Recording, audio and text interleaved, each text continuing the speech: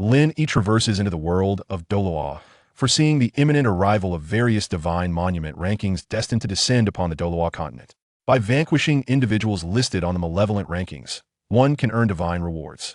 Hypocrite Ranking, a compilation of various hypocrites. Tang San exclaims, "Why am I the first on the hypocrite list?" Scoundrel Ranking, a compilation of various scoundrels. Dai Mubai remarks, "I'm fourth on the scoundrel list? I merely indulge in frivolities." Xiaogang muses, "The identity of the top scoundrel will soon be revealed." It certainly cannot be me, Xiaogang. The identity of the top scoundrel is announced. Xiaogang. By defeating Xiaogang, the top scoundrel, a divine reward of 100,000-year soul beast will be willingly sacrificed. Xiaogang, now facing pursuit across the entire continent. Chapter 001, Foreseeing the Divine Rankings. Lin Yi awakens, momentarily disoriented, before his gaze sharpens. Observing his surroundings, he realizes he has arrived in the Douluo Continent, specifically in the city of Nodding. "I have actually crossed over," Lin Yi murmurs to himself. After a brief slumber, he finds himself in the realm of Douluo, with a surge of information flooding his mind, confirming his location and the imminent activation of a pivotal golden opportunity for crossovers. Lin Yi feels a sense of elation. He prefers this world, where strength reigns supreme, over the previous one that prioritized wealth. He examines his form, which reflects that of his 6-year-old self, for indeed, he is currently 6 years of age. In this world, individuals can begin their martial soul awakening at the age of 6. Lin Yi refrains from seeking out Su Yuntao for his awakening. In truth, he desires to approach Su Yuntao, as being labeled a waste with a useless martial soul by him would bring Lin Yi solace. Such a label would assure him that the protagonist, deemed a waste by Su Yuntao, is destined for divinity. However, he abstains from approaching, as the system is there to assist him. At the age of 6, the system will activate, and he has merely 2 minutes remaining. That is, Lin Yi notices a figure, appearing to be in his 40s, somewhat slender, with an unremarkable appearance, hands clasped behind his back, exuding an air of languor and despondency. Lin Yi recognizes him instantly. He is Xiaogang. Lin Yi harbors no fondness for Xiaogang. Having arrived at the Douluo Continent, he would not seek out Xiaogang as a mentor without reason. Soon, the 2 minutes pass, and the system activates. Host has reached 6 years of age. The strongest Soul Master system is now online, assisting the host in Martial Soul Awakening. Ding. Martial Soul Awakening successful. Host Martial Soul Chaos Body. Ding. Host Innate Soul Power Level 30. A naturally born Soul Master. Ding. Newbie Gift Package awarded. Lin Yi is astonished, marveling at the potency of his Chaos Body Martial Soul and his innate Soul Power level of 30. This implies he can directly acquire 3 Soul Rings, becoming a 3-ring Soul Master. This is the path to invincibility. How exhilarating! Lin Yi, filled with anticipation, examines the contents of a newbie gift package, his eyes widening in astonishment. Although the Chaos Body Martial Soul transforms his demeanor into that of an ethereal being, the rewards within the newbie gift package leave him utterly stunned. Lin Yi promptly opens the newbie gift package. Ding! Newbie gift package activated. You have received a 100,000-year dark golden fearsome bear soul beast, willingly offering itself for sacrifice. A time limit of 1 day. If the sacrifice is not conducted within a day, the dark golden fearsome bear will vanish. This is extraordinarily powerful. Lin Yi exclaims in disbelief. A soul beast willingly sacrificing itself signifies what? Absorbing the soul ring will incur no adverse effects.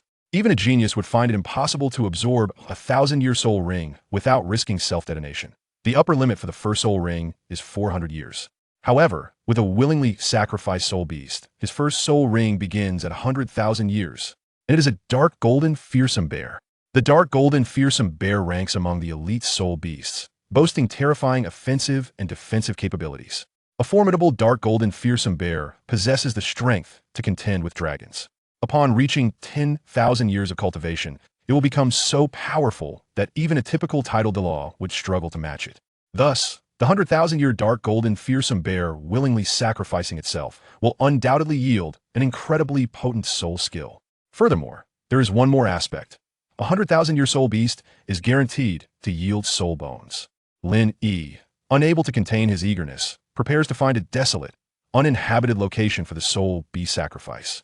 Upon absorbing the first soul ring, he will instantly become a level 20 soul master, given his innate soul power level of 30, allowing him to continuously acquire soul rings. However, With such a high starting point, the second and third soul rings must also be exceptional. Otherwise, having a 100,000-year first soul ring contrasted with 1,000 or 10,000-year second and third soul rings would be quite unsightly. System, will there be any more exceptional rewards like this gift package? Lin Yi inquires. No, the newbie gift package is a one-time offering. However, subsequent completion of various tasks may yield substantial rewards. Upon hearing this, Lin Yi breathes a sigh of relief, realizing that future soul ring acquisitions will rely on task completion rather than hastily hunting 1,000 or 10,000-year soul beasts. Lin Yi prepares to depart from Nodding City in search of a barren mountain range to complete the soul beast sacrifice. Yet just as he is about to take a step forward, he suddenly halts. System Foresight function activated. It can only predict special events. Foresight period, 6 years ahead. In 6 years, the first divine monument ranking will descend, namely the Scoundrel Ranking. This announcement startles Lin Yi. The divine monument ranking is arriving? The Scoundrel Ranking? What could this entail? He is well versed in the lore of the Douluo Continent, having read the original work and watched the anime. But what is this divine monument ranking? Soon, Lin Yi's vision shares the foresight he has received. In his vision, Lin Yi witnesses a golden stone tablet descending from the heavens, standing tall in the heart of the continent, reaching into the clouds, visible to all, as gazing upon the golden tablet feels as if it is within arm's reach. The golden ranking features 10 slots. The first golden tablet to descend bears the inscription at its pinnacle, Scoundrel Ranking. This implies that only the scoundrels of the Douluo Continent are eligible for this ranking. Moreover, the Scoundrel Ranking is categorized as a malevolent list, where those listed will not receive rewards and may face considerable peril. In the vision, Lin Yi observes a line of text flashing upon the golden tablet. Defeating those listed on the Scoundrel Ranking will yield generous divine rewards. As for the individuals who ranked on the list, Lin Yi could no longer behold them, as the images faded from his sight. Nevertheless, this was sufficient. Having thoroughly studied the original work, Lin Yi was aware of some notorious scoundrels within the realm of Douluo. With this thought in mind, he cast a glance at the departing Xiaogang. His curiosity piqued. I wonder what rank Xiaogang will achieve once the list of scoundrels is revealed. Given that it was a divine ranking reward, it must undoubtedly be a boon bestowed by the gods, an exceedingly excellent reward. Having foreseen the arrival of the list of scoundrels, it was only natural for him to seize this opportunity. He will certainly make the list, Lin Yi concluded, promptly following after Xiaogang. Lin Yi believed that when the list of scoundrels was unveiled 6 years hence, Xiaogang would undoubtedly be included, subsequently becoming the target of a continent-wide manhunt. Therefore, Lin Yi resolved to act at the earliest opportunity. Host, the system possesses an additional function. Upon eliminating any individual, you may choose to erase a specific aspect, such as identity, same-sex affinity, or opposite-sex affinity, but only one option may be selected for erasure. Initially, Lin Yi held no interest, but upon hearing about the opposite-sex affinity, his eyes sparkled with intrigue. So, if I were to eliminate Xiaogang, I could opt to erase his opposite-sex affinity, rendering Bibi Dong a stranger to him. Indeed, came a confirmation. Lin Yi was elated. This was splendid news. He had previously been concerned that eliminating Xiaogang would result in a vendetta from Bibi Dong, but with this erasure feature, those worries dissipated. Xiaogang would assuredly make the list, thus he needed to draw closer to him. Lin Yi found this foresight ability extraordinarily beneficial, and for now, he was the sole possessor of this knowledge. At that moment, Xiaogang arrived at Nodding Junior Academy. His spirits lifted as he had encountered a child remarkably suited for testing his theories, named Tang San. Little San will undoubtedly validate my theories. Soon, no one will dare to mock me again. Xiaogang eagerly anticipated that day, longing to showcase his worth. However, unbeknownst to him, there were unseen eyes watching him from the shadows. Chapter 002. The soul skill of 100,000 years. Lin Yi arrived at the entrance of the Nodding Academy, where he observed Xiaogang entering the institution. With the announcement of the scum list due in 6 years, it was imperative that he positioned himself close to Xiaogang from the outset. The moment the list was revealed, he intended to act decisively. Otherwise, dealing with the aftermath would prove formidable, especially given Xiaogang's connections to several formidable friends. Most crucially, facing the collective wrath of the continent would compel Xiaogang to shamelessly seek refuge within the Spirit Hall, an act he would undoubtedly consider. Thus, Lin Yi resolved to draw near to Xiaogang, necessitating his admission to the Nodding Junior Academy. This task was uncomplicated, given his aptitude. Gaining entry to the academy was merely a formality. After leaving, he knew that Xiaogang would be around the academy for the foreseeable future, unable to escape. Departing from Nodding City, Lin Yi ventured into a remote, desolate mountain range. where he commenced the sacrificial offering to soul beasts. With a mere thought, the 100,000-year dark golden terror claw bear materialized before him, towering at an impressive 50 meters. The bear exuded a presence so overwhelming that mere proximity could be suffocating if it were not bound by loyalty to Lin Yi. Upon its emergence, the dark golden terror claw bear remained tranquil, its eyes radiating loyalty as it began the sacrificial process. The prospect of hunting such a creature was beyond the capability of most. Even Tang Hao would find it a daunting challenge. No one could lay claim to such a premier 100,000-year soul beast spirit ring. In short order, Lin Yi was poised to acquire his first soul ring, a manifestation of unparalleled strength. The bear shimmered with a vibrant crimson light, symbolizing the offering of its life. As the light intensified, it transformed from mere red to a hue reminiscent of blood, enveloping Lin Yi in a cocoon of vitality. Within this sphere, Lin Yi felt no pain. Instead, a profound comfort washed over him as his physical prowess surged. His martial spirit, the chaos body, had yet to obtain a soul ring. Yet he already sensed his formidable strength, speed, and defense. The chaos body was an exceptionally perfect martial spirit, embodying a multitude of attributes. In a swift motion, a scarlet beam surged into Lin Yi's body, revealing itself to be a fragment of the bear's right arm bone. The sacrificial ritual concluded, and Lin Yi rose, feeling an extraordinary enhancement in his physique. As he unleashed his martial spirit, his body radiated a golden light, infused with the essence of chaos, significantly augmenting his capabilities across the board. Concurrently, as he released the chaos body martial spirit, a massive crimson soul ring descended, encircling him. Though merely a single soul ring, it elicited gasps of astonishment from any onlookers. Lin Yi sensed that, even without employing soul skills, he could easily overpower soul masters of over level 30 solely with his martial spirit and soul power. In this moment, he discovered the first of his 100,000-year soul ring's soul skills, his eyes shimmering with exhilaration. How formidable, truly worthy of its origin from the dark golden terror claw bear. As a soul master of the first ring, dispatching Xiaogang would be as effortless as crushing an ant. His first soul ring granted him 2 skills, as is customary for such venerable rings: power augmentation and defense augmentation. Power augmentation increases strength by 200%. At the second ring, it rises to 400%. At the third ring, 600%, and so forth. The effect lasts for 1 hour. Defense augmentation increases defense by 200%. At the second ring, it rises to 400%. At the third ring, 600%, and so forth. The effect lasts for 1 hour. When utilizing the skills of the first 100,000-year soul ring, soul power consumption is reduced by 90%. Indeed, a 100,000-year soul skill. Its strength is unparalleled, and it is further augmentable. This skill, combined with his martial spirit, renders Lin Yi an even more terrifying force. The chaos body martial spirit already possessed immense strength, defense, and speed. Possessing these 2 skills would exponentially elevate Lin Yi's combat prowess. Most importantly, the substantial reduction in soul power consumption is invaluable, especially for a first-ring soul master with limited soul power.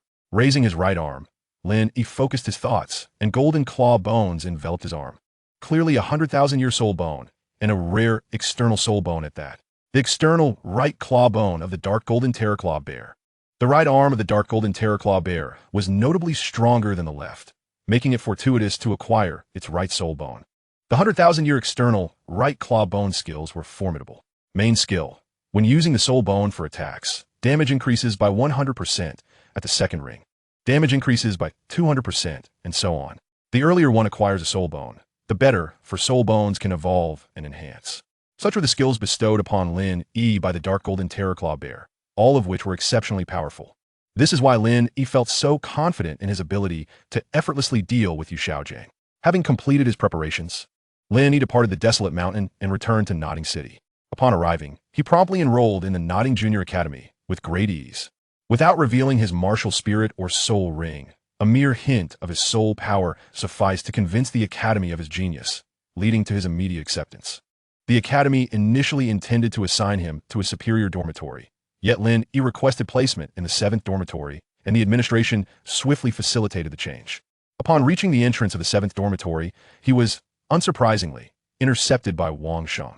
"Are you new, student? We have a rule in the 7th dormitory. Before entering, you must first spar with the leader." At that moment, Tang San hurried past, prompting Wang Sheng to inquire, "Little San, where are you rushing off to?"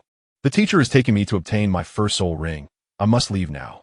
"Ah, then hurry along." Once Tang San departed, Xiao Wu, adorned with her scorpion braid, clad in a pink top and encased in pinkish-white stockings, emerged. Lin Yi, well aware of the customs, engaged in combat without hesitation. Before long, in the 7th dormitory, Xiao Wu was pleading for mercy. "I'm completely defeated. From today onward, you are the leader of the 7th dormitory. Please stop. You're hurting me." Initially, Lin Yi and Xiao Wu fought outside the dormitory, but they unwittingly ended up on the bed, where Xiao Wu quickly succumbed, her agile techniques proving ineffective against Lin Yi's overwhelming strength. Upon ceasing his assault, Xiao Wu stood, astonished as she gazed at Lin Yi. "Lin Yi, how are you so resilient? My techniques can't seem to affect you at all." Lin Yi shrugged nonchalantly. "It's just how I am." Thereafter, Lin Yi awaited the arrival of the Divine Tablet Rankings. Chapter 003. The arrival of the scum list. 3 days elapsed, and Lin Yi witnessed Tang San and Yu Xiaogang returning. Tang San appeared more spirited than before, having evidently succeeded in acquiring his soul ring, while Yu Xiaogang bore a somewhat pallid expression, indicative of injuries, yet his mood remained unexpectedly buoyant. It is evident that the source of Yu Xiaojiang's buoyant spirits lies in Tang San, whose abilities further convince Yu Xiaojiang that his theories can indeed be substantiated. Although Tang San's martial soul is the blue silver grass, Yu Xiaojiang has already witnessed its remarkable resilience after Tang San acquired his first spirit ring. Over the past 3 days, Lin Yi's primary concern has been to ascertain the whereabouts of Yu Xiaojiang's room, which he has successfully done. With care, Tang San supports Yu Xiaojiang back to his quarters and assists him in reclining upon the bed. Tang San feels a profound gratitude, acknowledging that without his teacher's guidance, he would never have attained such a formidable spirit ring. He has developed deep feelings for Yu Xiaojiang, considering him as family. The saying goes, once a teacher, always a father, and Tang San has embraced Yu Xiaojiang in this light. The teacher has imparted vital knowledge about martial soul theory, provided him with the soul guide, 24 Bridges Moonlit Night, aided him in hunting soul beasts, and fiercely protected him, all of which fills Tang San with immense appreciation. Especially since Yu Xiaojiang is his mentor, Tang San vows to become stronger, determined not to disappoint his teacher's expectations and to silence the skeptics who ridicule Yu Xiaojiang's assertions. "Teacher, please rest well and do not overexert yourself during this time. Should you require anything, do not hesitate to ask," Tang San expresses with genuine concern. Yu Xiaojiang nods appreciatively. "Indeed, I shall take care of my health. However, there is no need for you to attend to me. Your training cannot be interrupted. Furthermore, please retrieve the second book from the left on the 3rd shelf of the bookcase." Tang San complies, pulling down a hefty tome that bears no title. Yu Xiaojiang elaborates. "This book contains my research on cultivating soul power. While soul power cultivation primarily involves meditation and the circulation of one's own energy, there are numerous techniques documented here. It details the most effective routes for absorbing soul power and enhancing one's strength, as well as the optimal environments for training. Take it back and study it." Tang San's admiration for Yu Xiaojiang deepens. Although his teacher may falter in practical cultivation, he is undoubtedly a true master in theory. As Tang San prepares to leave, Yu Xiaojiang adds, "One more thing. You must visit the Spirit Hall in Nodding City for a Soul Master assessment. Once registered, you will be recognized as a true Soul Master and receive monthly subsidies." "Understood," Tang San replies, storing the book within his soul guide before departing. Upon returning to the dormitory, he notices Lin Yi. Xiao Wu introduces, "This is Lin Yi, our new leader in Dorm 7. Wang Sheng remarks, "Xiao San, you have successfully obtained your spirit ring, haven't you? You must be even more formidable now. How about a friendly competition with Lin Yi? Perhaps you might reclaim your title as the leader of Dorm 7. Tang San briefly held that title before being bested by Xiao Wu. "That would not be appropriate. I have acquired my first spirit ring, which might seem like bullying Lin Yi," he responds. Xiao Wu asserts, "I am well aware of Lin Yi's strength. During the past 3 days, when you were absent, I fought with Lin Yi every evening, but within mere minutes, I found myself unable to continue. He is simply too powerful. Although you have obtained your first spirit ring, it does not guarantee you can match Lin Yi." Intrigued, Tang San contemplates Xiao Wu's impressive agility. If she could not withstand Lin Yi for long, he wishes to test his own strength after acquiring his first spirit ring and nods in agreement. Lin Yi, showing little interest, states, "Release your martial soul and use your first soul skill directly. Otherwise, you shall not have the opportunity." Taken aback, Tang San feels underestimated but responds confidently, "Bring it on." In an instant, Lin Yi moves with astonishing speed, appearing before Tang San in a flash. Tang San gasps, realizing the swiftness is overwhelming. Even with his purple extreme demon eyes and ghost shadow phantom steps, evasion seems futile. Unable to dodge, he hastily unleashes his blue-silver grass martial soul and activates his first soul skill, Entanglement. The blue-silver grass, as resilient as a great serpent, lashes out in 4 directions, ensnaring Lin Yi. As Lin Yi approaches, preparing to deliver a punch to the close-range Tang San, he becomes entangled in the blue-silver grass. Prompting a sigh of relief from Tang San, he narrowly avoided disaster. However, in the next moment, Tang San's eyes widen in shock as he witnesses Lin Yi's body tremble, causing the entangled blue-silver grass to shatter as if it were mere twine. How could this be? He knows the resilience of the blue-silver grass all too well. It shattered so easily. This revelation dawns upon Tang San. Lin Yi possesses immense strength. He realizes that Lin Yi has broken the blue-silver grass solely with his physical prowess. And he observes that the thorns of the grass have failed to penetrate Lin Yi's skin, indicating that he has not been poisoned or paralyzed. What kind of body is this? With a resounding thud, Lin Yi delivers a punch to Tang San's chest, sending him flying backward with a pained grunt. Crashing onto the ground, Xiao Wu is taken aback. This battle has revealed to her that Lin Yi did not unleash his full strength when they fought. Tang San feels a sense of disillusionment. He once believed the blue-silver grass to be inferior, but with his teacher's guidance and the acquisition of his spirit ring, he had gained confidence, only to find himself so utterly outmatched. The teacher's theories cannot be wrong. It must be that Lin Yi is a monster, Tang San muses. Having defeated Tang San, Lin Yi remains the leader. After the skirmish, Lin Yi departs immediately. He has come with a singular purpose and does not wish to engage in idle pleasantries, swiftly concluding the encounter. The following days are spent immersed in studies at Notting Academy, training diligently, and nurturing his bond with Xiao Wu, who periodically insists on taking him to the Academy's back mountains for sparring. As for his relationship with Tang San, it remains ordinary, marked by little interaction, akin to that of strangers. Days blend into weeks, and weeks into years. Time seems to fly for a soul master, and before they know it, 6 years have elapsed. On this particular day, Lin Yi feels a surge of anticipation. Only 10 minutes remain until the arrival of the Divine Tablet rankings. During the lunch break, Lin Yi rises and heads towards Yu Xiaojang's quarters, where Tang San is also present, preparing to bid farewell to Yu Xiaojang before departing for Shrek Academy. 10 minutes later, a resonant, celestial sound reverberates through the heavens, astonishing the entire continent, even the titled Douluo. From this day forth, the Divine Tablet rankings will descend in succession. The rankings encompass various categories, including the strongest martial soul rankings, the strongest aptitude rankings, and the beauty rankings, among others. The strongest martial soul rankings catalog all martial souls within the Douluo Continent, ranked by their strength. The strongest aptitude rankings are determined by innate soul power levels, while the beauty rankings feature the most exquisite women of the continent, complete with their rankings. Those who make it onto the list shall receive divine rewards, while those who appear on negative lists will not be granted such rewards. However, defeating those on negative lists will also yield divine rewards. Boom! As the resounding celestial voice concludes, a deafening roar shakes the heavens, prompting everyone to emerge and gaze skyward. They behold a colossal golden tablet, radiant with dazzling light, descending to stand tall in the center of the world, soaring into the clouds with an imposing presence. The crowd briefly experiences astonishment before coming to terms with the phenomenon. If this is a divine occurrence, then such an anomaly is easily explicable. In the Douluo Continent, it is believed that soul masters may ascend to divinity, yet no one has accomplished this feat in millennia. The title Do represents the pinnacle of achievement. Instantly, excitement spreads among the populace. Who among them will make it onto the rankings? After all, divine rewards await. At this moment, Yu Xiaojang feels a flicker of hope. I wonder if there will be an academic rankings?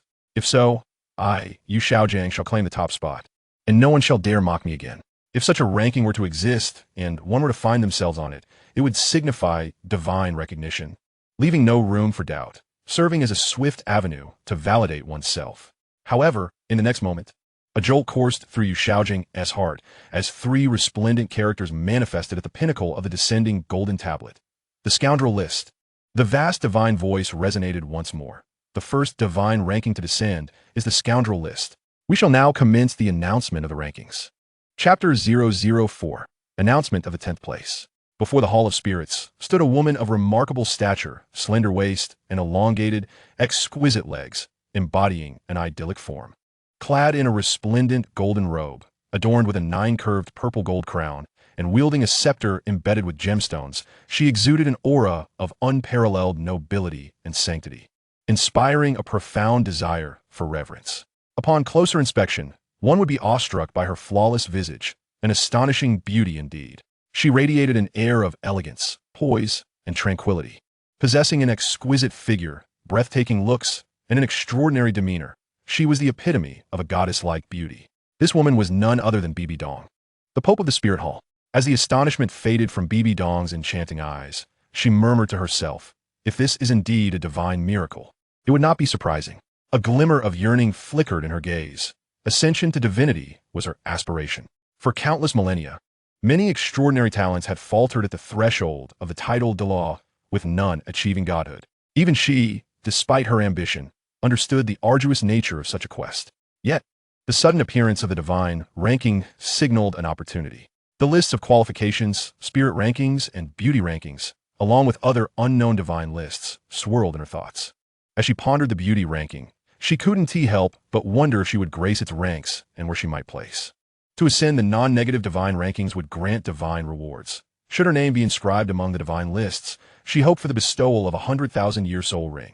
Her second martial spirit had yet to be fully endowed with soul rings, requiring the lofty standard of a 100,000-year soul ring. Shui-Er's beauty would surely secure her a place on the beauty list, and on the qualifications list, Shui-Er would undoubtedly claim the top position. Bibi Dong brimmed with confidence, believing her daughter, Qian Rinxue, possessed the highest innate potential she had ever witnessed, with an unprecedented innate full soul power of level 20.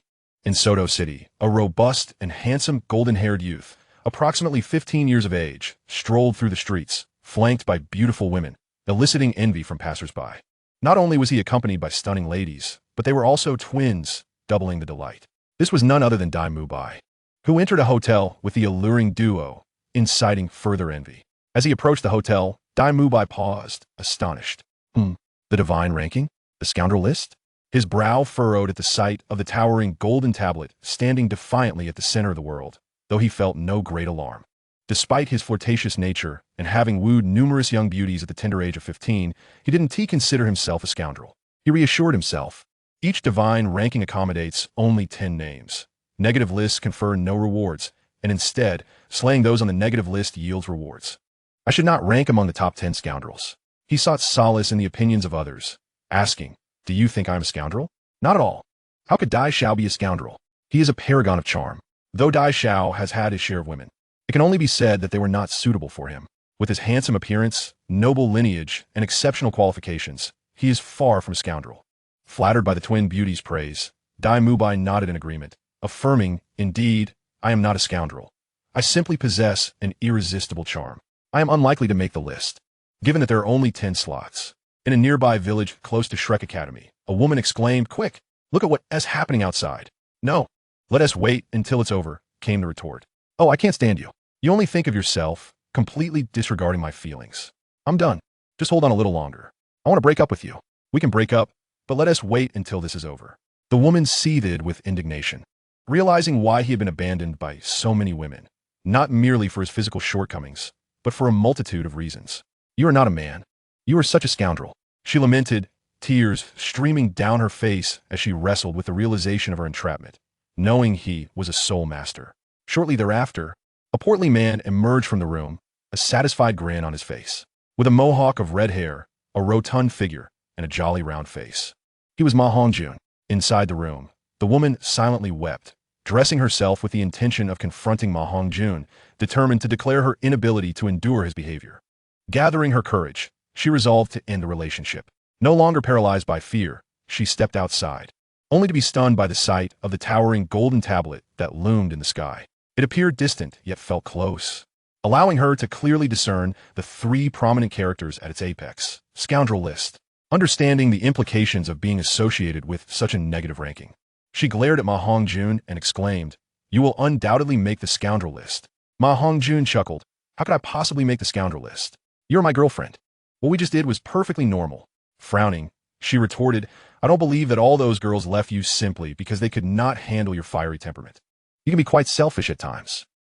Say what you will. I'm leaving. I always anticipated you would break up with me. Though I didn't expect it to happen so soon.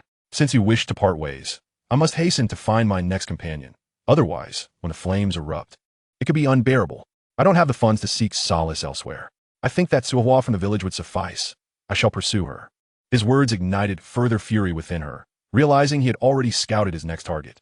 Silently, she felt a sense of liberation, though she could not refrain from hurling an epithet. Scoundrel! After uttering her curse, she returned indoors, shutting the door behind her. Unperturbed, Ma Hongjun glanced at the scoundrel list, unconvinced he would find himself included. My behavior is merely a consequence of my mutated martial soul. Otherwise, I would not have engaged with so many girls at such a young age. I am nothing like Dai Mu Bai, who is truly a playboy. My actions stem from the need to relieve the ignoble fire brought on by the mutation of my martial soul. Thus, I have no reason to worry about making the scoundrel list. Upon returning to Shrek Academy, Ma Hongjun encountered Oscar, who, while admiring himself in a mirror, mused, "Given the existence of the beauty list, do you think there might be a handsome NS list? If such a list were to manifest, I would surely secure a place on it, thus earning divine rewards. I hope it would allow me to unleash my soul skills without incantations. Surely, a god is capable of such feats. Divinity should be omnipotent, should it not?" Ma Hongjun felt a pang of envy, recognizing that with Oscar's looks, finding a girlfriend would be far simpler. At Nodding Academy, Tang San surveyed the scoundrel list. Although being included would herald significant trouble, he remained unperturbed, confident that none of his friends or family bore the label of a scoundrel, and thus he had no cause for concern. At this moment, Yu Xiaogang pondered to himself, "There's no way I would be on the list of scoundrels. I pride myself on being a person of deep affection." The next instant, a resounding celestial voice echoed. The list of scoundrels began to be announced, starting from the 10th position. Scoundrel list, 10th place, Chapter 005, Ma Hongjun. As the announcement commenced, nearly everyone on the Douluo Continent turned their gaze toward the bottom of the divine list, fixated on the 10th position. The resounding voice did not immediately reveal the name, as a name had already appeared at the 10th rank. At this moment, within Shrek Academy, Oscar was taken aback upon seeing the divine list. He pointed at it and exclaimed urgently, "Fatty, you must see who's in the 10th position on the scoundrel list."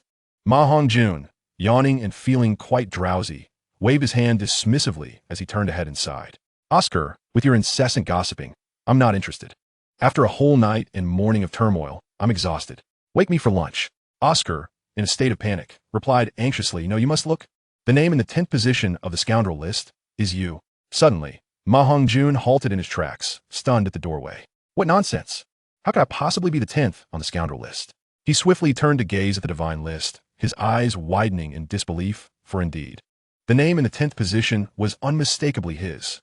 The divine scoundrel list revealed, 10th place, Ma Hongjun, age, 12 years, martial soul, evil fire phoenix. Not only was there a name, but also age and martial soul information. Initially, Oscar considered whether it could be a namesake, but with the details of age and martial soul, it was clear there could be no mistake. It was undoubtedly Ma Hongjun. Ma Hongjun was bewildered, questioning why he was included on the list. The resounding voice proclaimed, "The 10th place of the scoundrel list has been revealed. Ma Hongjun, as the scoundrel list pertains to negative rankings, there are no rewards for those listed. However, defeating the 10th ranked scoundrel, Ma Hongjun, will yield an 80,000 year choice soul bone." Upon hearing this, the continent erupted in excitement.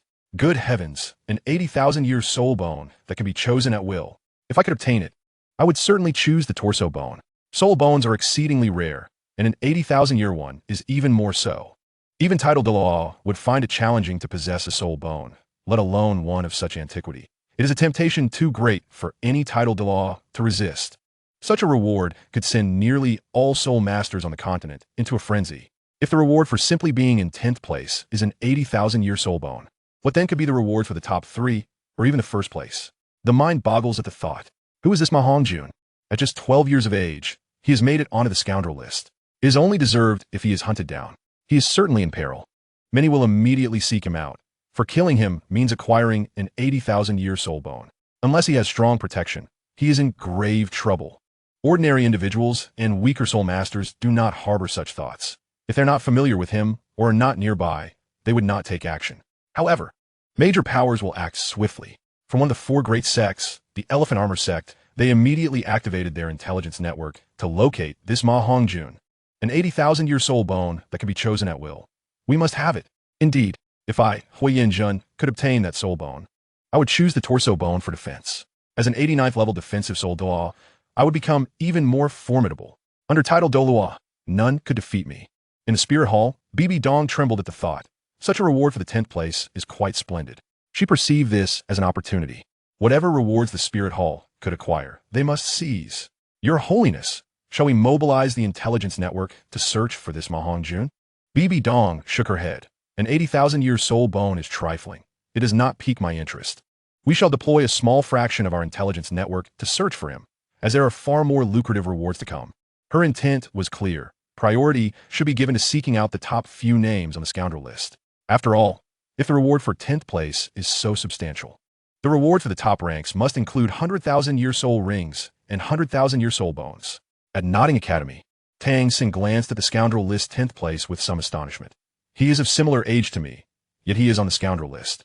Xiaogang furrowed his brow, prompting Tang San to ask, Master, is something the matter? Xiaogang felt the name was somewhat familiar and soon recalled, stating thoughtfully, one of the students I sent to Shrek Academy is indeed named Ma Hongjun. He remembered clearly, for Flinder had once told him about an exceptional talent he had encountered, whose martial soul was a mutated one, evolving in a promising direction. At that time, Xiaogang felt envious, as he was nearing 50 years of age, yet had only reached the 29th level due to his own martial soul having mutated in an unfavorable manner. There was no doubt, it was him, the evil fire phoenix martial soul, Ma Hongjun. Tang San was taken aback, since he would be attending Shrek Academy. He would become classmates with Ma Hongjun, yet this Ma Hongjun had made it onto the scoundrel list. At this moment, Lin Yi was not surprised. Ma Hongjun was a man who would ogle at every beautiful woman, constantly making advances and entangling himself. So it was only natural he would find himself in 10th place on the scoundrel list. Since Ma Hongjun held the 10th position, one could only wonder how Hai Dai Mubai and Xiaogang would rank. Lin Yi was eager for the next announcements to unfold. Once Xiaogang was revealed, he would take immediate action. As for Ma Hongjun, Lin Yi had no interest in an 80,000-year soul bone when he was starting with 100,000-year soul rings and 100,000-year external soul bones. In a nearby village of Shrek, the young women were well aware of Ma Hongjun's reputation as a scoundrel due to his inclusion on the list. Suehua frowned. Every time I meet Ma Hongjun, I feel as though he is interested in me. I heard he just broke up with SoulLand. If he were to pursue me, I would certainly refuse. Not only she, but other girls shared similar sentiments, resolutely refusing to associate with someone ranked 10th on the scoundrel list. From the Minji clan, a tall and strikingly beautiful girl looked at the scoundrel list. She expected the list to feature older individuals, yet was taken aback to see someone of her age included. This girl, by Chen Xiang, gazed at the 10th position with disdain, thankful she did not know this person. Meanwhile, at Shrek Academy, Ma Hongjun was in a state of panic. What? Why am I Ma Hongjun, the 10th on the scoundrel list? This must be a mistake. He could hardly believe it. It cannot be wrong. If it weren't for the influence of the evil fire, your ranking could have been even higher, Oscar speculated. After all, he was still quite innocent, while Ma Hongjun had already been through many experiences. Oscar, stop mocking me. Ma Hongjun felt a surge of frustration. At that moment, Flinder and Zhao Wujin arrived. Noticing the situation with furrowed brows, knowing that trouble was imminent, Flinder declared firmly, do not panic. Zhao Wujin and I will protect you. Ma Hongjun was instantly moved to tears, embracing Flinder in gratitude. Zhao Wujin added, while we will protect you, the most crucial factor is your own strength. You must grow stronger quickly. Understood, Teacher Zhao. At that moment, the resounding voice echoed once more, announcing the commencement of the scoundrel list, 9th place. Chapter 006, Tang San on the list, being pursued. The announcement of the list of scoundrels has now reached its 9th position. At this moment, outside the Rose Hotel in Soto City, Dai Mubai finds himself in a state of distress as he gazes at the name of the 10th-ranked scoundrel, his lips twitching in disbelief. Is it truly possible that the portly fellow is ranked 10th? This serves as the root of Dai Mubai's anxiety. If Ma Hongjun occupies the 10th spot, what might that imply for him? In a bid to reassure himself, Dai Mubai muses, I am not akin to that overweight individual. I surely will not make the list. After all, it is rather commonplace for someone like the rotund Ma Hongjun to garner attention. Having acquired wealth, he indulges in the pursuit of women, One who frequently treads by the riverbank is bound to get their shoes wet. Ma Hongjun has been plagued by illness on numerous occasions, subsequently entangling several young women in his misfortunes. While it may not significantly affect a soul master like him, it certainly poses complications for those girls.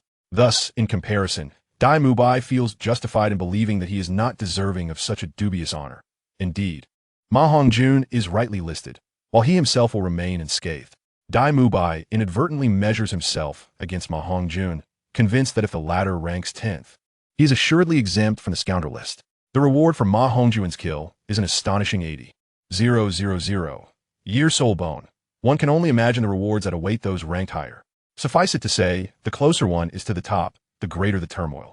At Shrek Academy, Flinder wears a worried expression, his brow furrowed. Boss, what troubles you? Ma Hongjun is merely 10th.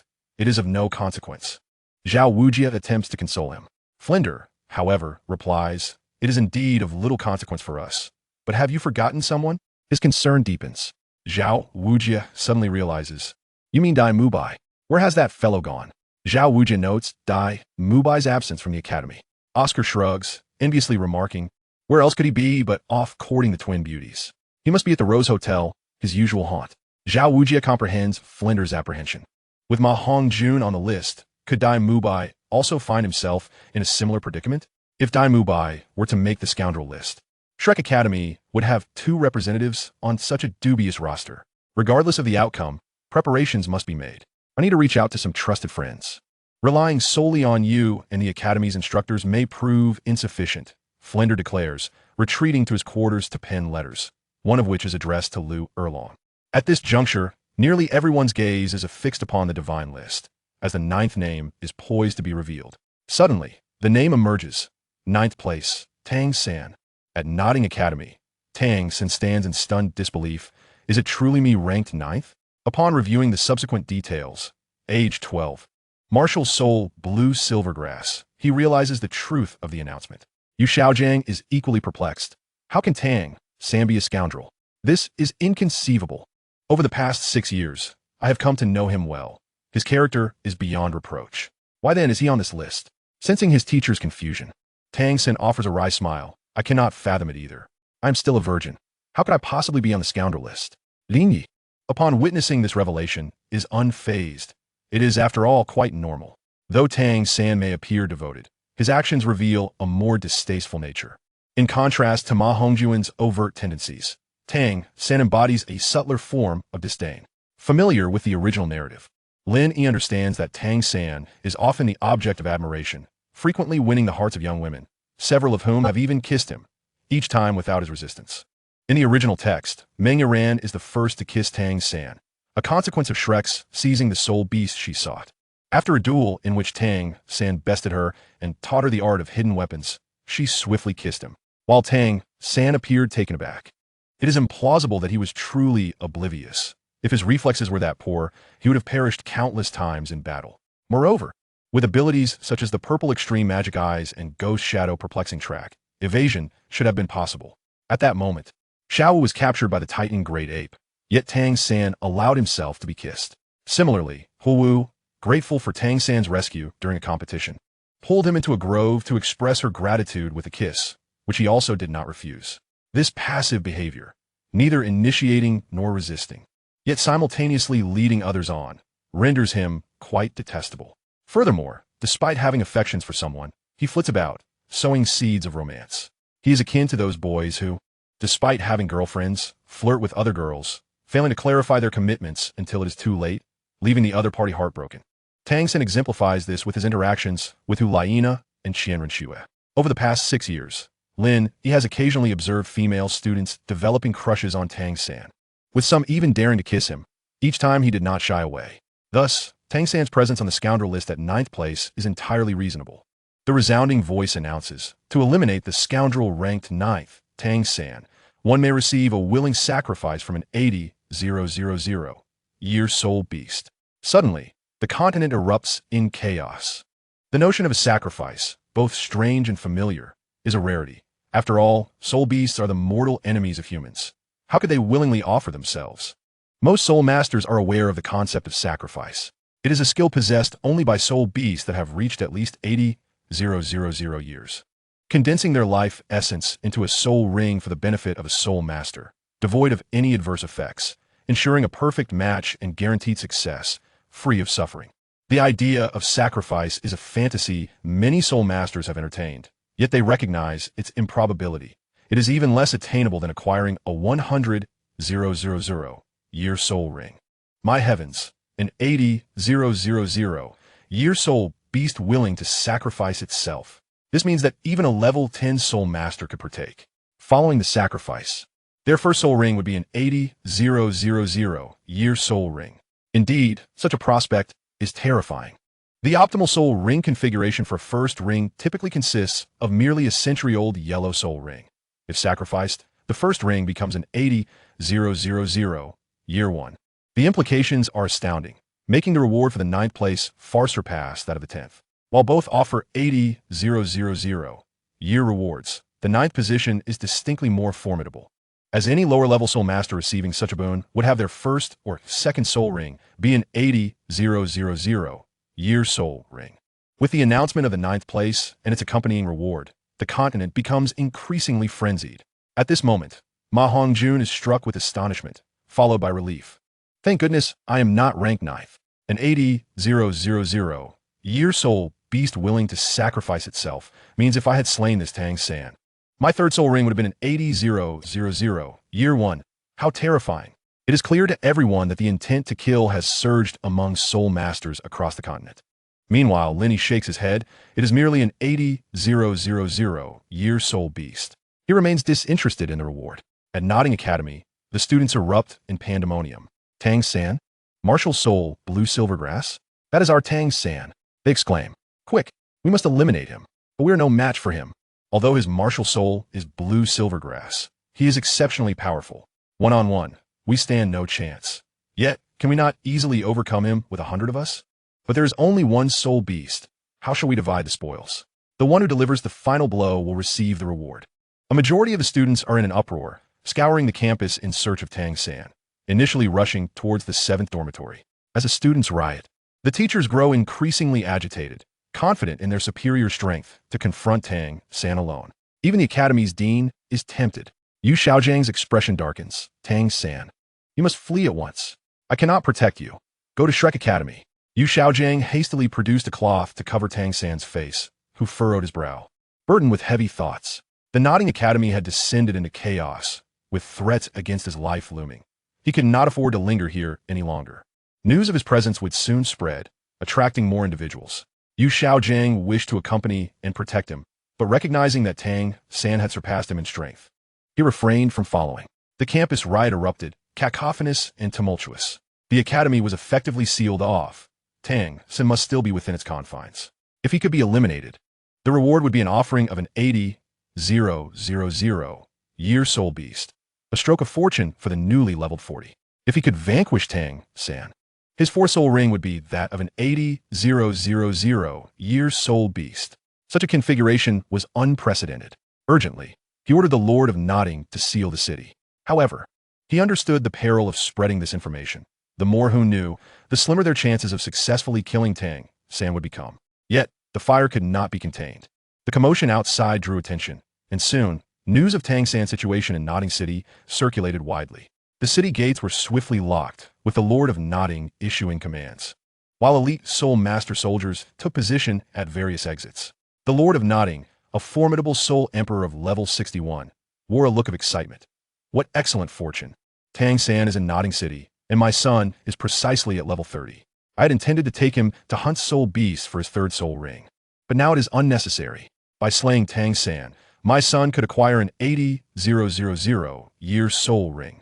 Instantly, nearly every soul master in Nodding City sought to eliminate Tang San. Chapter 007, Dai Mubai makes the list. At this moment, Xiao Wu was utterly astonished. Tang San was a scoundrel? The others in the dormitory were equally taken aback, unable to reconcile this revelation with their understanding of him. Yet, having made it onto the list of scoundrels, there could be no mistake. Not far from Soto City, Tang Hao gaped at the scoundrel list, his brow furrowing in disbelief. How could his son have landed on such a list? However, there was no time to ponder the reasons. Tang Hao quickly rushed towards Nodding City. He knew his son was heading to Shrek Academy. He had initially planned to observe from a distance and relay some messages to the Shrek teachers before departing to tend to his own affairs. But now, with the emergence of the Divine List and his son's placement on the Scoundrel List, Tang San was in grave danger. In a city within the Heaven Do Empire that had not been mentioned in the original work, a 41-year-old man, reasonably handsome yet burdened by heavy dark circles, was preparing for an interview. Last night had been tumultuous. He had performed a dance at 9, dined with his girlfriend until late, and then visited another woman's home in the dead of night. He prided himself on his time management skills, meticulously scheduling his activities. This man was named Luo Xiang. At this moment, the Scoundrel List began to reveal its 8th entry. As the vast divine voice resonated, nearly everyone in the continent turned their gaze. The name of the 8th scoundrel emerged.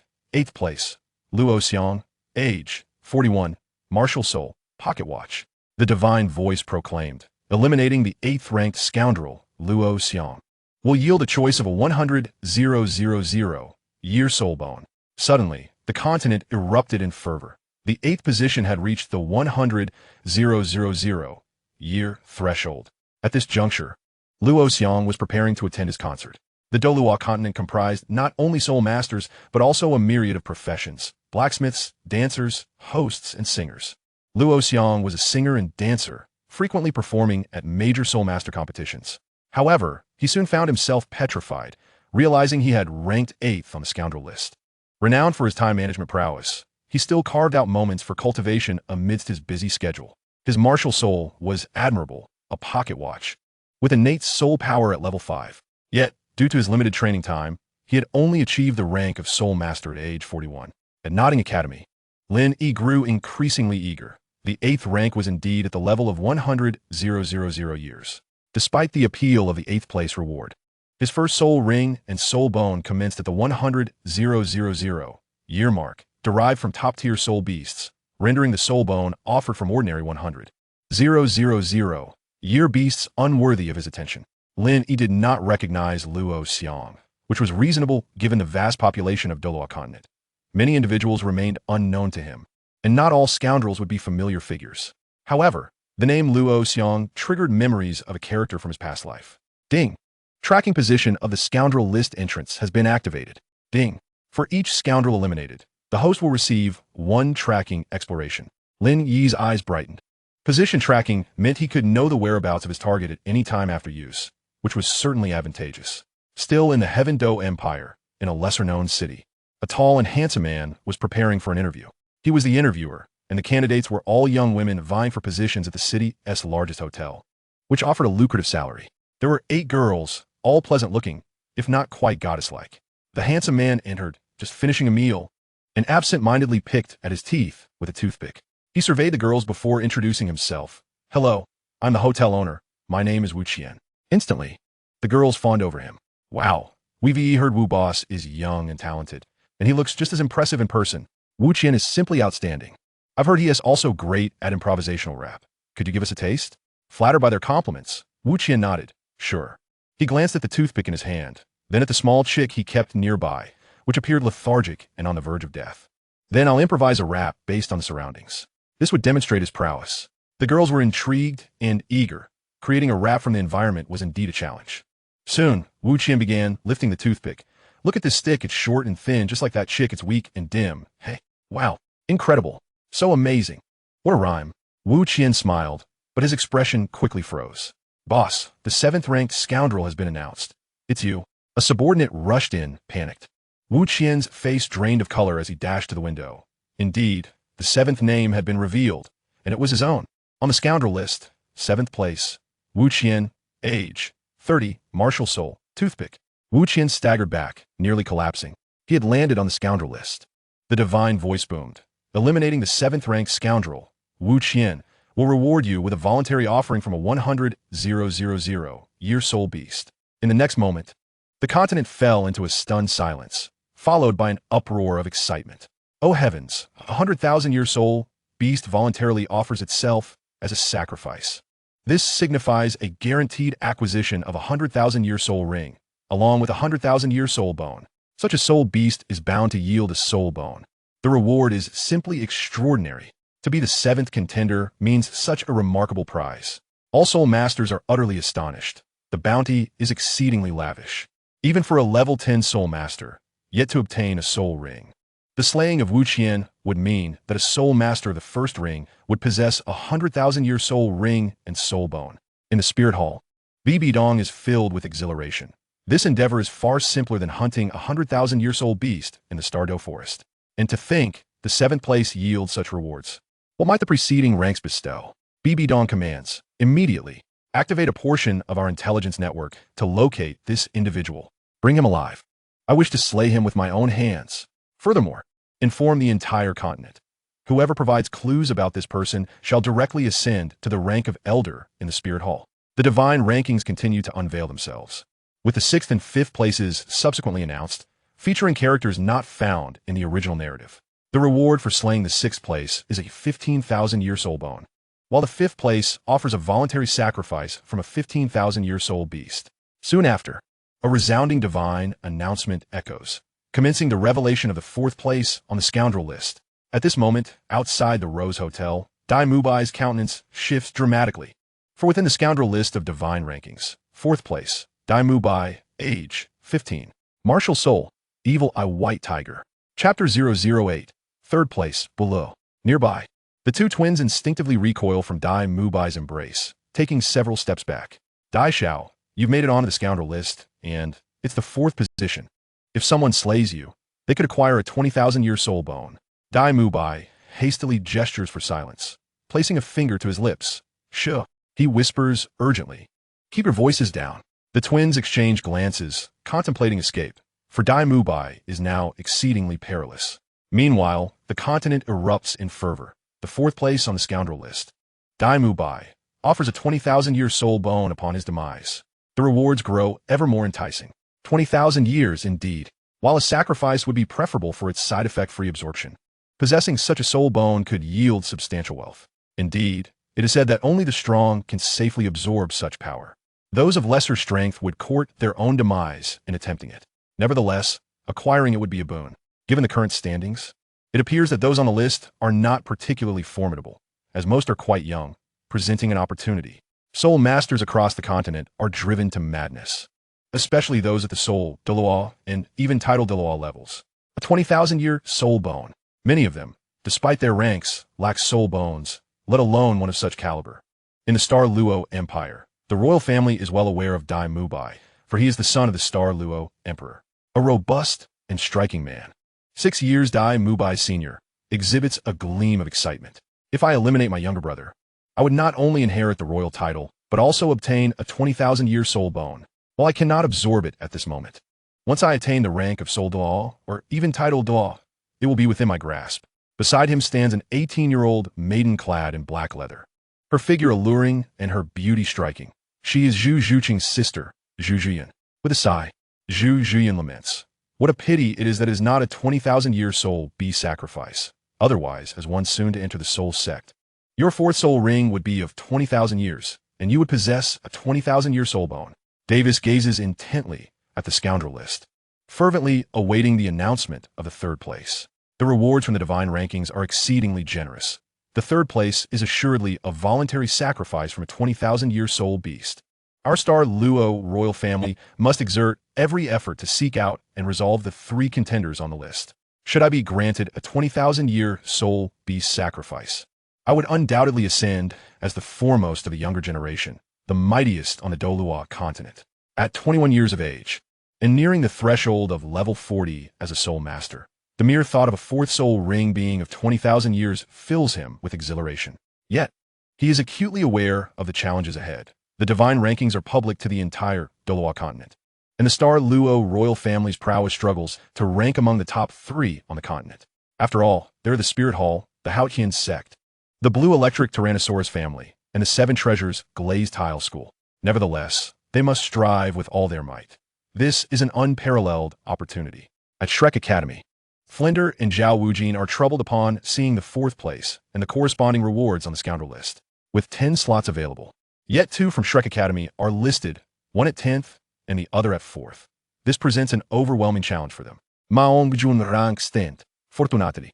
They believe they can manage that, for the reward is merely an 80,000-year soul bone. However, Dai Mubai is a different matter entirely. Fourth place on the scoundrel list offers a 20,000-year soul bone. If the title Douluo of this continent were to discover that Dai Mubai resides at Shrek Academy, undoubtedly more than 90% would come seeking him. This is not something two soul saints could contend with. Zhao Wujin's expression grows somber. Boss, what shall we do? Flinder furrows his brow, pondering expelling Dai Mubai from the academy. Yet, he finds this impossible. He is not that kind of person, though a student of Shrek. He regards them as his own children. Flinder feels a glimmer of relief. Our Shrek Academy is not yet well known, and few are aware of Mubai's presence here. As long as we remain silent and keep this matter under wraps, it will be quite difficult for them to locate him. At this moment, Ma Hongjun feels considerably better, realizing he is not the most unfortunate. It is Dai Mubai who bears the brunt of this predicament. With sympathy, Ma Hongjun reflects. If Dai Mubai is currently at the Rose Hotel with the twin beauties, he must be petrified with fear. Oscar concurs. Though Dai Mubai is proud and ranks among the strongest of his peers, a 20,000-year soul bone is an irresistible lure. Many titled Douluo will surely set their sights on him. Even Dai Mubai must be in a state of panic right now. Oscar feels fortunate. He has never indulged in escapades with the chubby fellow and Dai Mubai. As a mere food-type support, should he be listed, it would spell disaster. At this juncture, the twins attempt to depart, but Dai Mubai cannot allow their escape. In a swift motion, he intercepts them, forcibly taking them away, his hands covering their mouths. Woo woo woo, the twins are filled with terror, convinced that Dai Mubai intends to silence them permanently. They wish to speak, yet no words escape their lips. Dai Mubai leads the twins to a dimly lit corner, reassuring them. Do not be afraid. I will not harm you. I will release my hands now. But you must remain silent. Understood? The twin beauties nod vigorously in agreement. Dai Mubai loosens his grip, and the twin beauties plead softly. Dai Xiao, please let us go. We will not expose you. Indeed, Dai Xiao, we will keep your secret. Sighing in relief, Dai Mubai responds. You may leave. Thank you, Dai Xiao. However, Dai Mubai's expression suddenly turns icy. But remember your words. If you expose me, I shall ensure to take you down before my own demise. Understood. We will not reveal you. The twin beauties hastily depart. Dai Mubai's expression darkens further as he gazes once more at the scoundrel list, horrified to find himself in fourth place. How infuriating. His countenance is grave, fists clenched tightly. He realizes he has landed himself in deep trouble. If only the list of scoundrels could be revealed several decades later, but unfortunately it is now, and he is merely 15 years old, a mere 37th level spirit master. Should he choose to end his own life, he would acquire a bone of 20,000 years, thus drawing the interest of numerous titled Douluos who would wish him dead. Should he hasten back to Shrek? The two strongest at Shrek, Teacher Zhao and the Dean, are only soul saints. How could they possibly protect him? Should he return to Xingluo? Seek refuge within the royal family? That would be unwise. Davis would undoubtedly seek his demise. For the competitive nature of the Xingluo royal family thrives on survival of the fittest. At present, Dai Mubai must first return to Shrek Academy. Meanwhile, at Notting Academy, Lin Yi gazes at the reward for taking down the fourth-ranked individual, musing to himself, a bone of 20,000 years, that is indeed quite appealing. At this moment, Xiaogang wears a worried expression, pondering. I wonder how Xiao San is faring. Has he managed to escape from Notting City? The campus remains in chaos, and many have sought him out, for he is Tang San's teacher, yet Xiaogang can only shake his head in ignorance. The resounding divine announcement echoes once more. The third place is about to be revealed. Almost everyone on the continent directs their attention towards it. The top three are finally at hand. The third place on the list of scoundrels is announced. Douluo. The scoundrel list reveals. Third place, Douluo, age, 45, martial spirit, ghost hand. Slaying the third-ranked scoundrel Bu, Lu yields a reward of a 20,000-year soul, beast willing to sacrifice itself. Chapter 009, Tang San's life and death struggle. At this moment, in Soto City, Douluo is in a state of panic within his dwelling. Upon learning of the scoundrel list's emergence, he becomes anxious, fearing his own inclusion. After all, in his youth, he had wronged numerous women, and now, in his later years, he resorts to abducting young girls under the cover of night. Douluo trembles in fear. It's over. Not only am I on the scoundrel list, but I rank third. If they kill me, they will receive a sacrifice from a 20,000-year soul beast.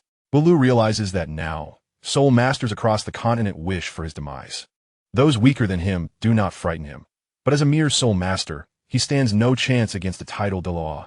Douluo decides against venturing outside, convinced that it will be difficult for anyone to find him. Given the illicit activities he typically engages in, he is adept at evading detection. So as long as he remains quiet and refrains from hunting at night, he minimizes the risk of being discovered. The continent erupts once more, as the prospect of a 20,000-year soul beast willing to sacrifice itself draws everyone's interest. After all, the sacrifice can bypass rank, ensuring success for both soul masters and titled Douluos alike, granting them a 20,000-year soul bone.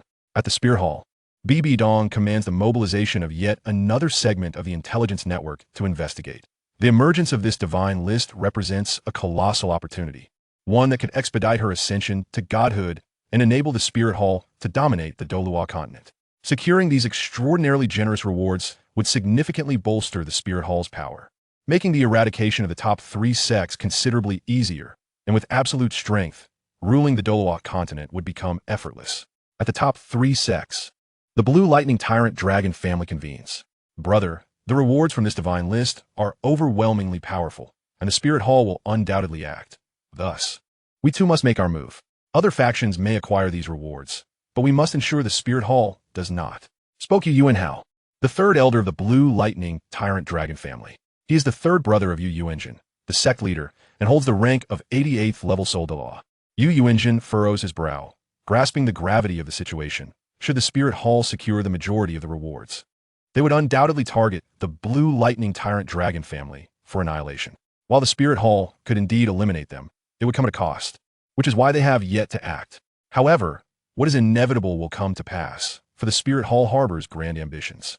The Haotian sect has withdrawn from worldly affairs, allowing the Spirit Hall to act with impunity against the Blue Lightning Tyrant Dragon family and the 7 Treasures Glazed Tile School.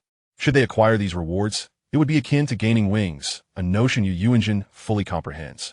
Should the Spirit Hall obtain these rewards, even with his strength as a 96th level assault-type title Douluo, he would stand no chance. Yu Yuanjin issues an order. Activate our intelligence network. We must locate these individuals on a list. This is an opportunity to elevate our Blue Lightning Tyrant Dragon family and alter our family's fate. Yes, at the 7 Treasures Glazed Tile School, Ning Fengji shares similar sentiments, fully aware that the Spirit Hall is eyeing them with predatory intent. Although the 7 Treasures Glazed Tile School boasts 2 titled Douluos, with the Sword Douluo possessing formidable combat strength, it is only a matter of time before the Spirit Hall turns its attention towards them. Thus, the 7 Treasures Glazed Tile School must also seek out the individuals on the list. At Nodding Academy, Lin Yi observes the 3rd-ranked individual, contemplating. Bula? He must be hiding in Soto City. Lin Yi understands that Bula will undoubtedly seek concealment, yet it is futile. The system possesses tracking capabilities. Gazing at the divine list, Lin Yi thinks, let the top 2 be revealed swiftly. Clearly, Lin Yi is eager for the announcement. Yu Xiaogang, however, remains oblivious to the impending danger. With the scoundrel list arrival, he feels no trepidation, although he has wronged 2 women. He does not consider himself a scoundrel and is confident he will not be included on the list, let alone rank highly. Thus, Yu Xiaogang feels reassured. With only one concern on his mind, Xiao San. The father of Xiao San may very well be the person he admires most. Should Xiao San be in danger, he would surely intervene. Yu Xiaogang reflects on this, realizing that his worries are futile, for he feels utterly powerless in terms of strength. At this moment within Nodding City, shadows dart about. Numerous individuals have spotted Tang San and pursue him. Those searching for him join the throng. Clearly, even if someone were to notice, they would not cry out, but with so many moving in one direction, others naturally follow suit. Tang San, ranked 9th among scoundrels at the tender age of 12, raises the question, how formidable can he truly be? Even if he is a genius, at 12, he can only be a great soul master at best. Presently, Nodding City is teeming with over 100 soul masters, soul scholars, and even soul kings in pursuit. Notably, the city's soul emperor, the city lord, leads the charge. At this moment, Tang San's expression is one of utmost distress as he glances back to see over 100 soul masters in pursuit of him. With only a 29th level rank, relying on the Ghost Shadow Misty Steps, he knows he cannot evade so many formidable pursuers, especially when they all surpass his strength. Initially, Tang San is cautious, but as the city becomes sealed off, it seems that every soul master is searching for him. Even a fly would find it impossible to escape. Concealed or not, the suspicion only grows, and he is soon discovered. Tang San's heart weighs heavily, sensing that he is on the brink of death. The notion of surviving seems increasingly like a fantasy, as he feels closer to certain doom. Soon, over 10 pure agility-type soul scholars close the distance to within 20 meters. Tang San senses the impending threat of death, The ghost shadow Misty Steps cause his form to flicker erratically as he narrowly dodges the attacks from the pursuers behind him. However, evasion proves futile. Suddenly, Tang San pivots, retreating while his eyes shine with a purple radiance. His hands glide over the 24 bridge Minjiwai at his waist, and he thrusts his hands outward. Whoosh, whoosh, whoosh, whoosh, whoosh. In an instant, 10 streaks of icy light erupt from his fingers, targeting the vital points of the nearby pure agility-type soul masters. The piercing sound of the air being sliced startled the foremost members of the pure sensitivity soul sect, who were utterly unprepared for such a sudden turn of events. They had underestimated Tang San, dismissing him as merely a 12-year-old boy, destined for inevitable demise. In that fleeting moment, their identity as practitioners of the pure sensitivity system left them no time to evade. The proximity was too great, their arrogance clouded their judgment, and the speed of the hidden weapon was astonishing. Tang San unleashed the bone-piercing nails, and propelled by his inner strength, they effortlessly penetrated the vital points of these soul masters, who were only adept in speed but lacked defensive capabilities, resulting in a cacophony of anguished cries. As several soul masters fell, horrified exclamations erupted from their comrades, questioning what the boy had done. Despite inflicting severe injuries and even dispatching a few members of the pure sensitivity sect, Tang San's expression remained grim. The number of pursuers was overwhelming, and those behind him had become wary, making it increasingly difficult for him to use his hidden weapons effectively. What should he do? Continuing down this path would surely lead to his death.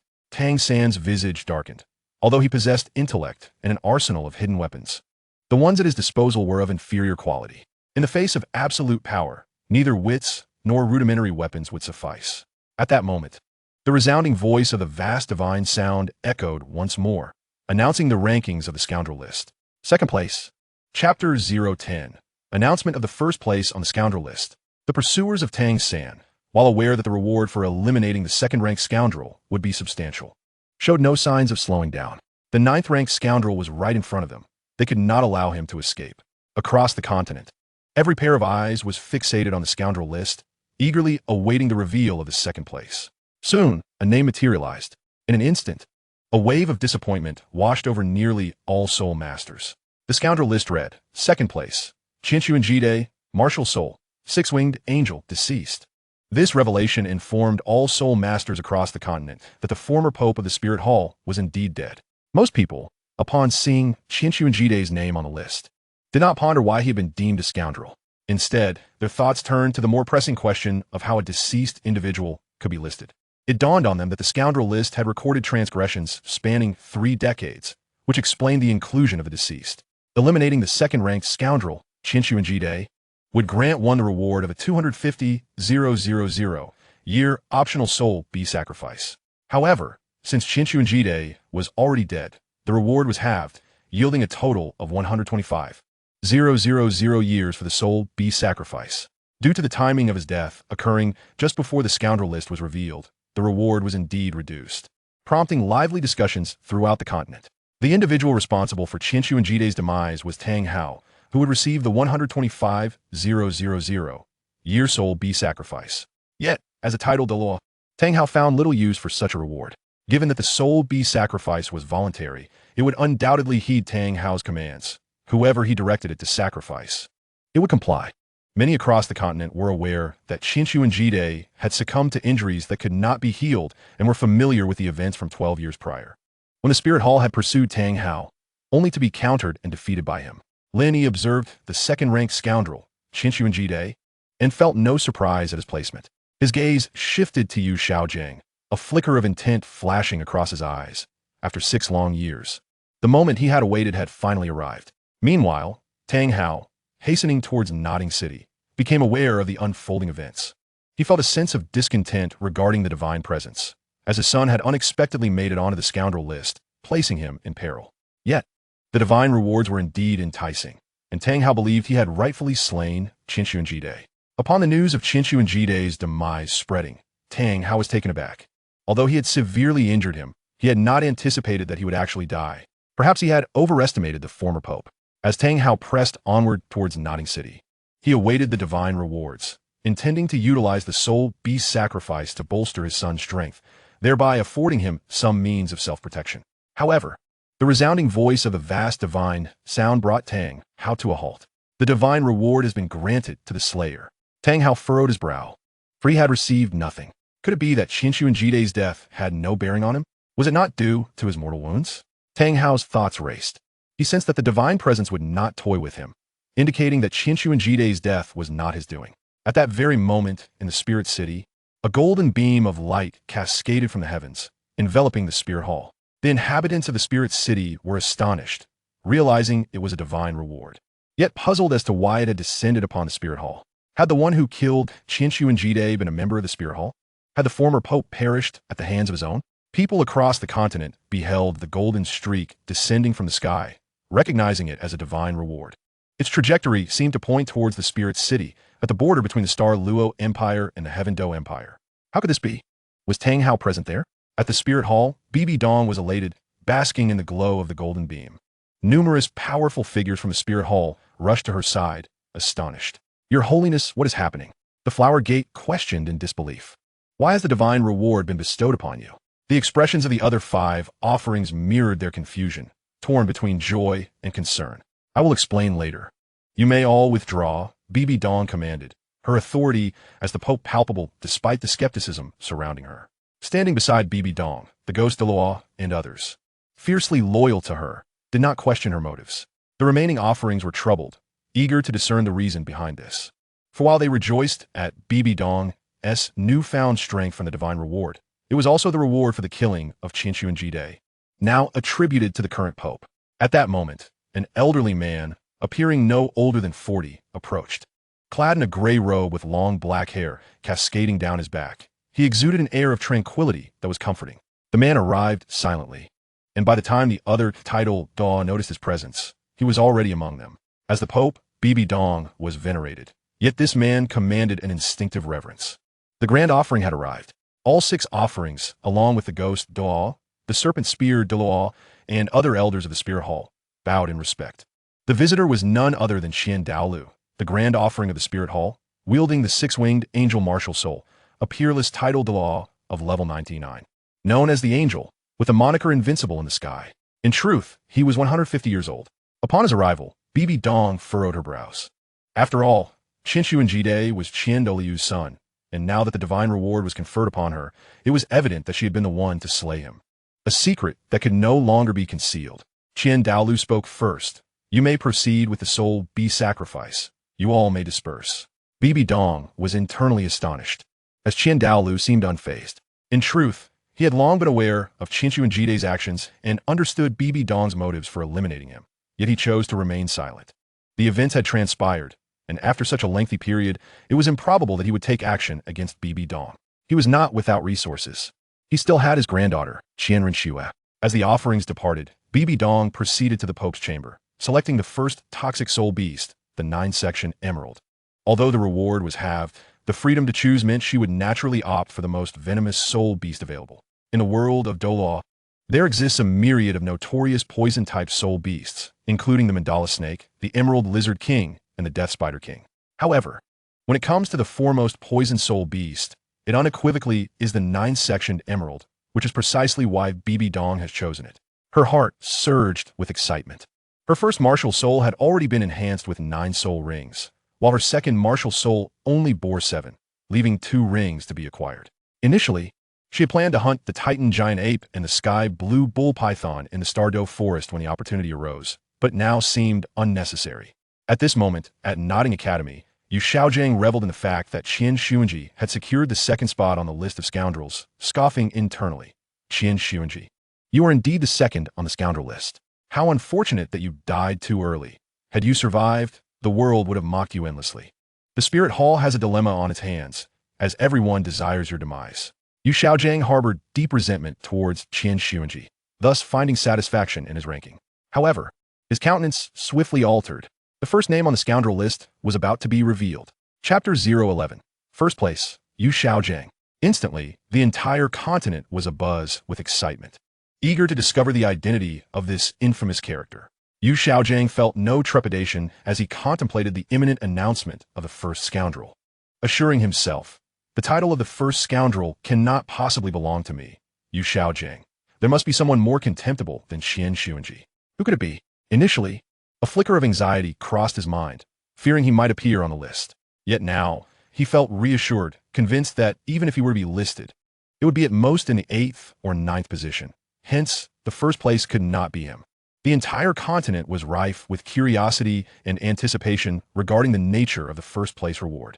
Some rejoiced, while others despaired, particularly the upper 3 sections.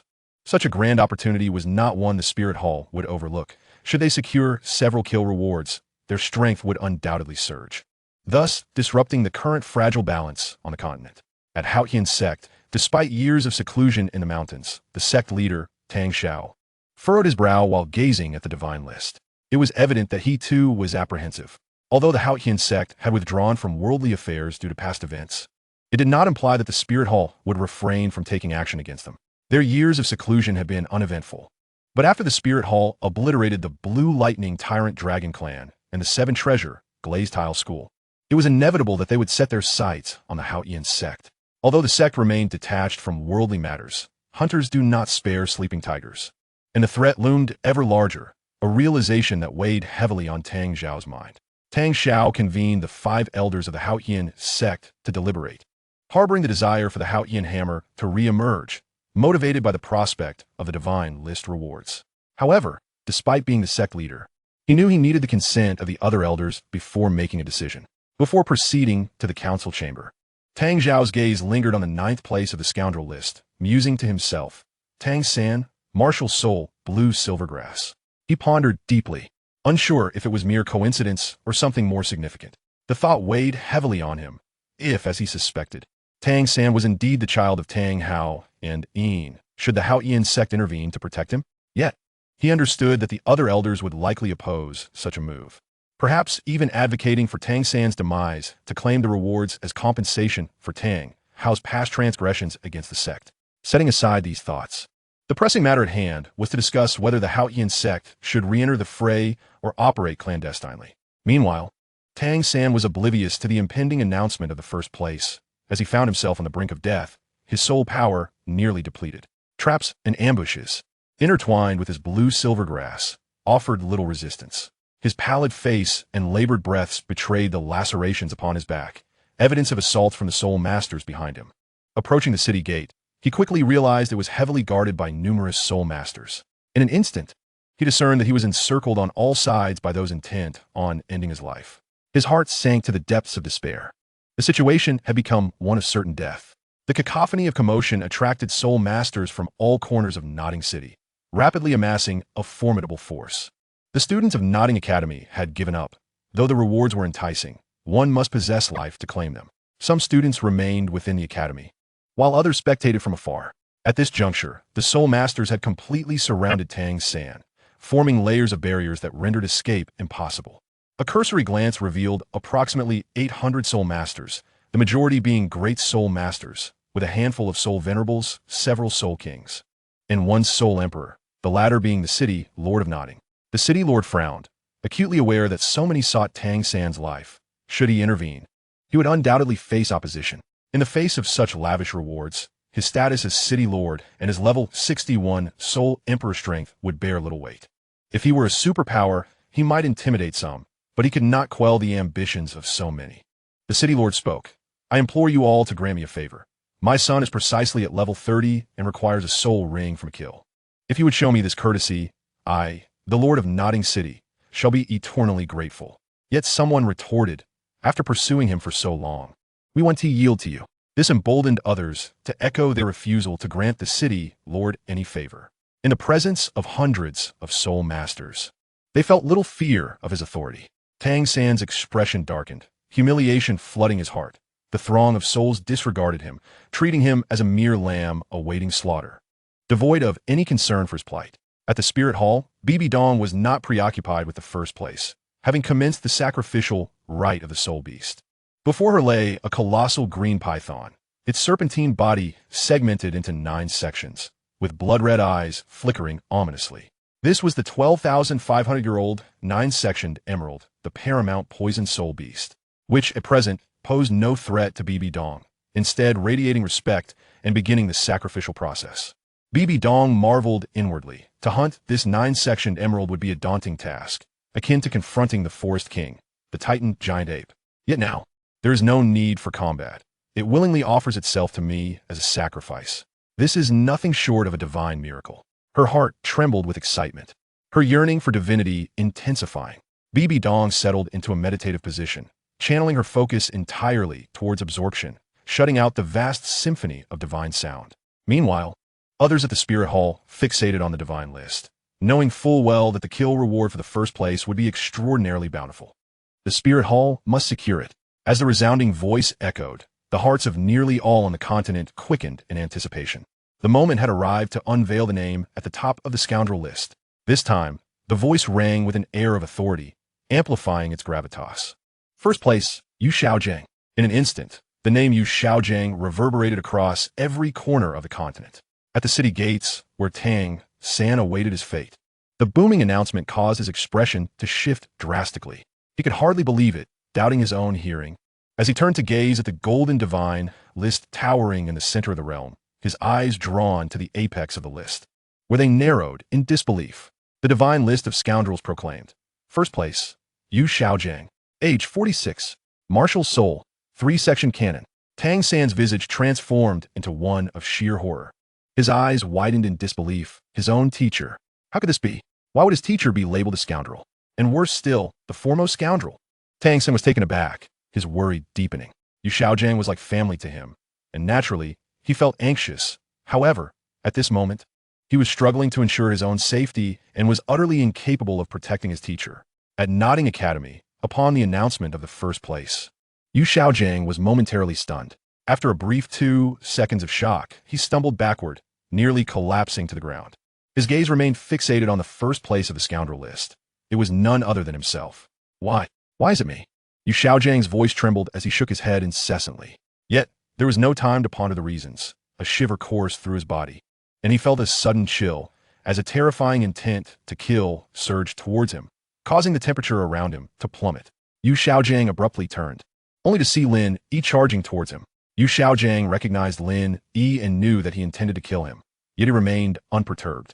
In Yu Xiaojiang's view, Lin Yi was merely a spirit master at level 20. He couldn't fathom why Lin Yi had not acquired a second spirit ring over the years. Though he considered himself worthless, he believed that a level 20 spirit master could not possibly kill him. However, in the next instant, Yu Xiaojiang's expression changed drastically. His eyes widened, and his pupils constricted to the size of pinpricks, revealing a look of terror and disbelief. He beheld Lin Yi, barreling towards him, unleashing his martial soul, radiating a dazzling golden light suffused with chaotic energy. Simultaneously, a circle of spirit rings descended from above, blood red. 100,000-year spirit ring. Prepared for this moment, Lin Yi closed the distance to Yu Xiaojiang in the blink of an eye, shouting coldly, Yu Xiaojiang, meet your demise. Chapter 012. Yu Xiaojiang's inevitable death. At the instant the first place on the scoundrel list was announced, even Lin Yi, with his 100,000-year spirit ring, felt a surge of excitement. For the reward for slaying Yu Xiaojiang was even more substantial. The vast divine sound reverberated across the continent. To kill the first place scoundrel, Yu Xiaojiang, the reward was a voluntary sacrifice of a 400,000-year Titan great ape. Instantly, the continent erupted into a frenzy. Heavens! The first prize is 400,000 years. And it's a top-tier spirit beast, the Titan great ape. How outrageous! Even if 400,000 years were acceptable, the Titan great ape was overwhelmingly powerful. The king of the Star Doe Forest, the Titan great ape, is a 100,000-year existence. Yet even so, it remains an extraordinarily formidable entity. It is exceedingly rare for a title Douluo to defeat it in single combat. To date, the only known title Douluo who has conquered the Titan Great Ape is Tang Hao. After all, it is a top-tier spirit beast, possessing the ability to fight above its level, such as the Titan Great Ape and the Dark Gold Fearsome Bear. It is said that a Titan Great Ape of a mere 100 years can contend with an ordinary 10,000-year spirit beast. One can only imagine the strength of a 400,000-year Titan Great Ape. Everyone was stirred by the reward, their eyes gleaming with insatiable greed, all yearning to claim this bounty.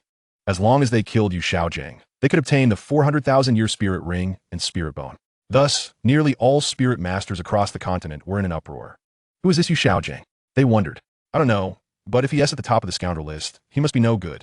You don't know him? He asked the master. Master? Can't you hear the sarcasm in my words? He considers himself a master. Yet others see him as a joke. Now that he has become the top scoundrel, he is turned into a laughingstock on the continent, ridiculed by all. I know him too. Although he is over 40, he is merely a level 29 Great Spirit Master, a complete waste who will never break through. A Great Spirit Master? How splendid. If I find him and kill him, I will obtain the 400,000-year Spirit Ring and Spirit Bone. I am currently a level 50 Spirit Ancestor with 4 rings, and I just need a 5th Spirit Ring. Just think how impressive my Spirit Ring configuration would be. White, yellow, yellow, purple, red. It would be striking.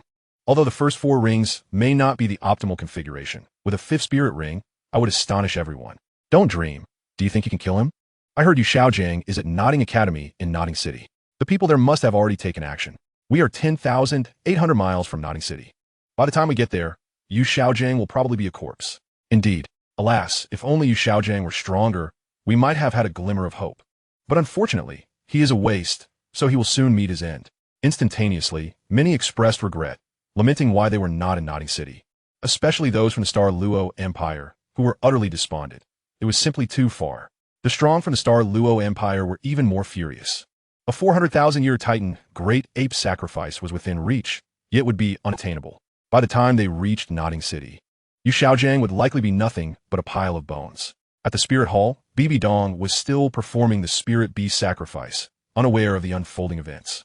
The other title Doa from the Spirit Hall were astounded and exhilarated by the prospect of the 400,000-year Titan Great Ape. However, their expressions darkened, as many knew Xiaogang's whereabouts, and even if they acted immediately, they could not arrive in time. Unlike other nameless individuals on the list, Xiaogang was well known, not for his strength, but for the ridicule he endured. The Spirit Hall wanted to announce to the world that Xiaogang must not be killed, and that they would handle the matter. However, they realized that they could not issue a notice to the entire continent in time, and they believed that Notting City was already in chaos. Ghost Douluo furrowed his brow. The first reward will likely elude His Holiness the Pope. Xiaogang will soon perish. Zhuhuaguan nodded, his voice thin and sharp. Indeed, it is a pity he is a waste. If he were a strong individual, he could survive a while longer, and we would have had a chance. At the 7 Treasure Glazed Tile School, Ning Fengji had heard of Xiaogang and was astonished to learn he was at the top of the list. Sword Douluo and Bone Douluo felt relieved, thankful that Xiaogang was not in Spirit City. Otherwise, the Spirit Hall would have claimed the first reward, becoming an unstoppable force. Meanwhile, Yuanjin's expression shifted dramatically. The once mighty patriarch now appeared aged, as if several years had been stripped from him. Though Xiaogang was no longer a member of the Blue Lightning Tyrant Dragon clan, he was still his son. As the patriarch, he had suppressed his feelings for Xiaogang for the sake of the clan, but he often found himself reminiscing. Now, hearing that his son had topped the scoundrel list, Yuanjin was filled with dread. How could Xiaogang end up at the top of the scoundrel list? His heart raced as he prepared to rush out. Patriarch, it's too late. Xiaogang is merely a level 29 Great Spirit Master, and he is at Notting Academy in Notting City. Nearly everyone there knows this. So Xiaogang is in grave danger. Yuanjin's son, Yuanhao, tried to dissuade him. It will take at least 3 days to reach Notting City. We won't make it in time. However, Yuanjin disregarded this and burst through the door. At Shrek Academy, Dai Mubai hurried back, completely unconcerned about the scoundrel list. Upon arriving at the academy, he encountered Flender. Dean, you must have heard. I am ranked 4th on the scoundrel list. If it poses a problem, I'll take my leave. Flender ignored Dai Mubai, unleashing his martial soul and employing his 7th spirit skill, Spirit Avatar, as he sped towards Notting City. Xiaogang, you cannot come to harm. Flender was consumed with worry. Dai Mubai was somewhat taken aback, wondering what urgency had driven the dean to act so hastily. Zhao Waoqi remarked, "The first place, Xiaogang, is the dean's friend. Mubai, you need not leave. Return to the academy for now." Dai Mubai felt touched and nodded in understanding. At the gates of Notting City, the vast, divine sound echoed, sending the spirit masters into a frenzy of excitement, their faces alight with joy. They felt incredibly fortunate. For Notting City, not only had a scoundrel ranked 9th, but also one ranked 1st, and it was the useless Xiaogang. In an instant, numerous soul masters departed, rushing towards the Notting Intermediate Academy. A faction of them directly targeted Tang San, intent on eliminating him before turning their attention to Xiaogang. Despairing, Tang San closed his eyes. "Teacher, I am filled with reluctance, and I cannot bear the thought of your demise, yet I am utterly powerless." However, you shall not be alone on the road to the underworld. I shall accompany you. In our next life, let us once again be master and disciple. At Notting Intermediate Academy, many students were frantically charging towards Xiaogang, unleashing their martial spirits, most of them being soul masters just past level 20. Upon seeing Lin Yi drawing near, they redirected their attacks towards him. Lin Yi, stand down. I am the one who will slay Xiaogang. I seek the reward for the first kill on the scoundrel leaderboard. Lin Yi, you shall perish first. Lin Yi, you still have time to relent. Yet, Lin Yi remained utterly disdainful. His right hand manifested the dark gold terror claw, the bone of his palm radiating a golden light interspersed with crimson glimmers. Its 5 claw-like blades poised to slash through the surrounding students. All of you get lost. In an instant, the assaults of dozens of students were obliterated. The fierce gale generated by Lin Yi casting them aside, leaving them grievously injured on the ground. Xiaogang had intended to seize the opportunity to flee, but he was astounded to witness such formidable combat prowess. With a single strike, Lin Yi had sent flying over 50 elite students of Notting Academy, none of whom could rise again. After effortlessly dispatching the students attacking him, Lin Yi was mere steps away from Xiaogang. His left fist gleamed with golden radiance as he unleashed a devastating blow, the first soul ring glowing with red light, clearly employing his first soul skill. With the chaos body martial spirit augmented by the terrifying 10,000-year soul skill, the might of this punch was immense. Feeling the imminent threat of death, Xiaogang realized that this overwhelming power could obliterate him. He summoned his utmost strength, the 3 cannon of Luo materializing, 2 yellow soul rings swirling around him. Thunderous fart. The 3 cannon of Luo. The attack was unleashed, yet was effortlessly sent flying by Lin Yi's punch. Following this, a piercing scream erupted as Lin Yi's fist struck Xiaogang. Poof! Xiaogang was sent hurtling backward, blood gushing from his mouth. The air filled with a crimson mist. Chapter 013. The Tragic Demise of Xiaogang. For this moment, Lin Yi had waited 6 years, and he would not allow anyone else to claim the kill reward. Many students of Notting Academy rushed to the scene, but upon witnessing over 50 elite students sprawled on the ground, shrieking in agony with the earth soaked in blood, they recoiled in terror, utterly astounded by Lin Yi's strength. His first soul ring was indeed a 10,000-year one, accompanied by a 10,000-year soul bone. Nevertheless, they were still apprehensive. Despite this, it was merely 1 ring. And such terrifying combat power was beyond belief. Possessing a 10,000-year soul ring surely allowed one to surpass levels, but the disparity was too vast. Even a 39th level soul master could not possibly launch a single strike that would send so many great soul masters flying and grievously injure them. Lin Yi coldly surveyed the surrounding students. Those seeking death, feel free to come. The students retreated in fear. Although slaying Xiaogang would yield the reward of 40,000-year Titan giant ape sacrifice, they needed to remain alive to claim it. Should they advance, Lin Yi would undoubtedly eliminate them. At this moment, at the gates of Notting City, some soul masters hastily departed, racing towards Notting Academy, drawn by the allure of the bountiful first kill reward. The remaining 400 soul masters were not inclined to linger. In the distance stood a man, astonished as he gazed at Tang San. He was Su Yuntao. Su Yuntao could hardly believe his eyes. How could it be? Is that Tang San? Rubbing his eyes to confirm he was not hallucinating, he realized it truly was Tang San. He had a vivid impression of him, an abject martial spirit, yet possessing innate full soul power. But how could he be so formidable? Despite being pursued by so many, he had persevered until now. Had it been him, he would have perished within 3 seconds. How is this possible? Tang San was so powerful. Wasn't he supposed to be a waste? After the initial shock, Su Yuntao slapped himself across the face. Smack! He chastised himself bitterly. I am truly blind, constantly lamenting the absence of geniuses, complaining about being stationed in this cursed place. Unable to nurture any talent for the Spirit Hall, unable to be promoted for a lifetime. Now, I'm just as I was back then, causing C to drift away from me. I have no one to blame but my own blindness. At the gates, the soul masters engaged in combat. Stop the squabbling.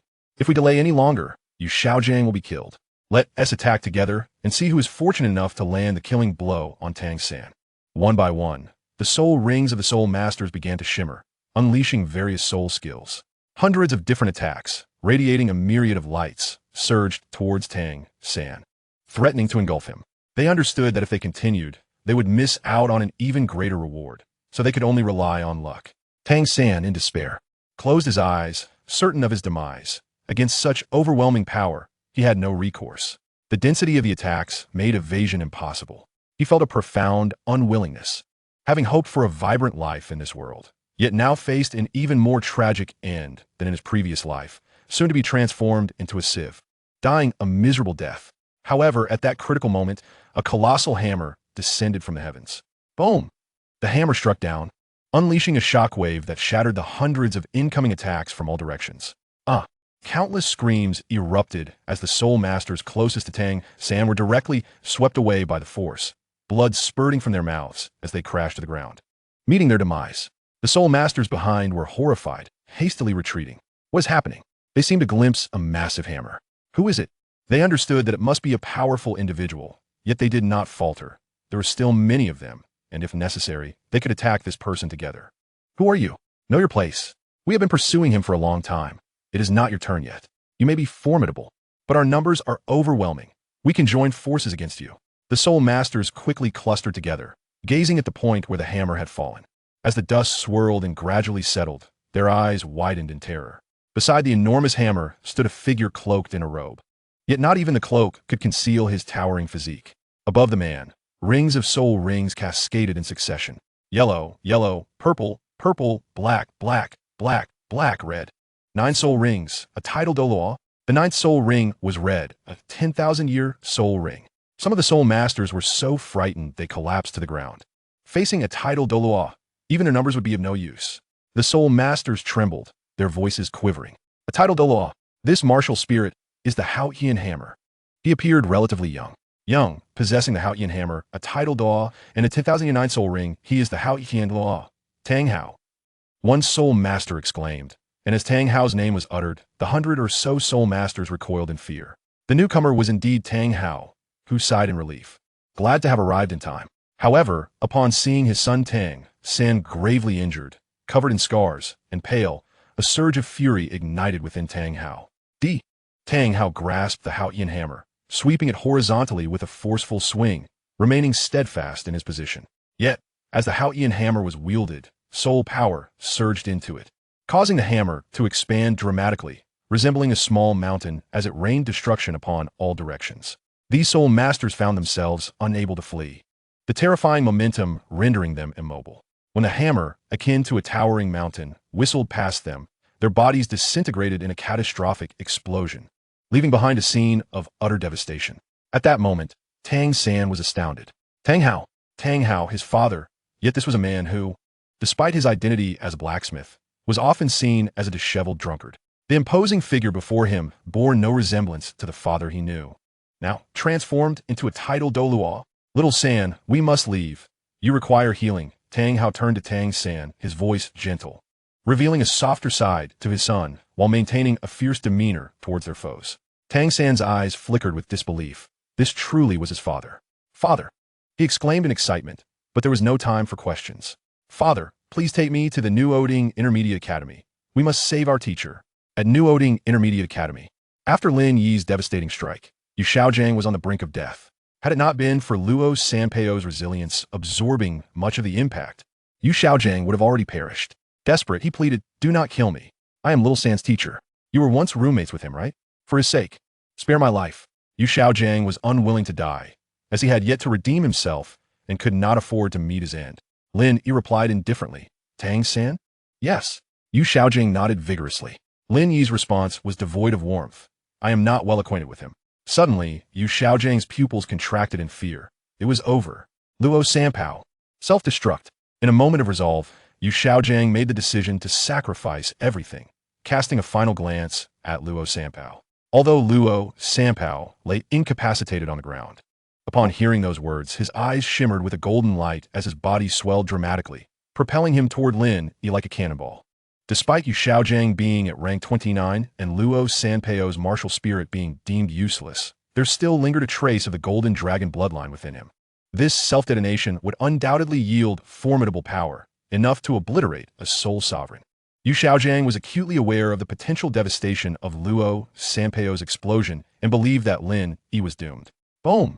As Luo Sanpao neared Lin Yi, he detonated. To Xiaogang's eyes, Lin Yi was reduced to mere ashes. Yet he emerged unscathed from the explosion, leaving Yu Xiaogang wide-eyed in disbelief.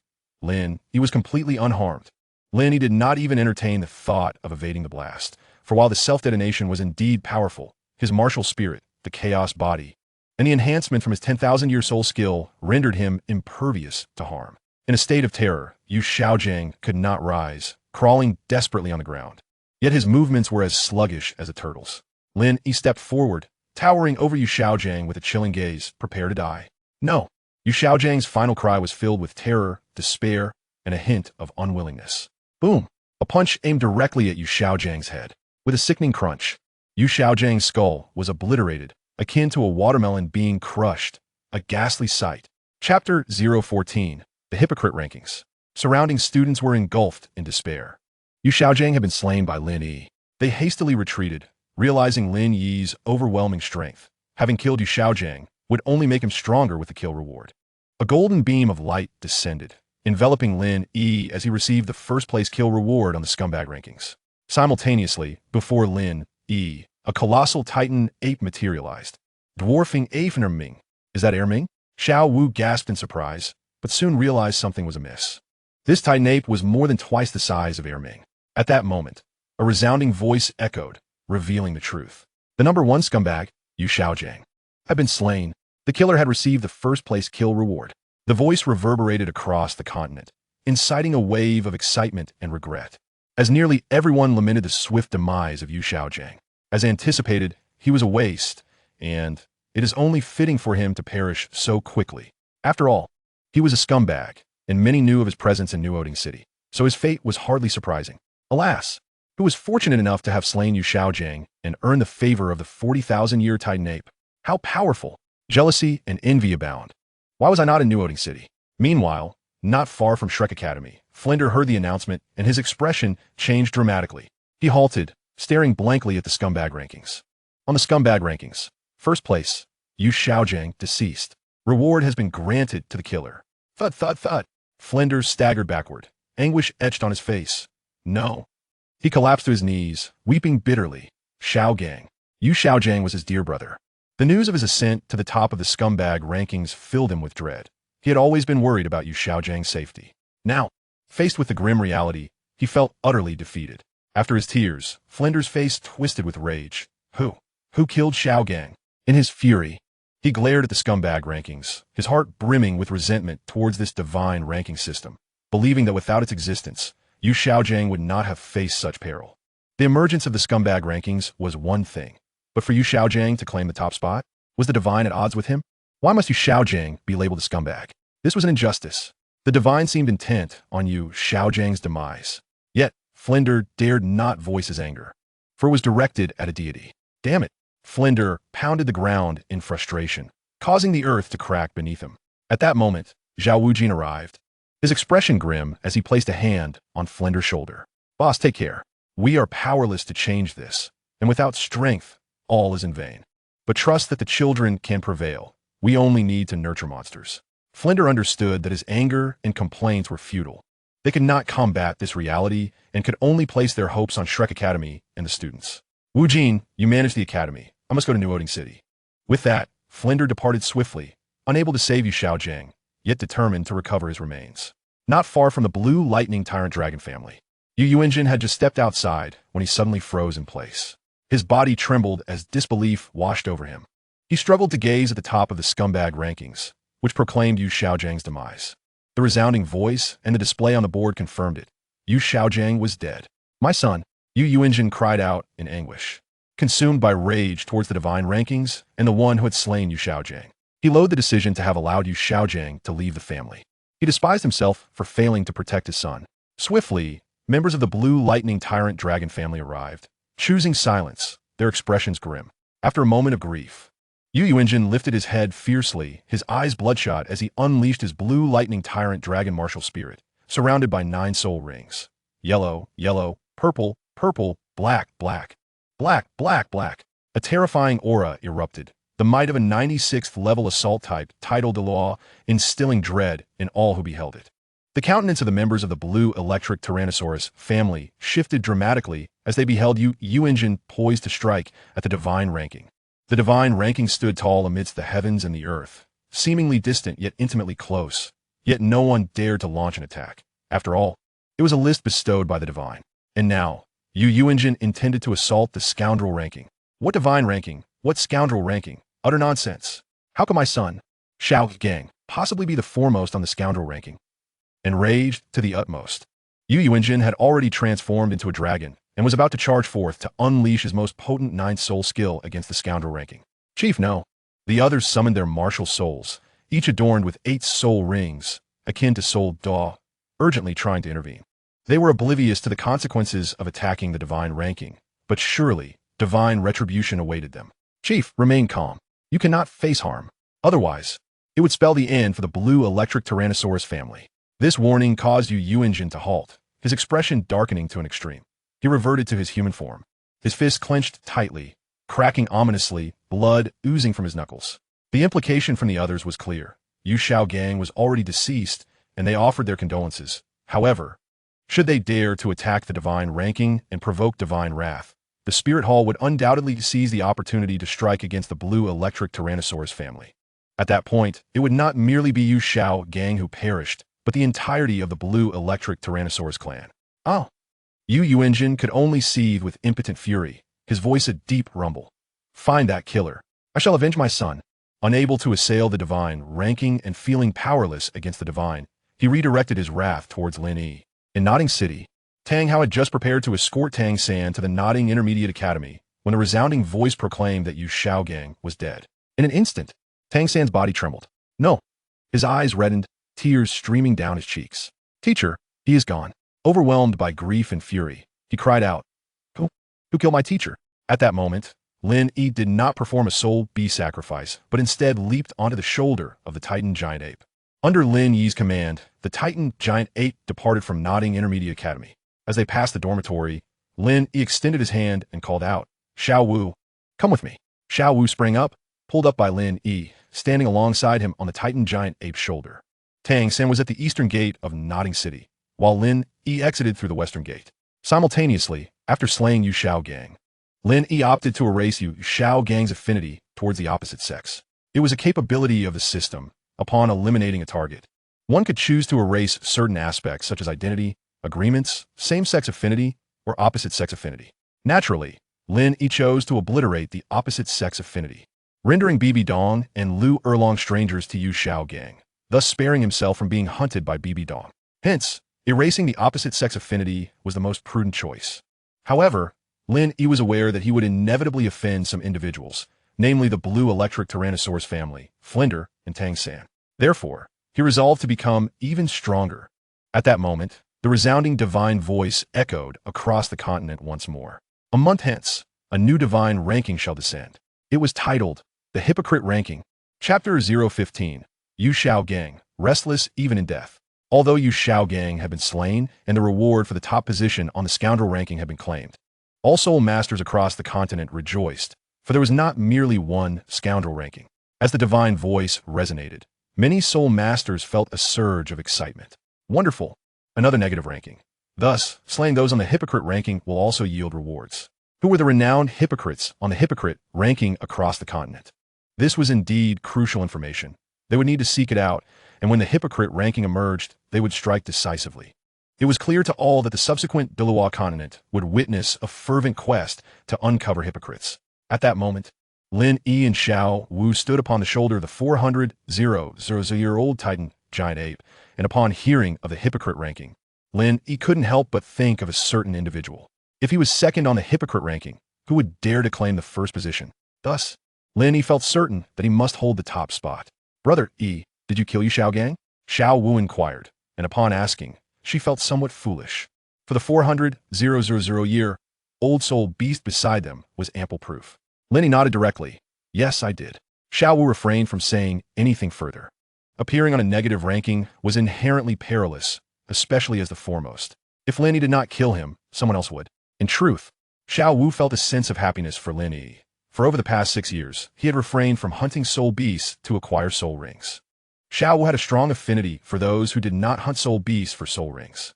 Over the years, she often engaged in mock battles with Lin Yi in the small forest behind a mountain. Although Lin Yi had not acquired any soul rings, She had already reached the rank of a 2-ring, 29th level Great Soul Master. Yet she remained no match for him and would leave each battle utterly exhausted. Xiao was already aware that Lin Yi's first soul ring was of 10,000 years. Despite frequent battles, he had never utilized a soul skill. Xiao Wu understood that Lin Yi's first soul ring must have come from a soul bee sacrifice, as it was impossible to achieve through hunting. Any soul master absorbing a first soul ring over 1,000 years would inevitably self-destruct, let alone 10,000 years. So it could only be acquired through sacrifice. Now, with Lin Yi having received the killing reward, his second soul ring was still through sacrifice, not by hunting soul beasts. Lin Yi had no intention of hunting soul beasts, primarily due to the difficulty in finding those over 10,000 years. And he did not wish for his subsequent soul rings to be below that threshold. With a system and a divine ranking, he relied on the rewards from the divine ranking. Xiao Wu had initially planned to leave Notting City, having graduated, intending to attend a higher-level Soul Master Academy, and sensing the arrival of formidable individuals in Notting City, fearing they might be titled the law. Thus, she chose to accompany Lin Yi. Brother Yi, you will become enemies with Xiao San from now on. Indeed, Lin Yi nodded. He had initially intended to go to Shrek Academy, but Xiao San would be attending as well. Now that Xiao San was an enemy of Brother Yi, she naturally could not go. Shrek Academy, huh? If Tang San reaches Shrek Academy, that will mean 4 students. Among them, 3 are on the scoundrel ranking, Lin Yi remarked. Xiao Wu was astonished, glancing at the scoundrel ranking in disbelief. Wait, are there really 3 on the scoundrel ranking at Shrek Academy, including Tang San? Brother Yi, how do you know this? Xiao Wu inquired, amazed. I've done my research. Dai Mubai and Ma Hongjun are indeed from Shrek Academy, Lin Yi explained.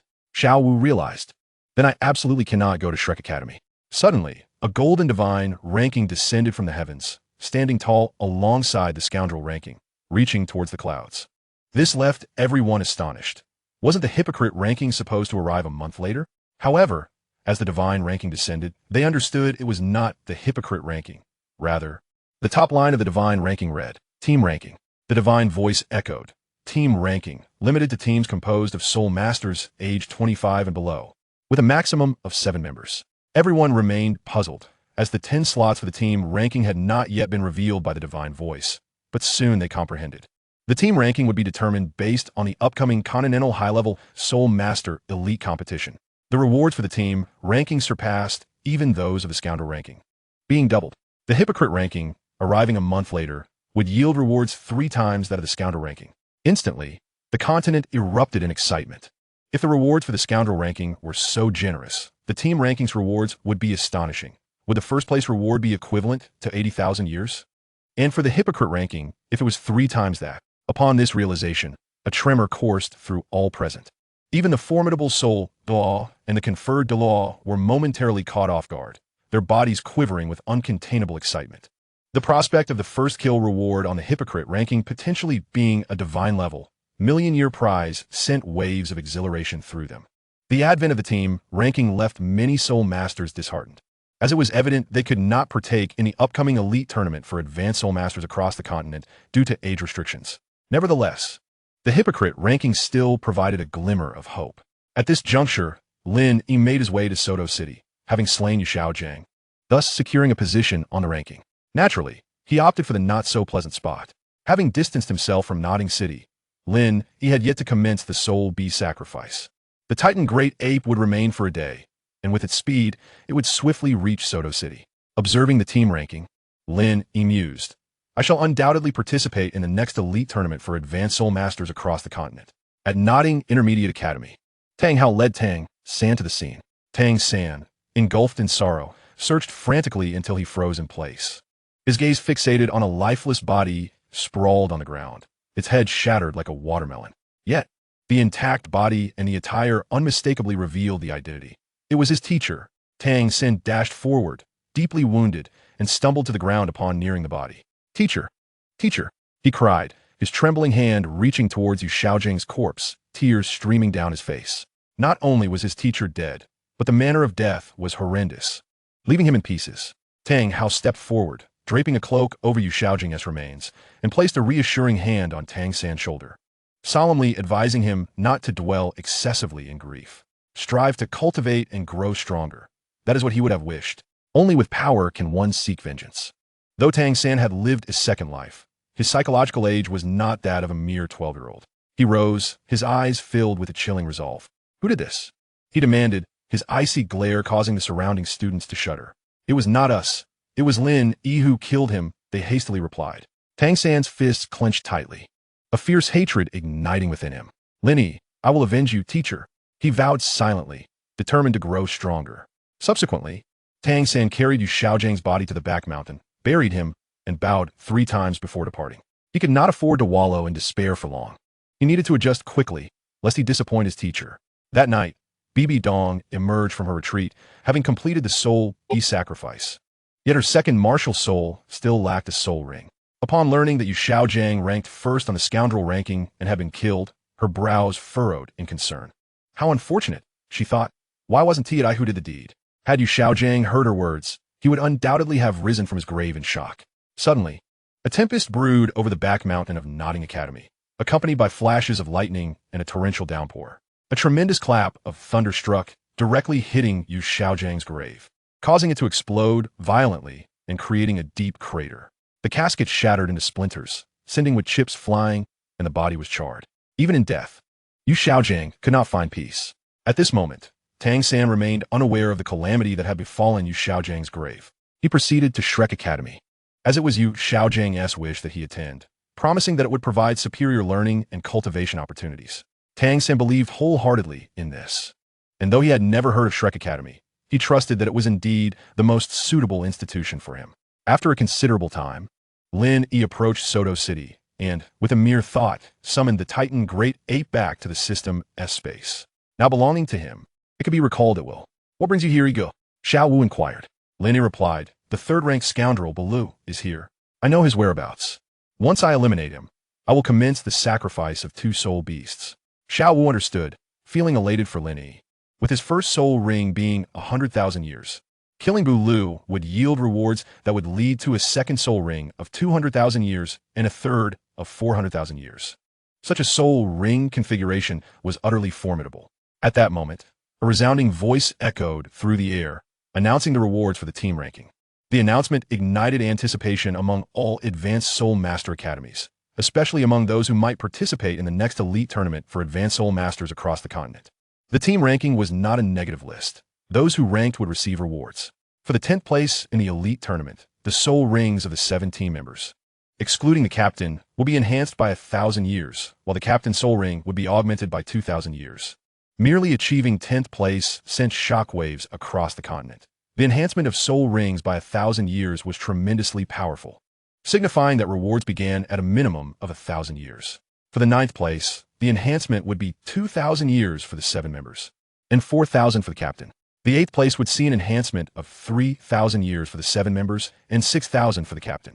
In 4th place, the enhancement would be 10,000 years for the 7 members and 20,000 for the captain. In 3rd place, the enhancement remained 10,000 years for the 7 members, but they would also receive a 500,000-year soul sacrifice when breaking through to obtain new soul rings. The captain's enhancement would be 20,000 years, with an additional 800,000-year soul sacrifice. For the 2nd place, the enhancement would be 20,000 years for the 7 members, accompanied by an 800,000-year soul sacrifice when breaking through. The captain would enjoy a 40,000-year enhancement, along with a 100,000-year soul sacrifice. 1st place, the enhancement would be 50,000 years for the 7 members, alongside a 100,000-year soul sacrifice upon breaking through. The captain would receive an enhancement of 100,000 years, and a choice of a 60,000-year top-tier soul sacrifice when breaking through. The continent was in an uproar, although the individual rewards were not as lavish this time. The 10th place on the scoundrel ranking still offered an 800,000-year soul bone reward. However, each ranked individual would grant rewards to 7 members. The magnitude of the rewards was astounding, especially for the 1st place, which far surpassed that of the 2nd. With the enhancement of 50,000 years for all but the captain, and a 100,000-year enhancement for the captain, not to mention the soul sacrifices, the 1st place rewards were overwhelmingly generous. Soon, everyone came to expect such outcomes. Before the arrival of the divine rankings, the championship rewards for the elite tournament for Advanced Soul Masters were already substantial, and the rewards from the divine rankings were even more so. Upon witnessing these rewards, Lin Yi declared, I must participate in the next elite tournament for Advanced Soul Masters across the continent. Xiao Wu exclaimed, The rewards are indeed bountiful. Lin Yi then asked Xiao Wu, what do you intend to do next? After dealing with Douluo, I will head to Tianshui City to see if I can gain admission to Tianshui Academy. To ascend the team ranking, participation in the Soul Master Tournament is essential, which requires a quota. Each Advanced Soul Master Academy is allocated 1 or 2 spots. Therefore, I must seek out an Advanced Soul Master Academy. The Dean of Tianshui is my adoptive mother. Hence, it is only natural that the resources of Tianshui Academy should not be squandered on outsiders. However, Tianshui only admits female students, and whether I can enter will soon be revealed. Lin Yi has a distinct identity in this world. He is the adopted son of the Dean of Tianshui. Over the past 6 years, Lin Yi frequently returned to Tianshui City to visit his adoptive mother, Shui Wuchang, who is a rank 89 soul Douluo, specializing in the assault system, with the martial soul of an ice phoenix. Nevertheless, despite his adoptive mother's esteemed position, Tianshui Academy has upheld 2 long-standing rules since its inception. Firstly, it only admits female students. Secondly, it exclusively admits beauties.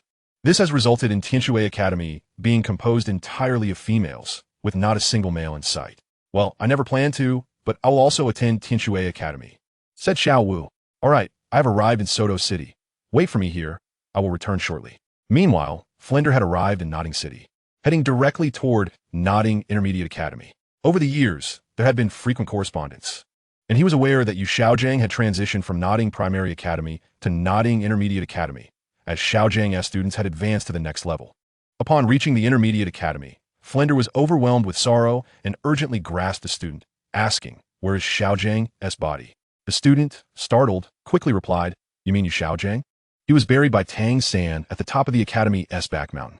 With that, Flender's wings unfurled behind him, transforming into a streak of black light as he rapidly soared toward the back mountain. In no time, he arrived at the summit, swiftly scanning the surroundings, but failing to locate a grave. Soon, a tremor coursed through his body, leaving him stunned as he beheld a deep pit emitting black smoke, surrounded by scattered wood shavings, alongside a charred stone tablet. A wave of unease washed over Flender as he trembled, approaching the dark stone tablet and brushing away the soot.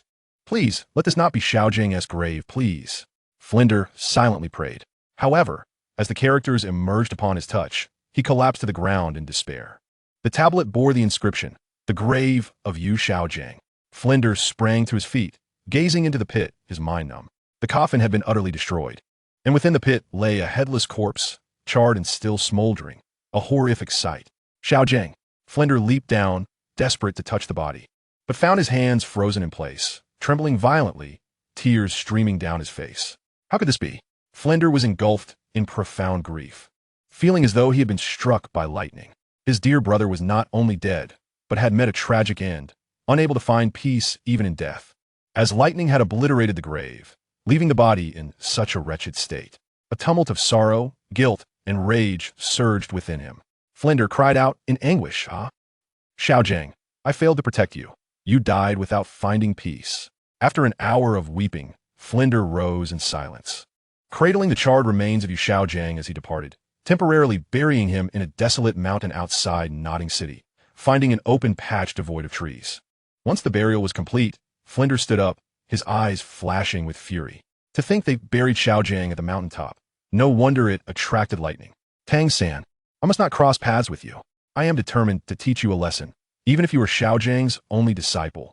At that moment, Tang San, on his way to Shrek, suddenly sneezed twice. Tang Hao inquired with concern, are you unwell? Your injuries have not yet healed. You should rest. Tang San shook his head. Father, I'm fine. Let us continue on our journey. Chapter 017. Furious slap to Tang San's face. Lin Yi entered Soto City with a clear objective in mind. The precise location of Douluo flashing vividly in his mind as a three-dimensional image. Meanwhile, in a hidden alley of Notting City, beneath a pile of garbage bins, there lay a movable slab of bricks, leading down a staircase to an iron door, which opened into a dimly lit secret chamber. Within the chamber, a middle-aged man was engrossed in his craft. Upon finishing, he muttered to himself, it's much better to abduct women at midnight. Alas, I must act tomorrow night. I can hardly contain myself. This man, with shifty eyes and a lecherous demeanor, was none other than Douluo. Suddenly, a loud crash jolted him as the iron door was kicked open. Who is it? Douluo exclaimed, instantly on high alert as he unleashed his martial soul. For soul rings swirling around him. White, yellow, purple, marking him as a soul master of rank 45. Douluo was terrified. Someone had discovered him, and he wondered how this person had managed to find his hideout, as the other two members of the so-called lecherous trio were unaware of his whereabouts. Lin Yi stepped in, wrinkling his nose at the foul odor. Lin Yi intended to take action and swiftly leave this place. Bule, noticing the boy appeared no older than 12, breathed a sigh of relief. Is he here to kill me? Ranked third on the list of scoundrels. Killing me would grant him a reward of 200,000 years of soul B sacrifices. But you're here to seek your own demise? How formidable can a 12-year-old be? I'm a rank 45 soul master. Douluo's eyes gleamed with murderous intent. He had to eliminate this boy, who now knew his location. However, in an instant, Douluo was struck with terror as the dim chamber was suddenly filled with a blood-red light. A circle of soul rings descended upon Lin Yi, glowing crimson. Douluo was dumbfounded. Although he was a rank 1 soul master, fear was etched on his face. A blood-red soul ring. Could it be from 100,000-year soul beast? Lin Yi launched his attack, amplifying his abilities with the power of the 100,000-year soul skill and an external soul bone, intending to end the confrontation in one blow. Though he was a rank 1, Douluo sensed an imminent threat of death. The 100,000-year soul ring was intimidating enough, but the presence of the 100,000-year soul bone was even more so.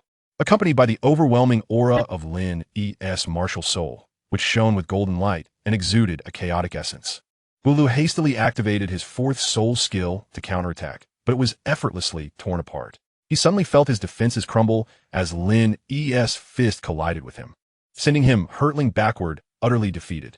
With a resounding crash, Douluo slammed into the wall, creating a deep indentation. His chest caving in as he coughed up blood mixed with shattered internal organs, his head lolling to the side. He was dead, even in death. He couldn't comprehend how he had been dispatched by a mere rank 1 soul master. Despite being a rank 45 soul master, his soul ring configuration was suboptimal. Lin Yi's 100,000-year soul ring and external soul bone, combined with his chaotic martial soul, allowed him to obliterate Douluo in a single, decisive strike. A transcendent voice echoed. The third-ranked scoundrel, Douluo, has been slain. The slayer has received a reward. Shock and dismay rippled through all soul masters across the continent. It was a pity another scoundrel had met his end so swiftly.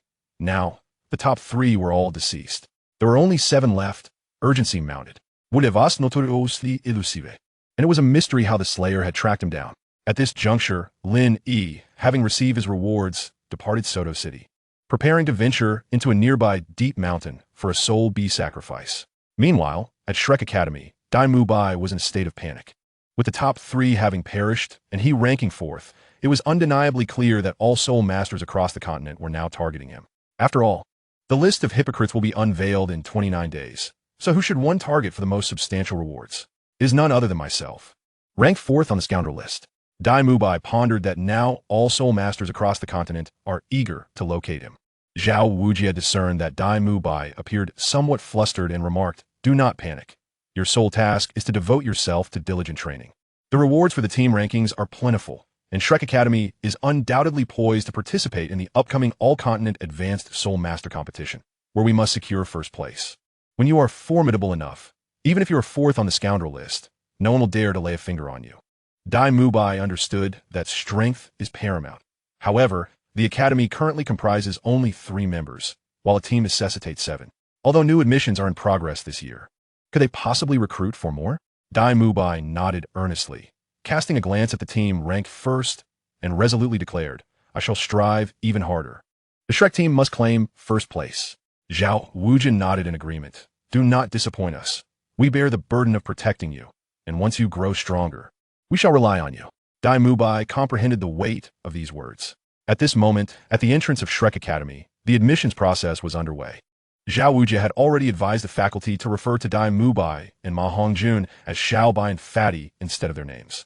The teachers naturally understood that if others were to learn that the academy had 2 individuals on the scoundrel list, parents would be reluctant to allow their children to participate in the entrance examination.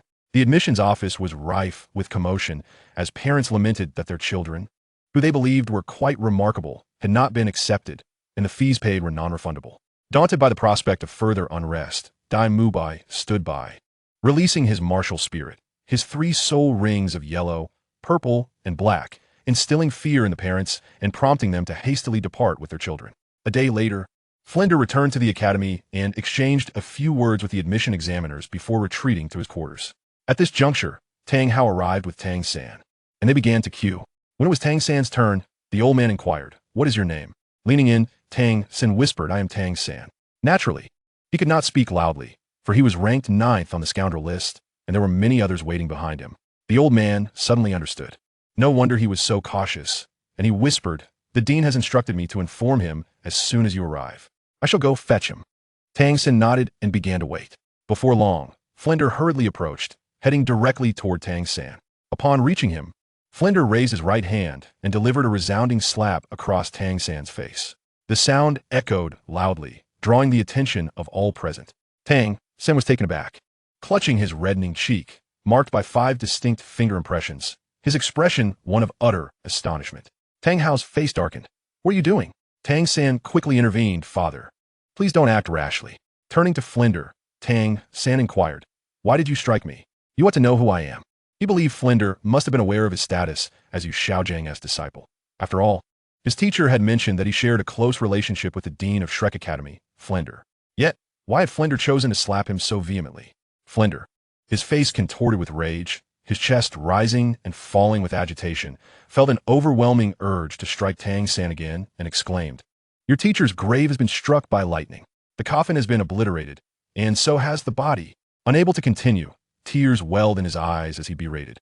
"What kind of wretched place did you bury him in? Shouldn't I give you a slap?"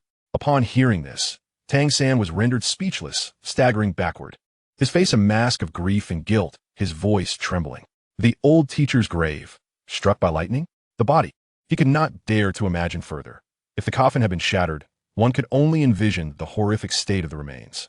Overcome with emotion, Tang San raised his hands and struck himself twice across the face, filled with profound remorse. He knelt down, exclaiming, "Teacher, I have wronged you. It is my fault." Tang San's heart was heavy with regret, lamenting that he had buried his teacher in such a place, which had led to this calamity. He despised himself for failing to ensure his teacher's peace even in death. His teacher had been exceptionally kind to him over the years, and now that he had passed, it was his responsibility to arrange a proper burial, yet it had been marred by this tragedy. Tang San felt grateful towards Flinder, had he not come to check. Perhaps the teacher's remains would have been dragged away by wild wolves, intensifying his self-loathing. Rising to his feet, Tang San expressed, "Thank you." Flinder said nothing further. Tang San then asked, "Where is the teacher's grave now? I must pay my respects and seek forgiveness. It is buried in a desolate area outside Notting City. You will be able to find it easily when you arrive," Flinder replied. Understood. Tang San resolved to seek forgiveness once he passed the examination. At the Spirit Hall, the team rankings had been announced and rewards disclosed. Within the Pope's chamber, 7 young individuals, members of the Spirit Hall S team, including Xiaoyu, Yin, and Hulaina, stood before the Pope. "Greetings, Your Holiness." They all knelt in unison, their faces reflecting deep reverence. "Rise," Bibi Dong commanded, her gaze surveying the 7, particularly lingering on Hulaina with satisfaction. "You have gathered here for an important matter, which I trust you can surmise." Understanding, they replied, "It pertains to the upcoming all-continent advanced Soul Master competition. Your Holiness, rest assured, we shall secure the championship. The rewards for ranking first on the divine list shall not be claimed by any other team. We shall not disappoint you." Xiaoyu pledged fervently. Bibi Dong held confidence in the Spirit Hall team. "I have faith in you, yet the divine rewards are exceedingly enticing, and teams from various academies will strive even harder to excel. Thus you must intensify your efforts. Furthermore, the primary reason for your summons is to determine the team captain." As her words hung in the air, the 7 exchanged glances, each aspiring to the esteemed position of captain, for the rewards conferred upon the captain were the most substantial. However, the captain must naturally be the strongest and most capable among them, one who would play a pivotal role in battle. The gazes of the Spirit Hall team members converged upon Xiaoyu, as they believed he would be appointed captain. Xiaoyu felt a surge of excitement. Yet in the next moment, his heart sank. Bibi Dong declared, "Nana, you will be the captain." Hulaina was taken aback, unable to fully comprehend. "Huh? Me as captain?" "Indeed," Bibi Dong affirmed, raising an eyebrow. "Do you doubt my judgment?" "Of course not." Hulaina hastily shook her head, dropping to one knee. "In the coming years, I will strive earnestly to enhance my skills. I shall not let you down." Xiaoyu dared not express any dissatisfaction. In the past, he may have been indifferent, but the rewards for the captain of the divine list were far too enticing, hence his inner disappointment. At this moment, the Tiando Royal Academy, the Xingluo Royal Academy, and other prestigious Soul Master Academies summoned their finest 7-member teams. Although the next all-continent Advanced Soul Master competition was still over 2 years away, the teams participating had already been meticulously selected. Each academy, upon gathering their members, urged them to dedicate themselves fully to training over the next 2 years in pursuit of outstanding rankings. In the Xingluo Empire, Davis gazed at the team rankings on the divine list, his heart ablaze with excitement. The rewards for securing first place were exceedingly generous, especially for the captain. And he was the captain of the Xingluo Royal team. Davis resolved to intensify his training, while reminding his comrades, "You must also exert yourselves diligently. The team comprises 7 individuals, and my solitary efforts will bear little fruit. Though our formidable adversaries may only be 2, the Tiando Royal team and the Spirit Hall team, we must all strive relentlessly. We, the Xingluo team, are determined to seize the championship." In Tianshui City, at Tianshui Academy, the principal, Shui Wuchang, urged the members of the Tianshui team to devote themselves to rigorous training. He glanced at the spirit ranking and felt no hope for the top position, not due to a lack of confidence, but rather because the Spirit Hall team was overwhelmingly strong. Despite the exceptional talents of Shui Binger, Shui Yuer, and Shui Wu, the Spirit Hall team was bound to be formidable this time. Shui Wuchang's gaze turned wistful as he pondered, "I wonder how Yi is faring now." At that moment, Lin Yi had completed his soul beast sacrifice. After defeating Wule, he had acquired a 20,000-year-old soul beast, the formidable Thunderlight Divine Eagle, which was renowned for its remarkable speed and offensive capabilities. Legend had it that the first Thunderlight Divine Eagle possessed a trace of the Thunder God's bloodline, rendering it exceptionally powerful. While it could not match the Titan Giant Ape or the Dark Golden Terraclaw Bear of the same age, its incredible speed allowed it to evade even the 20,000-year-old Titan Giant Ape. The Chaos Body Martial Soul was versatile, unlike certain martial souls that pursued a singular path. Hence, the Chaos Body Martial Soul was adept at assimilating various types of soul beasts. The sacrifice process was swift. In Lin, he had already attained the rank of Soul Master at level 40, having reached level 30 at the tender age of 6.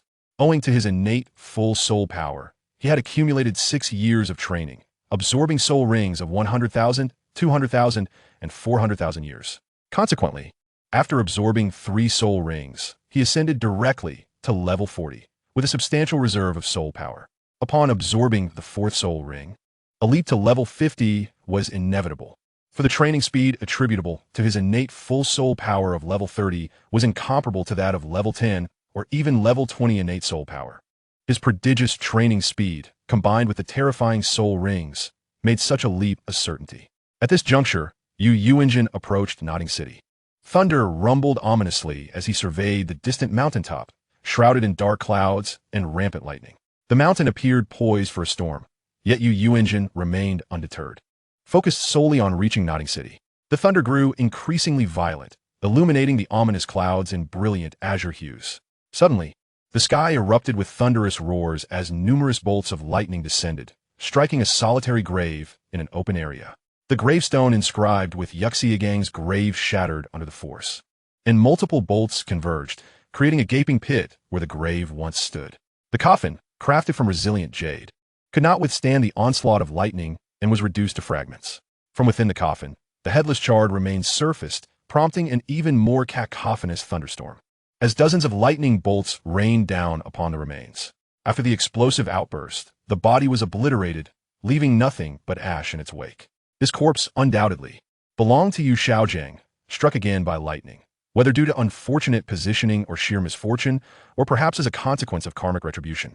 Upon reaching Nodding City, Yu Yuanjin seized a passing student to inquire about the whereabouts of Yu Xiaogang's remains.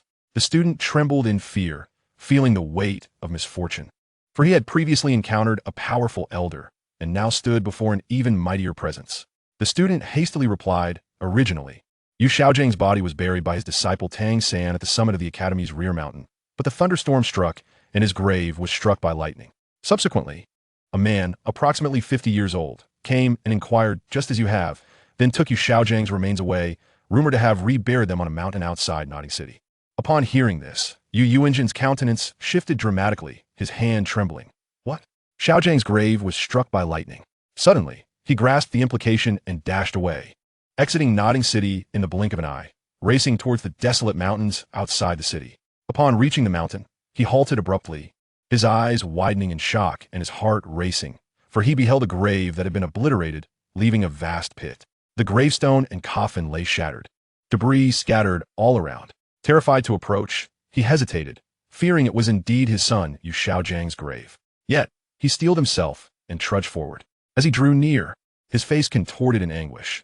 Not only had the coffin and gravestone been destroyed, but the body was also missing. No, upon closer inspection, he discovered remnants of skeletal remains strewn across the ground, devoid of a complete corpse. In a state of panic, Yu Yuanjin crouched down to gather the shattered pieces of the gravestone, piecing them together as he fervently prayed, "Please, let this not be Xiaojiang's grave." However, once assembled, he collapsed onto the ground, staring at the 5 words inscribed, "Yu Xiaojiang's grave." Xiaojiang. Yu Yuanjin fell prostrate on the ground, delicately cradling the remnants with tears streaming down his face. These were indeed the remains of Xiaojiang. Consumed by grief, his tears turned to blood. Yu Yuanjin diligently collected every fragment, dedicating an entire hour to ensure not a single piece was overlooked. Once finished, he retrieved a prepared urn from his storage soul guide and placed the remnants within. With fury, he glared at the heavens, raising his hand in anger. "Heavens, are you waging war against my son? Are you blind? Why do you continually strike him down? Is his life not already filled with suffering? Your vision is truly clouded." Yu Yuanjin vented his wrath, releasing the pent-up anger within, before departing the desolate mountain. Instead of returning directly to the Blue Lightning Tyrant Dragon clan, he chose to first visit Nodding City, confronting the student once more with a grave tone. Who was the one who reburied Xiaojiang on the mountain outside Nodding City? The student, trembling, replied, I don't know. I can describe his appearance, but I don't know his name. He appeared to be around 50 years old, with a robust build and an eagle-like nose. Wearing black-framed glasses, his face gave me the impression of a cunning and shrewd individual. In that instant, Yu Yuanjin recalled someone, Flander. He departed immediately, intent on confronting Flander before returning to the Blue Lightning Tyrant Dragon clan. He was determined to address the actions of these 2 individuals. One, a disciple of Xiaojiang, and the other, a friend, yet they had so carelessly laid Xiaojiang to rest, allowing his grave to be struck by lightning. Meanwhile, Lin Yi, having completed the soul B sacrifice, exuded confidence, declaring, with my current strength as a 3-ring soul master at level 40, defeating a level 59 soul king is well within my capabilities. Xiao Wu found nothing absurd in his claim. After all, Lin Yi's martial soul, the chaos body, was formidable even without employing soul skills, and now, with 3 soul rings, 100,000 years, 200,000 years, and 400,000 years, he was indeed extraordinarily powerful. Lin Yi's body radiated with a golden glow, intensifying as if engulfed in a golden flame, his hair shimmering with a golden hue, while the chaotic aura enveloped him, showcasing 3 vibrant soul rings, each of brilliant red. The brilliance of the soul rings grew increasingly dazzling. The second and third soul rings each conferred 2 distinct skills. The second soul ring granted electrification, enhancing his speed by 600% upon activation, and 800% at the 4th ring, with further increments to follow. The Thundermite skill increased his attack power by 600%.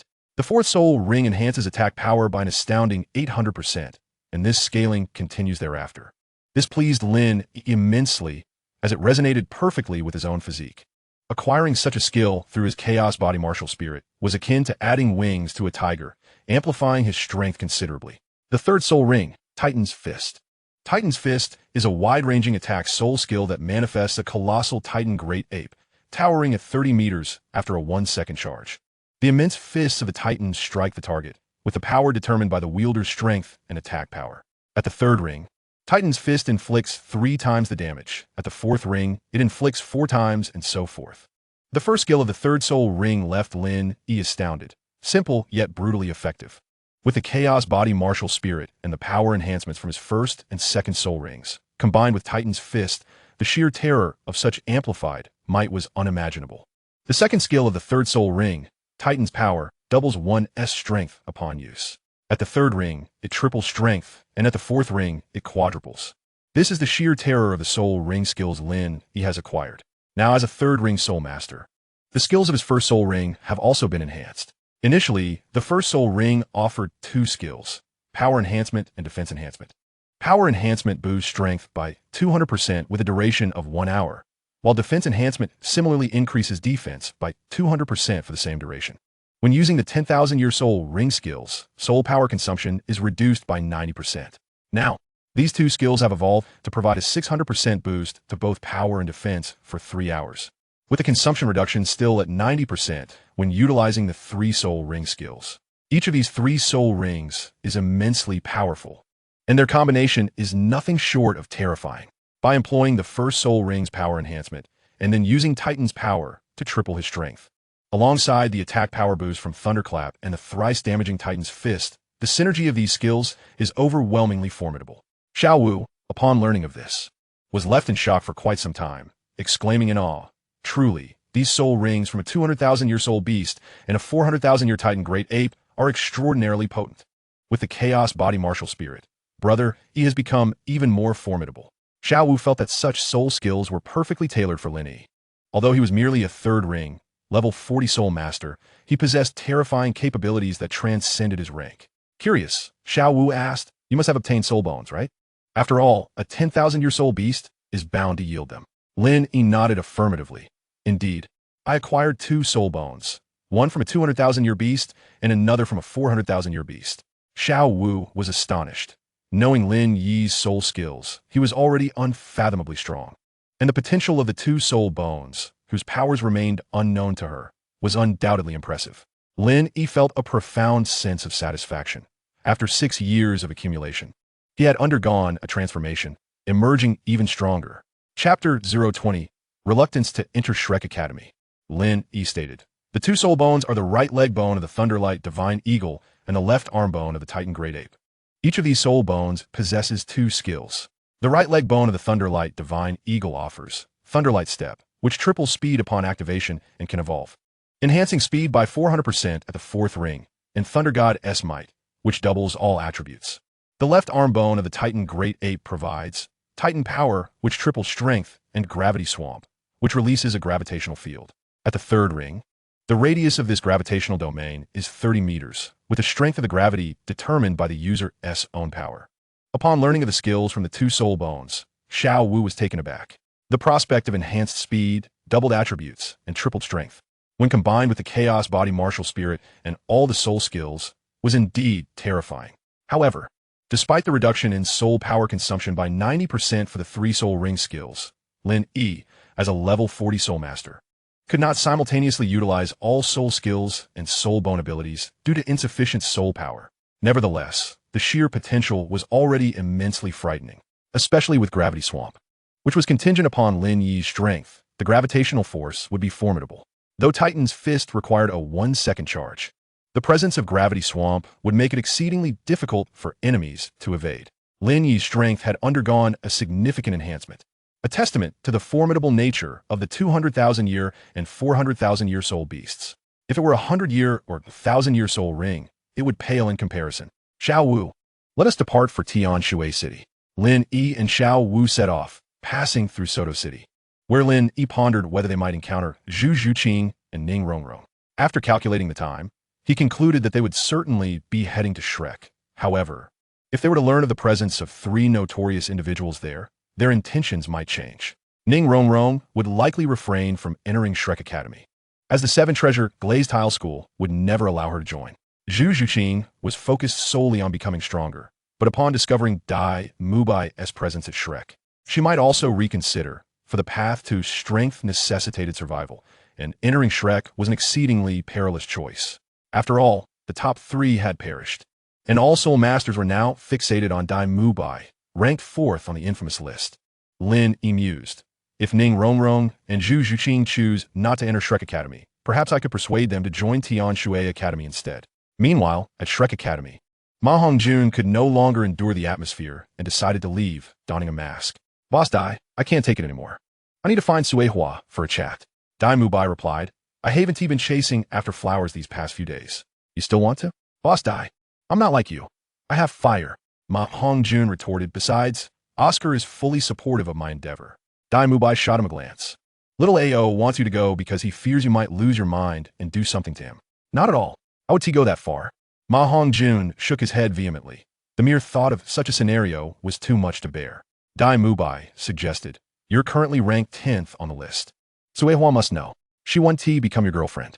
Why not try your luck with Hua Hua at the village entrance? Instantly, Ma Hongjun felt nauseated. Hua Hua, forget it. Her beard is even bushier than mine. Determined to give a shot, Ma Hongjun left Shrek Academy. At the registration desk at the academy's entrance, Dai Mubai's gaze fell upon a young girl in the queue. Dressed in a light blue gown, her fair skin radiated nobility, and the predatory gleam in Dai Mubai's eyes indicated that she was quite beautiful. This girl was Ning Rongrong. I still have a while to wait. I'll go explore the village first. Ning Rongrong's voice was melodious as she noticed the queue was still lengthy, prompting her to depart for the village. Only then did Dai Mubai retract his gaze.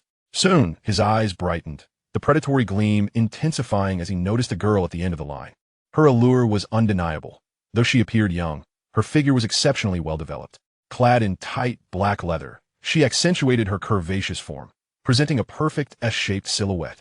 Some older girls, upon seeing the black-clad girl, glanced down at their own figures, feeling a pang of inadequacy. The black-clad girl possessed a stunning physique. Yet her expression was cold, not feigned aloofness, but a genuine, pure chill. This girl was none other than Zhu Zhuqing. Sensing someone unabashedly staring at her, Zhu Zhuqing furrowed her brows slightly. Zhu Zhuqing cast her gaze and spotted Dai Mubai, her brows furrowing even tighter. It was he, ranked 4th on the list of scoundrels, which meant that this place could be perilous. Although Zhu Zhuqing aspired to grow stronger, she had no intention of entering a treacherous academy. The fundamental premise of becoming stronger was to first ensure her survival. Without hesitation, she turned away from the long queue, prompting a moment of surprise from Dai Mubai, who quickly stepped forward to intercept her. Why are you leaving? He inquired. Zhu Zhuqing remained silent, her demeanor clearly indicating her indifference. What does it matter to you? Ignored. Dai Mubai felt a twinge of discontent, his expression darkening. He mused to himself, it seems it's because I am ranked 4th on the scoundrel list. Sigh. Being on that list means I must endure this for a while, and I can't even go out to enjoy myself. I can only hope the Academy admits a couple of lovely girls this year, but alas, she clearly does not intend to join Shrek. I wonder if that graceful girl will pass. Unable to go out for leisure or seek companionship at the Rose Hotel, Dai Mubai found himself contemplating the possibility of the Academy accepting a few beauties. Meanwhile, Ning Rongrong arrived in the village and distantly heard the sound of an argument. Ma Hongjun was relentlessly pursuing Suehua, who appeared fearful. Ma Hongjun, please stop bothering me. I will not be with you. Suehua, what is wrong with me? He pleaded. You are a scoundrel, ranked 10th on the list. Suehua, don't pay attention to that. I'm not a scoundrel. Do you think I'm unaware of your past? You often frequented those places, and anyone who walks by the river is bound to get wet. Perhaps you've already contracted a fair share of ailments. I know several girls who have dated you. Initially, they all claimed you were quite nice, but they ultimately regretted it because you often only think of yourself and seek to release your pent-up desires. They all ended up regretting it, and you infected them. You may be a soul master, but they are ordinary people, as am I. I will not be with you. Ma Hongjun felt the exaggeration. Come on. What is the big deal? The odds of winning the lottery are low. Suehua shook her head repeatedly. We are not suited for each other. Find someone else. Or go pursue your pleasures elsewhere. Ma Hongjun muttered to himself, I have no money. Yet, he dared not voice these thoughts. Please, Suehua, just go out with me. Yuan Ti regretted. He implored earnestly. Suehua, infuriated, asked pointedly, Ma Hongjun, I ask you, if you want to date me, do you truly love me? Or is it just to vent your frustrations? Answer me seriously. Speak with your conscience. In that instant, Ma Hongjun was taken aback. I'm not good enough, so please don't seek me out again. Suehua, don't go. Relationships can be cultivated. Love can blossom over time. He positioned himself once more in front of her. From a distance, Ning Rongrong watched with disdain. Ma Hongjun, ranked 10th on the scoundrel list? Truly deserving of such a title. He is utterly shameless, she muttered under her breath. Chapter 021. Tang San vows to eliminate the first on the hypocrite list miss. He is Ma Hongjun. I just learned that I saw him coming out of Shrek Academy. So he must be a student there. You cannot enter this academy. A soul emperor from the Seven Treasure Glazed Tile School suddenly appeared, and Ning Rongrong was not surprised. So annoying. My father has sent someone to keep an eye on me, she pouted. The sect leader is doing this for your safety. Miss, you sneaked out, and the sect leader actually turned a blind eye. If you found a suitable academy, he wouldn't interfere. Clearly, the sect leader believes it's time for you to venture out, as staying within the sect may spoil you. However, he knows that such an academy, with someone from the scoundrel list, is undoubtedly dangerous. Listening to this and observing the shameless Ma Hongjun ahead, Ning Rongrong hesitated but ultimately decided. All right, I will not go to Shrek Academy, but I must help that girl. Scoundrel, cease your pursuit. In broad daylight, do you still wish to forcefully abduct a maiden? After approaching, Ning Rongrong discovered that Ma Hongjun was forcibly dragging Suihua away. Upon hearing her words, Ma Hongjun's eyes lit up as he teased. If you're willing to take her place, I could let her go. Furios, Ning Rongrong retorted, Rokue. Dream on. No wonder you're ranked 10th on the scoundrel list. Ma Hongjun's expression darkened. If you don't wish to be my woman, then scram. Don't meddle in affairs that don't concern you. Ning Rongrong's anger surket. Ma Hongjun was truly shameless, displaying no awareness of his own wrongdoing. Your persistent harassment of this girl is utterly disgraceful, she scoffed. Were you to meddle in my affairs? Looking for trouble? Ma Hongjun scoffed with dismissivity. Ning Rongrong's chest heaved with indignation. Rogue, if my grandfather hears you speak like this, he would undoubtedly give you a good thrashing. Ma Hongjun smirked. What grandfather? When he sees me, he'll have to call me Grandpa Ma. Ma Hongjun unleashed his martial soul, 2 yellow soul rings swirling around him, his hands transforming into claw-like appendages as he shouted. Phoenix embody. Ning Rongrong was taken aback. A phoenix martial soul? That is a top-tier beast martial soul.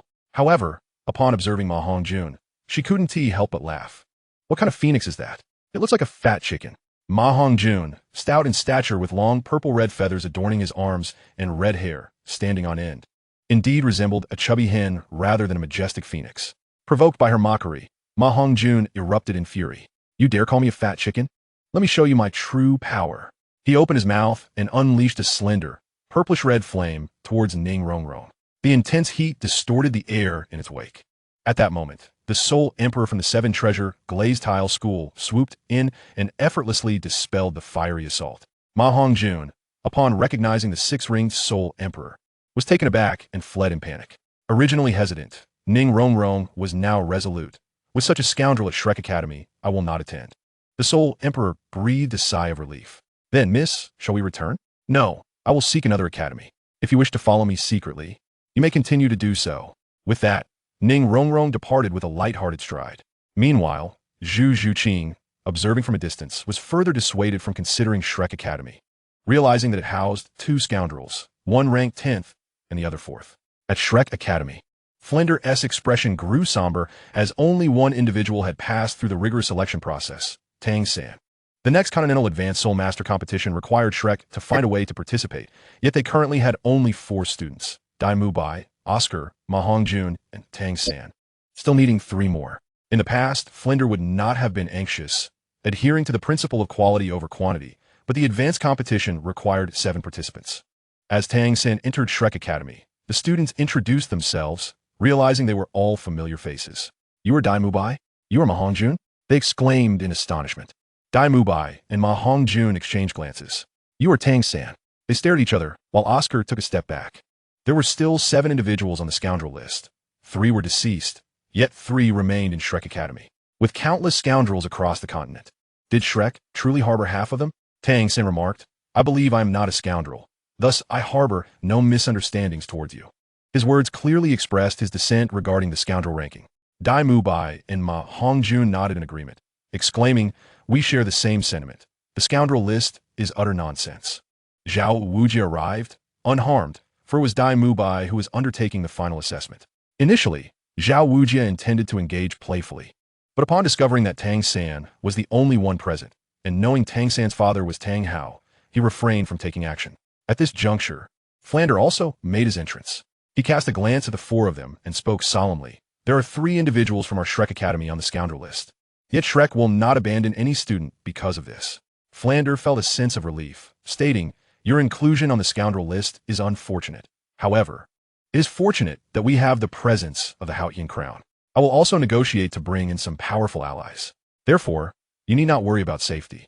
Focus solely on diligently enhancing your skills to achieve excellent results in the next Continental Advanced Soul Master competition, preferably securing the championship.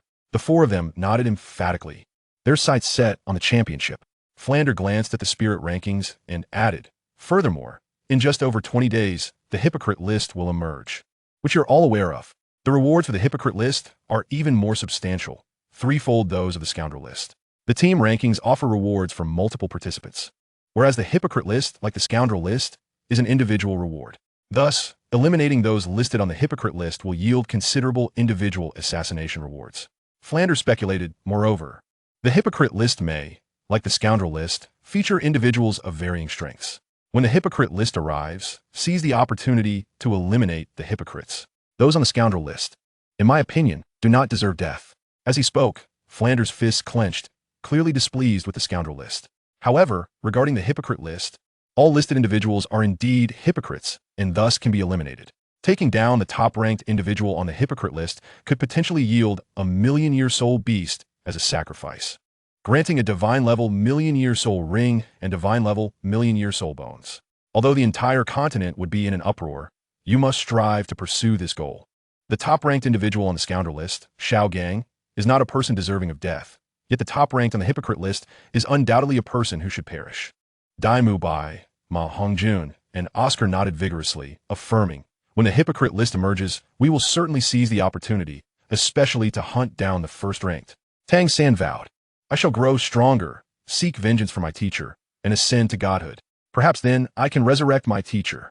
Therefore, I too will seize the opportunity presented by the divine list and swear to eliminate the top-ranked hypocrite. If Lin Yi were present, he would undoubtedly be amused by Tang San's declaration. Chapter 022. Tang Hao. I shall deal with the top hypocrite. Tang San could hardly contain his eagerness for the hypocrite list.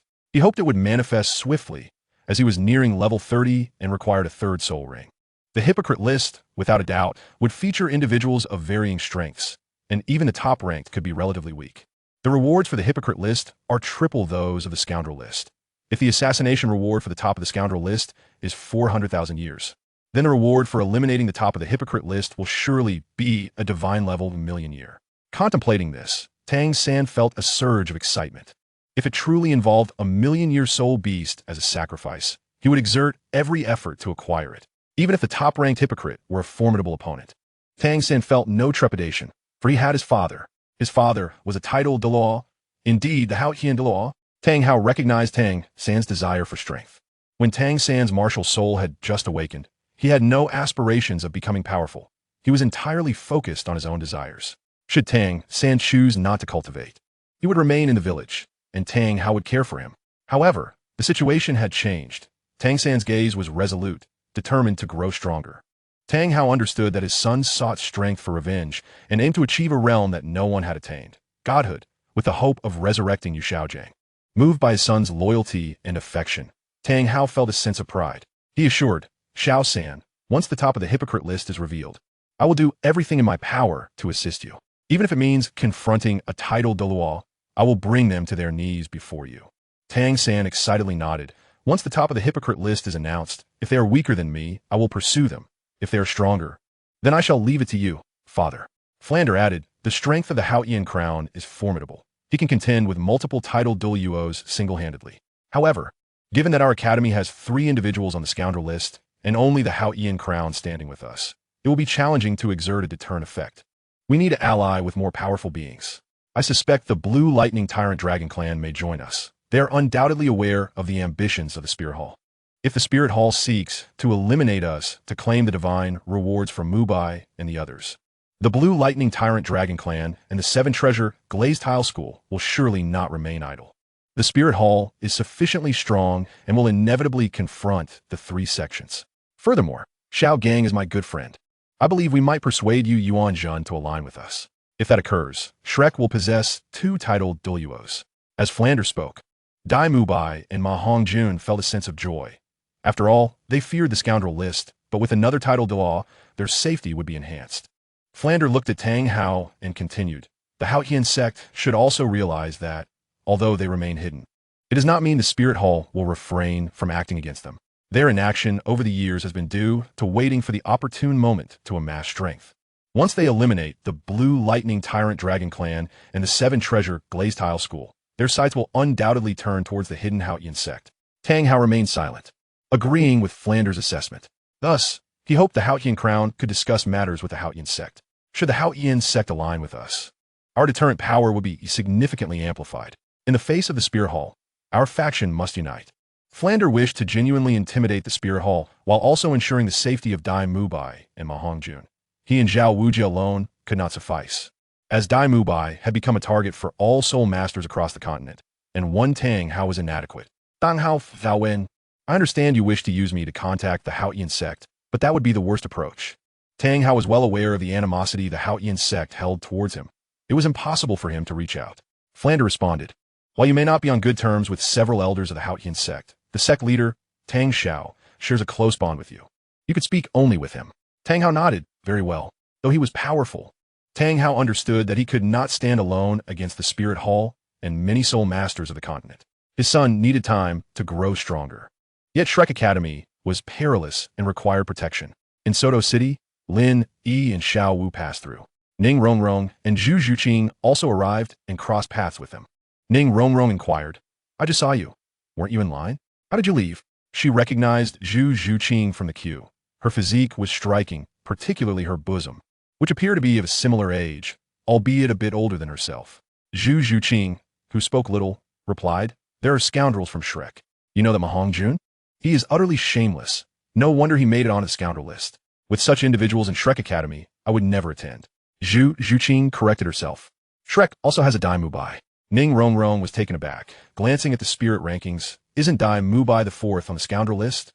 Zhu Zhuqing nodded. Ning Rongrong felt relieved. I'm glad I didn't enter Shrek Academy. Curiously, she asked, which academy do you plan to attend instead? Zhu Zhuqing shook her head, expressing uncertainty. I'm still unsure. I seek an academy that can empower me. Her desire to grow stronger and achieve an esteemed rank in the Soul Master Tournament, alongside the prospect of obtaining commendable rewards, fueled her determination. Join me, she urged. Just then, Lin Yi's voice echoed through the air.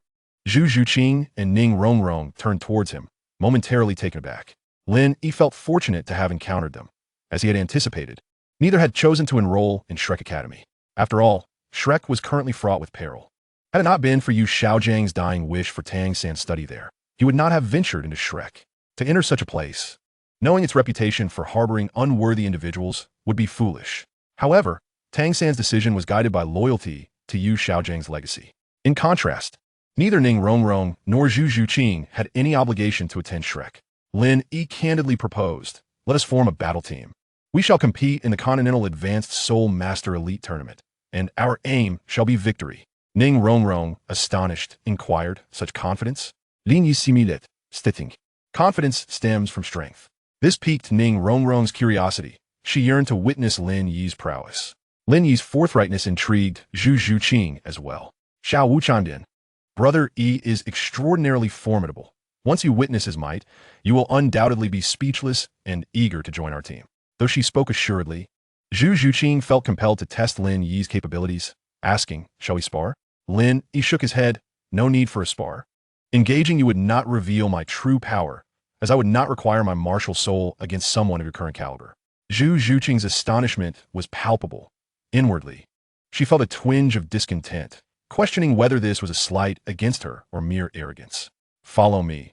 Lin Yi beckoned, leading them to a secluded corner, with Ning Rongrong and Zhu Zhuqing trailing behind, reassured by the presence of a powerful guardian in the shadows. Upon reaching their destination, Lin Yi wasted no time, promptly unleashing his martial soul as 3 soul rings descended above him in succession. At the moment the first ring landed, Zhu Zhuqing and Ning Rongrong were utterly astounded. As 3 blood-red soul rings encircled Lin Yi, they stood frozen in place. Chapter 023. Tang San receives a slap to the face again. Ning Rongrong and Zhu Zhuqing were in disbelief. At such a young age, to be a 3-ring soul ancestor was not what astounded them most. Rather, it was the extraordinary configuration of his soul rings. Beginning with 10,000-year soul rings, each blood-red ring gleamed with increasing brilliance, indicating their remarkable age. How could this be achieved? A 3-ring soul ancestor with such an astonishing soul ring configuration was virtually unheard of. It was true that with the advent of the God ranking, lower-ranked soul masters might possess 10,000-year or even 100,000-year soul rings, yet achieving such a feat remained exceedingly rare. Clearly, both women understood that Lin Yi had undergone a soul bee sacrifice. Otherwise, how could he possess such high-age soul rings? They were merely 28-level, 2-ring soul masters, recognized as prodigies, yet their soul rings were but a century old. Lin Yi's soul ring configuration was beyond their reach. In Lin Yi's presence, the two prodigies felt as ordinary as the masses, lacking any means of comparison. Lin Yi asserted, to achieve 100,000-year soul be sacrifice, one must acquire soul bones. Hence, I need not display my 3 soul bones. Now, are you interested in forming a team with me? His words jolted them from their stupor, and Zhu Zhuqing nodded decisively. I am willing. Ning Rongrong, too, aspired for victory to impress her father and Grandmaster Jian, resolutely stating, I wish to become stronger and better through our adventures. I'm also willing. Lin Yi acknowledged their commitment. Very well, I plan to head to the Heavenly Water Academy. Join me. Subsequently, the 4 made their way to the Heavenly Water Academy. Along the journey, Lin Yi revealed that Shui Wuchang was his adoptive mother, causing Zhu Zhuqing and Ning Rongrong to exchange knowing glances. It was no wonder Lin Yi sought to attend the Heavenly Water Academy. After all, he had a vested interest in ensuring that the fruits of his labor benefited those who had nurtured him. As the adopted son of Shui Wuchang, it was only fitting that he represented the Heavenly Water Academy in claiming victory at the Continental Advanced Soul Master Tournament. At Shrek Academy, Tang Hao prepared to contact Tang Xiao, realizing he could not protect Shrek alone and required formidable allies. In the Continental Advanced Soul Master Tournament 2 years hence, our Shrek team aims for the championship. Currently, we have only 4 students, and we need 3 more. I would like you to speak with the Hao Ian sect leader about selecting 1 or 2 of the most exceptional talents under the age of 25 from within the sect. Flender suggested. Tang Hao nodded. Naturally, the Hao Ian sect would be attentive to the God ranking, eager to secure rewards for themselves. It was plausible for them to select 1 or 2 outstanding prodigies. Meanwhile, Tang San and his companions were engaged and waited running around the village when they were confronted by Yu Yuanjin, who appeared furious. Having inquired about Tang San's appearance from students at Nodding Academy, Yu Yuanjin quickly recognized him among the runners. He matched the description perfectly. Approaching Tang San, who had halted with his companions, Yu Yuanjin asked coldly, You are Tang San? Tang San's heart skipped. Was this man here to kill him? Instinctively, he took a step back, while Dai Mubai and the others activated their martial souls, sharing the same apprehension. They sensed the formidable presence of this individual, though they could not discern his true strength. Tang San felt a hint of panic, mirrored by Ma Hongjuan's concern, while Dai Mubai was particularly alarmed. Knowing that he ranked 4th on the list of unworthy men, should he be killed, he would yield a soul bone of 20,000 years. For titled Douluos, such a prospect was irresistibly enticing, even driving them to madness. Few titled Douluos possess soul bones, let alone one of 20,000 years. With the top 3 already deceased and the list of hypocrites yet to be revealed, he felt the most vulnerable. Tang San's hand hovered near the 24 Bridges moonlit night, ready to unleash a concealed weapon at a moment's notice. Yu Yuanjin scoffed, There's no need for defenses. If I intended to strike, you wouldn't have the chance to prepare. Upon hearing this, Tang San instinctively lowered his guard. After all, a true powerhouse would not require such theatrics to engage in combat. He gestured to Dai Mubai and the others, signaling them to remain calm, as it appeared the individual before them was not there to kill them. Yu Yuanjin stated bluntly, I am Yu Xiaojiang's father. Are you his disciple? Hearing this, Tang San felt a wave of relief. So this was the father of his master. Yet, he could not suppress his discontent. How could a father of such formidable prowess fail to protect his son, allowing him to meet a tragic fate? I am indeed my master's disciple, Tang San replied. As soon as the words left his lips, Yu Yuanjin surged forward with astonishing speed. Too swift for Tang San to evade. With a resounding slap, Yu Yuanjin struck Tang San's face, sending him spinning twice before crashing heavily to the ground. The force of the blow was exponentially greater than that of Flender's earlier slap. While Flender had refrained from using his martial soul or soul power, relying solely on his physical strength, Yu Yuanjin, as a title Da, wielded incomparable might. Tang San lay in shock, gasping sharply. The pain was excruciating, and his right cheek swelled grotesquely, resembling that of a pig. Tang San, feeling a sense of injustice, pondered why he, a disciple of his master, will be struck by the very father of his teacher. Senior why? He suppressed his rising anger.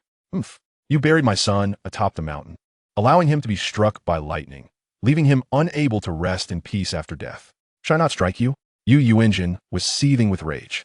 Tang San's expression darkened, realizing it was for the same reason as Flender. Clutching his aching face, he still felt compelled to apologize. I'm sorry. Were it not for you being the only disciple of Xiaogang, I would have struck you down myself. Yu Yuanjin's fury had not yet subsided as he inquired in a low voice. You are students of Shrek, are you not? Is Dean Flinder at the academy? Tang San, perplexed, asked, do you have business with Dean Flinder? Oomph. I wish to deliver a resounding slap to him as well. This statement left Tang San momentarily stunned. Flinder had buried his teacher's body in a good location. It shouldn't have been struck by lightning. So what had transpired? Tang San's anger intensified as he asked, Senior, what has happened? Oomph. Just the thought of it makes my chest heave with fury. Yu Yuanjin exclaimed. Flinder chose an even worse location. Xiaogang's grave has been struck again, and it was a 5 thunderblast, obliterating his remains. Yu Yuanjin's voice faltered, his eyes glistening with unshed tears. What has happened to the teacher? Tang San's complexion shifted dramatically, a weight settling in his heart.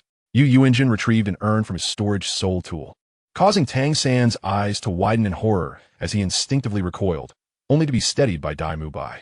Tang San stood frozen, tears welling in his eyes. His teacher had been struck by lightning once more, and even more grievously, reduced to mere fragments? How could this be? Why? The place where the dean buried Xiaogang should not attract lightning. So why had it been struck again? Was it fate? No, the teacher was not a wicked man. How could he be subjected to divine retribution? Tang San was bewildered. Yu Yuanjin seethed before I left. I examined the area carefully and found that the spot where Xiaogang was buried was precisely above an iron ore deposit. In that instant, Tang San's expression darkened. It became clear to him why Yu Yuanjin was so incensed. Ma Hongjun wished to mention that the dean was not present, having stepped out, but Tang San interjected. The dean is at the academy. Ma Hongjun. Whoosh. In the next moment, Yu Yuanjin vanished from their sight, leaving them utterly bewildered. Even Tang San's purple extreme magic eye could not discern his movements, confirming he was a formidable powerhouse. Dai Mubai furrowed his brows. The dean is in for trouble. I've heard that Master S father is the head of the Blue Lightning Tyrant Dragon clan, a level 96 super assault soul law. At that moment, Flinder was in high spirits, as he had begun addressing the academy's safety issues and the Shrek team's problems one by one. Chapter 024, Tang How Suddenly Becomes a Father. At this juncture, Tang San and his companions hurried back to the academy. Ma Hongjun was displeased with Tang San, grumbling, Tang San, why did you say the dean is at the academy? Flinder had brought him to Shrek. Without the dean, there would be no current version of himself. He regarded Flinder as a father. The previous title Douluo clearly intended to cause trouble for the dean, and he had meant to say the dean was absent. But Tang San had preempted him. Ma Hongjun no longer addressed him as third brother, but instead by his name, indicating his displeasure. Tang San explained, perhaps this is a good thing. I do not wish to bring harm to the dean. The dean, having buried the teacher there, surely did not foresee such an outcome. So I do not blame him for it. Informing the dean of his presence at the academy is not an act of revenge. Ma Hongjun, puzzled, asked, then what is the reason? Tang San elucidated, this title Douluo is the father of our teacher, and now the dean seeks to ally with powerful beings. After all, my father alone cannot protect Shrek. Although he is strong, he cannot shield Shrek from all the soul masters across the continent. Thus, the dean must seek alliances. And Yu Yuanjin is the prime candidate. Ma Hongjun understood, his anger dissipating somewhat. Third brother, now I see. The group hastened toward the academy. While Tang San slowed his pace, his fists clenched in fury. His teacher's remains had been obliterated. How infuriating. Yu Yuanjin arrived at Shrek Academy, bellowing, Flinder, come out. Flinder, taken aback, wondered why he was being sought. Upon his emergence, his eyes brightened at the sight of Yu Yuanjin, Xiaogang's father, whom he had met in his youth. Ah, Senior Yu, what brings you to me? Is it about Xiaogang? Indeed. Yu Yuanjin swiftly approached Flinder and, before he could react, delivered a resounding slap. The sound echoed as Flinder was left dazed, his mind buzzing. Senior, what is the meaning of this? Oomph. Why did you choose to bury my son in a place riddled with iron, or you allowed him to be struck by 5 bolts of lightning, leaving nothing of him? What? Flinder's face paled, his expression frozen in shock. Oomph. Thankfully, I arrived in time. Otherwise, Xiaogang's ashes would have been scattered to the winds. Bang! Flinder fell to his knees, overwhelmed with guilt and remorse. I am deeply sorry, and even more so to Xiaogang. At that moment, Tang Hao approached, sensing that Yu Yuanjin bore no intent to kill, and thus refrained from intervening. Tang San, now playing the peacemaker, said, Senior, the dean did not act with malice. He and the teacher share a brotherly bond and did not intend for this to happen. I implore you to temper your anger. The teacher would not wish to see the situation escalate to this. These words calmed Yu Yuanjin somewhat. Indeed, based on his understanding of Xiaogang, He would never allow harm to come to his brothers. Oomph. This slap is what you all deserve. Since it has been delivered, let this matter be settled. With that, Yu Yuanjin prepared to leave, casting a deep glance at Tang San, sensing his extraordinary potential. Yu Yuanjin solemnly stated, Xiaogang did not misjudge you. You are his only disciple. I hope you will achieve great things in the future and fulfill Xiaogang's wish to prove to the world that his theories are indeed correct. This way, he can rest in peace. Tang San nodded earnestly, I will. I shall become stronger and, using the blue silvergrass, prove my worth. I will ensure that the world no longer mocks my teacher, that they recognize him as the true master he is. Tang San's tone grew increasingly resolute. Furthermore, I will seize the opportunity to ascend to godhood, for the divine seems omnipotent, and once I achieve divinity, I shall find a way to resurrect my teacher. Upon hearing this, Yu Yuanjin's eyes sparkled with interest, a smile gracing his face. Excellent. Remember your words. Tang San vowed, I will never forget. A day as a teacher, a lifetime as a father. Moreover, the teacher has guided me for 6 years. I have long regarded him as my own father. If you do not mind, senior, I would be honored to call you my grandfather. Dang Hao. Yu Yuanjin, moved by this declaration, found his impression of Tang San quite favorable. Being Xiaogang's only disciple spoke volumes of Xiaogang's esteem for him. He sensed no deceit in Tang San's words. Their bond was akin to that of father and son, evident from Tang San's unwavering conviction. After a brief hesitation, Yu Yuanjin, feeling pleased, replied, Very well. From this day forth, I shall be your grandfather. Dang Hao. Tang Hao nearly erupted in frustration. He had unexpectedly gained a father figure, transformed into a son. He restrained himself, however, as the notion of being a son seemed rather appealing. Flinder, too, was taken aback, his eyes wide with astonishment. Ma Hongjun and his companions were filled with envy. Tang San's father was the Haotian Douluo, and now he had recognized a grandfather, the head of the Blue Lightning Tyrant Dragon Clan, a formidable super Douluo at level 96. With the Blue Lightning Tyrant Dragon as his martial soul, rendering him immensely powerful. Seizing the opportunity, Flander remarked, Elder, I believe you are well aware of the ambitions of the Spear Hall. They will not let this opportunity to seize the divine rankings slip away. And I trust you do not wish for the Spear Hall to gain such bountiful rewards, for that would spell doom for the continent. In the end of the Blue Lightning Tyrant Dragon Clan, the Spirit Hall grows stronger, and the 3 great sects will find themselves in peril. The reason they have not acted yet is due to the presence of the Heaven Do Empire and the Star Luo Empire, should they engage the 3 great sects. The Spirit Hall would also incur some costs. They fear that the Heaven Do Empire and the Star Luo Empire may take that chance to ally against them, which explains their current restraint. It is a balance of power. However, once the scales tip in favor of the Spirit Hall, they will be unafraid of anything. Flander's words left Yu Yuan trembling. Should the Spirit Hall acquire the divine rewards and grow stronger, they would inevitably extinguish them one by one. Thus, we must unite. Shrek now has the Haotian Douluo Tang Hao. If the Blue Lightning Tyrant Dragon Clan is willing to ally with Shrek, the Spirit Hall will certainly be wary. He continued, Furthermore, we will strive to win over the Haotian sect, thereby enhancing Shrek's significance. In the face of the Spirit Hall, unity is essential. As Flander finished speaking, Yu Yuan cast a penetrating glance at Tang Hao, fully aware that despite his youth, his strength might surpass his own. Yu Yuan nodded, Very well. As the head of the Blue Lightning Tyrant Dragon Clan, I can make this decision unilaterally. Given the current situation, unity is indeed imperative. Otherwise, should the Spirit Hall grow stronger unchecked, our clan would surely face annihilation. Flander felt a surge of optimism, and Tang San and his companions also felt a sense of reassurance, especially Dai Mu Bai. Flander candidly stated, There is something I shall not conceal from you, which you should know as a member of the Shrek faction. It concerns the 4 students of Shrek. Yu Yuan raised an eyebrow in curiosity, wondering why he needed to be introduced to these 4 young individuals. Flander continued, They are named Oscar, Ma Hongjun, Tang San, and Dai Mu Bai. Yu Yuan couldn't help but feel a surge of indignation, glancing at the list of infamous individuals on the rankings. His gaze landed on the 10th, 9th, and 4th places, and upon seeing the 4th, his expression as a super Douluo twitched in disbelief.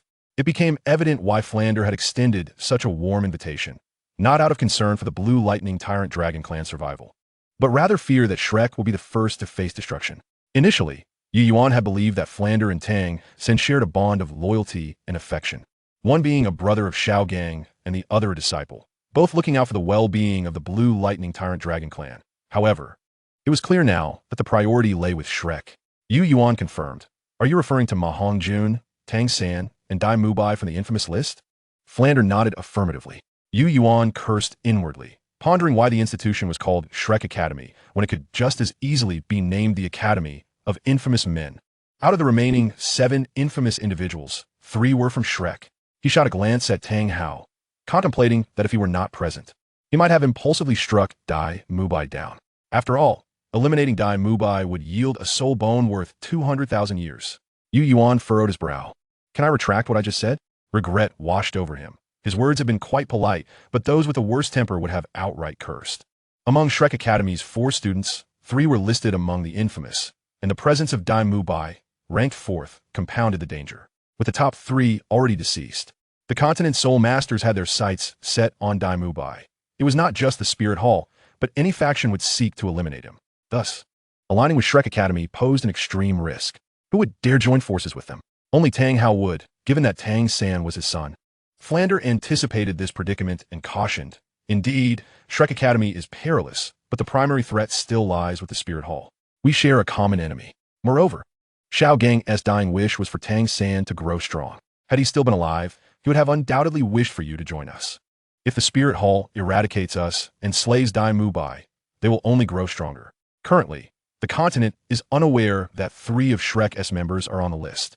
Once they find out, the Spirit Hall will become the most likely beneficiary. At that point, should Shrek be annihilated, how far behind would the Blue Lightning Tyrant Dragon Clan be?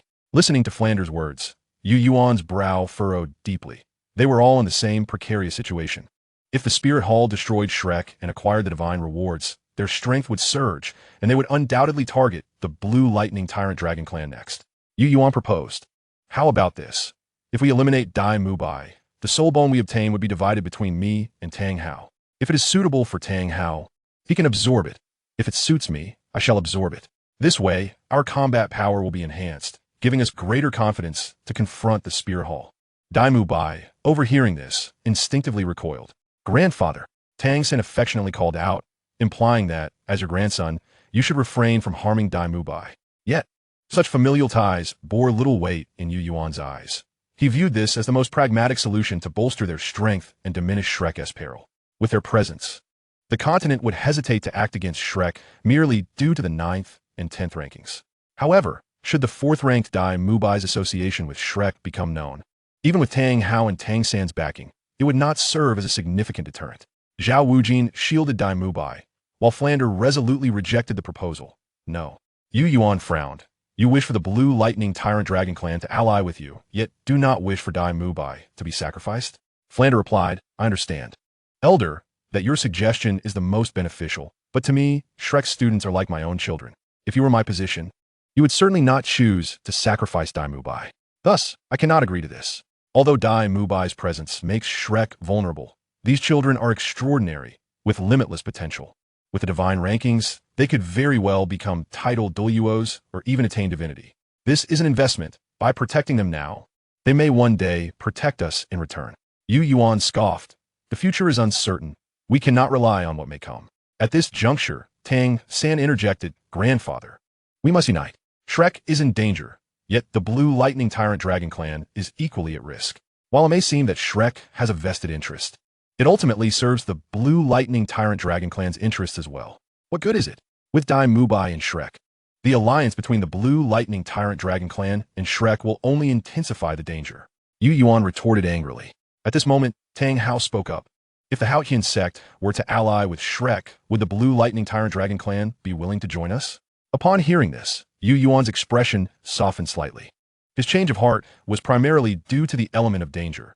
However, if the Haotian sect were to join forces, even with Dai Mubai within Shrek, the Spirit Hall would have to weigh their options carefully before making a move. Yu Yuan's tone became more conciliatory. At present, the Blue Lightning Tyrant Dragon Clan will not ally with you. But should you manage to unite with the Haotian sect, I assure you, the Blue Lightning Tyrant Dragon Clan will immediately join your ranks. Tang Hao nodded, agreed. Flander let out a sigh of relief, hoping fervently that the Haotian sect would forge an alliance with them. The success of this endeavor now depended on Tang Hao's communication with Tang Xiao. As Yu Yuan prepared to take his leave, Tang San respectfully offered, Grandfather, allow me to see you off. Dai Mubai let out a sigh of relief, his heart brimming with gratitude. Principal, I will remember today's events deeply. In the future, as I strive to become a formidable force, even a deity, I shall never forget all that you have done for us. Zhao Wujie responded with a smile. Splendid. If you truly ascend to godhood, do not forget your old friend Zhao Wujie. Be sure to take me on a tour of the realm of the divine. At that moment, Tang San returned from seeing off Yu engine, a smile gracing his features as he reassured, Fear not, we will not forget you. Zhao Wujie, feeling reassured, added, I was worried that you would only take your kin along and forget about us. Now I can rest easy. Flinder interjected, Focus on your training. Shrek is under considerable pressure. As for the Haotian sect, it is up to you to determine whether they can unite with Shrek. Mubai, please also reach out to the Star Luo Imperial family. They too must recognize the ambitions of the Spirit Hall and would likely prefer not to see it grow stronger, making them potential allies. Understood, I will make contact, Mubai replied. Ma Hongjun expressed his excitement. If the Haotian sect, the Blue Lightning Tyrant Dragon family, and the Star Luo Imperial family align with us, then even if the three of us are listed among the top contenders in Shrek, we need not worry. Flinder remarked, I will find a way to reach out to the Tiendo Imperial family. With the arrival of the God ranking, it is not just the top 3 sects that are anxious. I believe both the Star Luo and Tiendo Imperial families are equally concerned about the Spirit Hall's growing strength. Therefore, they should be eager to discuss matters with us. In Tianshui City, at Tianshui Academy, Lin, Xiaowu, Ning Rongrong, and Zhu Zhuqing arrived. Lin Yi had eliminated Bulu, and through the system, he could ascertain the whereabouts of any top contender. There was no need to search for the locations of Dai Mubai, Tang San, and Ma Hongjun, as they were all at Shrek. However, the positions of the 5th to 8th contenders remained unknown. Naturally, exploration would focus on the 5th position. Yet, he felt no urgency, as the subsequent configurations of soul rings and bones would have to be of a higher caliber. Nevertheless, his adoptive mother had already reached level 89, so perhaps a breakthrough to level 90 was possible. Putting those thoughts aside, his immediate priority was to see if entry into Tianshui Academy was feasible, especially considering the presence of 6 steadfast elders.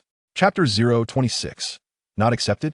Yu Engine returned to the Blue Lightning Tyrant Dragon family and informed the entire clan of his return with Yu Xiaojiang's ashes, stating that they were to be interred in the family tomb. Although Yu Xiaojiang had long ceased to be a member of the Blue Lightning Tyrant Dragon family, no one dared to voice dissent. Any objections would undoubtedly earn them a severe beating from Yu Engine, whose mood was far from pleasant. Lu Erlong was aware that Yu Xiaojiang's ashes had been returned, but did not go home. Showing little sorrow, she remained at the Blue Tyrant Academy. The only sadness she felt was familial, rather than romantic, as her affection for Yu Xiaojiang had been erased. Moreover, it had subtly changed her relationship with others. The clan was well aware that Lu Erlong held no feelings for Yu Xiaojiang. Had Yu Xiaojiang known that after his death he would be brought back to the family, only for Lu Erlong to ignore him, he would have surely been enraged. Yu Yuanjin interred Yu Xiaojiang's urn in the lavish family tomb, akin to an imperial sepulchre. After ensuring everything was in its place, Yu Yunjin gazed skyward, his voice heavy with emotion. Damn heavens, I wonder how you plan to strike my son again. This tomb's walls are as thick as fortifications, constructed from the hardest stone, ensuring my son shall never again face your wrath. Wiping away his tears, he looked toward the tomb. My son, you may rest in peace. In Tianshui City, Shui Wuchang was in high spirits, pleased that his son had returned, bringing with him 3 prodigies to the academy. Before entering the academy, he conducted assessments on Xiao Wu and her companions, to his astonishment. Even the academy Shui Binger and Shui Yuer possessed talents that paled in comparison to Xiao Wu and her friends. Xiao Wu, age 12, was a rank 29 assault spirit master. Zhu Zhuqing, aged 11, was a rank 28 agility spirit master. Ning Rongrong, also 12, was a rank 27 support spirit master. Furthermore, all 3 bore formidable martial souls, particularly Ning Rongrong, whose martial soul was the 7 treasure glazed tile pagoda. Having a 7 treasure glazed tile spirit master in a team as a support would significantly enhance the team's capabilities. Shui Wuchang exclaimed with excitement. You are all more than qualified to enter Tianshui Academy. Xiao Wu, however, did not agree outright.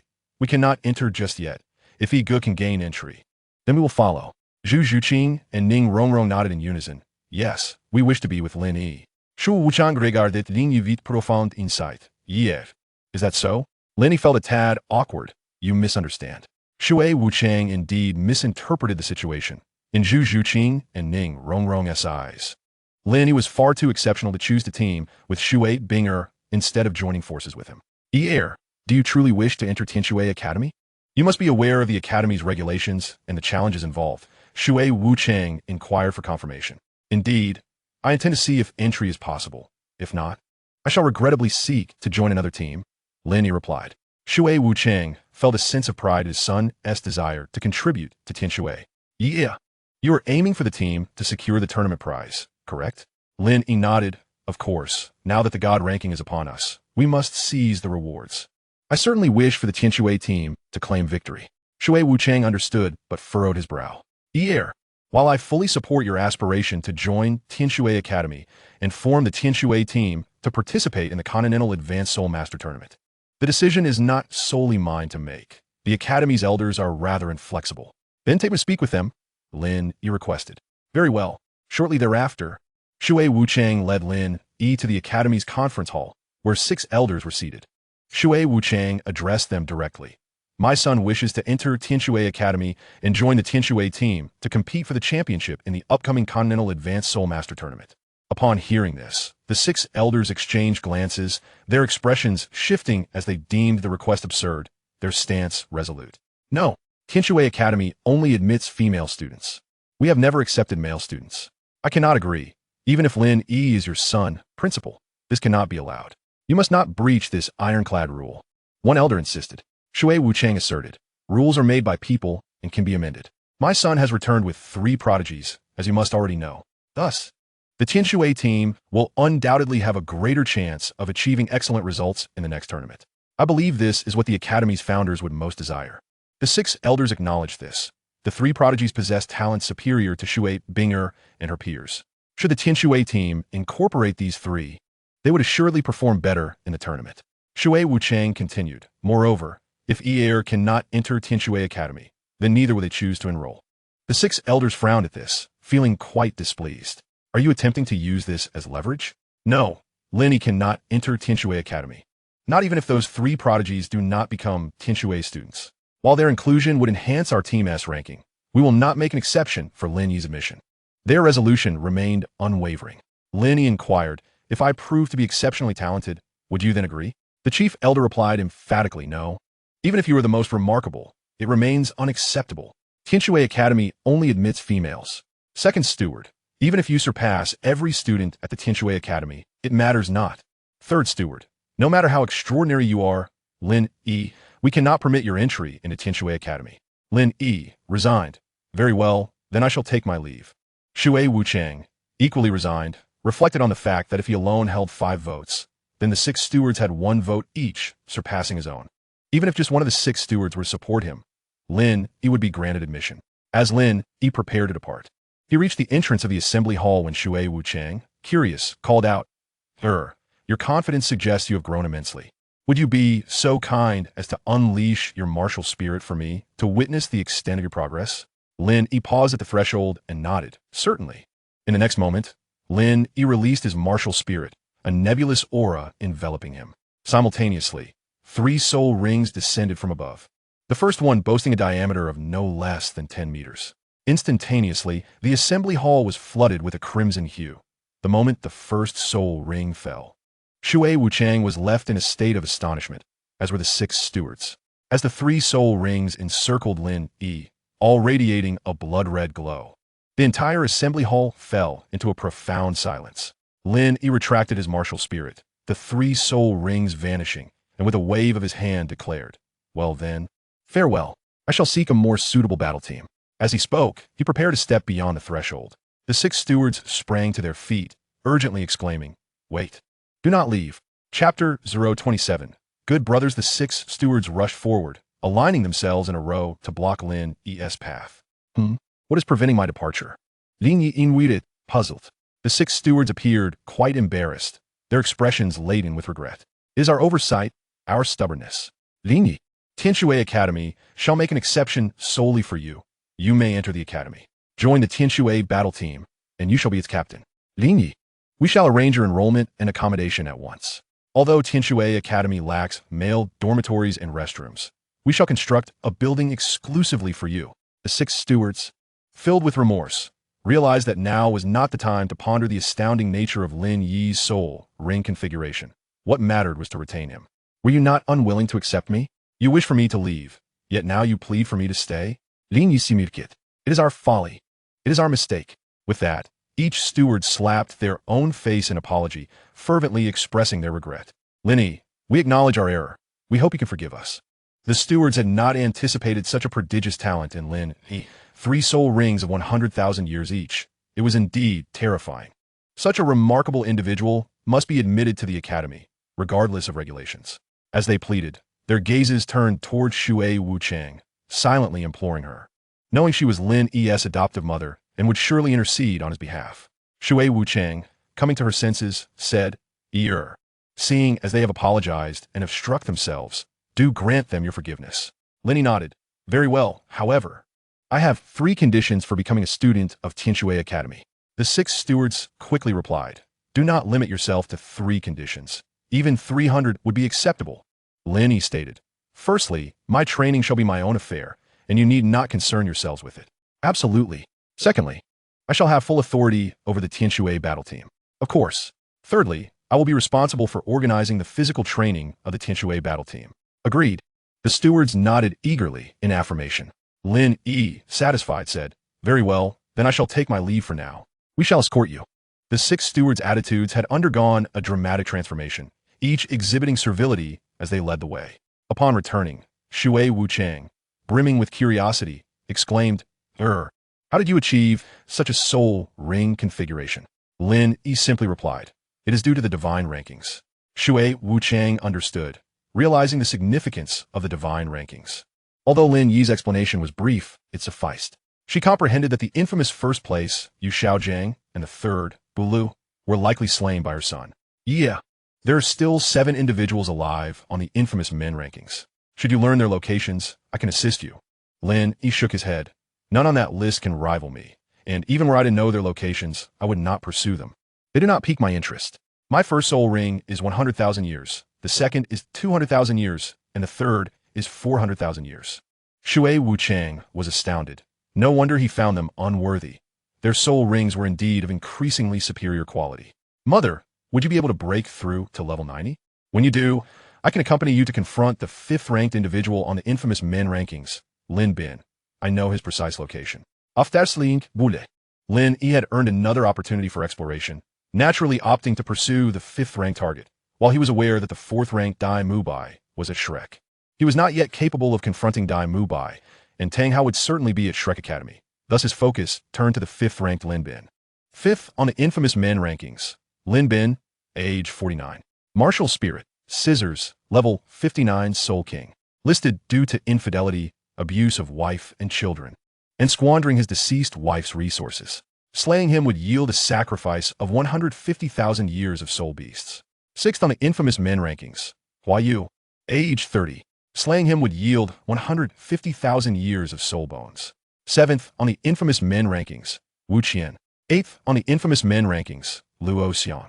Thus, Lin Yi naturally set his sights on the 5th-ranked Lin Bin. In Lin Yi's perspective, his adoptive mother, Shui Wuchang, was a genius. Possessing the exceptional martial spirit of the Ice Phoenix, innate soul power at level 9, and nearing level 89 before the age of 50. It could be said that she was of the same caliber as Tang Hao, with slightly lesser aptitude, but still had the potential to become a title de la. Shui Wuchang, filled with determination, declared, I am close to breaking through to level 90. Once I do, I will hunt him down. Shui Wuchang would never refuse Lin Yi's intentions. And after acquiring the sacrifice of 150,000 years of soul beasts, she would become a title de, further enhancing her strength to better protect Lin Yi. Subsequently, Lin Yi, Xiao Wu, Zhu Zhuqing, and Ning Rongrong entered Tianshui Academy. The Tianshui battle team consisted of 7 members, 4 of whom were Lin Yi, along with 3 others, Shui Binger, Shui Yuer, and Shui Wu. Originally, the captain of the Tianshui battle team was Shui Binger, but upon witnessing Lin Yi's soul rings, she and her companions were left awestruck, with no objections to Lin Yi assuming the captaincy. With Lin Yi in the team, none could rightfully claim the title of captain. Indeed, Lin Yi would undoubtedly be the captain of any elite battle team he joined. His prowess was simply unparalleled, beyond description. At Shrek Academy, Tang Hao was urgently trying to contact Tang Xiao, while Flinder reached out to the Tiando royal family, and Dai Mubai contacted the Xingluo royal family. Currently, the Shrek battle team was short 3 members. Flinder indeed had candidates in mind. He sought to connect with the Tiando royal family. Aware that the Tiando Royal Academy hosted the Tiando Royal Battle Team, which included 2 promising candidates, Yu Qianheng with a Blue Lightning Tyrant Dragon Martial Spirit, and an excellent support, Yi Lingling with the 9-Heart Sea Butterfly Martial Spirit. Should these 2 join the Shrek battle team, it would significantly bolster their strength. Particularly, if Yi Lingling could join Shrek alongside Tang San and the other formidable members, they would be confident in clinching victory at the next Continental Advanced Soul Master competition. However, to recruit these 2, the premise was that the Tiando royal family was willing to ally with Shrek. Flinder held onto a glimmer of hope. For the Spirit Hall harbored ambitions of establishing a spirit empire to unify the entire continent, a fact well understood by the Tiando royal family. After communicating with one another, they dedicated themselves to diligent cultivation. At this moment, Flinder gathered Tang San and his companions. With a serious tone, he declared, "Though our team is not yet complete, we have already decided on a name, the Shrek 7 Monsters." Upon hearing this, Tang San and the others found the name quite splendid, as it implied 7 extraordinary beings. Flinder continued earnestly, "Do you think we should select the captain now, or wait until everyone has arrived?" At this juncture, Tang San inquired, "Dean, is there any need for a selection? I have always believed the captain has already been determined." Upon hearing this, Dai Mubai felt elated and patted Tang San's shoulder heartily. "Good brother." Tang San was somewhat bewildered by this sudden display of affection. Dai Mubai felt a wave of emotion, realizing that although their acquaintance was brief, Tang San was indeed a man of loyalty. The rewards for the team ranking were substantial, and the captain's rewards were even more lucrative. Tang San knew he was originally the captain. With the advent of the team ranking, he remained steadfast that there should be no change in leadership. He would continue to be the captain. What good brother he was. However, in the next moment, Dai Mubai's expression shifted as Tang San boldly declared, "Dean, I believe I should be the captain." Dai Mubai. Chapter 28. Slaying the Scoundrel. Dai Mubai was taken aback. He had initially thought Tang San was a loyal friend, destined to remain captain, only to realize he had misjudged the situation. In the past, it mattered little to Tang San, who assumed the role of captain, but now it was different.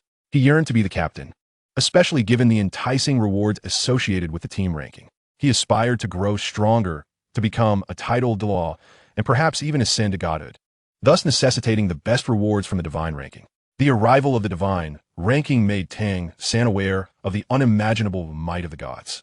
If he were to attain divinity, perhaps he could even resurrect his teacher. Furthermore, he sought vengeance for his teacher, knowing that Lin Yi was exceptionally formidable, having been thoroughly bested by him in both the Nodding Primary Academy and the Intermediate Academy. Therefore, he had to grow stronger. Ma Hongjun and Oscar were equally surprised. Ma Hongjun remarked, "Dai Mubai has always been the captain. Sange, do you wish to take the position?" Tang San confidently nodded. "Although Dai Mubai currently surpasses me in level, I believe I can defeat him in one-on-one combat. Moreover, I will lead the team in battle."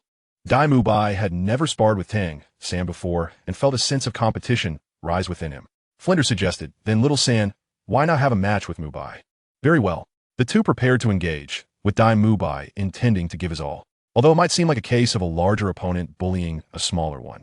The prospect of becoming captain was too enticing. Previously, he wouldn't have cared, but the rewards for the captain were too rich, and, as the 4th on the scoundrel ranking, he knew he had strong allies, yet ultimately, he had to rely on his own strength. Dai Mubai would not hold back simply because Tang San was at level 29. With 3 soul rings swirling around him, he unleashed his 1,000-year soul skill right from the start, entering the fray with full force. Tang San realized that relying solely on his blue-silver grass martial soul and 2 soul skills would make it exceedingly difficult to defeat Dai Mubai. But he had hidden weapons at his disposal. Even against a less than full-strength Zhao, Tang San was confident he could deliver a resounding defeat, let alone against Dai Mubai. The battle commenced and concluded swiftly, leaving Dai Mubai astonished by Tang San's prowess, particularly the effectiveness of his hidden weapons. Dai Mubai accepted his defeat wholeheartedly. Flinder resolved, "Then the captain of Shrek shall be little San." Tang San felt a surge of joy, his eyes glinting with determination. "Lin Yi, just how far have you progressed? I shall catch up to you, and even surpass you." In Tianshui City, Lin Yi and Xiao Wu, along with the others, began their training at Tianshui Academy. For Lin Yi, entering the academy presented only 2 advantages, the training environment and the equipment. The training environment is crucial for Soul Masters. Advanced Soul Master Academies provide corresponding environments that enhance training efficiency. Plant-type Soul Masters thrive in botanical-rich environments, while Soul Masters like Ning Rongrong excel in gem-laden surroundings. On the training grounds, Lin Yi stood before Xiao Wu, Zhu Zhuqing, Ning Rongrong, Shui Binger, Shui Yuer, and Shui Wu, who were lined up. Lin Yi instructed. You will perform 100 push-ups, 100 sit-ups, 100 squats, and run 10 kilometers with added weight. During this time, you are not permitted to use soul skills or soul power. We will give it our all. They responded. Ning Rongrong questioned, Lin Yi, aren't you joining us? Lin Yi shook his head. Such training would not benefit me. I will be training in the gravity chamber with a 1,000-pound weight. Ning Rongrong asked, will you be using your martial soul? Lin Yi replied, if you are not allowed to use your martial soul skills, neither will I. Upon hearing this, they were all astounded by Lin Yi's resolve. Training in a gravity chamber with 1,000 pounds? Without relying on soul power or skills, just with his physical body? They carried stones weighing only 30 pounds. While Lin Yi would be in a chamber where entering without a martial soul could be life-threatening. Even using soul power would be challenging. Instantly, Ning Rongrong and the others felt a wave of concern. Xiao Wu, however, was unperturbed. She had grown accustomed to Lin Yi's strength. Don't worry, everyone. Igu's physical prowess is formidable. I know this best. Having sparred with Lin Yi frequently over the 6 years at Notting, she was well aware of his might. All right, let us begin our training. Lin Yi departed. Ning Rongrong felt admiration. Although the task seemed daunting, she vowed to persevere. If Lin Yi could be so powerful and yet work so hard, what right did she have not to strive as well? Lin Yi sensed the determination in Ning Rongrong's gaze. He had initially worried about her somewhat spoiled demeanor, but now he felt reassured. At Haotian sect, Tang Xiao received a letter from Tang Hao, putting him in high spirits, for Tang Hao was well, and indeed, Tang San was his son. Tang Xiao convened the elders to prepare for a meeting.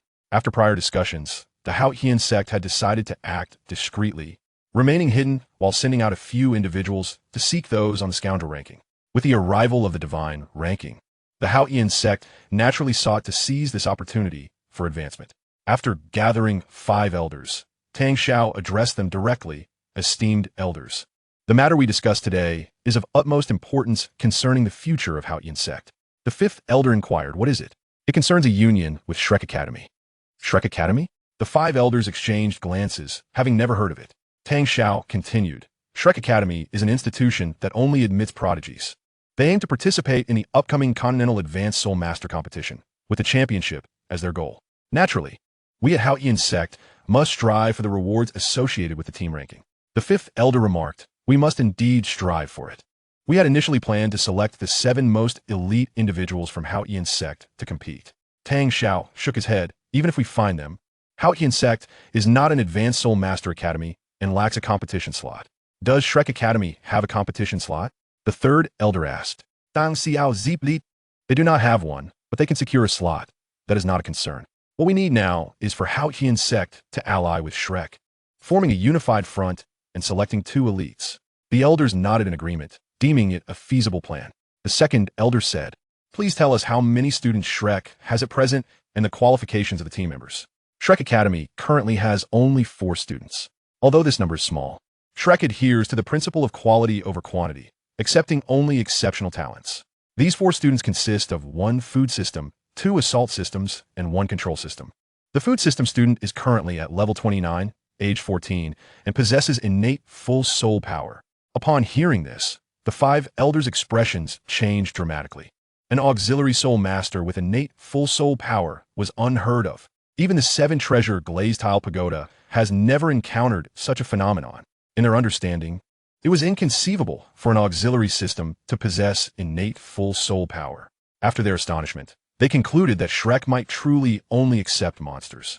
The food system student, with innate full soul power, must possess exceptionally strong auxiliary capabilities. Among the 2 assault system students, one is 15 years old, a level 36 soul sovereign, with the martial soul of an evil eye white tiger. The other is 12 years old, a level 28 great soul master, with the martial soul of an evil fire phoenix. Upon hearing the term phoenix, the elders were taken aback. The 15-year-old at level 36 was particularly shocking, as they had barely reached level 35 at that age. The control system student, with a martial soul of blue silvergrass, also possesses innate full soul power. Initially deemed insufficient due to the perceived weakness of the blue-silver grass martial soul, the mention of innate full soul power left them astounded. Soon enough, the extent of their exceptional talents will become more apparent. It is now imperative to share their names. Tang Xiao prepared to speak, but the elders gestured for him to refrain. No need to say. We can form an alliance with them. Tang Xiao replied, it is still necessary to mention, lest you blame me for concealing their identities after the alliance and subsequently retract your support.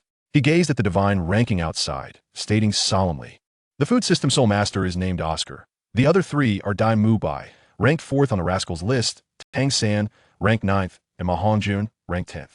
Suddenly, all 5 elders sprang to their feet, exuding an air of menace. Their eyes gleamed with fervent greed.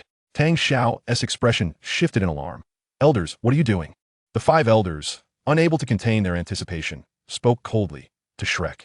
We must eliminate the rascals. Chapter 29, Ungratefulness. Tang San. Rushing to the entrance of the conference hall. Wait a moment. The 5 elders were puzzled. What were we waiting for? Who would have thought that a mere Shrek Academy could harbor 3 rascals? Though not widely known, there are indeed many rascals. This is a golden opportunity for our Haotian sect. The luck of the Haotian sect has arrived. We now know the whereabouts of 3 individuals on the rascals list. We must act quickly, lest we be outpaced by others. Killing Dai Mubai, the 4th on the rascals list, could yield a soul bone of 200,000 years. Any of us absorbing it would significantly enhance our combat prowess. The 5 elders were impatient, their eyes ablaze with ambition. Tang Xiao frowned, saying, I mentioned that Shrek Academy has 3 individuals on the rascals list, not to incite you to kill them, but to propose an alliance. Upon hearing this, the elders' demeanor transformed completely. They began to laugh. What are you saying? There are 3 individuals on the rascals list at Shrek Academy, and one of them is ranked 4th. You still wish for the Haotian sect to ally with them? We were unaware before, but now that we know, an alliance is absolutely out of the question. Dai Mubai, the 4th, is currently under the scrutiny of the entire continent. After all, he is akin to a 200,000-year soul bone. Who wouldn't want to claim him? An alliance with Shrek would only put the Haotian sect in greater peril. The opportunity for the Haotian sect has arrived. We must eliminate the rascals. Tang Xiao's expression darkened as he lowered his hands, ceasing to obstruct them. Yet he remarked, you may go, but bear in mind that Shrek Academy has 2 soul saints. The elders dismissed this with scorn. A mere soul saint? We do not regard them as a threat, they scoffed. Tang Xiao sighed, there's also one more individual, Tang Hao, who is at Shrek Academy and is protecting it. Upon hearing this, the 5 elders' expressions shifted, turning grim as they clenched their fists. The mere mention of Tang Hao incited their deep-seated resentment. It was because of Tang Hao that the Haotian sect had fallen into such decline. For the sake of personal feelings, he showed no regard for the consequences, and when opposing the Spirit Hall, had he ever considered the Haotian sect? You, Tang Hao, have been sacrificed, gained 100,000-year soul ring, and become the youngest and most formidable title Douluo. But what of the Haotian sect? You offended the Spirit Hall. When you fled, who would they seek out? Naturally, they would turn their ire toward the Haotian sect. With so many individuals in the Haotian sect, they were not afraid of death. But what of the others? What of their families? They may not fear death, but they do not wish for harm to befall their loved ones. At that time, the Haotian sect was in grave danger, worried that their wives and children would be harmed due to Tang Hao's actions. You, Tang Hao, have someone you wish to protect. Do not the members of the Haotian sect have the same? As the name of Tang Hao echoed, the 5 elders' chests heaved with anger. Even contemplating that if a hypocrite list were to emerge, Tang Hao would surely be included. They also pondered whether a list of ungratefulness might appear in the future. If so, Tang Hao would undoubtedly be at the top. The Haotian sect nurtured him, only to bring disaster upon themselves. The Haotian sect had battled against the Spirit Hall before retreating. At that time, they were far from strong, with the latter elders not yet having reached the rank of title Douluo. Now, the 5 elders of the Haotian sect include the 2nd elder, 3rd elder, 4th elder, 5th elder, and 7th elder. As for the 6th elder, he perished during the battle against the Spirit Hall before they retreated, a rank 89 soul. Had it not been for Tang Hao, the 6th elder would have survived. Had he lived until now, he would undoubtedly have become a title Douluo. Why does Tang Hao protect Shrek Academy? The elders were initially perplexed, but suddenly a realization struck them as they gazed upon the rascals list on the divine ranking. Their eyes fixating on the 9th entry, Tang San, with a martial soul of blue silver grass, age 12. The incident occurred 12 years ago, and they were certain of it. Tang Xiao nodded. It seems you have deduced correctly. Indeed, Tang San is Tang Hao's son. No wonder. The 5 elders understood, their expressions darkening as they muttered curses. Tang Hao was a disloyal wretch, and his son was a rascal as well. Truly like father, like son.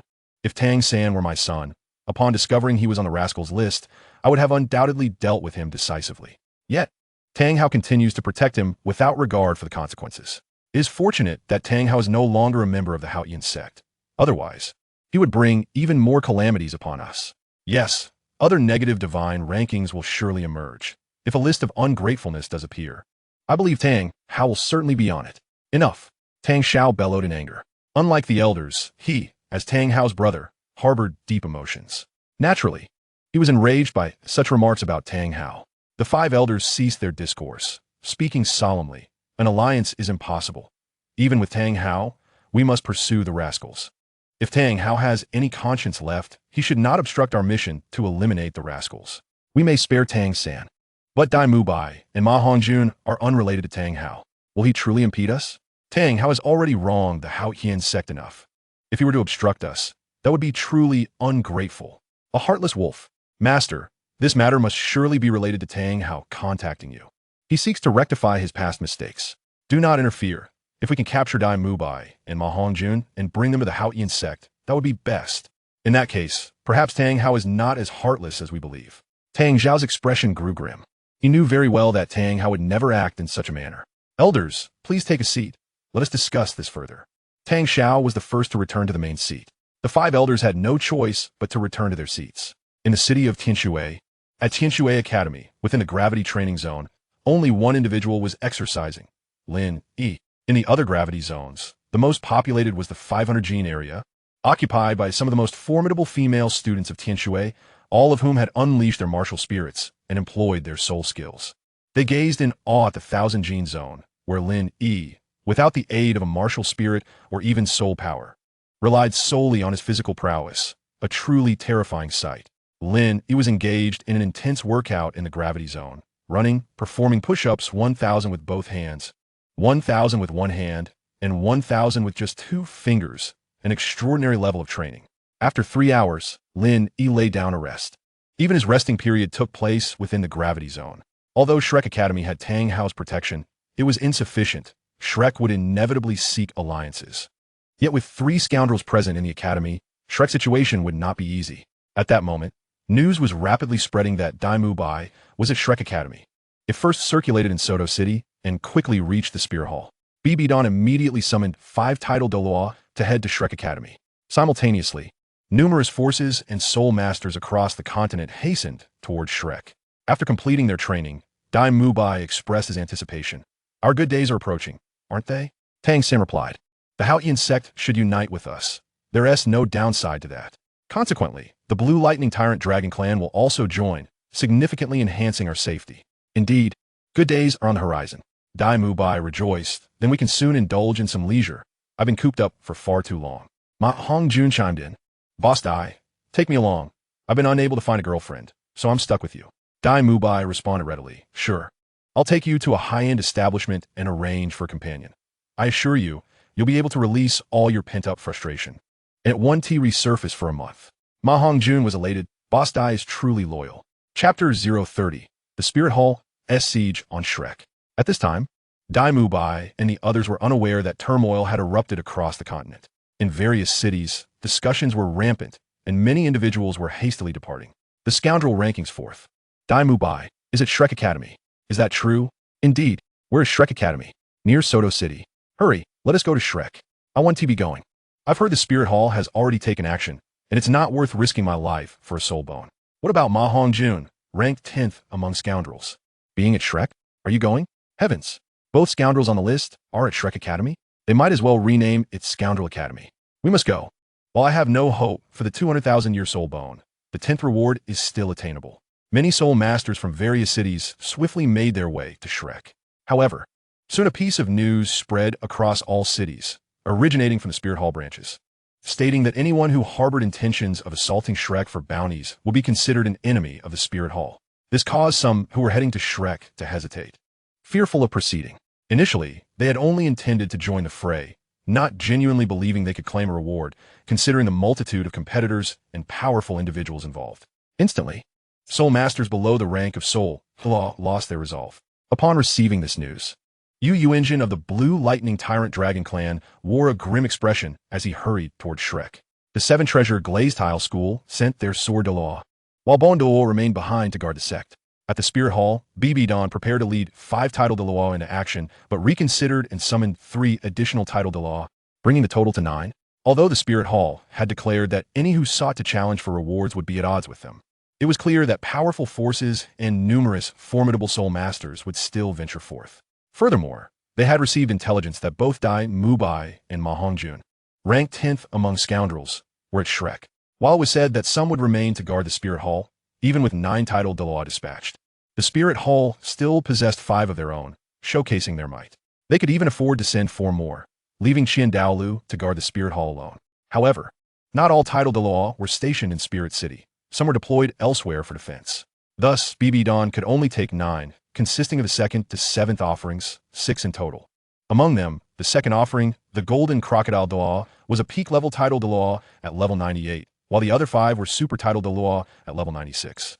The remaining 3 were Yu Eguan, Gui Mei, and Si Shue. Additionally, she brought along 5 soul de law, 20 soul saints, and 100 soul emperors. This formidable assembly made it evident that the Spirit Hall was determined to eliminate the scoundrels Dai Mubai and Ma Hongjun.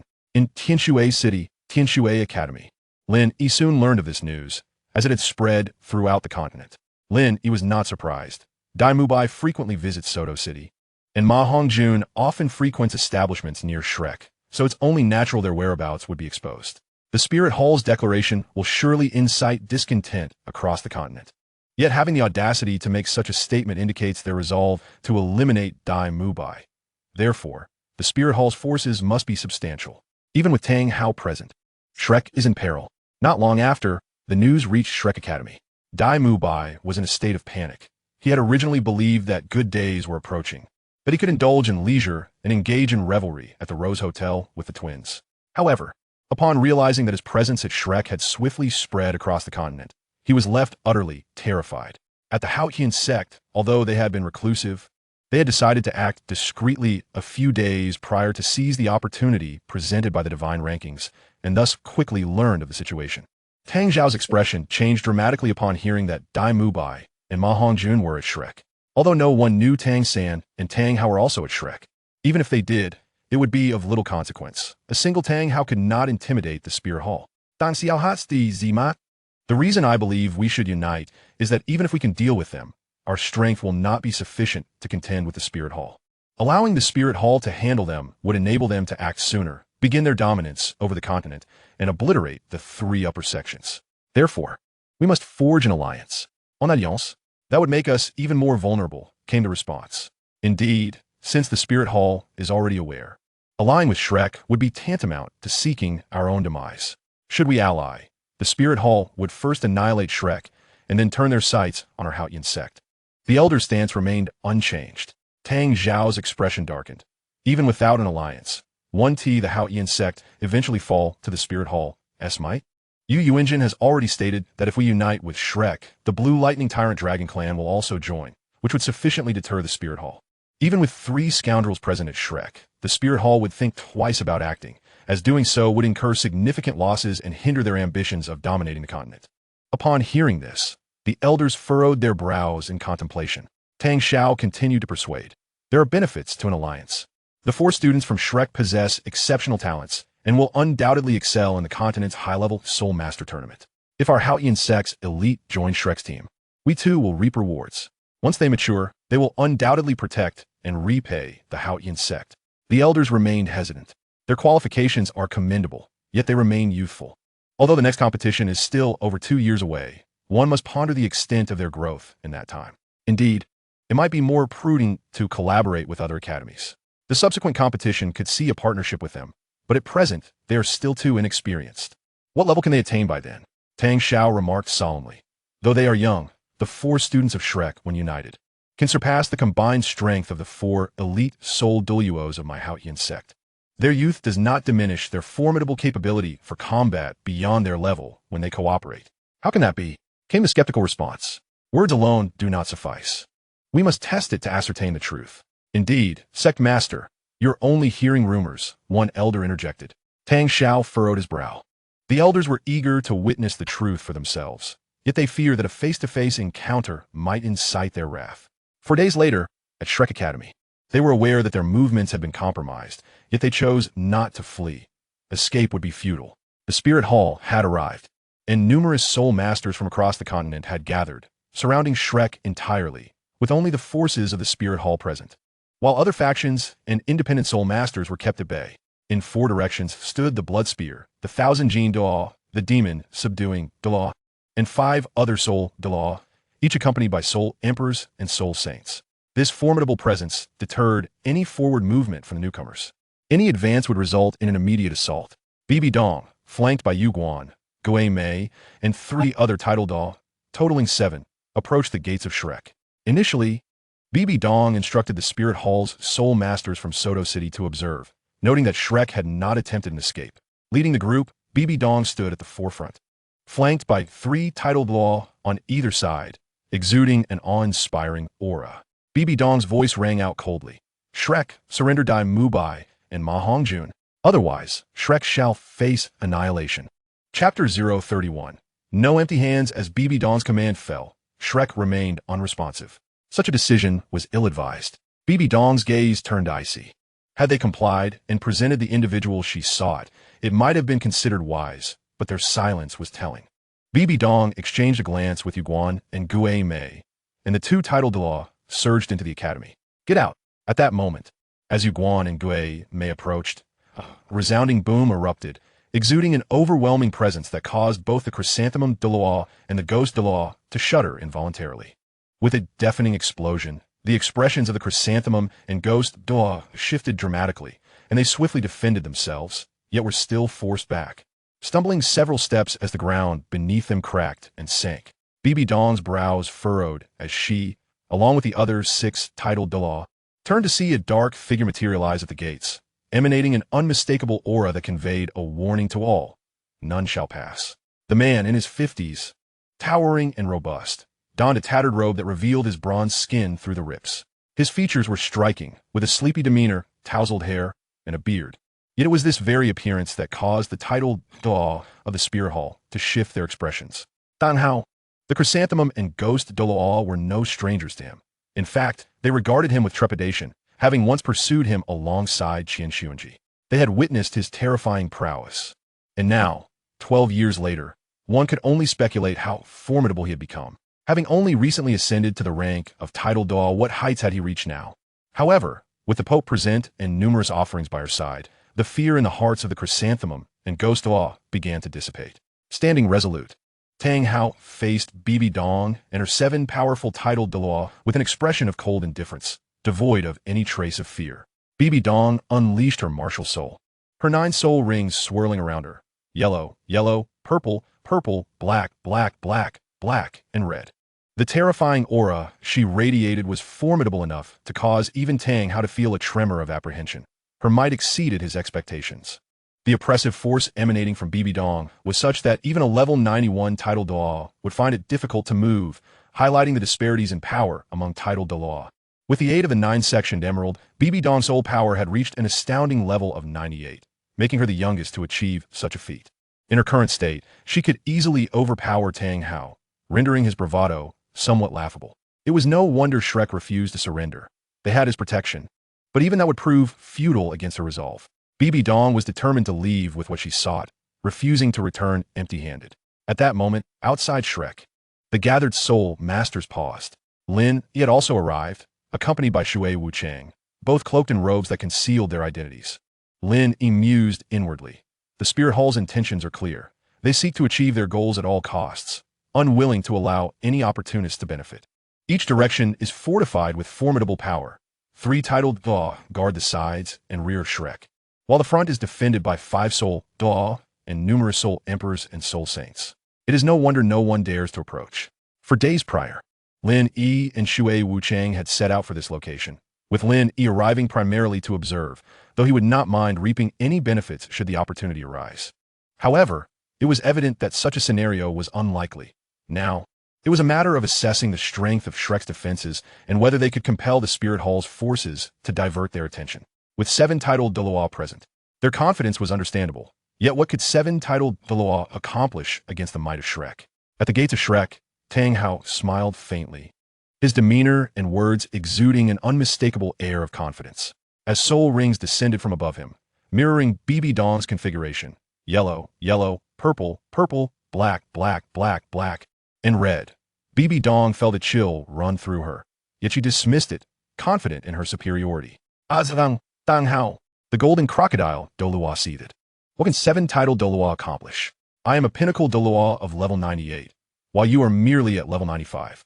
With that, the golden crocodile, Douluo, along with BB Dong, the chrysanthemum Douluo, the ghost Douluo, and 3 other titled Douluo, surged forward. Tang Hao's 7th soul ring shimmered, and he swung his immense black Haotian hammer, unleashing a blinding burst of black light. As the hammer swung, it grew exponentially, quickly reaching a size of 100 meters, its massive head resembling a small mountain. Crimson patterns emerged upon the Haotian hammer, and Tang Hao's 900,000-year soul ring burst forth in brilliance, transforming the colossal black hammer into a brilliant red. With a resounding crash, the enormous Haotian hammer was unleashed, leaving the Soul Emperors and Soul Saints behind. BB Dong momentarily dazed, their senses overwhelmed by the thunderous sound, causing some to faint. Upon hearing the commotion, Lin Yi thought to himself, it has begun. Following the explosion, the 6 figures of the golden crocodile and his companions landed steadily, while Tang Hao was sent reeling, spitting out a mouthful of blood. Tang Hao had exerted himself to the utmost, employing his full strength alongside his 10,000-year soul skill. Yet the 6 titled Douluo had not given their all, and still, they emerged unscathed, a testament to the vast chasm between them. The 6 titled Douluo stood unscathed. BB Dong's voice was cold as she declared, Tang Hao, while you are formidable, it is far from sufficient for you alone to protect Shrek. Then what if we join forces? At that moment, several figures emerged, causing BB Dong's expression to shift. The first to appear was Yu Engine, followed closely by the 4 elders of the Haotian sect. Aside from the second elder, all had come. With a swoosh, the final figure darted forward, standing shoulder to shoulder with Tang Hao, their ages comparable, surrounded by 9 soul rings, united in purpose. In the Haotian sect, there exists a formidable duo of titled Douluos. The master of the sect, known as the Tyrant Douluo, is Tang Xiao, the elder brother of Tang Hao, a peak assault type Douluo of the 97th rank. This scene unfolded in a manner that caught BB Dong utterly off guard. Who would have imagined that Shrek Academy would ally with such an array of powerful beings? BB Dong cast a glance towards Yu Yuanzhen, who possessed formidable strength himself. Even the combined might of the 3rd and 4th offerings would struggle to vanquish him, unless bolstered by a 5th offering. However, they also had Tang Hao, Tang Xiao, and the remaining 4 titled Douluos of the Haotian sect. With an icy demeanor, BB Dong addressed Yu Yuanzhen. Are you and your Blue Lightning Tyrant Dragon family truly prepared to stand against the Spirit Hall? Do you wish to court death? Yu Yuanzhen retorted with a cold snort. If we do not oppose you, will the Blue Lightning Tyrant Dragon family secure eternal survival? Very well. Then we must yield to the Spirit Hall. He laughed derisively. That is simply impossible. BB Dong's expression turned frigid, as she began to comprehend the reason behind the multitude of powerful protectors surrounding Shrek. Previously, she had learned of Tang Hao's appearance in Nodding City, saving the 9th-ranked scoundrel, Tang San. Thus, it was clear that Tang San must also be present in Shrek, which boasted 3 individuals from the scoundrel rankings. Fran stepped forward, feeling somewhat out of his depth in this gathering. The mere presence of a titled Douluo could induce him to spew blood. Yet, with the overwhelming pressure from Tang Hao and others alleviating the tension, Fran managed to maintain his composure and declared, Spirit Hall, it would be prudent for you to withdraw. Should conflict arise, even if we cannot triumph, and you manage to annihilate us, you will undoubtedly incur tremendous losses, with numerous titled Douluos perishing in the process. Such an outcome will be most welcomed by both the Tiandou and Xinglua empires. Upon hearing this, BB Dong's expression darkened as she scoffed. Is that a threat? Deep down, she understood the truth of his words. If the Spirit Hall pressed on, even if they succeeded in slaying Dai Mubai, the cost would be exorbitantly high. However, BB Dong had no intention of departing empty-handed. She asserted, if you wish for us to retreat, your combat strength indeed poses a deterrent. But you seem to have forgotten that the Spirit Hall has 3 titled Douluos stationed on the periphery. Should they arrive to assist, what chance do you think you stand? This pronouncement caused Fran's complexion to shift dramatically. Bibi Dong continued. Let us each take a step back. If you surrender Dai Mu Bai, we shall depart. Absolutely not. Fran's final word was barely uttered before Bibi Dong interrupted. Do not rush your decision. If I were to summon the 3 titled Douluos and additional forces here, declaring that the Spirit Hall will only eliminate Dai Mu Bai, while the rest of you may deal with Ma Hongjun and Tang San, what do you think will happen? Fran's expression paled, for such a scenario would place Shrek at a severe disadvantage, allowing the Spirit Hall to minimize their own losses. The members of the Douluo were filled with admiration. Indeed, Bibi Dong was a master strategist. Yu Yuanzhen and his companions wore grim expressions, fully aware that the Spirit Hall was resolute in not leaving without a prize, and, at the very least, they aimed to eliminate Dai Mu Bai. Chapter 32. To surrender or not to surrender. Fran's countenance was grim, for if the Spirit Hall proceeded with their plan, Shrek's adversaries would not merely consist of the Spirit Hall, but also countless soul masters rushing in from the periphery. The pressure on Shrek would intensify, and, consequently, the burden on the Spirit Hall would lessen, thereby reducing their costs significantly. Fran furrowed his brow and cautioned, even so, should the Spirit Hall succeed in killing Dai Mu Bai and acquire the 200,000-year soul bone, it will not be so simple. They will still lose titled Douluos, albeit fewer than otherwise. But is it truly worth trading the lives of a few titled Douluos for a 200,000-year soul bone? Bibi Dong chuckled, her demeanor still threatening. Indeed, it may not seem worthwhile, but if sacrifices could resolve your existence, then it would be deemed worth it. In Bibi Dong's eyes, these titled Douluos were mere stumbling blocks to the Spirit Hall's future dominion over the continent. They would inevitably be eliminated. Thus, if this battle could eradicate them while also securing the 200,000-year soul bone, it would be a worthy endeavor.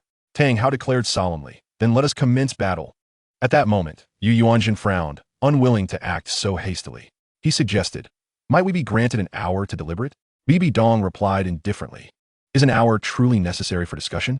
You have but a quarter of an hour.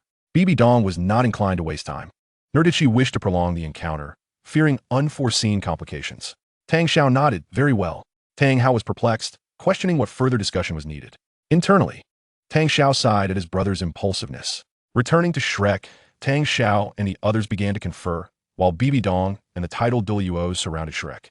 Bibi Dong, arms crossed and resolute, was determined to achieve her objective. Within Shrek Academy, the 7th elder of the Haotian sect urged, surrender Dai Mu Bai. Absolutely not. Fran rejected outright. Shall we then take our leave? The elders of the Haotian sect began to rise. Fran's expression shifted dramatically, filled with despair. As he cast a pleading glance at Tang Xiao responded, please sit down. We have already reached an agreement. The 4 elders reluctantly retook their seats, regretting their earlier decision, realizing that they had not intimidated the Spirit Hall as they had hoped. Fran asserted, our combat strength is more than capable of contending with the Spirit Hall and can drive them back. Initially, Shrek's intention was to intimidate, believing their strength was sufficient.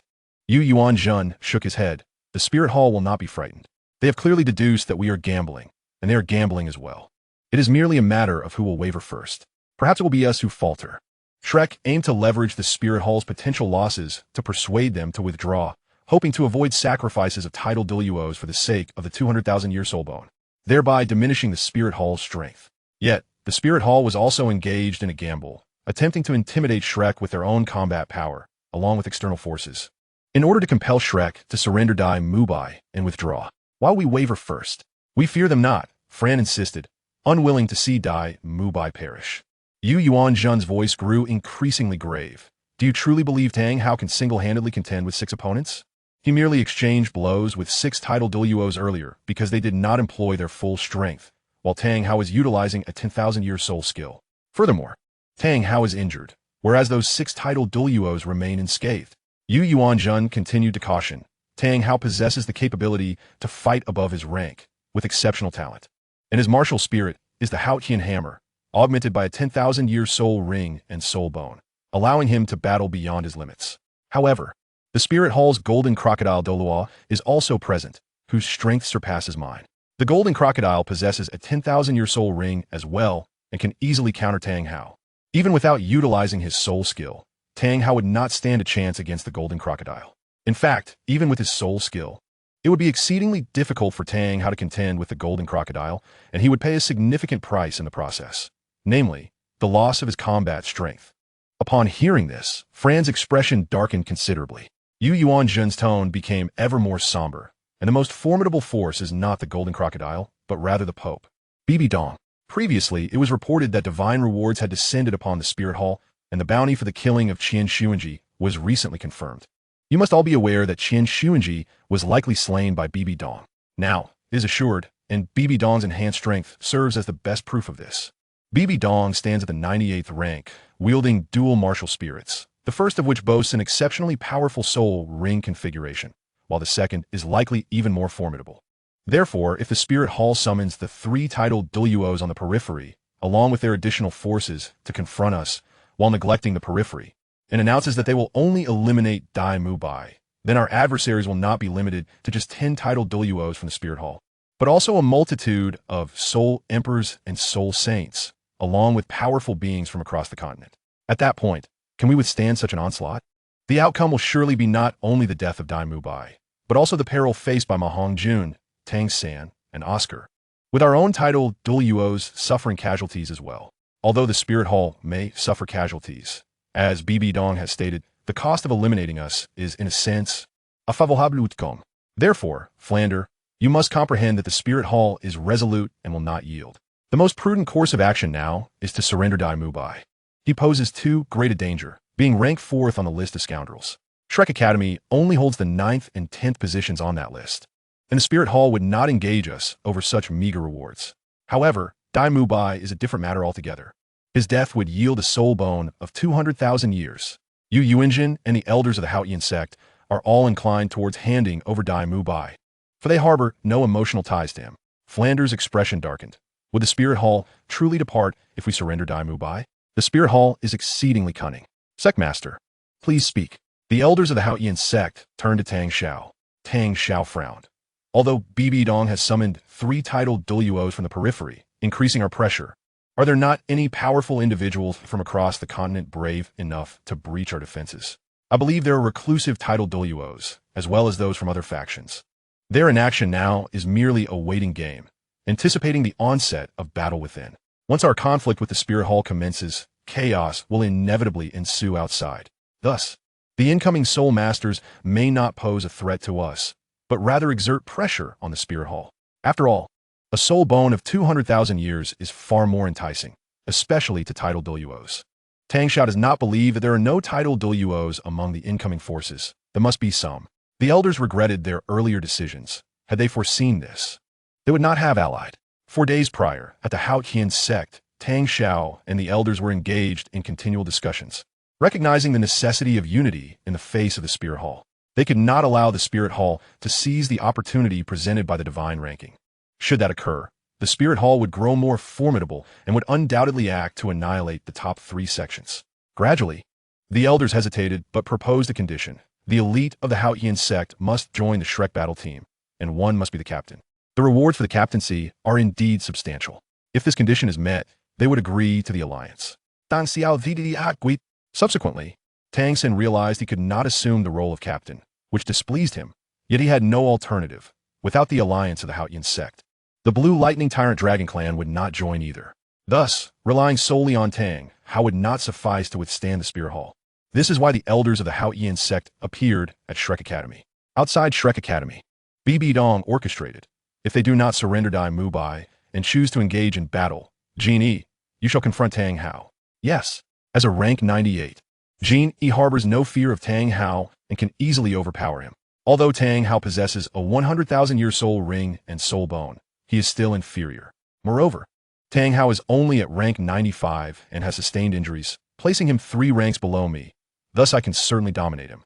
Even though Tang Hao wields a technique comparable to divine skills, Jin Yi remains unperturbed, confident that he is not Tang Hao's match. Furthermore, should Tang Hao utilize that technique, he would lose his combat capability. Hence, despite Shrek's formidable lineup, the Spirit Hall is determined to prevail and holds the advantage. Chapter 033. Jin Yi's domination over Tang Hao inside Shrek Academy. Time is running short. Only 5 minutes remain. The majority are in favor of surrendering Dai Mu Bai, including the 4 elders and Yu Yuanzhen. Tang Xiao asserted, "We cannot compromise with the Spirit Hall. We must act decisively," allowing the peripheral soul masters to realize that combat has commenced. If they are aware that Shrek possesses 7 titled Douluos, then the peripheral soul masters will undoubtedly clash with those stationed at the spirit hall. In this manner, the incoming soul masters will not be our burden, but rather a source of pressure for the spirit hall. The elders' faces turn grim. The risks are too great. Surrendering Dai Mubai appears to be the best option. Dai Mubai ranks 4th on the list of scoundrels and would be in considerable danger at Shrek. Even if he escapes this time, future threats remain. Yet, should Dai Mubai perish, Shrek would no longer be in jeopardy. Indeed, I support the idea of surrendering Dai Mubai. Flander responded firmly. No. Tang Hao interjected. The hypocrite ranking has arrived. I assure you I will secure a kill reward for any of the top 3 from the Haotian sect. This statement ignited interest in the 4 elders, as the rewards from the hypocrite ranking are even more generous. The 7th elder remarked, the top 3 will not suffice. It must be the first place. If you can guarantee the elimination of the top-ranked hypocrite and bestow the first-place reward upon the Haotian sect, we shall agree not to surrender Dai Mubai. Yes, it must be the first place, and you must swear. The 4 elders deemed that only first place would suffice, given the inevitable dangers that lay ahead. Tang Hao nodded earnestly. Very well, I swear that the hypocrite ranking has arrived, and I vow to slay the first place. Furthermore, the first place reward shall be given to the Haotian sect. Should I fail to deliver, may I, Tang Hao, meet a disastrous end. At this moment, the 7th elder solemnly stated, your oath lacks severity. At another clause, may your entire family meet a tragic fate. Upon hearing this, Tang Hao's heart burned with indignation, his gaze turning fierce, for his family is his Achilles heel. Nevertheless, since he has sworn an oath, he must fulfill it. Thus, he declared resolutely, if I fail to deliver, not only shall I, Tang Hao, meet a tragic end, but my entire family shall suffer the same fate. Excellent. The 4 elders finally nodded in satisfaction. Thus, they resolved not to surrender Dai Mubai. Outside Shrek Academy, BB Dong glanced at the time. It was nearly upon them. Suddenly, Tang Hao and the other 7 titled Douluos surged forth from Shrek Academy, each darting in different directions. Bibidong's expression darkened. You have made an unwise choice. Attack. At her command, Jin Yi charged towards Tang Hao, closing the distance in the blink of an eye. Zhu Douluo and Gui Duo advanced toward Yu Yuanjin. Although it was challenging to contend with Yu Yuanjin, they had a singular objective. The remaining 3 offerings, all at rank 96, targeted the 5 elders of the Haotian sect. The elders of the Haotian sect, mostly around rank 90, could not match the strength of the Spirit Hall's offerings. Hence, even though the 4 elders faced off against 3 offerings, they remained at a disadvantage. The 4 elders of the Haotian sect chose to act in unison, for their combined strength would be far greater, and they shared a remarkable synergy. However, did the 3 offerings from the Spirit Hall lack synergy? Once combat commenced, the 4 elders were immediately under immense pressure. Tang Xiao wished to assist the 4 elders, but BB Dong obstructed his path, casting a heavy pall over his countenance. Among the titled Douluos dispatched by the Spirit Hall, the most formidable was not Jin Yi, but rather BB Dong herself. Consequently, Tang Xiao felt a deep sense of gravity and could not afford to concern himself with the elders. He must focus entirely on countering BB Dong, lest he face mortal peril. Simultaneously, the Spirit Hall's Soul Saints and Soul Emperors prepared to rush towards the academy. The battle commenced with great intensity, the terrifying aura of each titled Duo permeating the air. Beyond the periphery, a multitude of soul masters had gathered, hailing from every corner of the continent, numbering at least in the thousands. Among them were indeed titled Douluos, including the Sword Duo, along with others yet to appear in the original narrative. The number of titled Douluos was roughly 5. Instantly, the soul masters outside began to murmur excitedly, filled with anticipation. The battle within had ignited. Initially, they believed there was little hope, as the Spirit Hall's strength was overwhelming, seemingly capable of keeping them at bay.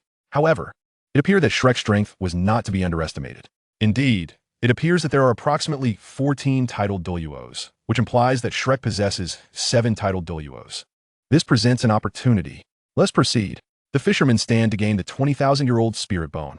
In an instant, the soul masters outside unleashed their martial spirits, and the soul rings illuminated the surroundings, creating a magnificent spectacle as nearly 10,000 soul rings glimmered simultaneously. The expressions of the 1,000 Jin Douluo, the demon-slaying Douluo, and the porcupine Douluo stationed at the periphery darkened, sensing the turmoil among the soul masters outside. How dare mere soul emperors and soul saints attempt to breach our ranks? They seek their own demise. thought the thousand Jean Douluo with disdain. However, just as he prepared to strike, several streams of tangible sword energy shot toward him with alarming speed, prompting him to evade and look up, where a solitary figure rode a sword through the air. The thousand Jean Douluo furrowed his brow. The sword Douluo. Naturally, the sword Douluo coveted the 20,000-year-old spirit bone, whether for his own absorption or for the bone Douluo, as it would undoubtedly enhance the strength of the Seven Treasures Glazed Tile School. With the descent of the divine rankings, the Seven Treasures Glazed Tile School must seize this opportunity. The demon-slaying Douluo and the porcupine Douluo, sensing that the thousand Jean Douluo faced a formidable foe, felt the sharpness of the sword energy even from a distance, immediately recalling the sword Douluo. They wished to provide assistance, but were confronted by unfamiliar titled Douluos rushing forth as the divine rankings descended, prompting even the reclusive titled Douluos to take action, causing their expressions to sour. The number of soul Douluos, soul saints, and soul emperors stationed at the periphery was limited. Thus, they could not fully obstruct the thousands of soul masters, and soon many approached Shrek. BB-Don's expression darkened. Realizing this was the intention of Shrek's group, to convert the strength of the peripheral soul masters for their own use, taking the initiative and pressuring the martial soul hall. Consequently, the soul masters of the martial soul hall preparing to charge towards Shrek were forced to intercept the incoming soul masters from the periphery. Bibidon's voice resonated throughout the heavens under the influence of soul power. The martial soul hall shall only slay Dai Mubai. Outsider soul masters may pursue Ma Hongjun and Tang San. This announcement brought joy to the soul emperors and soul saints, as it simplified their task. While they would not impede the pursuit of Dai Mubai, they would intervene if he were attacked. Is there also the 9th-ranked scoundrel Tang San among Shrek's ranks? I have spotted Tang Hao. Thus Tang San must indeed be within Shrek. Having no intentions towards Dai Mubai, they would direct their efforts toward Ma Hongjun and Tang San. Most soul masters harbored no designs on Dai Mubai, yet those of substantial strength still sought to eliminate him. At this moment, Tang Hao was engaged in battle with the golden crocodile Douluo. The golden crocodile Douluo aimed for a swift resolution, enveloped in golden scales, with a massive, scaled tail trailing behind him. His martial spirit, the golden crocodile king, is a top-tier martial spirit. The golden crocodile Douluo's soul rings, yellow, yellow, purple, purple, black, black, black, black, red, mirrored the configuration of Tang Hao's soul rings. Tang Hao launched an immediate assault, swinging the colossal Haotian hammer toward the golden crocodile Douluo, simultaneously shouting, "Little San, behold the might of the Haotian hammer." Instantly, within Shrek Academy, Tang San lifted his head, focusing intently, recognizing that he too possessed a Haotian hammer. His father wished for him to observe, believing he would greatly benefit from the experience. Consequently, he was determined to watch attentively. Tang Hao spun like a whirlwind, the Haotian hammer swinging rapidly, crashing toward the golden crocodile Douluo. Tang San's eyes sparkled with admiration. His father was so imposing, surely he would triumph. However, Tang San's expression shifted in shock. The golden crocodile Douluo scoffed, sweeping his tail directly, clashing against the Haotian hammer. Simultaneously, both Tang Hao and the golden crocodile Douluo unleashed their 10,000-year soul skills. Boom! The earth-shattering explosion echoed, followed by a wail of agony. The one who cried out was Tang Hao. He was sent flying like a cannonball, crashing to the ground and creating a massive crater, landing directly in front of Tang San. Tang San, Chapter 034. Tang Hao continuously being slapped in the face. Tang San longed to exclaim, "Father, is this what you wanted me to witness?" Initially filled with anticipation, his eyes shining as he gazed skyward, believing his father would send the golden crocodile Douluo flying with a single strike, only to find that he had been sent flying himself, landing right at Tang San's feet. Tang San pondered, "Father, what do you wish for me to see? Your defeat? Father." Despite these thoughts, Tang San's face betrayed concern as he prepared to rush forward. Tang Hao sprang from the crater, nonchalantly stating, "I am unharmed. You should keep your distance." Tang Hao felt a sense of awkwardness, utterly embarrassed. He had intended for his son to witness the power of the Haotian hammer, only to be sent flying by the golden crocodile Douluo. Tang Hao was shaken internally. Yet undaunted, he charged forward once more. The golden crocodile scoffed, "Tang Hao, do not pretend before me." Tang Hao's expression darkened. "And what of the golden crocodile Douluo?" The golden crocodile, exasperated, noted Tang Hao's continued pretense. "You little brat, when I gained renown, your father had yet to be born." This remark caused Tang Hao's face to fall, yet he refrained from retorting, having heard of the golden crocodile Douluo.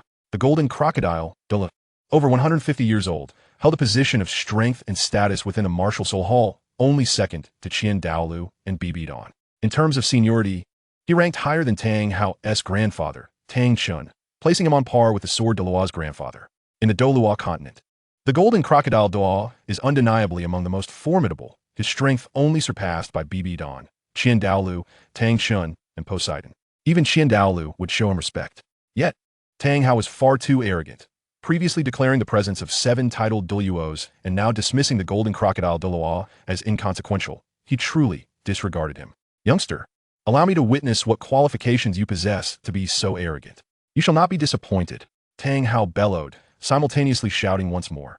Little San, watch closely this time. Tang San turned his gaze anew, eyes brightening as he beheld Tang Hao's escalating aura. The golden crocodile, Douluo, shone with golden radiance, blinding like the sun, while Tang Hao resembled a dark, demonic sun, exuding a violent and dominating presence. Tang San's heart raced with excitement, anticipating. This time, Father will surely display the might of Hao Yan. Meanwhile, on the periphery, Lin Yi had naturally taken action, stealthily approaching Shrek alongside Shui Wuchang. No one could perceive them, for Shui Wuchang had employed his soul bone skill, stealth. This soul bone, derived from the right leg bone, was obtained when Shui Wuchang hunted the extreme transparent ice silkworm for his 8th soul ring. Enveloped in transparency, they were shielded from detection, muffling their presence and sound, capable of accommodating 8 individuals. At this moment, Lin Yi and Shui Wuchang were encased in this transparent ice, swiftly advancing. Inside, Lin Yi engaged in conversation, inaudible to outsiders. Lin Yi declared, I can pinpoint Dai Mubai's exact location. Having previously slain Douluo, he could select a new target, intending to eliminate the 5th-rank scoundrel, Lin Bin. But seizing this opportunity, he decided to seek out Dai Mubai. Shui Wuchang remarked, there lies hope for the fisherman to profit. If we can slay Dai Mubai, the 20,000-year spirit bone shall be yours, Ear. Currently, Lin Yi was incapable of absorbing such a spirit bone. He had secured 3 spirit bones, thanks to his sacrifices. Lin Yi shook his head. I do not desire it. On one hand, I find it unworthy, and on the other, I have only 3 spirit bone slots remaining. Thus I must seek something superior. Should we acquire it, you may absorb it. Shui Wuchang nodded, opting to absorb it himself, thereby enhancing his own strength and better protecting his son. At this moment, Tang Hao gripped the colossal Haoyan hammer with unwavering determination, swinging it at full speed. The sound of the wind howled as he executed dozens of circles in the blink of an eye, each strike becoming increasingly formidable. Whirlwind à meilleure technique, he bellowed, while Tang San, his eyes gleaming with anticipation, focused intently on his father's words. The whirlwind hammer technique is the most powerful forging technique capable of eliminating metallic impurities.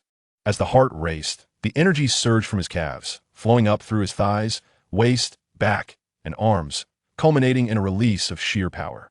At the moment the hammer reached its apex, he would spin it around, utilizing the rebound force generated from the hammer's collision with metal as the foundation for his next strike. Each subsequent blow would exceed the full strength of the user. By employing this technique continuously for 81 strikes, he could shape a block of wrought iron into his desired form. In actual combat, the whirlwind hammer technique allows the attacking force to be temporarily concentrated at a single point, with each blow growing stronger than the last, ultimately releasing all 81 strikes in one breath. The drawback lies in the extensive charging process required, as Tang Hao gathered energy for his attack.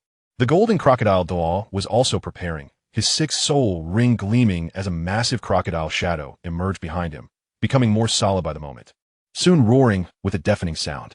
Little San, watch closely. Witness the might of the 81st strike of the whirlwind hammer technique. With that, Tang Hao completed the series of 81 strikes, unleashing his final blow towards the condensed crocodile entity of the golden crocodile. The colossal hammer collided with the crocodile entity, which loomed like a dark cloud in the sky. Tang San felt a surge of excitement. This time, his father would surely prevail. Boom! The collision erupted with a thunderous roar that sent shockwaves, causing many external spirit masters to hesitate in fear. It was terrifying, a momentary clearing of the clouds above, revealing a vast blue sky. As the solid golden crocodile met the Haoyan hammer, an explosive force erupted, its power astonishing. Had they not collided in midair, the force generated could have flattened a radius of 10,000 meters. Tang San's gaze remained fixed on the sky, eagerly anticipating the sight of the golden crocodile of being sent flying. However, in an unexpected twist, he saw a familiar figure soaring through the air, accompanied by a familiar cry. Tang Hao was the one being hurled away. Crash! Tang Hao fell to the ground, landing squarely in front of Tang San, creating an even larger crater. Tang San. In the depths of the pit, Tang Hao felt utterly defeated, overwhelmed by embarrassment. Grumbling internally, he was baffled by the overwhelming strength of his opponent. He possessed exceptional combat prowess. After all, when he first became a title Douluo, he had severely injured Qian Xuanji, who was at the 95th level, alongside the formidable Zhou Douluo and Ghost Douluo, both of whom were above level 90. Thus, despite the Golden Crocodile Douluo being at level 98, he had believed he could hold his ground. Yet, the disparity was staggering. Tang Hao's expression darkened. It seemed he had no choice but to resort to the great Sumeru hammer. In the air, the Golden Crocodile looked on with disdain, mocking Tang Hao's attempts to maintain his facade. It was important to note that at the title Douluo level, each incremental difference represented a vast chasm in strength. Moreover, the leap from 95 to 96 was monumental, with each level above 95 presenting an even greater gap. Thus, while Tang Hao was merely at level 95, the Golden Crocodile Douluo stood at 98. Though only 3 levels apart, the difference was immense. Furthermore, Tang Hao was injured, making his defeat almost a foregone conclusion. Even without injuries, he would still have been outmatched by the Golden Crocodile. Tang Hao sprang from the pit, and Tang San's expression turned anxious. Father, with a deep breath, Tang Hao gripped the Haotian hammer tightly and declared, "Little San, I have disappointed you, but this time you must watch closely. I shall not let you down again." Tang San's heart longed to say, "Father, please spare me from witnessing this again. It pains me to see you repeatedly humiliated." Chapter 35. Dai Mubai, Danger. All around Shrek Academy, battles erupted in every corner. Not only were titled Douluos engaged in combat, but also the spirit masters of the Spirit Hall, alongside those from the Haotian sect and the Blue Lightning Tyrant Dragon Clan. It was not just Yuan Jun and Tang Xiao who had arrived. Spirit masters from both sects had joined the fray. Aside from the top-tier combatants, the Spirit Hall held an advantage, while the remaining forces found themselves at a disadvantage, as they had brought fewer spirit masters. The Spirit Hall faced not only the spirit masters of the Haotian sect and the Blue Lightning Tyrant Dragon Clan, but also those from external forces. Naturally, Shrek was also contending with spirit masters from outside. Bibi Dong did not wish for too many casualties among the Soul Emperors, Soul Saints, and Soul Douluos, hoping to bring the external Qianjun Douluo and others into the fray. However, learning that the 3 titled Douluos in the periphery were already engaged with their counterparts made it clear to Bibi Dong that it would be difficult to summon Qianjun Douluo. Determined to bring a swift resolution to the chaos, she recognized the risk of allowing others to benefit from the turmoil. Tang Xiao found himself at a disadvantage against Bibi Dong, yet the arrival of 100 disciples from the Haotian sect, all wielding Haotian hammers, simultaneously targeted Bibi Dong, alleviating some of Tang Xiao's pressure. At that moment, Tang Hao prepared to charge once more, his previous humiliations igniting a fierce anger within him. Especially in front of his son, observing Tang Hao charging again, the Golden Crocodile Douluo scoffed, "Tang Hao, our soul ring configurations are identical. I possess more soul bones than you, and while your soul power is at 95, mine is at 98. Thus, you're still leagues behind me. Stop pretending." Tang Hao replied solemnly, "You are indeed strong. You are worthy of me unleashing my divine technique." Hearing the term divine technique, the Golden Crocodile Douluo recalled the great Sumeru hammer. This unique cultivation method, passed down since the establishment of the Haotian sect, imposes exceedingly high requirements on the practitioner. Only those with extraordinary talent can master it, and failure could even result in loss of life, hence it can only be passed on to one individual per generation. The great Sumeru hammer condenses all the user's soul rings into a single entity, infusing them into the Haotian hammer, transforming into the purest form of power and attack. This technique exponentially amplifies the user's strength, breaking through all constraints to unleash power that surpasses their own soul power, following a path of overpowering might. No matter how many soul skills or techniques an opponent possesses, they cannot contend with the pure strength and attack power of the Haotian hammer. Thus, it is no wonder that the great Sumeru hammer is revered as a divine technique. While other skills are classified as soul skills unless one has attained godhood, the great Sumeru hammer is distinctly regarded as a divine technique, underscoring its formidable nature. Little San, I won't let you down this time. This time, I will be serious and employ my divine technique, the great Sumeru hammer. Watch closely. Witness the power of this divine technique. Dang Hao Zhao. While Tang San thought to himself, though I dread raising my head to look again, not wishing to see my father being humiliated, I'll take one last glance. Since it's a divine technique, it must succeed. Father, I believe you will surely exhibit overwhelming dominance and defeat the golden crocodile Douluo. Tang San lifted his gaze, his eyes fixed intently. The golden crocodile Douluo became completely serious, a blinding golden light erupting from him, his scales glistening as his white hair transformed into a thick, armored texture, enveloping his head and rendering him akin to a colossal crocodile, with 9 soul rings shimmering, particularly the 9th red soul ring, glowing with a piercing crimson light. Meanwhile, Tang Hao concentrated his soul rings into a singular form, opting not to employ any soul skills or techniques, intending to rely solely on the Haotian hammer to unleash pure strength and attack power. In an instant, the Haotian hammer grew increasingly ferocious, and Tang Hao's power surged, forcibly breaking through all constraints to exhibit a might that transcended his own soul power. This was the divine technique, the great Sumeru hammer. In the heavens above, Tang Hao emanated an aura of dominion that captivated Tang San, causing his eyes to gleam with anticipation as he rubbed them in disbelief. This time I must succeed. I want to see clearly. Tang San's heart raced with excitement. After all, he possessed the Haotian hammer as well, and he believed he would eventually grow as formidable as his father. Thus, Tang San comprehended the true intent behind his father's insistence on clarity, not merely to witness his father endure punishment, but to behold the might of the Haotian hammer. Once both parties had amassed their strength, Tang Hao exuded confidence. Come forth. The golden crocodile, though dismissive, beckoned with a finger, implying simply you may strike first. Being 3 generations senior and a formidable level 98, it would be beneath his dignity to initiate the attack, showing disdain for any advantage over Tang Hao. Not one to linger on words, Tang Hao launched the first strike. Subsequently, the massive tail of the golden crocodile lashed out once more, this time with even more terrifying force. The very atmosphere warped in its wake, and the fabric of space trembled, accompanied by a series of explosive sounds. Tang Hao's muscles tightened as the brilliance of the Haotian hammer enveloped him, seemingly merging man and weapon into one. His calf muscles swelled, causing his trousers to tear, as he unleashed the chaotic hammering technique in conjunction with the grand subtlety hammer, striking with unbridled ferocity. This seemingly simple swing ignited Tang San's admiration. This was the true essence of the Haotian hammer. Boom! The collision of the Haotian hammer with the crocodilian tail unleashed a cataclysmic shockwave that rippled across a 10,000-meter radius in the sky, showcasing its terrifying potency. Even a tidal Douluo of the caliber of the poisoned Douluo would sustain severe injuries from the residual force at such close range. Tang San marveled, Father, your relentless insistence on clarity has enlightened me. It was never about witnessing your suffering. However, before Tang San could articulate his final thoughts, his voice faltered abruptly. A familiar silhouette, a recognizable scream, and a familiar point of impact. Bang! The ground beneath Tang San once again caved and cracked, causing a significant portion of Shrek Academy to collapse into ruin.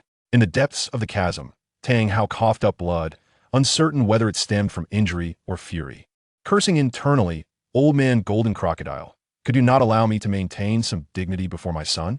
Embarrassed, Tang Hao hastily sprang back into battle against the Golden Crocodile Douluo, refraining from further commentary on clarity, feeling too humiliated to utter another word to Tang San. Tang San, witnessing the unfolding chaos, could no longer bear to watch. At this juncture, Dai Mubai and Ma Hongjun were covertly escorted away from Shrek Academy.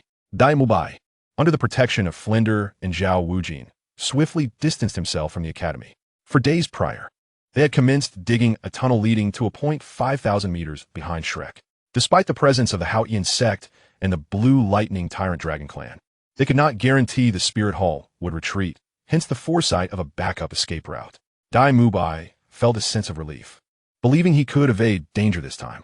After fleeing to the Haotian sect, a bastion that was difficult to assault, coupled with the support of the Blue Lightning Tyrant Dragon clan, he could then seek to ally with other factions for his safety. Alternatively, he considered waiting for more than 10 days for the arrival of the Hypocrite Rankings, which would divert the continent's spirit master's attention away from him, as he currently held the most lucrative bounty on the divine rankings. Flinder and Zhao Wujin remained vigilant as they safeguarded Dai Mubai, carefully sensing their surroundings, only to be unaware that Lin Yi and Shui Wuchang were rapidly closing in on them. Lin Yi caught sight of Dai Mubai and muttered to himself, Dai Mubai, Your life is forfeit. Chapter 036, The Icy End. At this moment, Ma Hongjun and Dai Mubai were being escorted away, while Tang San remained at Shrek Academy. Although Tang San ranked 9th on the list of scoundrels, he had the support of Tang Hao. Dai Mubai sighed in relief, having distanced himself significantly from Shrek Academy. Feeling a semblance of security, Flinder observed the ongoing battle from afar, frowning. It seems they will have to pay a price to escape.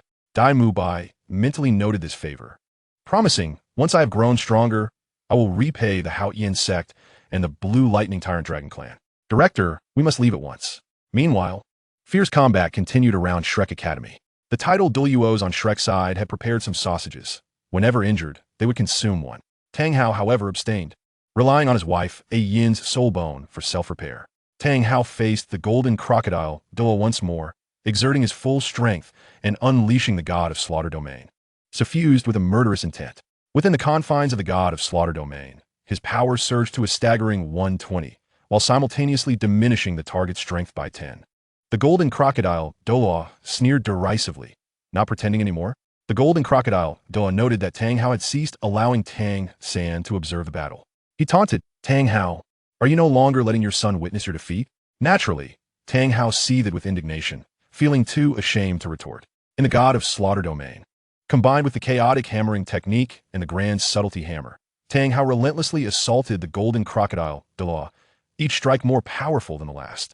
The golden crocodile Douluo's level 98 prowess astonished him, and the power of his 10th spirit ring, which was 10,000 years old, hinted at his formidable strength. Although Tang Hao's 9th spirit ring was also 10,000 years old, it had been acquired through sacrifice. The might of the golden crocodile Douluo left Tang Hao increasingly awestruck as he observed the 7th spirit ring on the golden crocodile, Douluo, shining brightly, signifying that he too would unleash his full power. Originally a half-human, half-crocodile creature, the golden crocodile Douluo's form rapidly expanded, transforming into a colossal golden crocodile measuring 20 meters in length, its tail whipping towards the Haotian hammer with an entirely different momentum. The sheer force of the attack sent tremors through the earth, stirring up sand and debris. Boom! The two combatants continued their fierce exchange, and Tang Hao's hands grew increasingly pained, blood staining his arms. Despite utilizing the god of Slaughter Domain to bolster his own strength while weakening the golden crocodile, and employing the chaotic hammering technique to swing the grand subtlety hammer, he still found himself at a disadvantage in raw power. As the Haotian hammer's formidable strength shattered under the assault, gritting his teeth, Tang Hao pressed on, enduring the pain and swinging with relentless determination, each strike growing in confidence, believing that as he hammered on, the golden crocodile would inevitably find himself at a disadvantage. After all, the more strikes he unleashed, the greater the power he could muster. However, as the golden crocodile Douluo activated his 10,000-year soul bone, his massive tail swelled dramatically, resembling a golden cloud that obscured the sky and descended upon Tang Hao with tremendous force. Tang Hao's 10,000-year soul bone was of the healing variety, serving as support, while the golden crocodile's soul bone was offensive in nature. Thus, as the soul bone was activated, Tang Hao realized he had underestimated the golden crocodile Douluo's strength. A fleeting thought crossed Tang Hao's mind, detonating the rings, unleashing all 9 to counter the onslaught, but he dismissed it. To do so would render him powerless. The best-case scenario for this battle was to protect his son, Dai Mubai, and Ma Hongjun. The worst-case scenario was also to safeguard his son. If the situation became dire, he would flee with his son, regardless of anyone else. Therefore, detonating the rings was not an option. Boom! Without resorting to the detonation of his rings, Tang Hao was directly struck by the golden crocodile Douluo's immense tail, sending him crashing into the ground. The tail crashed down, causing the very earth of Shrek Academy to tremble violently. The academy itself collapsed, and the point of impact created a massive sinkhole, measuring a kilometer in diameter and plunging into unfathomable depths, with wide fissures radiating outward from the center of the crater. Even at a distance of 10,000 meters from Shrek, the ground beneath Lin Yi cracked significantly. Lin Yi cast a distant glance, such formidable power.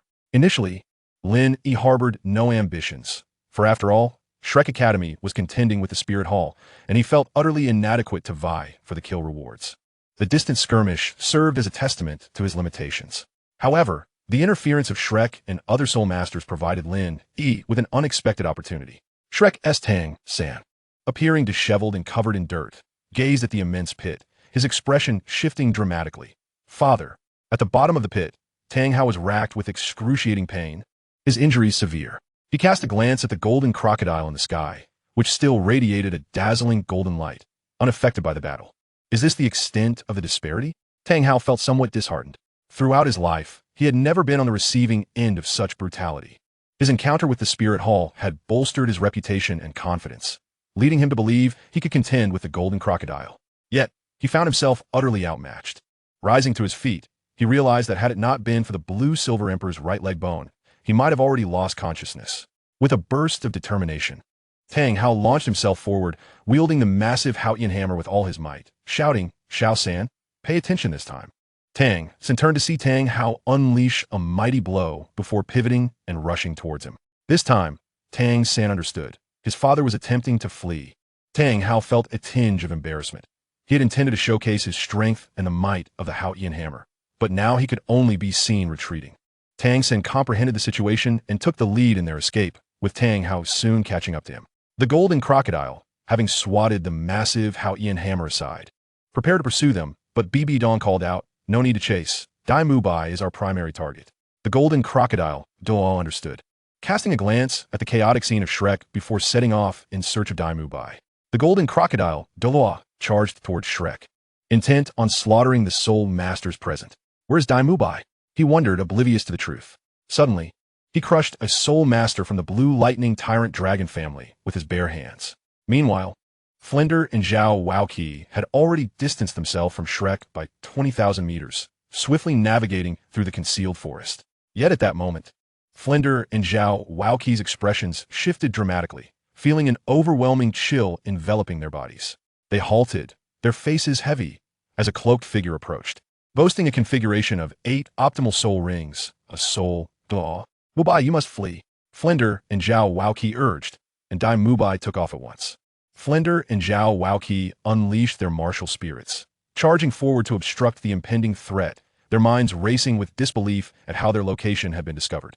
Logically, escaping through the underground passage should have left no trace. Could there be a mole within Shrek? They could never have imagined that Lin Yi possessed tracking capabilities. After a brief flight, Dai Mubai found his path blocked by Lin Yi. Although the figure was cloaked, Dai Mubai discerned that his opponent was younger than himself, likely around Tang San's age. With a cold smile, Dai Mubai declared, "Many seek to kill me, considering my substantial kill reward. Yet it has driven some soul masters to madness. I am Dai Mubai, a monster at 15 years of age, a soul master of the esteemed rank. You appear younger than I, yet dare to obstruct my path?" As Dai Mubai summoned his martial spirit, 3 soul rings of yellow and purple encircled him, exuding an air of bravado. "Are you afraid? If so, be on your way and do not block my path." Lin Yi, unperturbed, opted for immediate action, summoning 3 blood-red soul rings that spiraled around him. Dai Mubai was taken aback, his mind buzzing in bewilderment. In an instant, his thoughts went blank, as if a swarm of bees buzzed in his head. How could this be possible? He stammered, instinctively retreating in terror, unable to fathom the soul rings that enveloped his opponent. The first soul ring, a red one of 100,000 years. The second and third, equally striking, each more vividly crimson than the last, confirming that their ages exceeded his own.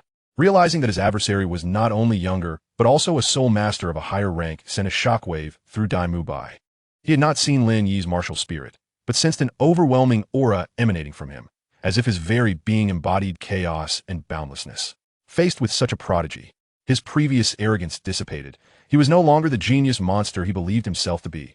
Before Lin Yi, he felt utterly foolish. Who are you?"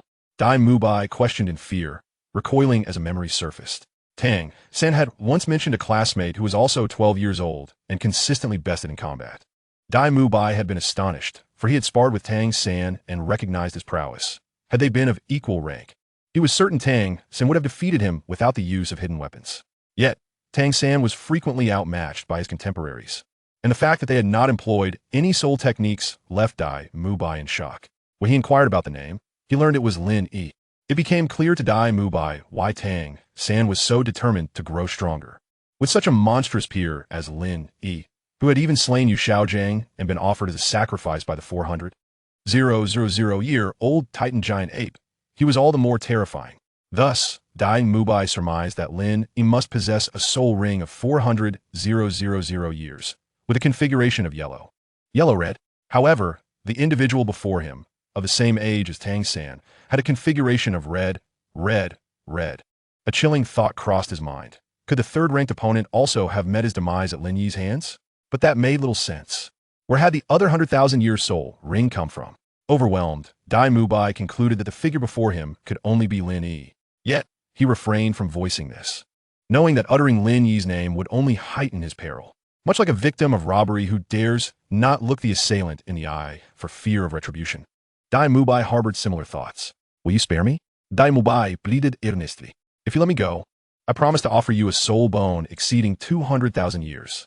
Lin Yi's aura surged, and Dai Mubai collapsed to the ground, utterly crushed beneath its weight. His third soul ring gleamed, his body swelling with power. But before Lin Yi, he resembled not a fierce tiger, but a feeble cat, utterly incapable of resistance. Lin Yi did not strike. His mere presence caused Dai Mubai to lose consciousness. He had no intention of killing him here. Rather, he planned to abduct him and eliminate him elsewhere. For if he were to slay him in this place, and the divine reward were to descend, all eyes would turn towards him, making escape impossible. At that moment, Shui Wuchang believed his son should have resolved the situation. After effortlessly freezing Zhao, Waoqi, and Flender, he departed. Once Zhao, Waoqi, and Flender freed themselves, they surveyed their surroundings, astonished to find that their adversary had vanished. Suddenly, their expressions shifted. Mubai. They hastily pursued the direction Dai Mubai had fled, only to find no trace of him. At that moment, Lin Yi carried Dai Mubai away, moving silently under Shui Wuchang's stealth. Flender and Zhao Waoqi's faces darkened, realizing that Dai Mubai was in grave danger. The two retraced their steps, the battle raging on, fierce and relentless in every corner. Flender noted that Tang Hao was now covered in blood, in a state of utter disarray. The four elders were equally beleaguered. As was Tang Xiao, Yuan Zhen remained motionless, although immensely powerful. He had been ensnared from the onset by the martial spirit fusion technique of the Chrysanthemum Douluo and the Ghost Douluo. Their combined might proved too formidable for Yuan Zhen, making the use of their martial spirit fusion technique to confine him a strategic victory. The combined forces of the Haotian clan and the blue electric Tyrannosaurus Rex family amount to 200 soul masters, yet only about 30 remain alive at this moment. The situation on Shrek Academy's side is far from optimistic. Upon arrival, Flender bellowed, Spirit Hall, along with powerful beings from other regions of the continent. Your primary target is Dai Mubai. However, Dai Mubai had already been taken by others. There is no longer any necessity for you to continue fighting here. At these words, the battlefield fell into an immediate silence. Bibi Dong furrowed her brows, wondering if this was a ruse or the truth. Tang San's expression changed. Dai Mubai was under the protection of Flender and Zhao Waoqi, and now that the two had returned without him, it was likely that the situation was indeed dire. The seventh elder of the Haotian clan, in a fit of rage, cursed vehemently, incompetence. How could you not protect him?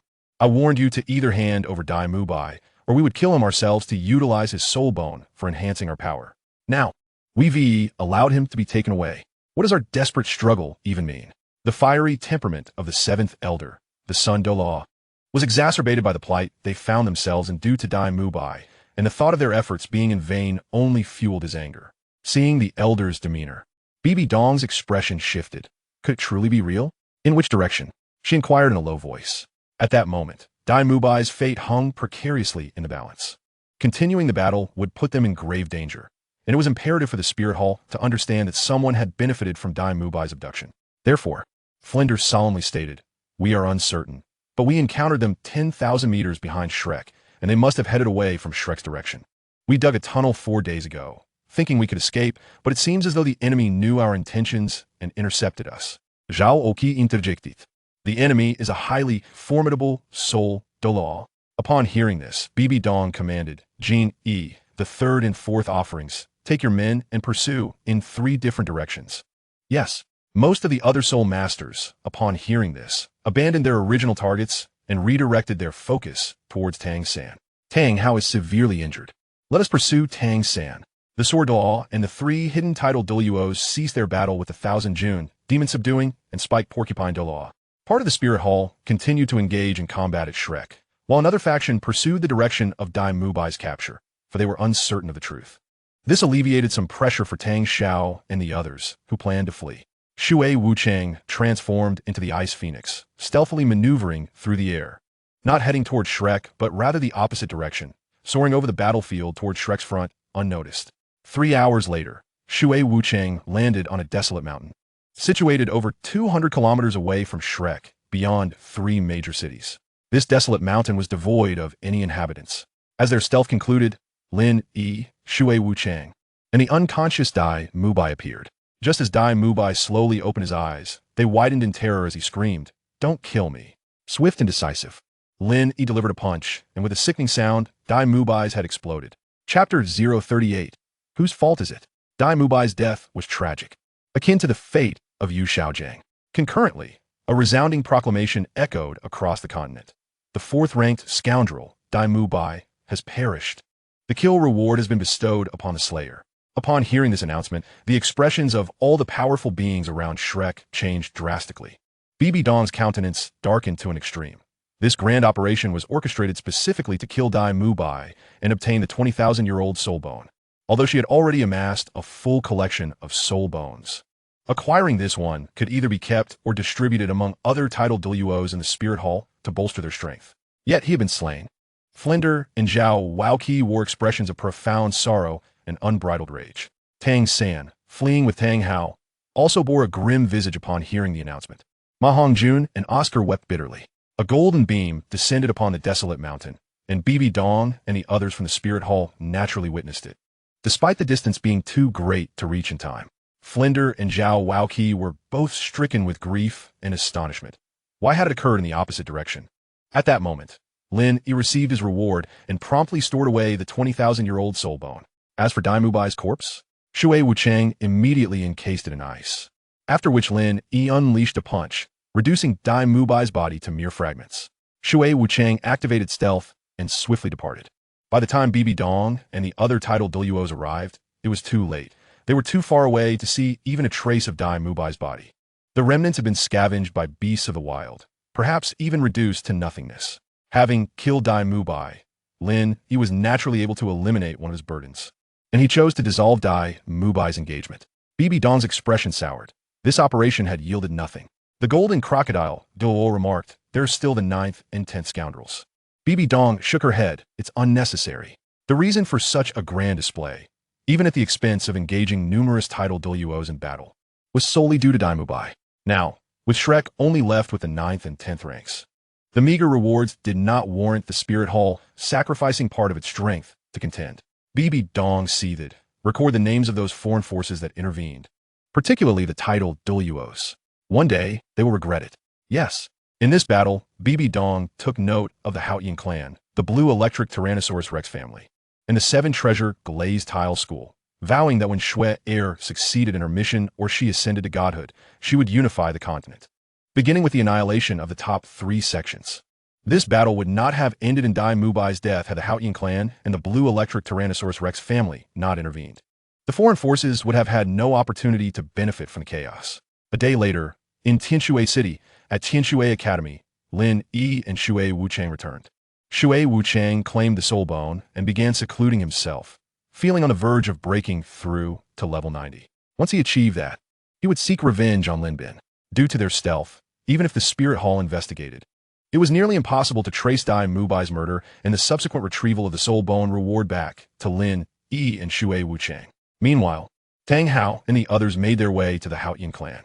The Haotian clan, hidden from the world with a favorable geographic position, was easy to defend, yet difficult to assault, prompting them to seek refuge there. Members of the Blue Electric Tyrannosaurus Rex family also relocated to the Haotian clan, uniting under one banner. Ma Hongjun and Oscar were engulfed in sorrow, while Zhao Waoqi solemnly stated, "Continuing to grieve is futile. We must strive to grow stronger, to avenge Mubai and retaliate against the Spirit Hall." Indeed, Ma Hongjun and Oscar nodded earnestly. Tang San, however, did not share the same level of sorrow as Oscar and Ma Hongjun. After all, their acquaintance had not been lengthy, and their bond was not particularly deep. In fact, Tang San felt a sense of relief. Tang San mused to himself, Dai Mubai's death may be a blessing in disguise. Having the 4th-ranked scoundrel in Shrek is far too perilous. This battle has shown me that even with the Haotian clan and the Blue Electric Tyrannosaurus Rex family united, and with my father present, we are still in danger. The The Spirit Hall is far too powerful. It is said that this is not even their full strength. If all their might were to descend upon us, it is likely that my father, all the titled Douluos of the Haotian clan, and Yu Yuanjin would perish. Tang San felt a sense of vindication in Dai Mubai's demise, though he knew such thoughts were morally questionable. Nevertheless, he promised, Mubai, though I know this sentiment is wrong and I owe you an apology, rest assured that when I ascend to godhood, I will undoubtedly resurrect you. Such divine power should have no trouble restoring a mere mortal. Certainly, Mubai, when the time comes for resurrection, my first priority shall be to bring back my mother, followed by my teacher, and only then will it be your turn. Tang San has already discerned the identity of my mother, harboring an intense hatred towards the Spirit Hall. For it was the Spirit Hall that led to her demise. Upon arriving at the Haotian clan, Tang Hao bore the brunt of the injuries, followed closely by Tang Xiao, and then the four elders. Yu Yuanjin remained unscathed, having been controlled and thus not engaged in battle. The elders were understandably furious, having waged war against the Spirit Hall, which now undoubtedly loathes them. Their circumstances appeared quite dire, and they had failed to protect Dai Mubai. Seventh elder, the blazing Sundoa, expressed his ire. Had I known this would be the outcome, we should have surrendered Dai Mubai from the outset. It is truly a case of losing both the lady and the soldiers. Fourth elder nodded in agreement. Indeed, or it would have been better had we slain Dai Mubai ourselves. Now, others have profited from our misfortune. A soul bone of 200,000 years. Any one of us could absorb it and significantly enhance our combat prowess. Tang Xiao spoke gravely. Enough of this talk. Dai Mubai is dead, and the mood among Flinder and the others from Shrek is far from optimistic. How can we endure such discussions? The sect leader protested. Why can't we speak of it? What was mentioned is undoubtedly the best choice. Fifth elder was incensed. You all are already distressed, and your words only exacerbate their suffering. Am I wrong? Tang Xiao glanced at Flinder, Zhao Wujin, Oscar, Ma Hongjun, and Tang San. They all nodded, each bearing a visage of sorrow. In contrast, Tang San hesitated for a moment before hastily affirming, Indeed, I too am deeply affected. Flinder sighed, though we could not achieve the best outcome. I am aware that everyone has endeavored earnestly. Shrek will surely repay this in the future. Seventh elder reminded them. Tang Hao, remember your oath. Although Dai Mubai is deceased, we are not to blame. Tang Hao nodded. I understand. I vow to slay the first hypocrite, and the reward shall be yours. Yu Yuanjin's expression darkened. How could you be discovered? Flinder and Zhao Wujin shook their heads. We do not know, but it seems the adversary is well acquainted with our movements. Perhaps they possess some unique skill. Let's not dwell on it. What is paramount now is to enhance our strength and continue to forge alliances. Although the Spirit Hall is unlikely to continue the conflict over such meager rewards, bolstering our power is never unwelcome. Flinder nodded. I shall reach out to the Tiendo royal family. Seventh elder, the blazing Sundoa, turned to Tang San and inquired. We wish to ask you something. Your father has incurred enmity with the Spirit Hall, forcing the Haotian clan into seclusion. Do you believe the events of that time were your father's fault, or that of the Haotian clan? Upon hearing this, Tang San reluctantly replied, It was our fault. This answer elicited nods of approval from the elders, who were satisfied. It appeared that Tang San still held sound values. However, they were unaware that Tang San harbored resentment and contempt. Once I ascend to the rank of titled law, neither I nor my father shall be at fault. When I become a god, all shall be blamed on your Haotian clan. Chapter 39. Terrifying Power. Tang San harbored such thoughts, yet being currently weak. He relied on the Haotian clan and could not voice his innermost feelings. He coldly scoffed, seething. A bunch of heartless old geezers. My father and mother were targeted by the Spirit Hall, and instead of helping, you expelled my father from the sect out of fear of the Spirit Hall. You continually expect my father to atone with his life. What a so-called premier sect the Haotian clan is. It ought to be called the Cowardly Sect instead. Were Tang San a god at this moment, he would undoubtedly voice these inner thoughts. Flinder's expression was grave. With Mubai gone, the Shrek team is now short 4 members. Seventh elder responded. This minor issue can be resolved by selecting 4 individuals from our young generation, all under the age of 23, from the Haotian clan. The Continental Advanced Soul Master Competition mandates that participants must not exceed 25 years of age, and with over 2 years until the competition. Those under 23 are indeed eligible. Flinder stated firmly. That will not suffice. At most, we can take 2. I have concerns regarding the quality if we bring in 4. Flinder hesitated, not wishing to express further, given that they were on the Haotian clan's territory. Seventh elder frowned. Are you implying that you fear a surplus will compromise quality? What? You doubt that our vast Haotian clan can select the four most elite from the younger generation. Flinder hastily replied, "That is not my intent." Yu Yuanjin intervened. "We still need 3 more. I will have my family Su Tianhing join the Shrek team. He is part of the Tiando royal team, but with a word for me. He will come," Flinder added. "There is another member of the Tiando royal team who I believe is quite exceptional. He is a strong support.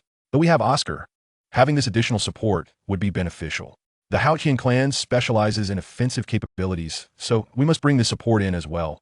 Nine-Heart Sitang, Yi Lingling. Upon hearing this soul spirit, 7th Elder had no further objections, as they all desired victory, and having such a powerful healing support would undeniably be advantageous. 7th Elder nodded. "Very well. Then our Haotian clan shall seek out 2 of the finest." At this moment, Tang Hao's countenance was solemn. This battle had revealed the formidable strength of the Spear Hall. The confidence he had built years ago had waned, and now the thought of the golden crocodile Douluo filled him with trepidation. "We must seize the opportunity presented by the divine rankings," Tang Hao reminded. Tang Xiao stated, "The Haotian clan is covertly searching for the 5th, 6th, 7th, and 8th names on the scoundrel list." Yu Yuanjin interjected, "The Blue Lightning Tyrant Dragon clan is also secretly on the hunt. Currently, they could only pursue the 5th, 6th, 7th, and 8th names, as the first 4 had perished, and the 9th and 10th were Tang San and Ma Hongjun, who naturally could not be harmed." In Tianshui City, Shui Wuchang emerged from his seclusion, successfully breaking through to the 9th level. Lin Yi promptly departed with Shui Wuchang, having discerned the precise location of Lin Bin, the 5th name on the scoundrel list. Slaying the 5th name, Lin Bin, would yield a sacrifice of 150,000 years of soul beasts. Lin Yi moved swiftly. Given that the Spirit Hall had suffered a setback and Dai Mu Bai had been slain, Lin Bin had become the target of all soul masters. At this moment, in a desolate mountain in the western part of the Tiando Empire, there was a cliff face devoid of any entrance. Yet concealed within was a seamless door, appearing as an intact wall. Inside lay a cave where a figure had taken refuge, stockpiling ample food. He was Lin Bin. He understood that everyone sought to kill him, not only due to the substantial reward, but also because of his actions. The harm done to his family was linked to him, and he had exploited his deceased wife's memory for sympathy, all while having committed infidelity, leading many to suspect that his wife and child's deaths were connected to him, making him utterly vile. At that moment, Lin Bin felt no fear, as he believed that hiding here rendered him undetectable, with only minor inconveniences to endure. Beside him lay the corpse of his extramarital partner, whom he had killed prior to fleeing to prevent exposure. Thus, no one knew his whereabouts. Who could possibly find him? Half a day later, Lin Yi and Shui Wuchang arrived at this location, with Shui Wuchang transformed into an ice phoenix, soaring swiftly. Lin Yi approached the cliff face and delivered a powerful punch, shattering the concealed door and entering. Lin Bin's expression shifted dramatically. "How could I be discovered?" Shui Wuchang was equally astonished. How did his son ascertain Lin Bin's location? Such a remote and vast mountain, spanning hundreds of miles, pinpointed to this exact spot. No one could possibly locate it even if the entire continent searched together. Yet, he refrained from questioning further. Practitioners often harbor their own secrets. Lin Bin, age 49, is a soul king at level 59, wielding the martial spirit of scissors. As Lin Bin's complexion shifted dramatically, he unleashed his martial spirit, brandishing the scissors, surrounded by 5 soul rings: white, yellow, purple, and black. Lin Bin was incredulous, pondering how he could possibly be discovered. Shui Wuchang remained unperturbed. "A level 59 soul king. Do you require my assistance in dealing with him?" Lin Bin felt a surge of panic, sensing the formidable strength of this woman, which he found inscrutable. "No need," he replied. "Although I'm merely a level 40 soul master, I can easily handle him." With that, Lin Yi stepped forward. This declaration left Lin Bin perplexed and somewhat amused. A level 40 soul master? How could he possibly threaten a level 59 soul king?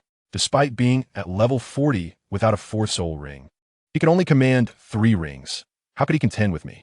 This thought ignited a flicker of hope within Lin Bin.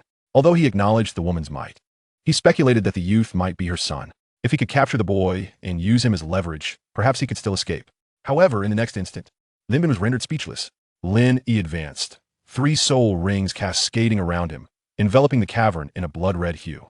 Lin Bin's eyes widened in disbelief, instinctively recoiling as he stammered 10,000 years soul rings. Lin Yi did not even intend to utilize his soul bones. He simply let the 3 soul rings gleam, their crimson light blinding. After recovering from his shock, Lin Bin summoned all his strength, activating his 5th Soul Ring's 10,000-year soul skill, causing the scissors to swell enormously, radiating a sharp black light. Though it was difficult to believe, there was still a 19-level disparity. He felt he had a chance. Lin Yi activated his 1st soul skill, amplifying his power and defense by 600%, while reducing the soul power consumption of his skills by 90%. Concurrently, lightning surged around him, indicating the use of his 2nd soul skill. With his speed enhanced by 600% and his attack power similarly augmented, he became a whirlwind of destruction. His 3rd soul ring, Titan Strength, tripled his power, elevating Lin Yi's presence to an overwhelming level of ferocity. A Titan giant ape materialized above Lin Yi, towering at 30 meters, its massive fists hurtling towards Lin Bin. The force of this strike was dictated solely by Lin Yi's own strength, rendering it terrifyingly potent. Moreover, the Titan punch dealt triple damage. Although it required a moment to charge, Lin Yi's formidable aura weighed heavily upon Lin Bin, who was already daunted by the sheer size of the Titan punch. With no time to evade, Lin Bin could only muster a full frontal assault. The ensuing explosion was cataclysmic. The scissors' martial spirit shattered, and Lin Bin let out a piercing scream, obliterated into a mere puddle of flesh, leaving no trace behind. Shui Wuchang was astonished, instantly vanquished a level 59 Soul King. Unbelievable. While internally acknowledging this was to be expected, given the terrifying configuration of soul rings and the overwhelming power of the soul skills. The scene was still too surreal to comprehend. Chapter 040, Misfortune. Shui Wuchang contemplated her son's extraordinary prowess. He had achieved such terrifying combat strength without even utilizing a single soul bone. Following Lin Bin's demise, a resonant proclamation echoed across the continent. The 5th-ranked scoundrel, Lin Bin, had perished, and the reward for his slaying was bestowed upon the victor. A golden beam descended upon the desolate mountains, illuminating Lin Yi.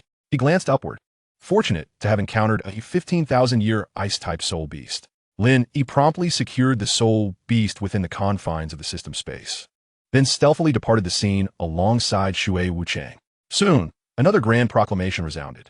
The 6th-ranked scoundrel, Huayu, had also met his end, with the reward granted to the slayer.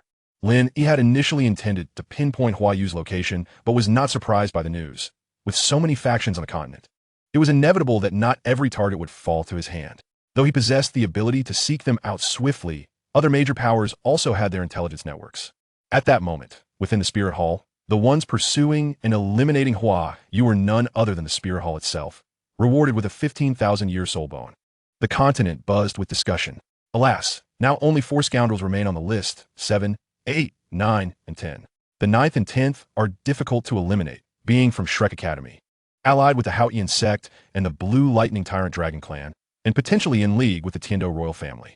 After all, the Spirit Hall harbors ambitions to dominate the continent, and the Tiando Empire is well aware of this, prompting their necessary alliance. Otherwise, they would face systematic annihilation once the Spirit Hall commenced its operations. How swift! It hasn't been long since the scoundrel list was introduced, and now only 4 remain. Sigh. We ordinary soul masters will never seize this opportunity. We must await the arrival of the hypocrite list. There are still 12 days until it materializes. I have already concealed myself near a hypocrite in our village. Should he make the list, I will strike without hesitation. The world is rife with hypocrites, yet only 10 slots are available, so do not harbor excessive hope. Within the Spirit Hall, Bibi Dong's mood improved slightly. Though she failed to slay Dai Mubai and acquire a 20,000-year soul bone, she obtained a 15,000-year soul bone, which she promptly allocated to the 3rd elder.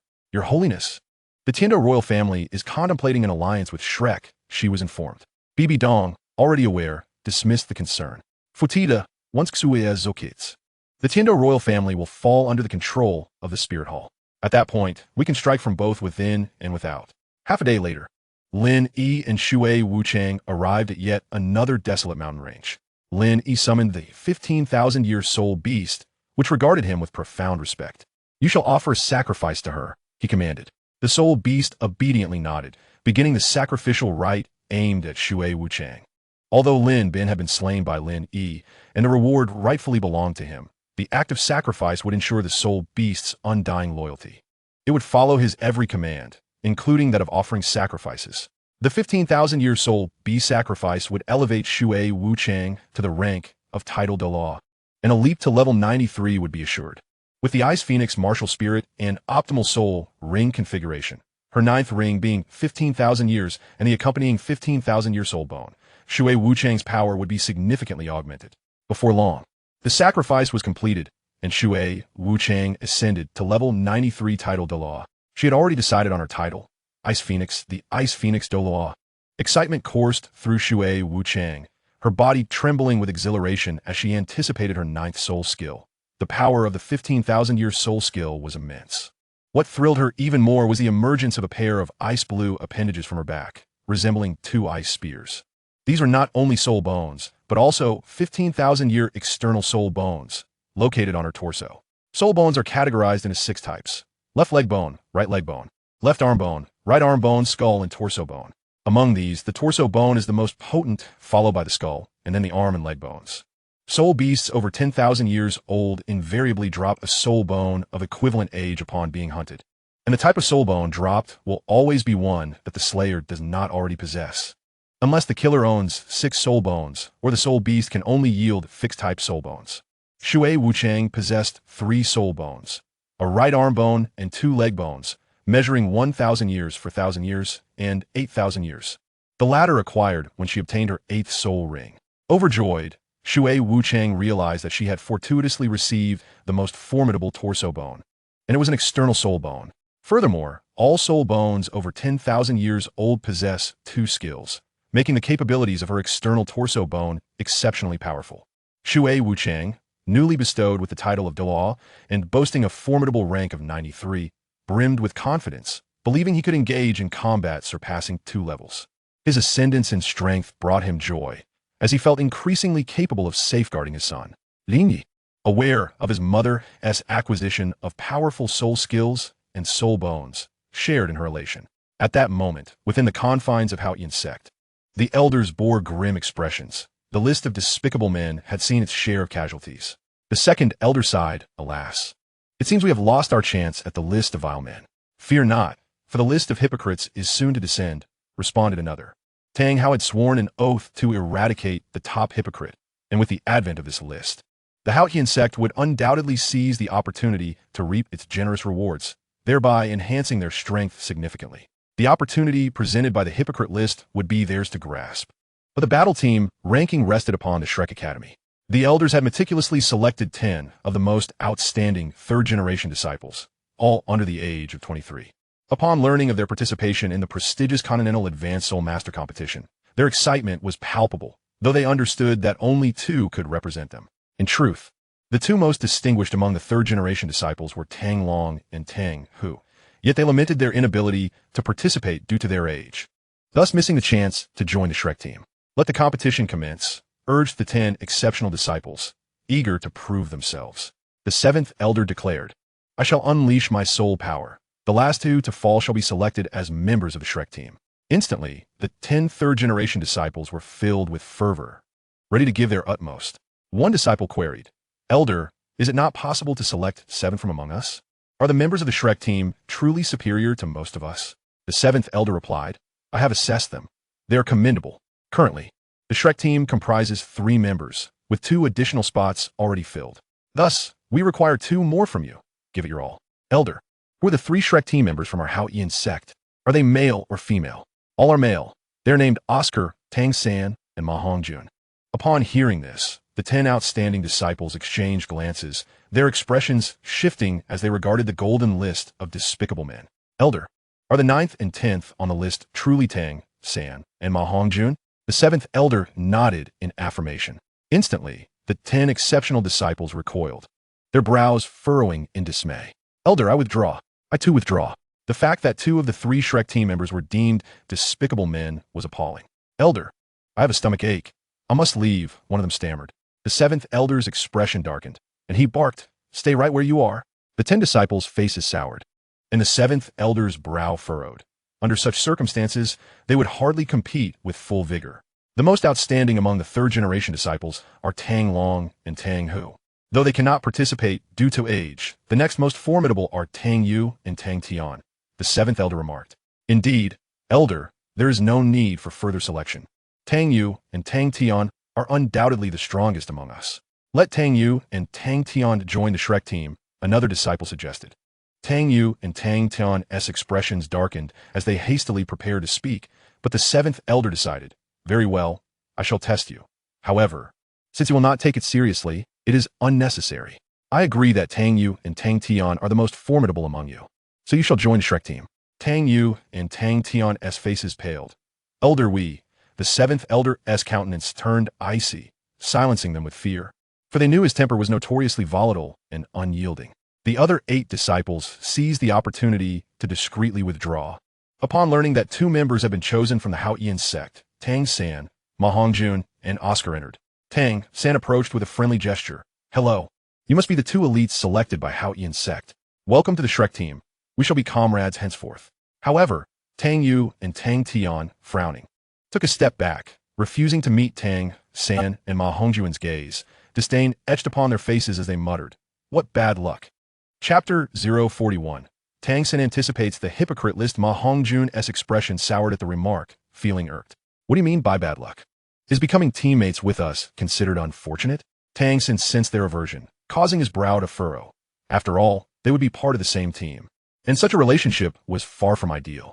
Cooperation in battle required mutual understanding. How could they achieve that if relations were strained? The seventh elder sternly reminded them. Though they may be despicable, it is imperative that you collaborate effectively with them to secure a commendable performance in the Soul Master competition, even aiming for the championship. Our enmity with the Spirit Hall has intensified. We must elevate our strength. Securing the championship will significantly enhance your abilities. Photon, Tang Tian. You shall serve as the captain of the Shrek team. Despite this, Tang Yu and Tang Tian remained discontent, unwilling to share a team with those they deemed despicable. They soon realized the elders of Haoyan sect had recently ventured out to aid Shrek in opposing the Spirit Hall, thus protecting the despicable men. They cannot comprehend why anyone would wish to protect those on the list of despicable men, for they were the targets of public scorn. Reflecting on the Spirit Hall's motives, they grasped the urgency of the situation, fearing the Spirit Hall would seize the opportunity presented by the divine list to grow stronger. The Haoyan sect felt compelled to act and thwart them. Nonetheless, their disdain for Tang San remained unaltered. Tang San approached with a polite smile. I understand your reservations about us, but I believe that through more interaction, you will come to understand our true character. Maongjun concord. Indeed. Do not let the list of despicable men mislead you. The rankings are absurd. I, a person of integrity, find myself at the 10th position, which is utterly outrageous. He wore an expression of indignation. Tang Yu inquired, you feel wronged? Pray tell, are you still a virgin? Ma Hongjun shook his head. No. Tang Yu pressed further. How many women have you been with? Ma Hongjun's eyes darted as he contemplated, his expression shifting to one of discomfort as he struggled to count. 6 years prior, upon awakening his martial soul, he frequently experienced uncontrolled urges, leading him to seek out establishments of ill repute. At merely 6 years old, who would entertain the notion of a romantic relationship? Over the course of 6 years, he had experienced approximately 80 such encounters, each time seeking companionship. Eventually, his funds dwindled, compelling him to pursue girlfriends, numbering around 7 or 8, though none endured, for they could not withstand his nature. Some even left him in anger after contracting diseases. In his reflections, he realized the repercussions of frequenting such establishments. Despite being a soul master and immune to certain ailments, the ordinary girls he encountered were not so fortunate. After a moment's consideration, he estimated, perhaps around 90. Tang Yu and Tang Tian were left utterly astonished. 90 women? And he still felt aggrieved to be ranked 10th on the despicable list? Their disdain for Ma Hongjun deepened. Ma Hongjun hastened to explain. It is only due to my martial soul that I find myself in this predicament. Otherwise, I would surely still be a virgin. Ma Hongjun elaborated. Yet even when his wicked fire did not erupt, he would find himself fixated on beautiful women, often concocting schemes to engage them in conversation and win their affection. Tang San sensed that Tang Yu and Tang Tian harbored an even greater disdain for Ma Hongjun, prompting him to declare, I am ranked 9th on the scoundrel list, while the chubby one is merely 10th. Do you find me more repulsive?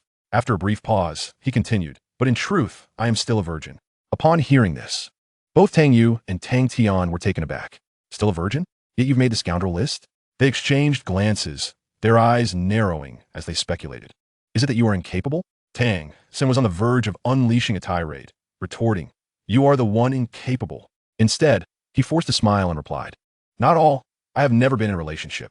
Then why are you on the scoundrel list? Could it truly be an arbitrary ranking? That seems implausible. This is the divine list, after all. It cannot be without reason, Tang Yu pondered. Tang San explained, during my time at No.1 Academy, I was quite exceptional, which led many girls to take a liking to me. Occasionally, they would even steal kisses. Is this truly the reason I am 9th on the scoundrel list?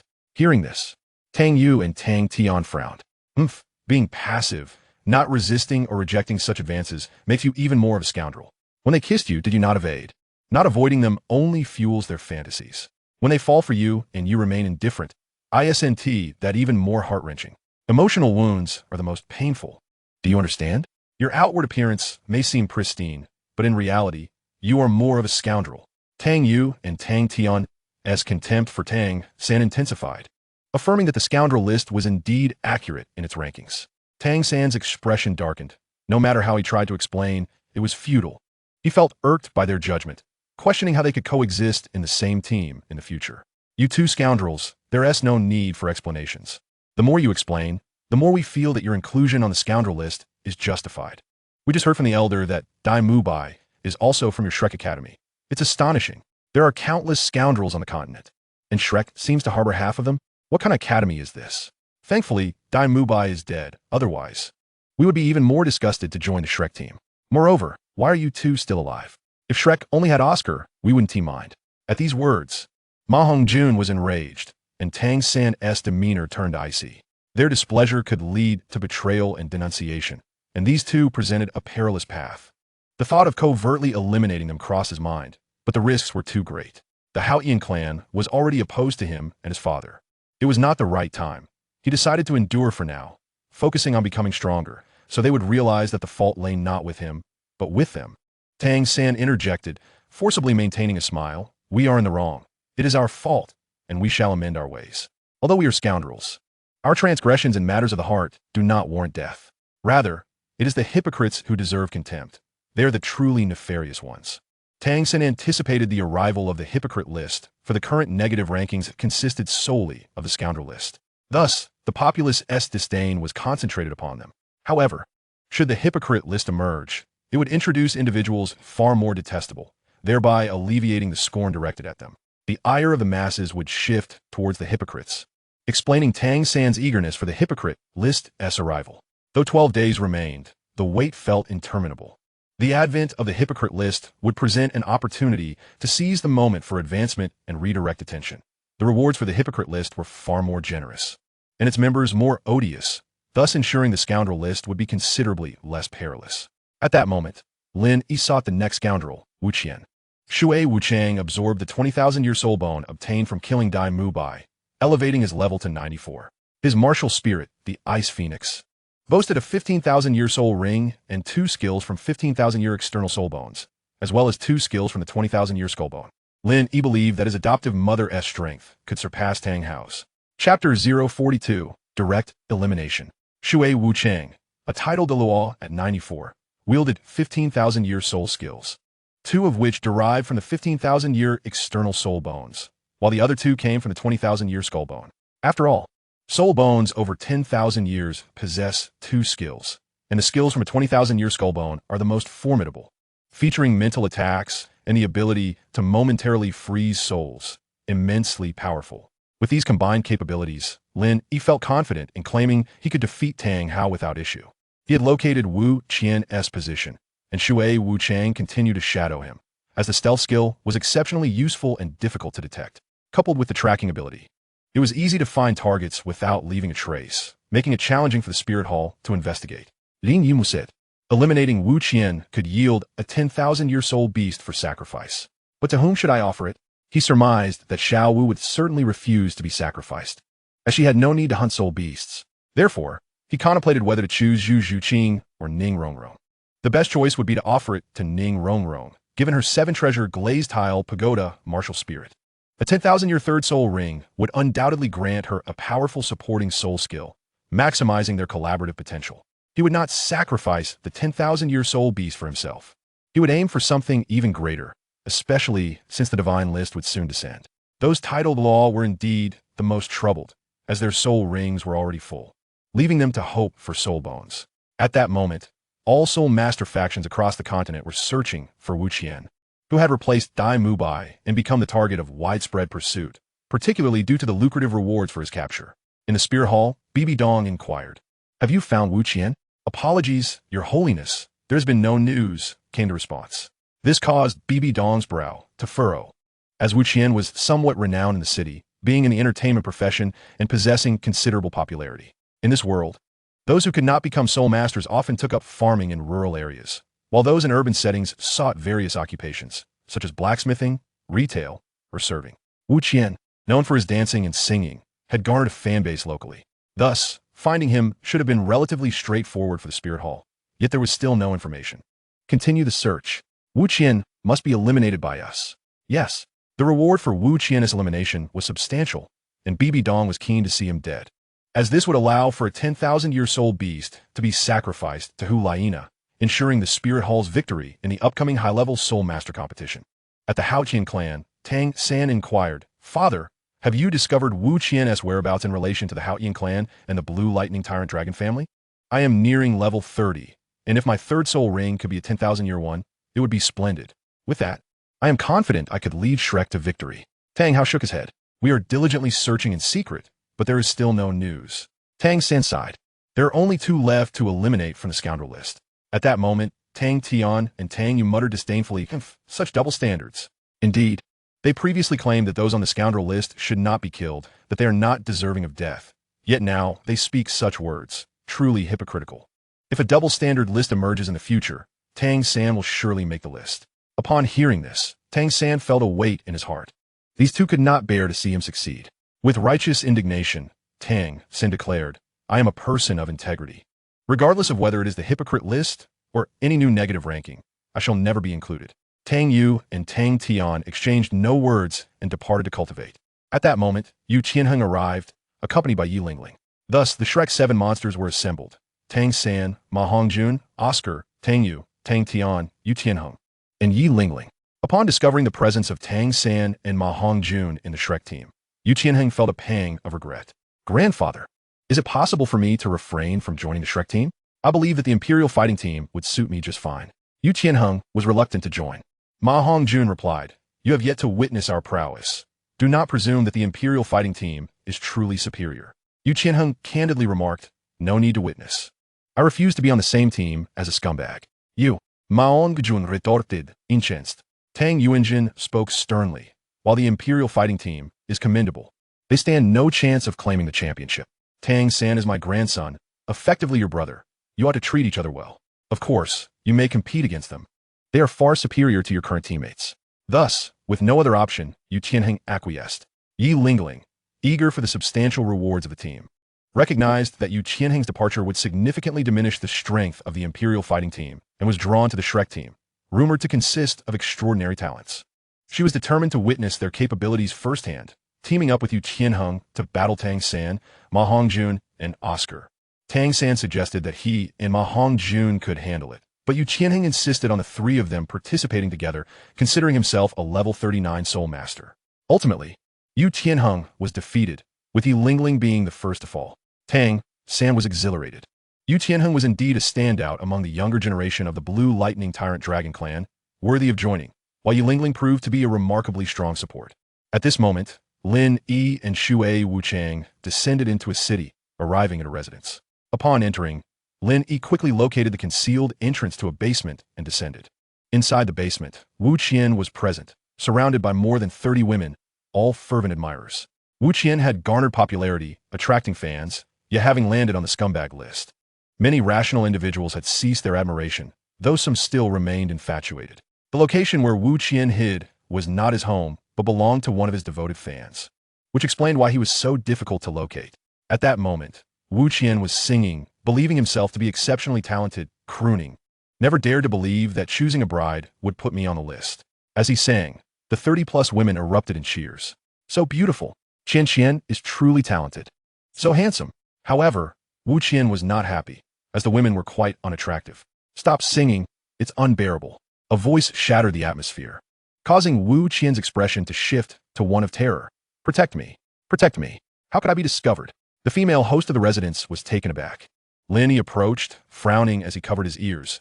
It was intolerably off-key. Wu Qian, hiding behind the women, attempted to unleash his martial spirit. yet it was challenging to discern. Upon closer inspection, Lin Yi discovered that his martial spirit was a toothpick, exceedingly diminutive, hence its elusiveness. Wu Qian bore 3 soul rings, white, yellow, yellow. As a 3-ring soul master, with such a soul ring configuration, Lin Yi need not even release his martial spirit to obliterate Wu Qian. The 30-plus girls were in a panic. They were not soul masters, and their fears stemmed not from any danger to themselves, but from concern for their brother. Shielding Wu Qian, the 30-plus unattractive women glared defiantly at Lin Yi. What do you want? Lin Yi scoffed, truly brainless. The faces of the 30-plus unattractive women darkened. Indeed, they were brainless. Without a doubt, he was here to kill Wu Qian. In an instant, they surrounded him. Brother, don't be afraid. We are here for you. Our Qian Qian is not a scumbag. Do not believe the scumbag list. Yes, our Qian Qian would never harm a girl. How could he be a scumbag? Lin Yi, uninterested in conversing with this group of dimwits, unleashed his aura, causing them all to prostrate on the ground. Indeed, he would never harm a girl. It is simply because he is a toothpick. Lin Yi approached, and Wu Qian was utterly incapable of resistance, paralyzed by fear. Please, don't kill me. Lin Yi delivered a punch, obliterating Wu Qian into a puddle of flesh, his demise a gruesome sight. Chapter 043, Powerful Support. After vanquishing Wu Qian, a resounding celestial voice echoed. The 7th-ranked scumbag, Wu Qian, was deceased, and the killing reward had been granted to the slayer. This revelation sent a shudder through the hearts of soul masters across the continent. Another scumbag had met his end. At the Spirit Hall, BB Dong's expression soured. Which force is responsible? Logically, the rewards for the scumbag list would predominantly belong to the Spirit Hall. However, numbers 1, 3, 4, and 5 were not slain by them, with the Spirit Hall having only dispatched the 6th-ranked Huayu. BB Dong's brows relaxed. Further celestial decrees were on the horizon, including the hypocrite list, which the Spirit Hall must not overlook. After Lin Yi eliminated Wu Qian, he prepared to pursue the 8th-ranked Luo Xiong, but just then, the celestial voice resounded again. The 8th-ranked scumbag, Luo Xiong, is dead. Lin Yi was not surprised, for the number of active soul masters and factions was vast. The arrival of the scumbag list had proven most profitable for him, which was already quite satisfactory. Now, only the 9th and 10th remained, prompting Lin Yi and Shui Wuchang to return to the Tian Shui Academy. At the 7-treasure glazed tile school, Sword Douluo inquired, "Where is Rongrong now?"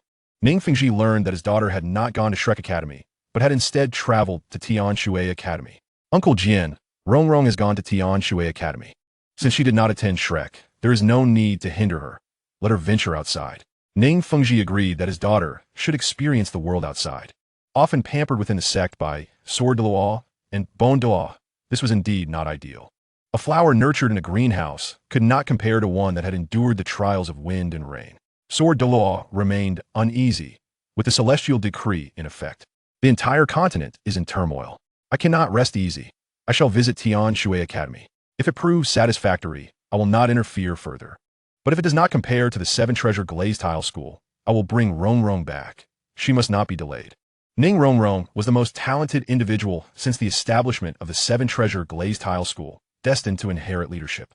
Although Tian Shui Academy was renowned, being one of the 5 element academies, Sword Douluo believed that even if Rongrong were reluctant to stay at the 7-treasure glazed tile school, she should aim for the best, such as the Heavenly Dou Royal Academy, rather than settle for Tian Shui Academy, which was naturally inferior in comparison.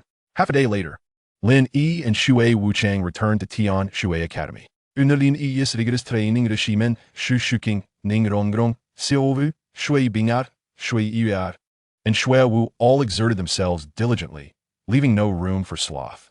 After all, Lin Yi was extraordinarily gifted. It was impossible for them to catch up. Yet they were determined to narrow the gap, hence their unwavering efforts. Upon returning to the academy, Lin Yi summoned Ning Rongrong to a desolate mountain outside Tian Shui City. Upon arrival, Ning Rongrong glanced around the rugged terrain, noting the isolation of a lone man and woman. "Ego, what are we doing here?" Lin Yi replied. "Soul beast sacrifice.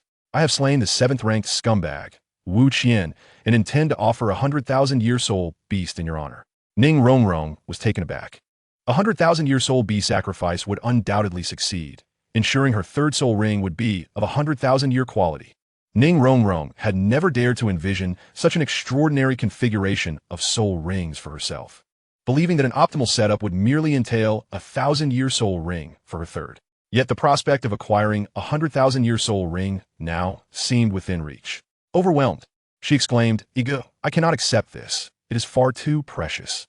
The sacrifice of a 100,000-year soul beast not only bestowed a soul ring of the same age, but also a corresponding soul bone. To be ranked first on the continent's Soul Master Dream list meant possessing a 100,000-year soul ring. Even Sword Grandfather and Bone Grandfather, as titled Douluo, had never possessed such a rarity. So how could her third soul ring be of that caliber? We are companions. There is no need for formality. As an auxiliary, your formidable support skills can greatly benefit your partners, including me. Therefore, do not feel unworthy. As my ally, merely settling for the best configuration is insufficient, Lin Yi asserted. Although his words were compelling, Ning Rongrong still felt a tinge of embarrassment. "Ego, please use it. This gift is too grand." Lin Yi shook his head resolutely. "My first soul ring is 100,000 year, and my third is even 40,000 years. How can my fourth be merely 100,000? With that, he commenced the sacrifice." Ning Rongrong contemplated suggesting that Zhu Qing or Xiao Wu partake instead, but Lin Yi had already summoned the soul beast. This soul beast is also exceptionally suited for auxiliary soul masters, which is one of the reasons I chose you, he explained. Seeing his unwavering determination, Ning Rongrong acquiesced. Realizing that further refusal would be excessive, she etched this kindness into her heart, vowing to become stronger and better support Lin Yi. The soul beast sacrifice commenced without difficulty and was soon completed. 3 soul rings encircled Ning Rongrong, yellow, yellow, and red, with the third, a striking 100,000-year ring. Elation coursed through her. With this 100,000-year soul ring, she had acquired an extraordinarily potent soul skill. With her enhanced auxiliary capabilities, she could better assist Lin Yi. Lin Yi remarked, "By acquiring such a powerful soul skill to aid me, you indirectly benefit me." Ning Rongrong nodded, her face brightening with a smile. "I shall be EGE's exclusive auxiliary soul master. Now, please share your soul skills and the abilities conferred by your 100,000-year soul bone. You seem quite exhilarated. They must be formidable," Lin Yi expressed with anticipation. "Indeed," Ning Rongrong replied excitedly.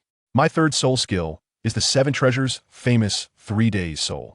With the 100,000-year soul ring, it grants 2 skills. Firstly, this skill amplifies the target's soul power, tripling it, quadrupling when I reach the 4th ring." Upon hearing this, Lin Yi was quite satisfied. An excellent auxiliary soul skill indeed. The combination of the 100,000-year soul ring with the 7 treasures glazed pagoda, martial soul, indeed bestowed formidable abilities. Although his own soul ring configuration was exceedingly powerful and his soul bone configuration formidable, the significant consumption of soul power meant he could not simultaneously utilize all skills from both soul rings and soul bones. However, with this auxiliary skill, he felt sufficiently empowered. The synergy of all his soul ring skills with the soul bone abilities would naturally enhance his combat prowess. Ning Rongrong understood this well, and thus she was elated to gain such skills.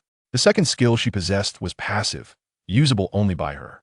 When she activated any soul skill, the soul power consumption was reduced by 30%, increasing to 40% at the 4th ring, and so forth.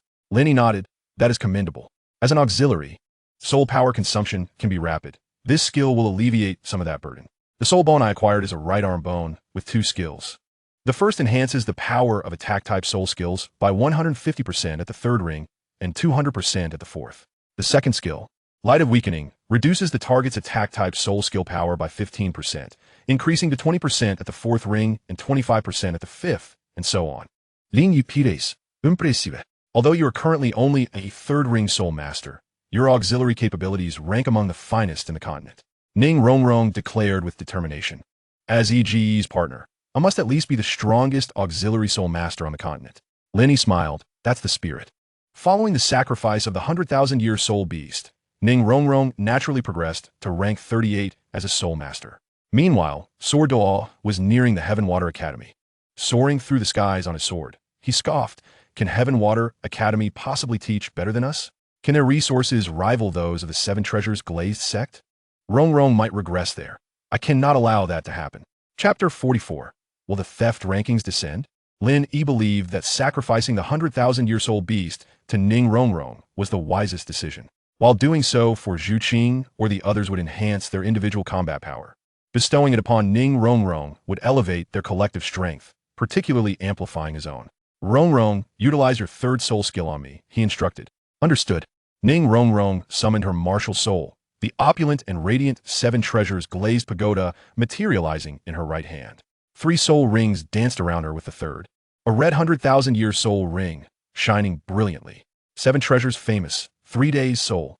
A crimson beam enveloped Lin Yi, and he instantly felt his soul power triple. Now, he could simultaneously unleash all 3 soul ring skills and employ his 3 soul bone skills as well. Previously, the enhancement from the 3 soul ring skills alone could allow him to defeat a level 59 opponent. Now, with the terrifying capabilities of the 3 soul bones combined, Lin Yi's strength reached a new pinnacle. Moreover, Ning Rongrong's first and second soul skills were no less impressive, granting boosts of 30% to both strength and speed, which would increase to 40% at the 4th ring. Thus, sacrificing the 100,000-year soul beast to Ning Rongrong was indeed the optimal choice. Ning Rongrong felt that encountering Lin Yi was the luckiest event of her life. Upon returning to the academy, she devoted herself to her training with renewed vigor. At the Tiando royal family, they were embroiled in the aftermath of Luo Xiang's death, having acquired a 100,000-year selectable soul bone as a reward. The question of whom to bestow this treasure upon troubled them. While it would empower a titled Douluo, they lacked a powerful individual of that caliber within the royal family. Although they had a guest elder, the poisoned Douluo, they were reluctant to allow him to absorb the 100,000-year soul bone. They decided to conceal it for the time being, aiming to leverage it for greater future benefits. Simultaneously, the Dream Machine and others from the Tiando Royal Academy were disgruntled, having lost Yu Tianheng and Yi Lingling to an external force. While they could do little about Yu Tianheng, a member of the Blue Lightning Tyrant Dragon clan, the loss of Yi Lingling was particularly vexing. Their greatest frustration stemmed from Shrek Academy, as all troubles seemed to arise from them. Dream Machine frowned. Flender approached me, asking for a connection with the royal family for an alliance, but with students from the scoundrel rankings involved, I cannot hastily agree. Bai Baoshan grumbled, indeed, while the Spirit Hall has grown stronger by seizing the opportunity presented by the divine rankings, the Tiando royal family is in peril. But we cannot ally with the scoundrel academy. Jillian's expression turned grave. However, both Haoyan sect and the Blue Lightning Tyrant Dragon clan have allied with Shrek. If we are to form an alliance, it must be with the 7 Treasures Glazed sect, but that is hardly sufficient. Alas, it is truly perplexing why the Blue Lightning Tyrant Dragon clan would ally with the Haoyan sect and the Scoundrel Academy. Meng Shenji sighed. It is said that this is due to the involvement of Tang San, who ranks 9th on the scoundrel list. After all, his father is Tang Hao, and Tang Hao is the biological brother of Tang Xiao, the leader of the Haoyan sect.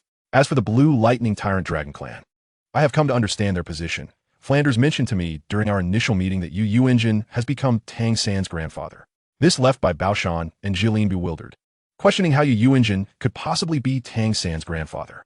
Did Tang Hao willingly assume the role of son? Meng Shunji elucidated. Tang San is indeed shameless. He claims that his teacher, Yu Xiaogang, is akin to his father, thereby positioning himself as Yu Yuanjin's grandson. Although this indirectly suggests that his father has become another son, Tang Hao has said nothing, as this alliance would indeed secure the Blue Lightning Tyrant Dragon clan as support. This revelation weighed heavily on Bai Baoshan and Jillian's hearts. What should we do then?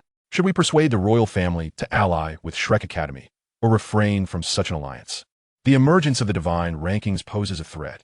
If the Spirit Hall seizes even a slight opportunity, they could become powerful enough to disrupt the balance and begin to dominate the continent.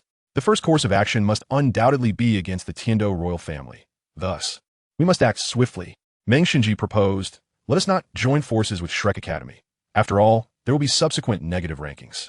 I have a strong suspicion that the Scoundrel Academy will feature on a negative list in the future.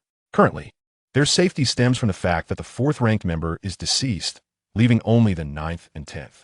Moreover, with the Haoyan sect and the Blue Lightning Tyrant Dragon clan involved, the reward for the 9th and 10th ranks are not compelling enough for anyone to confront Shrek Academy. However, if they were to appear on a negative list later on, and their ranks were high, would they not become public enemies? Would that not pose an even greater danger? Although the presence of the Haoyan sect and the Blue Lightning Tyrant Dragon clan provides some security, what if the Spirit Hall calls upon the continent's soul masters to eradicate them? Upon hearing this, Bai Baoshan and Jilin resolved firmly not to ally with Shrek Academy. In the Haoyan sect, Tang San and his companions commenced their rigorous training. In the conference hall, Flanders, Tang Hao, Tang Xiao, and others gathered. Flanders sighed. It is a pity that the Tiando royal family will not ally with us at present. Tang Xiao's expression darkened. Why refuse to unite? It is truly foolish. They should stand together against a common foe, as the Tiando royal family must be aware of the Spirit Hall's ambitions. The possibility of an alliance seems bleak. Yet I have infiltrated spies and learned that the 8th-ranked Luo Xiong was eliminated by the Tiando royal family. They have now acquired 100,000-year choice soul bone reward. Flanders' eyes gleamed with excitement. Such a substantial reward. If we were to obtain it, any title Douluo lacking a complete soul bone could significantly enhance their combat prowess. We need to bolster our strength. Tang Xiao speculated, are you suggesting? Indeed, 100,000-year choice soul bone. Knowing its approximate location within a certain faction, how can we not take action? At that moment, Tang San arrived and overheard the conversation, proposing, then let us steal it. Tang San then turned to Tang Hao. Father, I entrust this task to you. I have taught you the ghost, shadow, perplexing track, and with your strength, you are sure to succeed. Tang Hao nodded, feeling confident. The Tiando royal family's refusal to ally indeed necessitated a strategy to enhance their overall combat capability, to make his father even more formidable. Tang San began to instruct Tang Hao in the ghost, shadow, perplexing track. At this time, Ma Hongjun and the others arrived, and Tang Yu and Tang Tian entered as well, catching the tail end of the conversation. Dan Yu inwali scop, dit gusting, stealing salbones. Aren't they afraid of the subsequent emergence of the theft list? Tang Tian kindly pointed out, with the divine rankings descending. We currently know of the scoundrel list and the hypocrite list. It remains uncertain whether additional negative lists will emerge, but it is highly likely. Therefore, we should refrain from engaging in negative actions. Otherwise, should the theft list appear and you find yourselves on it, would it not put us in greater danger? At this, Tang Tian cast a meaningful glance at Tang San and Tang Hao, making his implication clear. Are you not concerned that the theft list might feature you both? Tang San, the one proposing the heist, and Tang Hao, the one executing it, are hardly paragons of virtue. Tang San chuckled. That is highly improbable. How could fortune smile upon us so? You are merely being overly cautious, perhaps afflicted with a persecution complex? Such a negative list as the theft list. Are you suggesting that it must inevitably come to pass following the emergence of the divine rankings? Tang Tian zito angili. It is not the fear of 1,000 possibilities that troubles me, but the very real concern that you could drag us into trouble. Tang San remained steadfast. If we adhere to such thinking, then we should cease all activity, for any action could lead us to a negative list. Tang Tian ceased his argument, huffing in frustration as he departed, silently wishing for the emergence of the double standard list and the theft list. Thus, the task of stealing the Tiando royal family's 100,000-year choice soul bone fell to Tang Hao. Yu Yuanjin harbored ambitions regarding this soul bone, believing that possessing it would make him stronger. Tang San inquired, is there a map of the Tiando royal family? Flanders nodded. I have procured one. He unfurled the map, and Tang San approached to examine it, seeking the location of the treasure. It must be concealed within the treasury, which is heavily guarded by numerous elite soul masters from the Tiando royal family, and situated in a location that is quite difficult to reach. Even if one could approach the treasury, detection was almost inevitable. Flanders furrowed his brow. Thus, executing a silent theft successfully will be quite challenging. We are bound to be detected, leading to conflict. However, if the Haoqian were to undertake the task, then even if a battle ensued, it would be manageable. The only downside is that the Tiando royal family would discover who had stolen from them. A confident glint shone in Tang San's eyes as he continued to scrutinize the map and contemplate the route, beginning to strategize with fervor. Allow me to arrange this, father. You can proceed in this manner. Tang San initiated his planning, detailing how to execute the theft without detection, aiming for a silent and successful operation. Naturally, he wished to avoid conflict and the creation of more enemies, so a silent theft was preferable. Flanders, Tang Hao, Tang Xiao, and the elders gathered around the map, attentively listening to Tang San's plans. Upon concluding, Flanders' eyes sparkled with excitement. This is indeed feasible. Tang Xiao nodded. In that case, it will reduce the likelihood of detection. Tang Hao was astonished. Looking at Tang San, he was reminded that although this was his son, sometimes he felt as if he were a stranger, as if he were another person entirely, a mature adult. Tang Hao did not dwell on this. He found solace in his son's precociousness, akin to a child from a poor family stepping up to take charge. Curiously, he asked, Little San, how are you so adept in this regard? Instantly, Tang San felt a twinge of embarrassment. He could hardly confess his proficiency in thievery, especially given his past. I wouldn't say I am skilled in theft. It is merely strategy and intellect. Flanders suggested, let us act during a thunderstorm. After the meeting concluded, Tang San departed. Exiting the sect's main hall, he cast his gaze upon the two divine rankings that stood tall in the heavens. The first rank on the team list shall be mine. As for the double standard list and the theft list, such rankings could not possibly descend. Even if they did, I would never find myself on such lists. I, Tang San, shall solely ascend to the pinnacle of the reward list, never to grace the negative list. Tang San glanced at the first-ranked member of the scoundrel list, Xiaogang, who was already dead. Seeing this, Tang San clenched his fists, his eyes filled with hatred. The hypocrite list will descend in 11 days. We must act swiftly. Once it arrives, let my father and the members of the Haotian sect and the Blue Lightning Tyrant Dragon clan seek out the first-ranked hypocrite. Upon finding him, let us execute him without mercy. As he is a hypocrite, he is undoubtedly deserving of death. Moreover, the reward for the top position on the hypocrite list is likely to be the sacrificial offering of a divine-level million-year soul beast. If I were to acquire it, then Shrek would undoubtedly secure the championship of the entire continent. Additionally, I would have the opportunity to avenge my teacher. At this moment, Tang Xiao and Tang Hao stepped forward, perceiving Tang San's desire for strength and vengeance. Tang San earnestly cautioned, "Father, uncle, the hypocrite list will descend in just 11 days. Those who make the list are all hypocrites.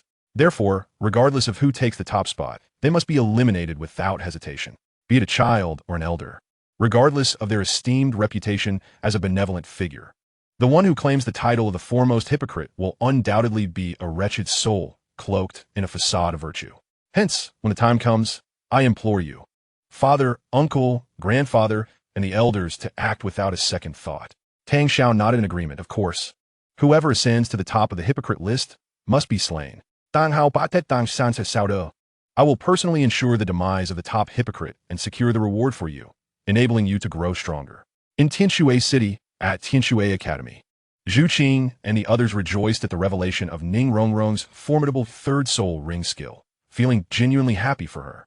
Naturally, Ning Rongrong shared her soul bone and soul ring skill details with them, as teamwork necessitates a comprehensive understanding of each other's abilities for optimal synergy.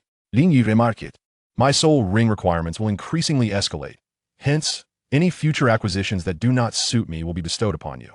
The likes of Xiao Wu, Zhu Zhuqing, Shui Binger, Shui Yuerer, and Shui Wu felt elated, grateful to have a captain like Lin Yi. "Xiao Wu, you should head to my home first," Shui Wucheng advised. Xiao Wu, puzzled, listened as Shui Wucheng whispered, "A title de law has arrived." Gratefully, Xiao Wu nodded and departed the academy, following Shui Wucheng home. Shui Wucheng harbored no concerns regarding the visitor's intentions. Understanding Xiao Wu's identity as a title de law, Shui Wucheng promptly sought out Lin Yi, who assured him there was no need for concern. Shortly thereafter, a sword daw descended from the skies, alighting gracefully. "Grandpa Jian," Ning Rongrong exclaimed with delight. "Rongrong, come back with me," the sword daw stated directly. Instantly, Ning Rongrong hid behind Lin Yi, resolutely declaring, "I want to return. It's quite pleasant here." "Grandpa Jian, you needn't worry about me." The sword daw furrowed his brow. What could possibly be so good? Is it truly better here than at the Seven Treasure Glazed Tile sect? To the sword daw's astonishment, Ning Rongrong nodded affirmatively. Indeed, it is not better here. The sword daw was taken aback, for he was well aware of Tianshui Academy's reputation. He solemnly remarked, "I know of Tianshui Academy. It could never surpass the Seven Treasure Glazed Tile sect. Training here will not yield faster progress than within the sect. Returning to the sect for training will enhance your future prospects, enabling you to become an exceptional support akin to your father." At this moment, Lin Yi sighed. Such a perspective is rather narrow-minded. Hearing this, the sword Douluo frowned, puzzled by the implication of narrow-minded. He fixed his gaze upon Lin Yi and asked in a deep tone, "Do you also believe Rongrong is thriving here?" Lin Yi nodded jandidly. The sword Douluo chuckled. "If she were to attend the Tiando Royal Academy, I would not oppose it, as it is the finest academy in the Tiando Empire. However, since she is at Tianshui Academy, I must, at this juncture," Lin Yi interjected, "Rongrong." With a shared glance, Ning Rongrong understood and promptly released her martial soul. 3 soul rings descending, with the third blood-red soul ring materializing. The sword Douluo was left utterly astonished. 100,000-year soul ring. This level, a 38th rank soul master? Lin Yi turned to the sword Douluo. "My apologies for interrupting. What were you saying must happen?" The sword Douluo chuckled awkwardly. "I must ensure Rongrong stays here." Chapter 046. Victories repeatedly achieved? Lin Yi inquired. "Did you not claim the Seven Treasure Glazed Tile sect was superior? You also mentioned that attending Tianshui Academy is inferior to the Tiando Royal Academy." The sword Douluo shook his head vigorously. "No. Sending Rong back or to the Tiando Royal Academy would ruin her. She must learn here. As he spoke, the Sword Douluo produced a large bag of gold soul coins and handed it over. This is 1,000 gold soul coins. Accept it as Rong's tuition. Lin Yi accepted the coins and asked, Senior, I hope my interruption did not come off as disrespectful. The Sword Douluo shook his head. Not at all. Your interruption was timely. He felt fortunate that Lin Yi had interrupted him. Otherwise, he would have taken Rong away without considering her true circumstances. His heart was filled with shock. Rong had reached level 38, having only been at 27 when he left the sect a few days prior. With a third soul ring of 100,000 years, Ning Rong said, Grandpa Jian, how about I return to the sect for a visit? Last time, I left abruptly without saying goodbye. I should inform Father and Grandpa Gu. The Sword Douluo prepared to take flight, frowning. Return to what? Surely. You must participate in the upcoming Advanced Soul Master Competition for the entire continent, right? Rong, you must continue to work hard and not be lazy. Hence, strive diligently at Tianshui Academy. The Sword Douluo asked no further questions, only inquiring, Rong, who assisted you with your third soul ring? Ning Rong remained silent. Casting a glance at Lin Yi, the Sword Douluo understood, sincerely stating, I will remember this favor. The 7 Treasure Glazed Tile sect will also remember it. Lin Yi simulated it. Then why not repay it now? The Sword Douluo was more than willing. Feel free to express any requests. Lin Yi stated earnestly with the godless emergence. The continent has become increasingly chaotic. I believe the 7 Treasure Glazed Tile sect must also be concerned about the Spirit Hall seizing the opportunity to act against you. Shrek and the Haotian sect should have contacted you, correct? You should consider an alliance with them. The Sword Douluo nodded. They have reached out, but we have not agreed. Ning Rong hastily interjected. Grandpa Jian, we must not agree. There are countless scoundrels on the continent, and Shrek accounts for half of them, with Tang San and Ma Hongjun ranking among the worst. The Sword Douluo acknowledged, indeed, I am aware, which is precisely why we have not united. However, we are still deliberating, as forming alliances with other factions complicates resistance when the Spirit Hall seeks to eliminate the 7 Treasure Glazed Tile sect. Lin Yi proposed, what if we allied with Tianshui Academy instead? Is this your request? It is entirely feasible. Rong is currently a student of Tianshui Academy and possesses such remarkable potential. The 7 Treasure Glazed Tile sect must reciprocate, and an alliance is entirely possible. The Sword Douluo readily agreed, deciding not to return, but rather to provide covert protection, especially given Rong's 100,000-year third soul ring. He penned a letter to the 7 Treasure Glazed Tile sect, and upon learning of Rong's 100,000-year soul ring, Ning Fengji was elated, deeply grateful for Lin Yi's assistance. The rarity and priceless nature of a 100,000-year soul ring and soul bone were beyond compare. The 7 Treasure Glazed Tile sect was willing to ally with Tianshui Academy and generously offered Lin Yi 10,000 gold soul coins. As the forces behind Tang San grew stronger, Lin Yi naturally sought to fortify his own backing. With the Sword Douluo, Ice Phoenix Douluo, Bone Douluo, and the support of Ning Fengji, this constituted an extraordinarily powerful force. In the ensuing 5 days, Lin Yi and the others continued their training, dedicating their days to cultivation while participating in soul battles at the Tianshui City Arena each evening. In the one-on-one soul arena, Lin Yi would also participate, facing off against soul emperors, yet he would not employ his martial soul. Engaging in the soul arena serves to accumulate practical combat experience, and he would also partake in lethal battles, for one must become accustomed to the reality of slaying. Over the span of 5 days, Ning Rong and her companions had already adapted to the concept of killing. The Tianshui Soul Arena was not particularly large, and on this day, Lin Yi intended to seek a different venue. Let us venture to the Soto Great Soul Arena, he proposed. The suggestion met with unanimous consent from Xiao Wu and the others, and the 7 set off of the Soto Great Soul Arena, accompanied by Shui Wuchang. At the Haotian sect, Flinder declared, you are monsters, and monsters must be trained through monstrous methods. What Shrek can impart to you is how to better wield your martial souls, assist you in acquiring the finest soul rings, hone your physical prowess, and educate you on the multifaceted knowledge of martial souls and the current status of soul masters across the continent. However, what we cannot provide is the accumulation of practical combat experience, which you must attain through your own endeavors, enhancing your capabilities through battle. Practical experience is paramount. It is not merely about fighting one another. Rather, it is about participating in the Soto Great Soul Arena. Upon hearing this, Ma Hongjun exchanged glances with Oscar, their expressions revealing familiarity. Thus, we set forth to the Soto Great Soul Arena, Flinder announced, Leading the way as Tang San and his 6 companions followed closely behind. Their destination was indeed Soto City. Tang San had gained a rudimentary understanding of the Soul Arena, aware that numerous spectators would gather to witness the duels of Soul Masters. His brow furrowed in concern. Dean, being a Soul Master is a noble profession. Why then do such arenas exist?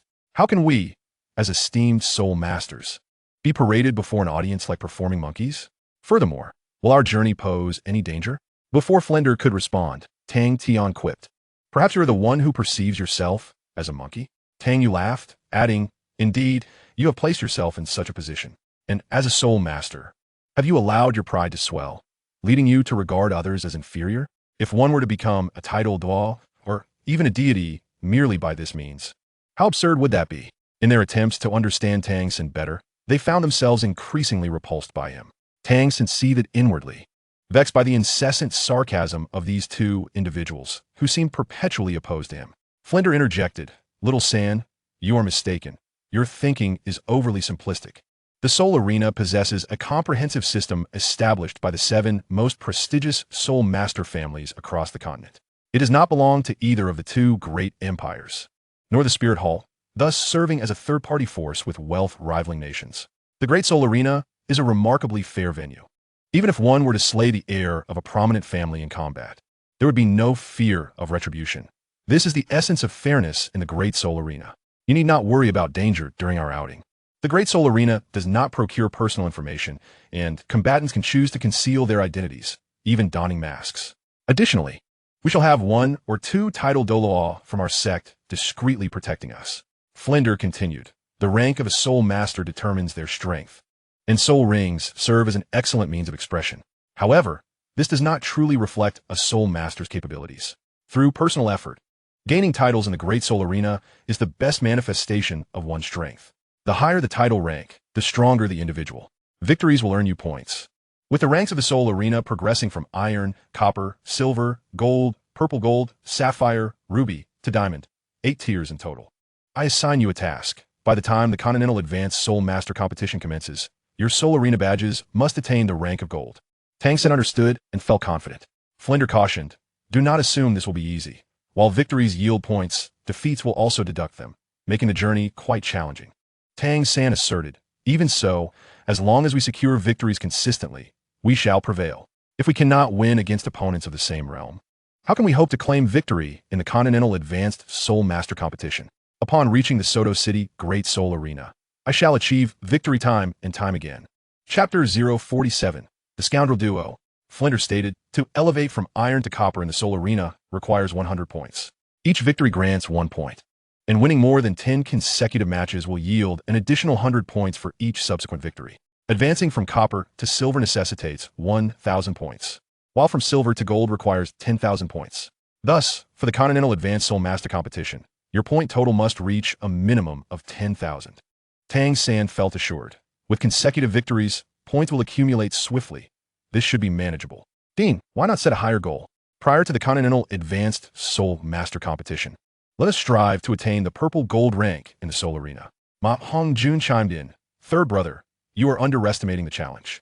So far, I have participated in 32 battles, with a record of 21 wins and 12 losses, netting 9 points. Tang San encouraged, during our battles, listen to my guidance, and I will lead us to consecutive victories." A day later, Lin Yi and Xiao Wu arrived at Soto City, with Shui Wuchang lurking in the shadows. Upon entering Soto City, the 7 took a moment to rest at a tea house. At that moment, Lin Yi's mind resonated with the system's prompt. Ding! New feature activated. If a participant on the leaderboard has perished, rewards will be halved. However, the newly activated feature ensures rewards remain intact. This revelation astonished Lin Yi. So, the rewards upon descent are indeed halved, yet the system can prevent this reduction? If the reward were a 100,000-year soul beast, could the system elevate it to 200,000 years? Indeed, the system confirmed. Lin Yi was enlightened. This feature was advantageous. Having slain Xiaogang and several other scoundrels, if they were to ascend the negative leaderboard, the rewards he would originally receive would be halved, as deceased individuals yield reduced rewards. However, once the rewards materialize, the system could enhance them, which was quite favorable. Another new feature emerged. Whenever the host secures the first position on the rewards leaderboard, all soul ring ages would double. Furthermore, Subsequent soul rings acquired would also experience this doubling. For instance, if the host's current soul ring age were doubled to 200,000 years, it could escalate to 400,000 years or 800,000 years. If the fourth soul ring were 50,000 years, it would also double to 100,000 years. Should the host achieve first position on the leaderboard twice, the original soul ring ages would be multiplied by 3, transforming the host's 3 soul rings into 300,000 years, 600,000 years, and 1,200,000 years. Lin Yi's eyes sparkled with excitement. After the system had granted him a beginner's gift package, it had now unlocked 2 additional new features, a splendid development. Particularly, the soul ring doubling feature was immensely potent. This meant that by claiming the top spot on the battle leaderboard, one could effectively double the age of their soul rings. After finishing their tea, Lin Yi and his companions proceeded toward the largest and most magnificent structure in Soto City, situated at the heart of the city, the Soto Great Soul Arena. An imposing elliptical edifice standing 120 meters tall, capable of accommodating 60,000 spectators. It boasted grandstands and 100 VIP boxes, each featuring various types of combat platforms. The Soul Arena is categorized into 3 types. The first is a friendly match, which prohibits killing. The second is a life-and-death duel, wherein the defeated party's faction cannot retaliate, or they will face the wrath of the 9 great families.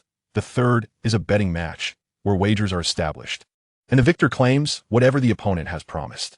The competition formats include 1-on-1, 2-on-2, and team battles. Lin Yi and his companions were not required to complete any formalities, as they had already done so in Tianshui City. They merely needed to await the assignment of their opponents. Lin Yi would participate in 1-on-1 matches, as well as 2-on-2, which he favored for the more exhilarating combat experience, serving the purpose of honing his skills.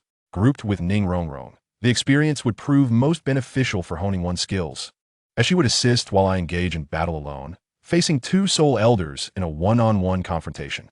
Once again, Lin Yi refrains from employing soul techniques during the fight, which is precisely why it is said to be a liberating experience, serving as a means of refinement. The moniker for my partnership with Ning Rongrong is the Invincible Duo. At this juncture, Flinder, accompanied by Tang San and the others, arrived, all donning masks. Registration required only proof of Soul Master level, omitting the necessity for names, thus allowing for anonymity. After registering, Flinder escorted Tang San and the others to the battle arena before taking his leave. Flinder, with a modest sum of money in hand, prepared to place a bet, naturally wagering on the victory of Shrek Academy. He felt exhilarated. Betting on Xiao San and his companion's triumph could yield substantial profits. As they were novices, not widely recognized, their opponents' levels were significantly higher, prompting the majority to bet on the stronger side. However, Flinder believed that Xiao San and his team could rise to the challenge. His excitement grew as he anticipated a lucrative outcome. Flinder proceeded to assign opponents for Tang San and his companions. In 1-on-1 and 2-on-2 matches, he quickly selected opponents for Tang San and Ma Hongjun, all hailing from the ranks of level 29 Great Soul Masters. For the team battle, Flinder opted for a Soul Elder team, as even if a team consisted of 6 non-Soul Elders, the presence of one mandated selection from the Soul Elder category.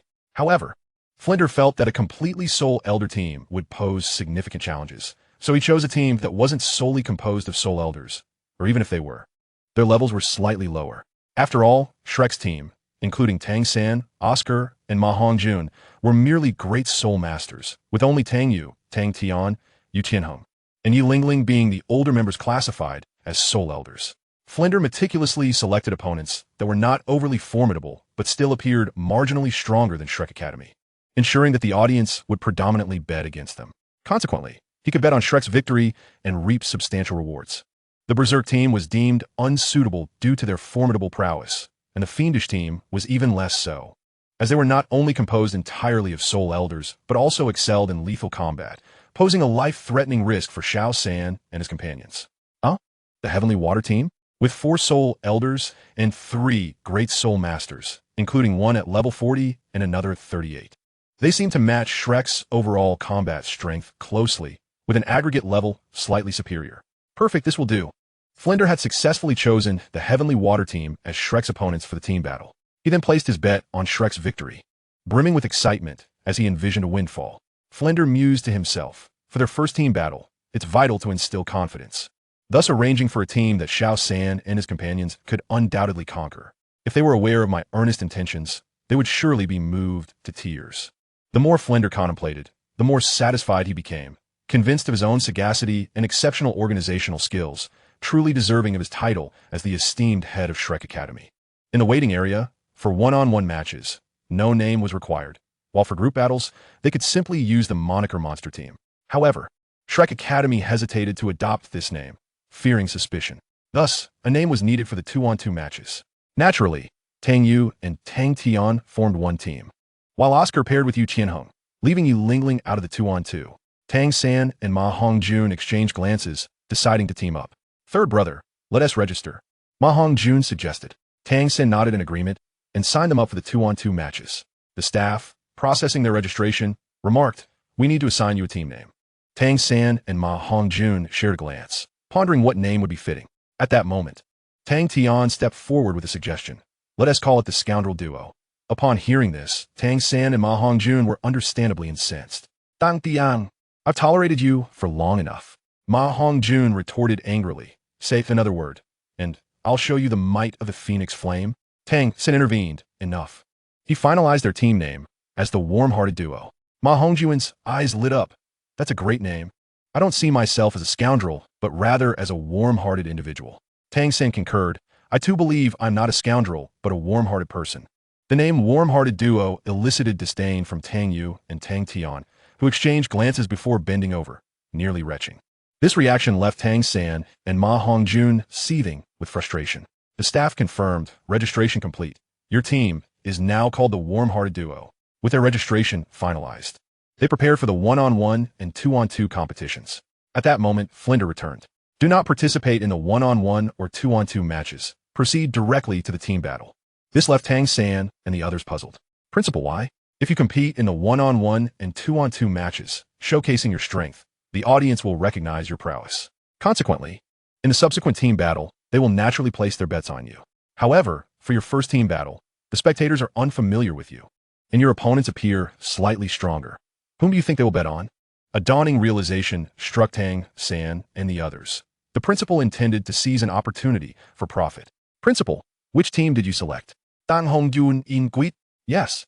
Tang San added, "If your choice is too formidable, we might find ourselves outmatched." They understood that team battle opponents were invariably Soul Elder teams, and it was rare for teams like theirs, which were not entirely composed of Soul Elders, to participate, as that would be akin to inviting suffering. Additionally, they could not partake in battles designated for Great Soul Masters, since even one Soul Elder among them necessitated a Soul Elder-level team battle. Thus, they concluded that aside from themselves, there were hardly any teams that were not entirely composed of Soul Elders. Furthermore, in the battle arena, participants generally belonged to higher levels. Just as in one-on-one matches, where no Great Soul Master below level 20 would engage, for all combatants were level 29. A level 21 could hardly contend with a level 29. In team battles, the same principle applied, with participants typically being of similar or higher levels. At this moment, Flinder wore a knowing smile, his eyes gleaming with wisdom. "Rest assured, I have taken all this into account. Therefore, the team I selected for you includes both Great Soul Masters and Soul Elders, rather than an entirely Soul Elder team. I chose the Heavenly Water team, undoubtedly the weakest among Soul Elder teams, mirroring your composition with 4 Soul Elders and 3 Great Soul Masters. However, if they appear less formidable than you, the audience will also bet on your victory. Their Soul Elders are at levels 40, 38, 32, and 31, while the Great Soul Masters are at levels 29, 29, and 28. Their aggregate level is slightly higher than yours, yet their combat strength pales in comparison. Your team possesses the capability to engage in battles beyond your levels. After all, we are the Monster Team." Flinder beamed with pride. "Thus, I have selected a team you can undoubtedly defeat, yet not so easily that it fails to serve as a means of honing your skills and accruing combat experience. This battle will allow you to win and gain invaluable experience. Am I not quite astute?" Upon hearing this, Tang San, Ma Hongjun, and Oscar felt that the principal's arrangements were exceptionally well thought out. "Principal, you truly have our best interests at heart. Principal, once you've made a fortune, you must treat us to a grand feast." Ma Hongjun and Oscar were filled with impatience. Tang San proposed, "Let us all wager the money we have on ourselves.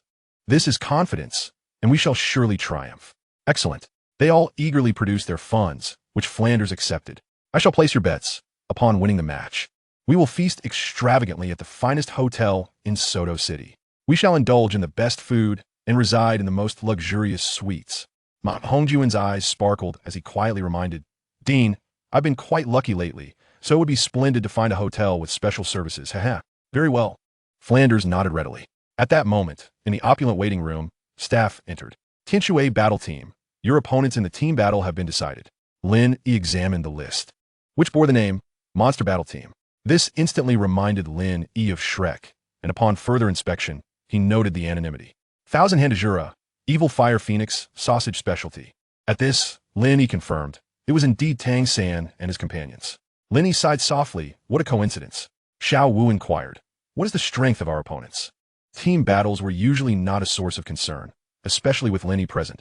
However, Xiao Wu and the others understood that Lin Yi preferred to refrain from using his soul skills, relying instead on his formidable physical prowess. Lin Yi repeated, even without employing my soul skills, I could easily overpower them. During the match, leave Thousand-Hand Azura and Evil Fire Phoenix to me. You handle the others. Ning Rongrong was taken aback. This anonymous contender is the Nine-Heart Begonia. Could it possibly be the wielder of the Nine-Heart Begonia martial soul? Zhu Zhuqing and the others were perplexed, having never heard of the Nine-Heart Begonia. Seeing Ning Rongrong's astonishment, they sensed it must be something extraordinary. Ning Rongrong exploited. The Nine-Heart Begonia martial soul can only have one inheritor per generation. At any given time, there can only be 2 living Nine-Heart Begonia soul masters. Only upon the death of one can a successor emerge. It is arguably the rarest of martial souls. The Nine-Heart Begonia possesses a singular ability. Regardless of the number of soul rings, it has only one soul skill: healing. This is precisely what makes it so formidable. Its effect is a widespread healing, the extent of which is controlled by the soul master's intent. The higher the level, the more soul rings, and the greater the soul power utilized for healing. This martial soul is a miracle, if not for its inheritance limitation, with only 2 Nine-Heart Begonia soul masters per generation. It might have surpassed the 7-treasure glazed tile school as the foremost auxiliary sect. Upon hearing this, Zhu Zhuqing and the others were astonished and somewhat pale. No wonder Ning Rongrong was so surprised. The Nine-Heart Begonia martial soul was indeed powerful, and without the limitation of inheritance, it could potentially become the leading auxiliary sect. Shui Binger observed solemnly, then we must first defeat this Nine-Heart Begonia soul master. Shui Yue nodded, indeed. It is common sense to eliminate the auxiliary first in a team battle, especially one with such potent supporting abilities. Shui Wu offered, leave this auxiliary soul master to me. At that moment, Lin Yi shook his head. In this battle, you must not prioritize defeating the Nine-Heart Begonia soul master. She should be the last one you confront. Lin Yi's statement left Xiao Wu and the others dumbfounded. Not defeating her first? Why wait until the end? Lin Yi smiled enigmatically. If we defeat her first, the match would lose its thrill and conclude quickly. Instead, let's severely injure Thousand-Hand Azura and Evil Fire Phoenix, allowing her to heal them. And then we can strike again. Wouldn't that be more enjoyable? Chapter 049. Victory Assured?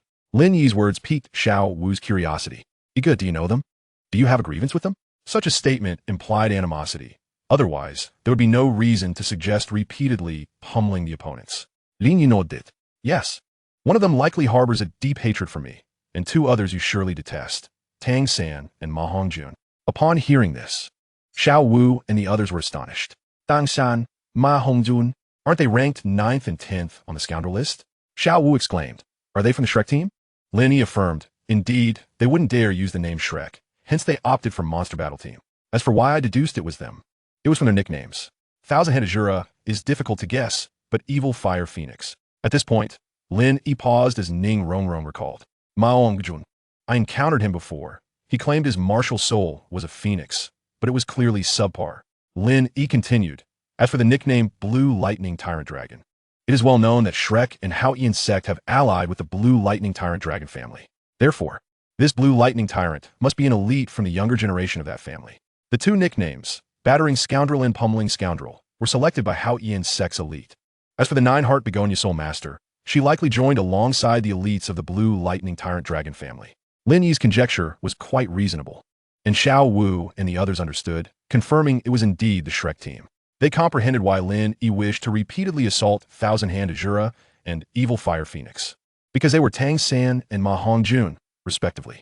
At that moment, Tang San and his companions realized the match was about to commence, and Tang San was strategizing. Tianheng, Tang Yu, and Tang Tian You three will be the main attackers. Tianheng will take the center, while Tang Yu and Tang Tian flank him. I will be positioned behind Tianheng to control the opponents and assist you. The fatty will be at my back, coordinating long-range attacks with Phoenix Fire Line, while Xiao Ao and Ling Ling will be beside him. The fatty will also be responsible for protecting Xiao Ao and Ling Ling. Xiao Ao. Begin preparing now. Use your first and second soul skills to create sausages, one for each. Understood. Oscar began crafting the sausages. Tang San added, as support, you must also safeguard yourselves. Once the team battle begins, they will undoubtedly target you two powerful supports first. But fear not, the fatty will be beside you, and I will keep a watchful eye on you. Tang Tian nodded. This arrangement works well. Tang San, filled with confidence, declared, in truth, I should be the captain. I am orchestrating everything, and with my intellect, the best strategy will lead us to consecutive victories. At this, Tang San glanced at Tang Tian, implying that he should be the captain. Tang Tian disregarded Tang San's words. He had already been designated as the captain. Tang San felt discontent, yearning to assume the captaincy, especially since the rewards for the team captain were quite substantial. However, there was nothing he could do. The Haotian sect would not easily assist Shrek if Tang Tian did not lead. Tang San scoffed internally. I should be the captain. Once my father and I grow stronger, I will compel the elders of Haotian sect to change their minds and appoint me captain. For now, I cannot force the issue. I lack the strength. Tang San harbored the belief that when weak, all faults lay with oneself, but when strong, the blame shifted to the Haotian sect. Flanders, holding the funds collected from Tang San and the others, unhesitatingly wagered on the monster battle team to win. Flanders eagerly anticipated, we shall soon be wealthy. Though I have wagered everything, leaving not a penny behind, this gamble, while risky, is worth it. I trust the Shrek team. They are all prodigious talents. In the context of their comparable levels, no other team boasts superior strength. Thus, they shall undoubtedly prevail. Our outcome tonight will be a grand profit, followed by a stay at a luxurious hotel and a sumptuous feast, rather than facing ruin and sleeping on the streets. Flanders observed the betting board. The arena was densely packed with spectators, numbering in the thousands, which naturally meant an abundance of wagers and money. As he anticipated, the majority of individuals wagered on the victory of the Heavenly Water team, while a minority placed their bets on the Monster team. He wished that everyone would support the Heavenly Water team, but such a notion was impractical, as some were betting on an underdog. Ultimately, 70 of the bets favored the Heavenly Water team, with the remaining 30 backing the Monster team. As the betting period drew to a close, the amount wagered on the Heavenly Water team surged by an astonishing 100,000 gold soul coins. Witnessing this development, Flanders was filled with exhilaration. Splendid. Initially, I was somewhat displeased that 30 of the people supported them, but suddenly a wealthy patron emerged, placing a bet of 100,000 gold soul coins on the Heavenly Water team's victory. This thrilled me immensely. The more money wagered on the Heavenly Water team, the greater the profits would be for those who bet on Shrek's victory, particularly for those who had staked substantial amounts. Although Flanders did not possess significant funds initially, prior to this outing, he had sought financial support from the Haotian clan and the Blue Lightning Tyrant Dragon clan. At first, they only provided him with 2,000 gold soul coins, which was hardly sufficient. The Haotian clan and the Blue Lightning Tyrant Dragon clan believed that for the soul fighting expedition, 2,000 gold soul coins would suffice for meals and accommodation. But upon learning of Flanders' intention to gamble, they hesitated. Flanders assured them he would repay the amount and earnestly requested 50,000 gold soul coins from each clan, totaling 100,000. With this sum, the potential for profit would be even greater, and he urged them to trust in the might of the Shrek team. The elders of the Haotian clan and Yu Yuanjin were well aware of Shrek's prowess, having faced the 7 members in battle before, where they had exerted their utmost effort and demonstrated formidable strength. Therefore, they believed in Flanders, trusting that as long as he did not choose an opponent with an insurmountable gap in strength, the Shrek team was destined for victory. With additional funds from Tang San and his companions, Flanders ultimately wagered a total of 101,000 gold soul coins. He calculated that should Tang San's team emerge victorious, they would collectively receive 180,000 gold soul coins. After repaying the 100,000 with interest to the Haotian clan and the Blue Lightning Tyrant Dragon clan, albeit 2 significant sects, 100,000 gold soul coins was not an insignificant amount for them. The 2 clans could not compare to the 7 Treasure Glazed Tile School, which was affluent enough to easily part with such a sum, indicating that the 2 clans had stretched their resources to the limit. Flander chuckled. To earn 70,000 gold soul coins is simply marvelous. With a broad grin, his eyes sparkled with excitement, and he silently expressed gratitude towards the individual who wagered 100,000. That wealthy patron who bet on the Heavenly Water team's victory was none other than Lin Yi, who had previously received 100,000 gold soul coins from the Seven Treasure Glazed Tile School in appreciation for his efforts. At that moment, both teams entered the arena. The host announced, "The team battle is about to commence, featuring fresh faces and new teams. Now, let both sides take the stage. Heavenly Water Team versus Monster Team." The audience, numbering in the thousands, erupted in cheers and applause. Lin Yi led the way, flanked by 3 individuals on either side, a sight that evoked envy among all present. A team comprised of 6 women and 1 man. Though masked, their figures suggested undeniable beauty. As Lin Yi and his 6 companions ascended the stage, Tang San and his team followed suit. From the onset, they aimed to assert dominance with their presence. "Brothers, unleash your martial souls," Tang San commanded. As 7 souls were released, their soul rings shimmering. Tang San, Ma Hongjun, and Oscar each bore 2 yellow soul rings, while Yu Qianheng, Tang Yu, Tang Tian, and Yi Lingling possessed the optimal configuration of soul rings, yellow and purple. This instilled confidence in Tang San, who felt assured that their momentum would overwhelm the opposition. Observing the opposing team, Tang San smirked. "Initial momentum is crucial, although the battle has yet to commence. We cannot afford to falter in spirit. We shall charge forth like a raging tide." The Heavenly Water Team, aside from Lin Yi and Ning Rongrong, also released their martial souls, showcasing the best possible soul ring configurations.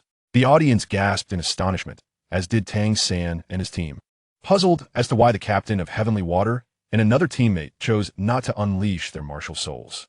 Discussions erupted among the spectators. The Monster Team, boasting optimal soul ring configurations, exuded an air of superiority, signifying their talents. Indeed, they appeared formidable. The absence of martial soul releases from the 2 members of the Heavenly Water Team suggested that they lacked optimal configurations. And should they reveal inferior soul rings, such as a white 10-year soul ring, they would be subjected to ridicule from the very start. The realization of their lack of martial soul release also diminished their initial momentum. Tang San, taken aback, regarded Lin Yi. "You must be the captain?" "Indeed," Lin Yi replied directly. "As captain, you do not possess an optimal soul ring configuration?" Tang San smiled. Lin Yi simply nodded, affirming, "I am indeed not equipped with an optimal configuration." Tang San felt a wave of relief wash over him, though he remained curious as to why the opposing captain had refrained from releasing his martial soul during this critical moment of establishing presence. Could it be that he is not the optimal configuration? Thus, he resolved to confirm his suspicions.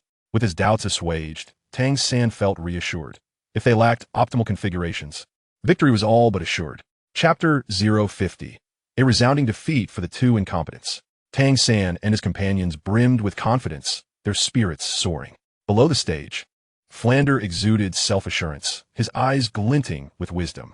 "The team I selected must be capable of vanquishing the opposition." As the match commenced, Tang San and his team immediately engaged. Lin Yi, however, had no intention of utilizing his soul skills. The reason behind Ning Rongrong's absence from combat was due to Lin Yi's request, as her assistance would likely lead to a swift conclusion of the match. Lin Yi aimed to deliver a resounding defeat to Tang San and Ma Hongjun, while the remaining 5 members of Shrek would contend with the trio of Yu Qianheng, Tang Tian, and Tang Yu. Although the 3 opponents were all soul sovereigns and of considerable rank, Xiao Wu and her companions were more than capable of handling them, particularly with Xue Binger and Xue Wu possessing the soul fusion technique. Thus, there was no need for Ning Rongrong's support. As the battle began, Tang San was bewildered, questioning why the girl who refrained from releasing her martial soul showed no intent to engage. Without further contemplation, Tang San unleashed his martial soul, causing dozens of blue-silver grasses to rapidly spread from his feet, aiming to ensnare Xiao Wu and her companions, thereby disrupting their combat. Ma Hongjun stood ready, prepared to unleash his Phoenix Fireline attack as soon as they were ensnared. However, at that moment, Tang San was taken aback as the captain of the Heavenly Water Team, without releasing his martial soul, charged towards him with astonishing speed. Tang San was horrified, swiftly commanding the blue-silver grasses to ensnare Lin Yi. How could this be? Without releasing his martial soul, how can he move so swiftly? Inadvertently, Tang San recalled a certain individual, one who had often defeated him without releasing their martial soul. The blue-silver grasses entwined around Lin Yi, but most were evaded. Only two managed to ensnare him, yet he effortlessly tore them apart, the thorns on the blue-silver grass failing to pierce his skin, rendering the parasitic effect useless. The familiarity of this realization left Tang San in shock. Could it be that he is? During their time at Notting Academy, his blue-silver grasses had proven ineffective against Lin Yi, unable to ensnare or penetrate his skin. Lin Yi's physical prowess was simply too formidable. Lin Yi closed the distance rapidly, and even with Tang San employing the Ghost Shadow perplexing track, evasion proved difficult. With Lin Yi at level 40 and possessing the Chaos Body martial soul, the power of his Chaos Body only intensified with each increase in level, making him a well-rounded powerhouse. Thus, relying solely on his level 40 soul power and his physical form, he was more than capable of overwhelming Tang San. Ma Hongjun initially intended to assist Yu Qianheng and the others in a long-range assault. However, upon witnessing Tang San being engaged up close, he was taken aback, exclaiming, "How could this happen? Fatty, assist me." Tang San cried out in alarm. Without hesitation, Ma Hongjun unleashed a blazing line of phoenix flames. Lin Yi, who was in close proximity to Tang San, found the fiery attack heading directly toward him, prompting Tang San to breathe a sigh of relief, confident that his opponent would retreat to evade the strike. Yet, Tang San's expression shifted dramatically. Bang! Lin Yi delivered a devastating punch to Tang San's abdomen, causing his midsection to cave in slightly as he was sent hurtling backward. Tang San let out a heart-wrenching scream, flying off the stage in an instant. But Lin Yi was determined not to let him escape. With remarkable speed, Lin Yi dashed ahead of Tang San, reaching the edge of the arena and striking him in the back with another punch. The force was overwhelming, and the pain consumed Tang San's consciousness, leaving him unable to evade.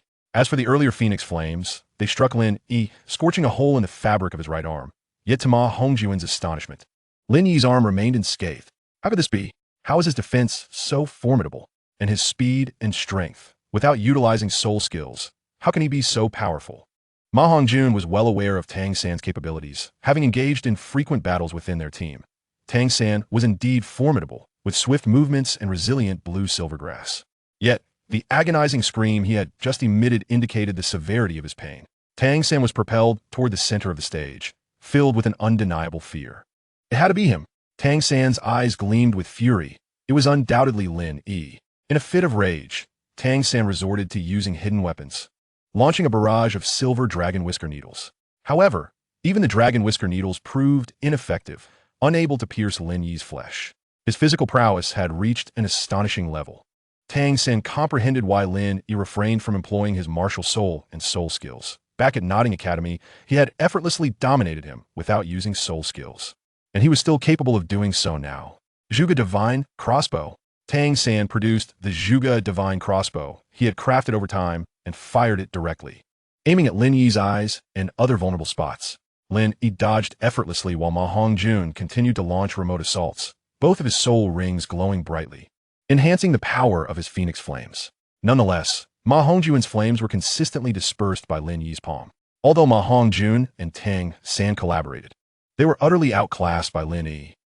Soon, a punch landed squarely on Ma Hongjun's face, sending him hurtling backward with a cry of pain. Behind the Shrek team, Oscar and Yu Lingling stood frozen in shock. Ma Hongjun was in no position to protect them, as he and Tang San were being thoroughly beaten. The continuous screams naturally drew the attention of Yu Qianheng, Tang Yu, and Tang Tian. Observing Tang San's plight brought them a sense of satisfaction and mockery. Is this all Tang San is capable of? He boasted about leading us to victory. Yet now he is being utterly dominated by someone who isn't even using soul skills. Will he lead us to triumph or to defeat? Tang San, overhearing Tang Yu and Tang Tian's scornful remarks, felt a surge of anger within him. You need to help us, he pleaded. Tang San knew full well that as long as the Heavenly Water team didn't knock Lin Yi off the stage, victory was unattainable. He believed that Lin Yi would refrain from using soul skills in the future. Thus, it was crucial to unite their efforts to eliminate Lin Yi first.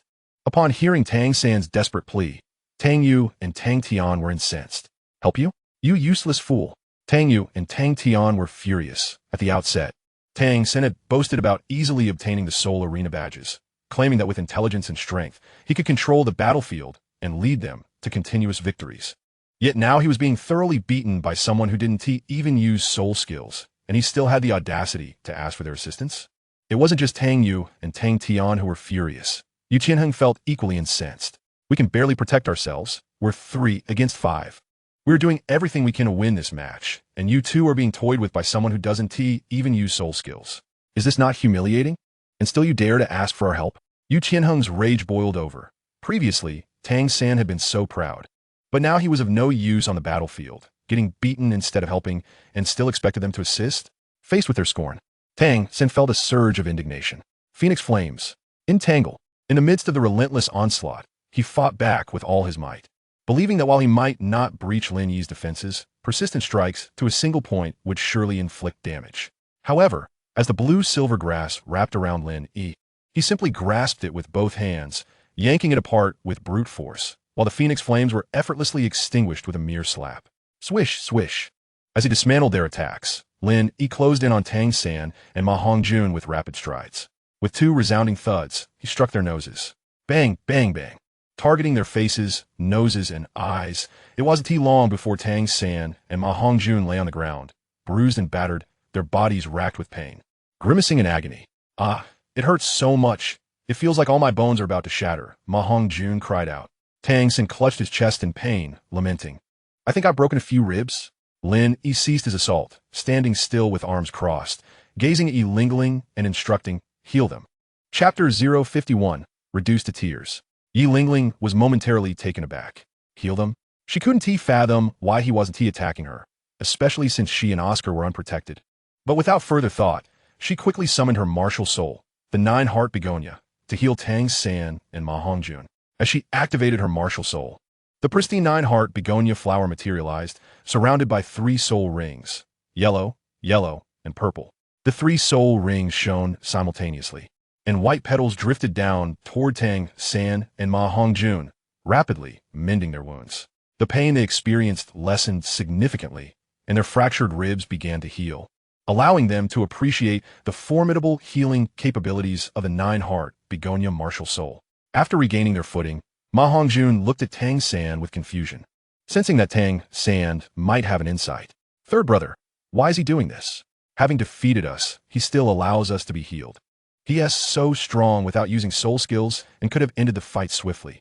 Why is he prolonging it? Ma Hongjun questioned, bewildered.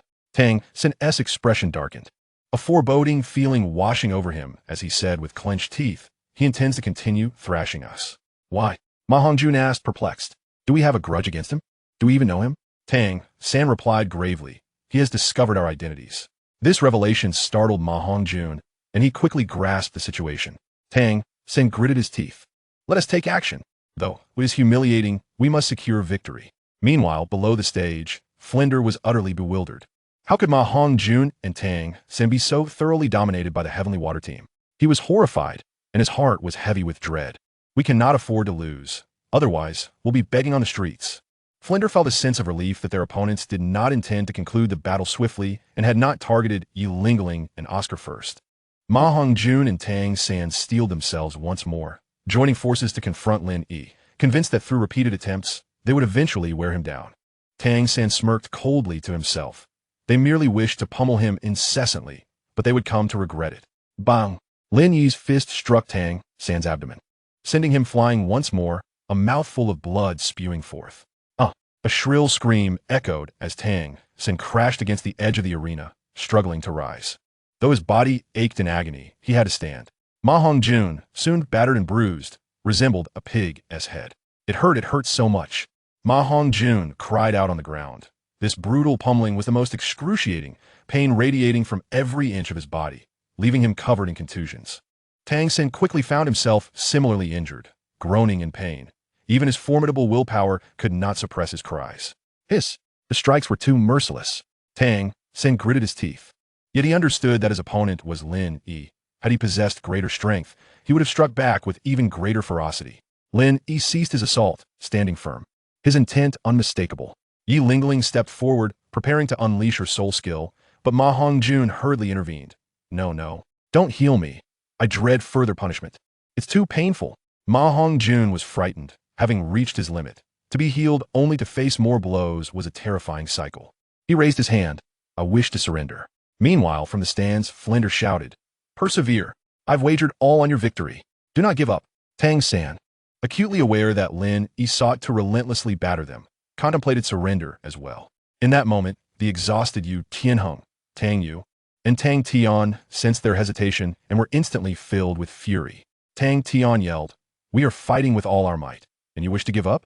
You're holding us back. How can you lead us to victory like this?" Tang Yu scoffed in disdain. Yu Tianheng shouted sternly, "Hold on. You cannot give up. Continue to be healed and distract him. Once the three of us defeat them, we will come to your aid. There is still hope. Do not surrender." Though Tang San and Ma Hongjun contemplated surrender, they could not. On one hand, Yu Qianheng and the others would not permit it, as they fought valiantly. And on the other, Flinder had staked a significant sum, making it clear that they could not afford to lose. There was no choice but to persist. "Heal us," Tang San said, his complexion grim. He knew that Lin Yi aimed to constantly beat him, yet he could not surrender. He had to endure the healing and the ensuing blows, which was the most infuriating and humiliating situation for him. Yilingling healed them once more, while Oscar prepared sausages. Oscar encouraged, "Little San, fatty, hang in there. This is our chance. Wear him down." After consuming the sausage, Tang San and Ma Hongjun regained some soul power. And with the healing, they soon felt significantly better. They stood once more, though their expressions were somewhat shriveled. They were not eager to experience such pain again. However, Lin Yi moved suddenly. Entwine. Parasite. The blue-silver grass ensnared Lin Yi, barbed spikes attempting to pierce his skin, but after numerous attempts at the same feeble spot, it remained unbroken. Tang San realized he was still helpless against Lin Yi. Ma Hongjun incessantly unleashed phoenix flames, believing he might finally burn Lin Yi, thinking that his previous assaults had weakened Lin Yi's defenses. Yet, he remained unscathed. Bang, bang, bang. Splutter. Crack. The sounds of muffled thuds, screams, blood spattering, and bones cracking filled the air. Tang San and Ma Hongjun were engulfed in torment, aware that Lin Yi was intent on relentlessly battering them. Yet under Flinder's and their team's pressure, they could not give up. The frustration was overwhelming. How infuriating! Tang San, filled with rage, coughed up a mouthful of blood as fury consumed him. His face was pale, his footing unstable as he collapsed onto the arena, his visage swollen like a pig's head, his lips inflating like sausages, his eyes swollen like grapes. Through his blurred vision, he saw Yilingling approaching, in battle. Being injured and having a teammate come to heal was what everyone hoped for, but now, Tang San did not wish to be healed at all. Ma Hongjun was in a similarly dire state. He longed to close his eyes, to find relief from the torment, to escape the agony. Yet, through his hazy vision, he saw Oscar carrying sausages and Yilingling with her 9-heart begonia soul approaching to heal him, and he broke down, begging not to be healed, not to regain soul power. "Woo, don't heal me. I can't take any more punishment. Being healed only to be struck again, then healed again. It's too agonizing." Ma Hongjun sobbed, tears mingled with blood streaming down his face, weeping from the beating. Tang San wished to express similar sentiments, but his will was stronger. Voices echoed around him, filled with shouts and insults. "You can't hold on. You're useless. We don't expect you to defeat any of them. Can't you at least stall him? Once we three defeat them, we will come to assist you. Get up. Continue fighting and hold him off. If you fall, he will come to attack us, and we won't be able to withstand it, and we'll surely lose." Flinder shouted, "Stand up. Persevere. 100,000 gold soul coins are on the line. We cannot afford to lose." Oscar added, "I've consumed a significant amount of soul power, but I will do my utmost to assist. Prepare the big sausage." Yilingling chimed in, "Tianheng and the others are fighting with all their might. I will also exert myself fully. 9-heart begonia heal." Soon, Tang San and Ma Hongjun's injuries were mostly healed, and their soul power recovered somewhat. Oscar and Yilingling declared in unison, "We will strive to heal and restore you, no matter what." Tang San, Ma Hongjun. Chapter 052. Moved? Tang San and Ma Hongjun were at a loss, caught between laughter and tears. A team striving to support their comrades wholeheartedly was commonplace. Yet now they found themselves unwilling to accept aid. They longed to exit the arena, yet they were compelled to continue stalling. Oscar encouraged, "Are you feeling better? Get up. Let us go on." Yilingling added, "You can do it. We're counting on you. Thank you for your efforts. Keep them occupied. And once Tianheng and the others defeat 1 or 2 of them, they will come to support you." Tang San and Ma Hongjun wore expressions of bitter resignation as they reluctantly rose. As they stood, Lin Yi moved again. Tang San and Ma Hongjun felt like crying, but could only force themselves to press on. The sound of screams, bones breaking, and blood spewing once again reverberated across the soul fighting arena. Flender could hardly bear to watch. Had he not placed a bet, he would have allowed Ma Hongjun and Tang San to concede, for they were being mercilessly beaten. It was evident that their opponents were doing so deliberately, allowing them to recover before striking again, letting Oscar and Yi Lingling heal them, then resuming the assault. Yu Qianheng, Tang Yu, and Tang Tian fought valiantly, 3 against 5. It was a strenuous struggle, relying on attrition. All three were soul sovereigns, possessing significant soul power, while their opponents were all great soul masters. Once those 3 great soul masters exhausted their soul power, they would be left defenseless, turning the tide to 3 against 2. Shui Binger and Shui Wu were merely slightly over 30-level soul sovereigns, so they anticipated they would eventually triumph and then rush to aid Tang San and Ma Hongjun. Truth be told, if that moment arrived, Tang Yu and Tang Tian would be reluctant to intervene upon witnessing Tang San and Ma Hongjun's dire state. Inwardly, they would feel a sense of satisfaction. In the midst of battle, they glanced over as Tang San and Ma Hongjun, under the healing influence of Yi Yu, resumed their fight, yet they continued to be mercilessly beaten, their cries of anguish echoing around them. Both were cursing inwardly. With Yi Yu's healing and soul power restoration, they had endured several rounds, yet they were still being dominated by a single adversary who had not even employed his soul skills. How could Tang San, who consistently proclaimed his aspirations to lead the team to victory in the Continental Advanced Soul Master Competition, be so woefully ineffective? They had even contemplated surrendering earlier. Although they could have continued to drag things out, they were terrified of further punishment.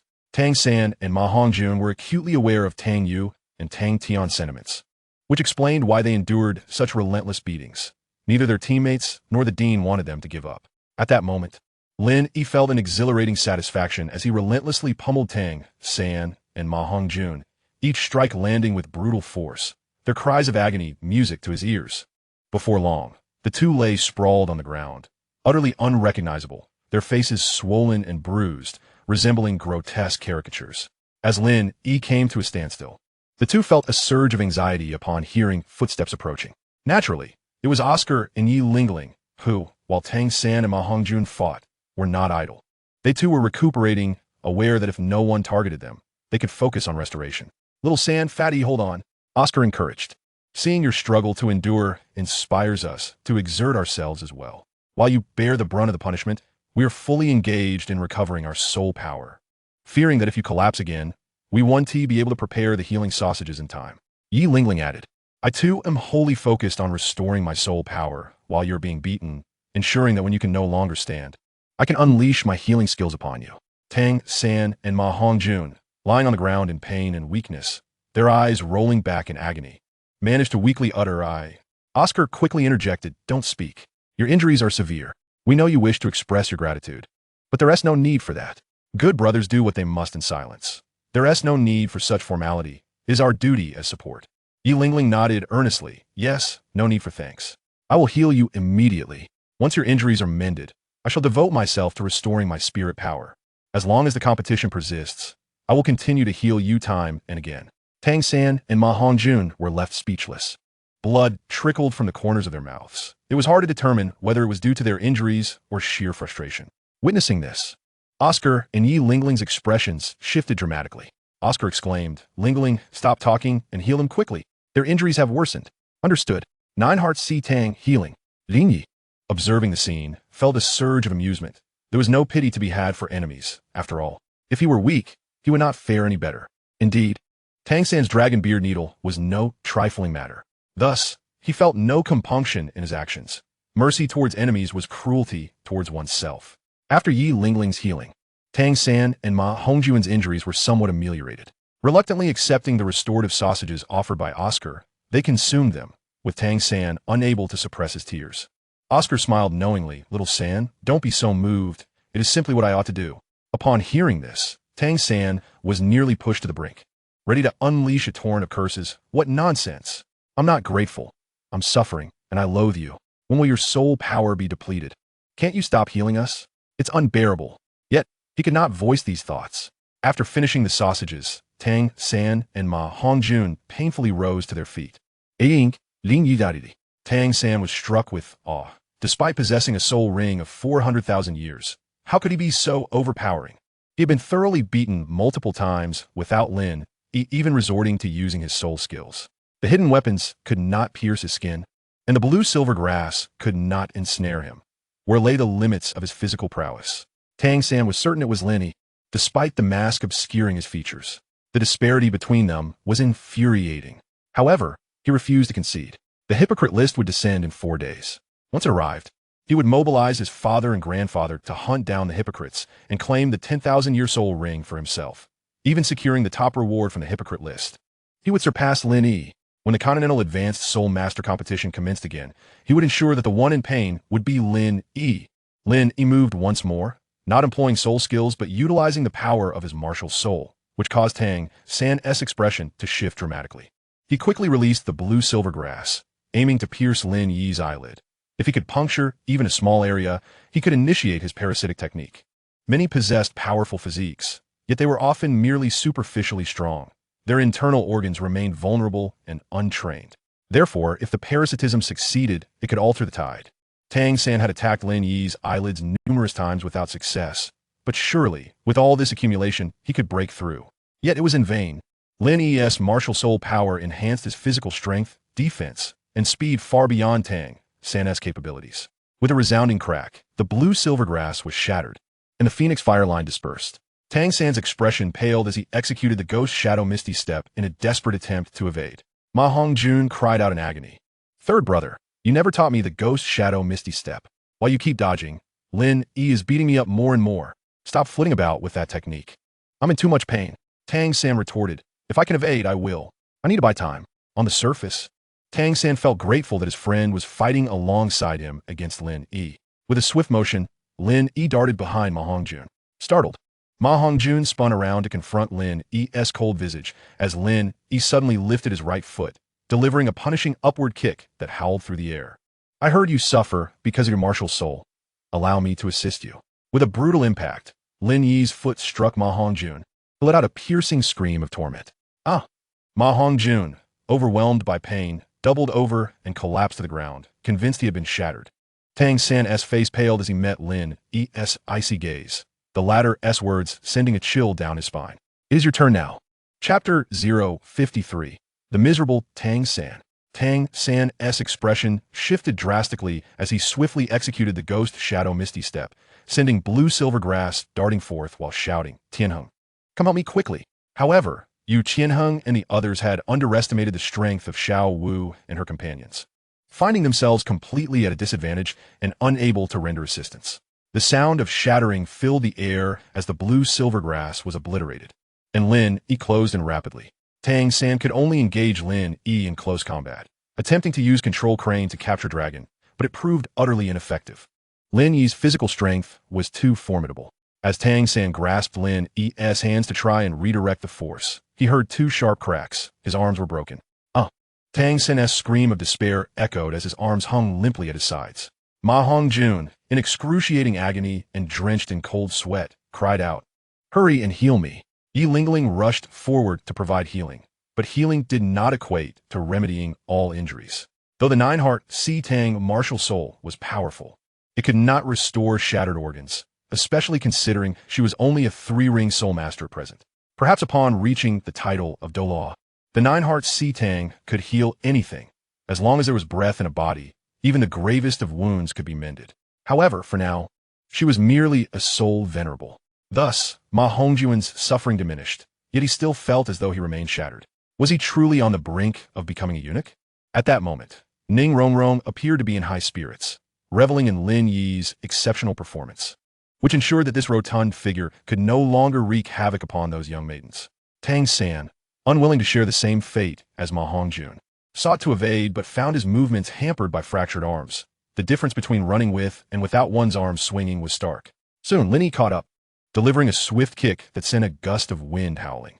Tang San's countenance paled, and he desperately flailed his arms, which had turned a pearlescent white, revealing the presence of the Xian Jade hands.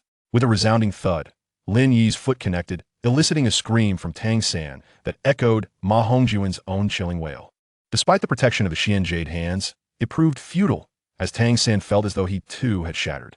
Curling up on the ground, he writhed in agony, his body trembling. Lin Yi retreated momentarily to retrieve a dragon whisker needle from the ground. Tang San lay on his side, oblivious to the impending doom. Lin Yi flicked the needle with great force, targeting Tang San's rear. Whoosh!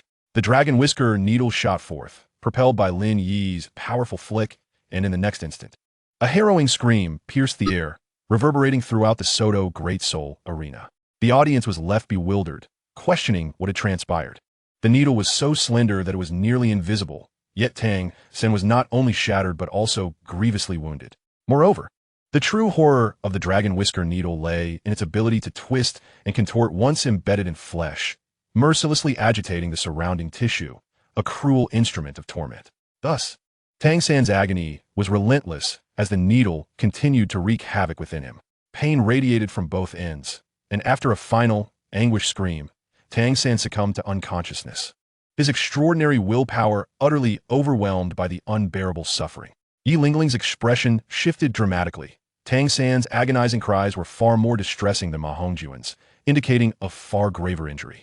She rushed forward to administer healing. As Yi Lingling unleashed her healing soul technique, Tang San's wounds began to mend, and he gradually regained consciousness. Alas, upon awakening, he was still in torment, howling incessantly. Yi Lingling was perplexed. Why was this so? Despite his injuries having nearly healed, why did Tang San continue to scream in agony? While it was plausible that he had sustained severe damage, after healing, surely the pain should have subsided. Ma Hongjun had ceased his own cries. Yet, why did Tang San remain in such distress? Unbeknownst to her, a dragon whisker needle remained lodged within him, persistently stirring the flesh. Tang San was in excruciating pain. He could never have imagined that the very concealed weapon he had crafted would one day bring him such torment. Flender, as a soul Douluo, discerned the cause of Tang San's suffering and glared at Lin Yi with indignation. You, how despicable, how vile, to resort to such treachery. Lin Yi shuruk nonchalantly. Despicable and vile? Pray tell, whose concealed weapon is it? In that moment, Flender fell silent. Lin Yi sikol futkoldi. This concealed weapon was his creation. Had I not been stronger, it would have been I who suffered, not he. If we're to speak of vileness, it is he who bears that title. This is but poetic justice.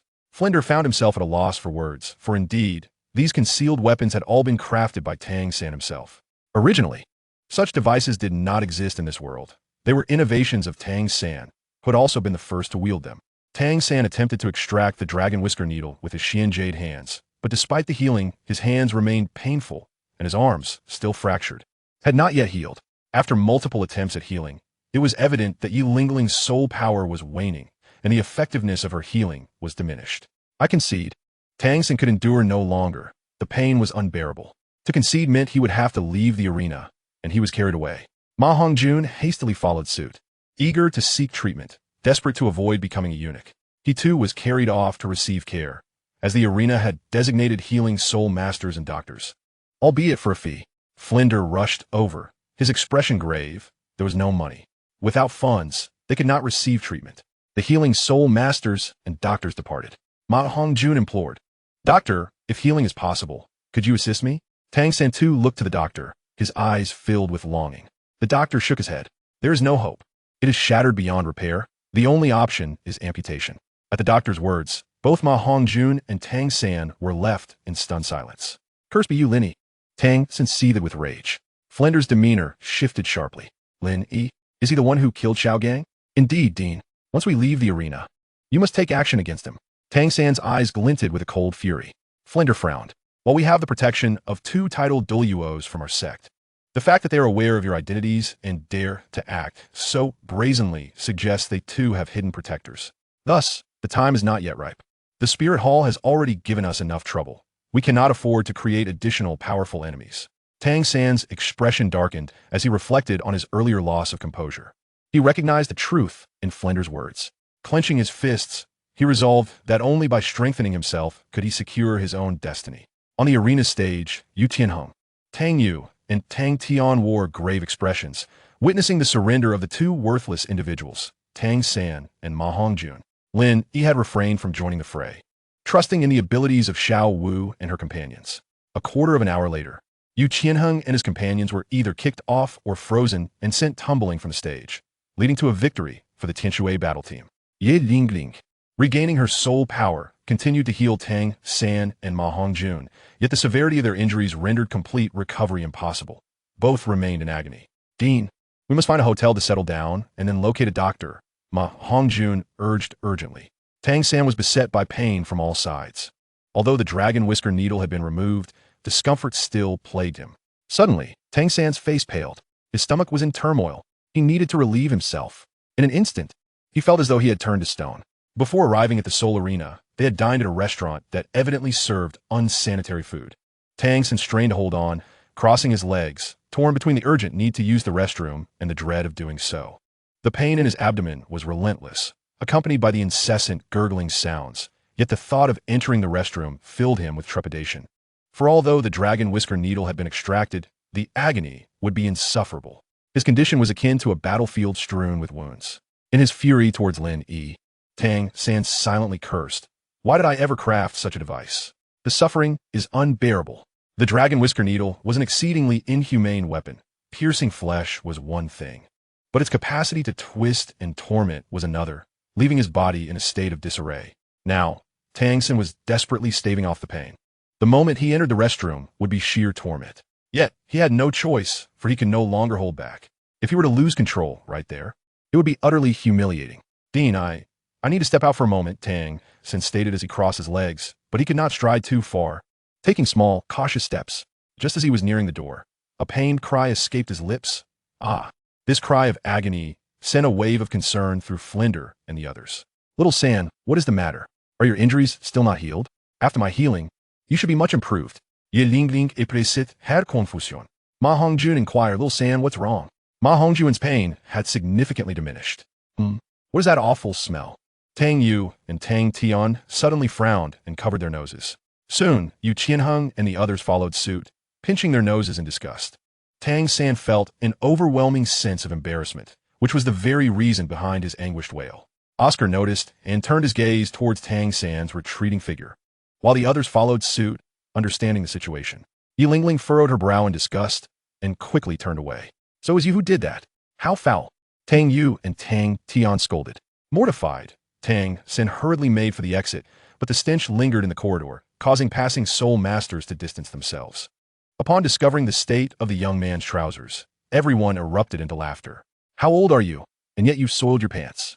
It's unbearable. The humiliation weighed heavily on Tang San, fueling his anger. Damn it, this is all your fault, Lin Yi. Tang San etched this shame into his memory.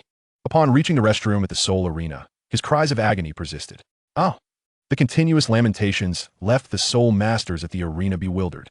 What could possibly be happening in the restroom at such an hour? Why were there horrified screams echoing from the male restroom of the Soto Seoul Arena? Was there a twisted manifestation of humanity at play, or a degradation of morals? Was someone engaged in a duel? If so, it must be rather intense. Soon, a throng of soul masters gathered outside the restroom, eager for the spectacle. Half an hour later, Tang San emerged, limping painfully with a numb leg. Hands pressed against his backside, his face contorted in agony and pallor. Each step felt as if it tore him apart, making him gasp in pain. As he exited, onlookers regarded him with a mix of incredulous amusement. Tang San, feeling utterly humiliated, returned with a dismal expression. Principal, we need to find a hotel for the night. He pleaded. Flandra's face darkened. Tonight, we have no choice but to spend the night on the streets. All our funds are tied up. Not a single copper soul coin to our name. This revelation caused a shift in Tang San and the others' expressions. After fighting for so long, I'm famished.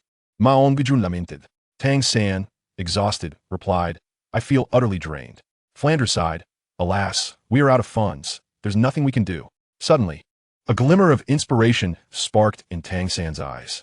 Why not steal some money? Tang Tian and Tang Yu frowned at the suggestion. You want to resort to theft again? Tang San replied with righteous indignation. We would only be robbing the heartless wealthy, a form of redistributing wealth from the rich to the poor. We could keep a portion for ourselves and give the rest to those in need. Tang San's hypocrisy was evident.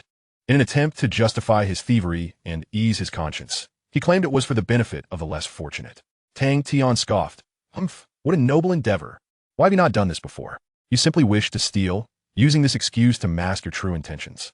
Tang Yu speculated. Tang San, during this time, we are getting to know you better, and I cannot help but feel you resemble a hypocrite. You speak with such conviction. It seems to serve your own interests. Will you appear on the hypocrite list in 4 days? At this remark, Tang San seethed with indignation.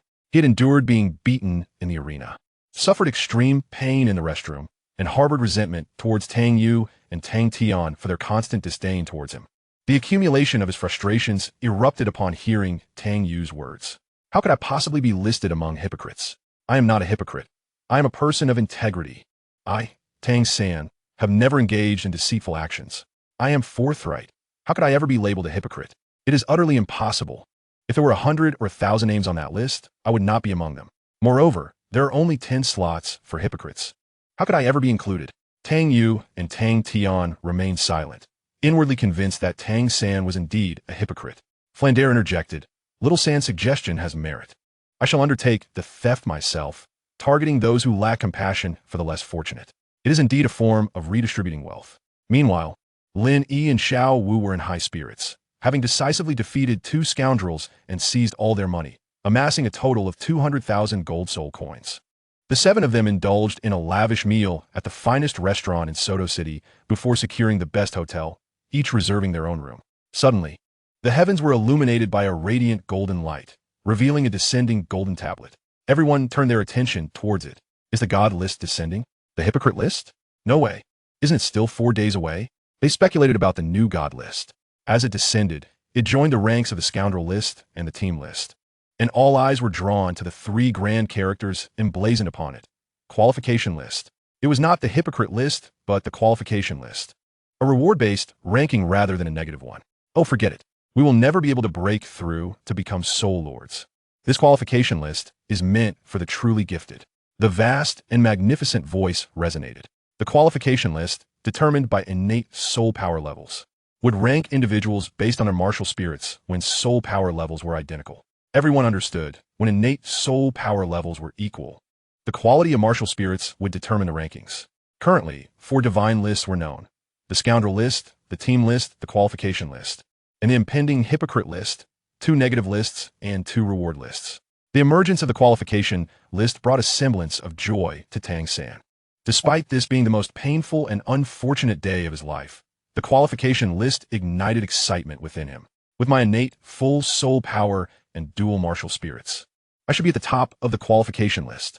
What rewards might it bestow? Tang San was brimming with anticipation, eager for strength as an opportunity unfolded before him. The grand voice announced, "We shall now reveal the 10th place of the qualification list." Chapter 55, Special Rewards. The arrival of the qualification list did not create a significant stir across the continent, as it was a reward-based ranking pertaining to individuals and thus had little relevance to the majority of soul masters. The soul masters of the continent hoped for more negative lists, as defeating opponents would yield rewards. However, that was not the case with reward-based rankings. As the majestic voice resonated, the name of the individual occupying the 10th position on the qualification list materialized. 10th place, Tang San, with innate full soul power. Due to special circumstances surrounding his innate full soul power, he ranked last among those with such a trait. Tang San was taken aback. He was only in 10th place? He had expected to at least secure a position in the top 3, even if there were others more capable as a transmigrator.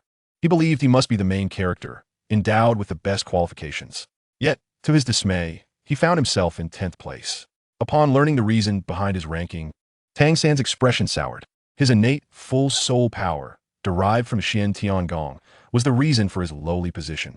The grand voice continued, "Tang San shall receive a revival divine light, allowing him to resurrect a deceased individual within 1 year, provided their strength does not exceed that of a soul sovereign." Instantly, the continent trembled in shock, and Tang San was equally astonished. The discussions among the populace erupted. This reward was indeed extraordinary, as it was not a soul ring or soul bone, but a divine light of resurrection. Such formidable power. Truly, it is divine to bestow the light of resurrection, enabling one to rise from the dead. Are the higher-ranked individuals also granted the light of resurrection? At this moment, Tang San felt a pang of disappointment. It was not a soul beast sacrifice or a soul bone reward that he had received, but rather the arrival of the resurrection light. He already understood how to utilize it. With a mere thought, and by uttering the name of the one he wished to resurrect, the resurrection light would descend, bringing the chosen back to life before him. A resounding divine voice proclaimed, "I am a deity who transcends the divine realm. the most powerful of all gods. Even I can only send forth 13 beams of resurrection light to the Douluo Continent. Thus, use this resurrection light with utmost caution, for opportunities are scarce. The capability to resurrect is indeed daunting, yet limited to a maximum of 13 uses, necessitating prudent application. Flinder and the others felt a surge of joy for Tang San, especially Flinder, who was elated by the arrival of the resurrection light. However, they noticed that Tang San did not share their enthusiasm. Flinder inquired, San, are you not pleased with the resurrection light? You can revive your teacher, Xiaogang. Yet, Tang San merely smiled and remained silent, inwardly cursing the limitations imposed. Why must it be restricted to those who died within a year and below the soul sect level?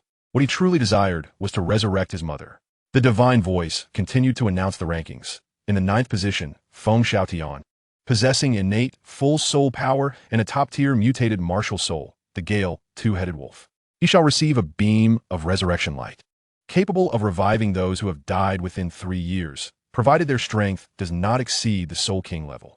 Instantly, the continent was abuzz with discussion. Once again, the resurrection light was in play. It appeared that all rewards on the qualification list would be the resurrection light. It was likely that 10 beams would descend. Hence the divine voice's warning to use them cautiously, as any subsequent rewards would only yield 3 beams. The resurrection target for the 9th-ranked individual would be slightly elevated, allowing for those who died within 3 years and not exceeding Soul King level. Continuing with the rankings, 8th place, Xiao Wu, possessing innate full soul power. Martial soul, soft bone enchantress. She is granted a voluntary sacrifice from a 100,000-year soul beast. This revelation left everyone momentarily stunned, as it was not a resurrection light but a soul beast sacrifice reward. Tang San sighed inwardly, wishing for a 100,000-year soul beast sacrifice for himself. Of course, he did not wish to abandon the idea of reviving his mother and teacher. He simply felt that enhancing his strength was paramount. Once he grew powerful enough, he would find a way to bring back both his mother and teacher. Xiao Wu directly received her divine reward, golden light cascading down, marking her ascension to level 30. And she began the soul beast sacrifice. The rankings continued. 7th place, Gu Rong, possessing innate full soul power, martial soul, bone dragon. He is granted a beam of resurrection light, capable of reviving those who have died within 5 years, not exceeding the soul Douluo level. 6th place, Poseidon, possessing innate full soul power, martial soul of the sea god. She is granted a beam of resurrection light, capable of reviving those who have died within 10 years, not exceeding the title Douluo level. On Sea God Island, Poseidon initially felt exhilarated, but with the limitations of the resurrection light, she pondered its true utility. Uncertain if Tang San was alive or dead, she considered holding on to it for now. 5th place, Qian Daolu, possessing innate full soul power, martial soul, 6-winged angel. He is granted a beam of resurrection light, capable of reviving those who have died within 20 years, not exceeding the 95-level title Douluo. 4th place, Bibi Dong, possessing innate full soul power, dual martial souls, Death Spider Emperor and Soul Devouring Spider Emperor. She is granted a beam of resurrection light, capable of reviving those who have died within 30 years, not exceeding the 99-level title Douluo. Bibi Dong gazed at her ranking on the qualification list, dismayed to find herself in 4th place. Frowning, she thought, how can I only be 4th? She was astonished, believing that Qian Rinxue should rank 1st, with herself in 2nd. Yet here she was 4th. Qian Daolu, having received a beam of resurrection light, immediately sought out Bibi Dong. Bibi Dong, may we discuss a matter? He began directly. What is it? Bibi Dong inquired. Could you please reserve your resurrection light opportunity? After I assist Shuer, I expect to perish, and I hope you can revive me then, as your resurrection light can bring back those up to level 99. This was the reason Qian Daolu had approached her. Bibi Dong did not hesitate long, understanding his reasoning. After all, Qian Rinxue was her daughter. Naturally, she would be willing to assist Qian Daolu in his revival, as the spirit hall would not lack for such a powerful force. Bibi Dong nodded very well. Qian Daolu expressed his gratitude. Thank you. I will not use this resurrection light to revive Qian Xuanji. You would not wish for his return either. Who I resurrect will be at your discretion. Bibi Dong nodded, effectively exchanging opportunities for resurrection light with Qian Daolu. Then you should keep yours for now. As she spoke, she turned her gaze to the towering qualification list, which was about to announce the top 3, promising even more substantial rewards. Soon, the name in 3rd place appeared. 3rd place, Oscar, possessing innate full soul power. Martial soul, sausage. As a food system auxiliary soul master, he is the first with innate full soul power, holding immense potential, and thus ranks third on the qualification list. Initially, many were surprised, but upon hearing the description, they found it fitting. An auxiliary soul master with innate full soul power was indeed unprecedented, justifying his third-place rank. The divine voice resounded. Oscar is granted a beam of resurrection light, capable of reviving those who have died within 20 years, not exceeding the 95-level title Douluo. At this point, the continent's soul masters were perplexed. Why had the resurrection light's limitations decreased for the third-place reward? Could it only revive those at level 95 and below? However, the surprises were not yet over. Oscar also received a 100,000-year right leg soul bone. This revelation enlightened everyone. There was an additional soul bone reward. Tang San felt a surge of joy, his eyes gleaming as he regarded Oscar. Within the Blue Lightning Tyrant Dragon clan, some soul masters remained on guard, while Yu Yuanjin stood before the tomb of Yu Xiaogang. Upon learning that Tang San had received the resurrection light, Yu Yuanjin was overwhelmed with excitement. Ha ha ha, this is splendid. Though my grandson Tang San is only in 10th place, he has obtained the resurrection light, capable of reviving those who have died within a year and not exceeding soul sect level. Ha ha, this is wonderful. Xiaogang, you are merely a 29th level great soul master. You can be revived. Tang San is my grandson, closer to me than you. Although you are his teacher, he often says that once a teacher, always a father, treating you as family.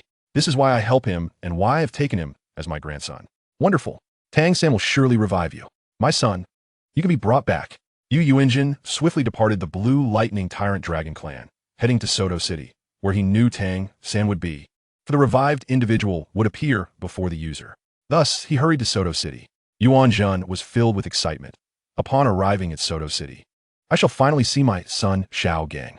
In Soto City, Tang San exclaimed with fervor, Xiao-Ao, this is splendid. Please, assist me in resurrecting my mother. Oscar furrowed his brow, replying, however, I am more inclined to resurrect Mubai. Upon obtaining the resurrection divine light, the first thought that crossed Oscar's mind was to revive his dear brother Dai Mubai. Understanding Oscar's dilemma, Tang San made a decision. How about this? You help me revive my mother, and I shall take on the task of resurrecting Mubai. It would be somewhat wasteful for your resurrection divine light to revive Mubai, whereas mine can revive those below the spirit hall. Oscar was taken aback. Aren't you going to revive your teacher? Tang San shook his head. Not yet. I wish to resurrect my mother first. I shall find another opportunity to revive my teacher later. Flander, Chapter 056, the reward for first place. Flander was infuriated, initially believing that Tang San intended to revive Yu Xiaogang, only to hear such words instead. Tang San, if Xiaogang were to hear you say this, how heartbroken he would be. Flander raged, wishing to compel Tang San to resurrect Yu Xiaogang. Yu Tianheng was also incensed, astonished that Tang San would not resurrect his uncle Yu Xiaogang. Gritting his teeth, Yu Tianheng declared, the alliance between the Blue Lightning Tyrant Dragon clan and Shrek is due to my uncle Xiaogang. You often claim that my uncle Xiaogang is not only your teacher, but akin to a father to you. Yet, why do you now refuse to resurrect your father, Yu Xiaogang? If my grandfather discovers that you did not revive Uncle Gang, he would surely strike you down.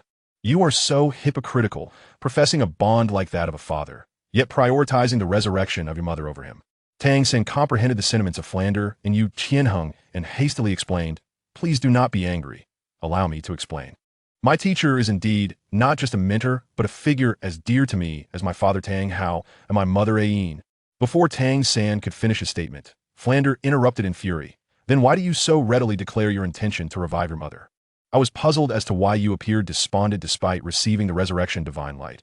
It turns out you had not even considered reviving Xiaogang. Tang San urgently clarified. Director, listen to me. My teacher and my mother hold equal importance in my heart. The reason I wish to revive my mother first is that my teacher is ranked first on the scoundrel list, while my mother has not appeared on any negative lists. If I revive my teacher, the scoundrel list would no longer show him as deceased, and everyone would know that the top scoundrel has returned. Consequently, he could be targeted again, which presents dangers not only to him, but to us as well.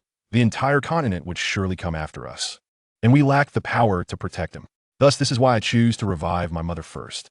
Tang San vowed, once I grow stronger and possess the capability, or if I obtain the resurrection divine light again, I will revive my teacher. At that time, Even if he is the top scoundrel and hunted by many, I will have the strength to protect him. Otherwise, reviving him now may lead to his swift demise once more. To bring him back only to have him suffer again is to subject him to further torment. Upon hearing this, Flander and Yu Tianheng fell into silence. Finding his reasoning sound, the resurrection of Yu Xiaogang would undoubtedly reveal to the continent that the top scoundrel was under their protection, placing them in considerable danger, which they were ill-equipped to handle. Seeing Flander and Yu Tianheng silent, Tang San breathed a sigh of relief. To Oscar and Ma Hongjun, Tang San's actions seemed justifiable and correct. However, Tang Yu and Tang Tian felt that though Tang San spoke with apparent sincerity, he increasingly appeared hypocritical, resembling a false gentleman. Flander's expression darkened. Very well, do as you wish. This brought a smile to Tang San's face. Tang San exclaimed with excitement, Xiao Ao, let us commence with the resurrection of my mother. He was elated, for he was on the brink of seeing his mother again. As soon as Oscar uttered, revive Tang San's mother, Ayin, she would return to life. Yet, Oscar hesitated. Oscar responded, Xiao San, it's not that I doubt you. Let us first revive Mu Bai. And then, I shall bring your mother back. I assure you it will happen. Tang San frowned, thinking to himself, Oscar remains cautious, fearing I would not revive Mu Bai. Reluctantly, Tang San conceded, very well, but let us return to the Haotian sect. I shall revive Mu Bai there after we arrive. Reviving him now is too perilous. Agreed. With that, Tang San and the others departed Soto City, heading back to the Haotian sect. The resounding voice echoed, should the revive be a deceased individual from the negative list, the rewards obtained by their killers will remain unaffected. This meant that the rewards gained from the kills would not disappear. As they traveled, Tang San and his companions kept an eye on the qualification rankings. As the announcement for second place was imminent, Tang San mused, surely Lin Yi will not make the list? Lin Yi was his adversary, and Tang San hoped he would not appear on the reward list, lest the gap between them widen. At that moment, the name of the second place on the qualification rankings emerged. Qualification rankings, second place, Qianren Xue, possessing innate full soul power at level 20, martial soul, six-winged angel. The announcement of second place sent shockwaves across the continent. Good heavens, innate full soul power at level 20. I always believed the highest innate full soul power was level 10. I shared that belief. Yet here we are, my understanding shattered by the revelation of level 20. The martial soul, six-winged angel, Qianren Xue, from the Spirit Hall? My goodness, if level 20 is merely second place, how formidable must the first be? This revelation sparked astonishment and curiosity. At the Spirit Hall, Bibi Dong was taken aback. Xuer is second? Qian Daolu was similarly astonished. Isn't innate full soul power at level 20 the highest? Both believed Qianren Xue would secure first place, yet she ranked second. An unexpected turn of events. Meanwhile, at a distance outside of Tiando City, the crown prince of the Tiando Empire, Xue Qinghe, also known as Qianren Xue, was disguised as Xue Qinghe. With the qualification rankings being announced, she hastily exited the city. Should the rewards be witnessed by others, suspicions would arise. For it would be evident that Xue Qinghe had received the accolades meant for Qianren Xue, thus jeopardizing her plans. Qianren Xue was equally shocked. I am not first? The resounding voice echoed again, bestowing upon Qianren Xue a personal resurrection divine light. Should she perish, she may resurrect on the spot. Additionally, Qianren Xue received the voluntary sacrifice of a 200,000-year soul beast. This revelation astonished the soul masters across the continent. This resurrection divine light was unique, granting her a second chance at life. Furthermore, the sacrifice of a 200,000-year soul beast was an extraordinary boon. Golden divine light enveloped Qianren Xue, heralding the arrival of the 200,000-year soul beast reward. After obtaining it, Qianren Xue distanced herself from Tiando City, preparing for the sacrifice. The announcement for the first place on the qualification rankings was about to begin. The resounding voice drew the attention of the entire continent to the pinnacle of the qualification list, as the identity of the first place was about to be revealed. Tang San's mind briefly flickered with Lin Yi, silently pleading, please do not let it be him. However, the resounding voice proclaimed, qualification rankings, first place, Lin Yi, innate full soul power at level 30, martial soul, chaos body. Suddenly, the continent was engulfed in shock. Innate full soul power at level 30. The soul of the martial spirit sounds incredibly formidable, the chaos body. Tang San's expression immediately darkened. Astonishingly, it is at level 30, the martial spirit chaos body. The other soul masters were taken aback. No wonder it holds the first position. It is indeed level 30. Absurd. Even level 20 is already outrageous. And now there is a level 30, truly deserving of the top rank. The grand celestial melody resonated. It grants Lin Yi a divine resurrection light, capable of reviving any deceased soul beast or soul master within the past 20 years. Lin Yi was rewarded with a voluntary sacrifice from a 490,000-year defensive soul beast. This caused a stir across the continent. Truly worthy of the top reward, the divine resurrection light has no level restrictions. Indeed, and a voluntary sacrifice from a 490,000-year soul beast is simply overwhelming. Alas, it has no bearing on us. Yet in just over 3 days, the hypocrite list will descend. With the talent list completely revealed and rewards distributed, the announcement of the divine list has concluded, yet the soul masters of the continent await eagerly. For the hypocrite list is soon to arrive. Lin Yi and the others returned directly to the Water Academy. 3 days later, Tang San and the others returned to the Hypocrite sect. Upon their return, Tang San and the others felt a sense of relief. Meanwhile, Yu Yuanjin received news from Flender that he had left Soto City and was heading back to the Hypocrite sect, prompting Yu Yuanjin to hasten his journey. Yu Yuanjin anticipated. On the scoundrel list, Xiaogang still showed as deceased.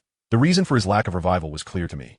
The decision to return to the Hypocrite sect must be due to the perceived danger of reviving in Soto City.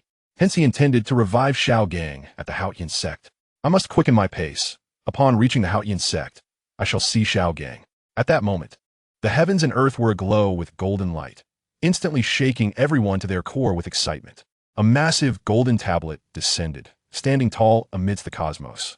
Positioned alongside the scoundrel list, battle team list, and talent list, towering beside the scoundrel list, with 4 grand characters inscribed at its peak. Hypocrite list. Tang San was ecstatic. Splendid. The hypocrite list has finally arrived. In the celestial realm, the grand melody resonated once more. The time has come. The hypocrite list descends. Chapter 057.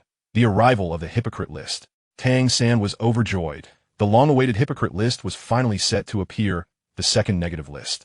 Naturally, the entire continent was stirred, for being a negative list presents an opportunity, and the rewards for the hypocrite list are expected to be the most bountiful, as previously stated. 3 times that of the scoundrel list. Thus, the reward for eliminating the top rank on the hypocrite list may well be the sacrifice of a million-year soul beast. Tang San eagerly awaited. Let the rankings be announced swiftly. I must seize this opportunity, eliminating those on the hypocrite list who undoubtedly deserve their fate, especially the top 3, and most crucially, the first rank. I must ensure that Father finds and eliminates the top rank on the hypocrite list, thus I shall acquire a divine soul ring. I can narrow the gap with Lin Yi, or even surpass him. At the Water Academy, Lin Yi and the others returned to the academy. Witnessing the arrival of the new divine list, the hypocrite list, Ning Rongrong inquired, puzzled. Isn't there still more than half a day until the hypocrite list is announced? Only 3 days have passed. This was the shared confusion of everyone across the continent. As the grand melody echoed, the hypocrite list descends. And the countdown to the announcement of the hypocrite rankings begins, with 16 hours remaining. Everyone understood it had arrived first. At the Hypocrite sect, Tang San observed the hypocrite list, noting that the 10 slots had yet to be revealed. There were still 18 hours until the rankings would be announced. Therefore, I shall first revive Mu Bai. Tang San prepared to resurrect Mu Bai when the elders arrived. You wish to revive Dai Mu Bai? Elders 7 inquired. Tang San nodded. Indeed. Very well. Proceed with the resurrection. After he is revived, I shall eliminate him. Elders 7 declared coldly. Those listed on the negative list can be revived, and should they be killed afterward, rewards may still be obtained.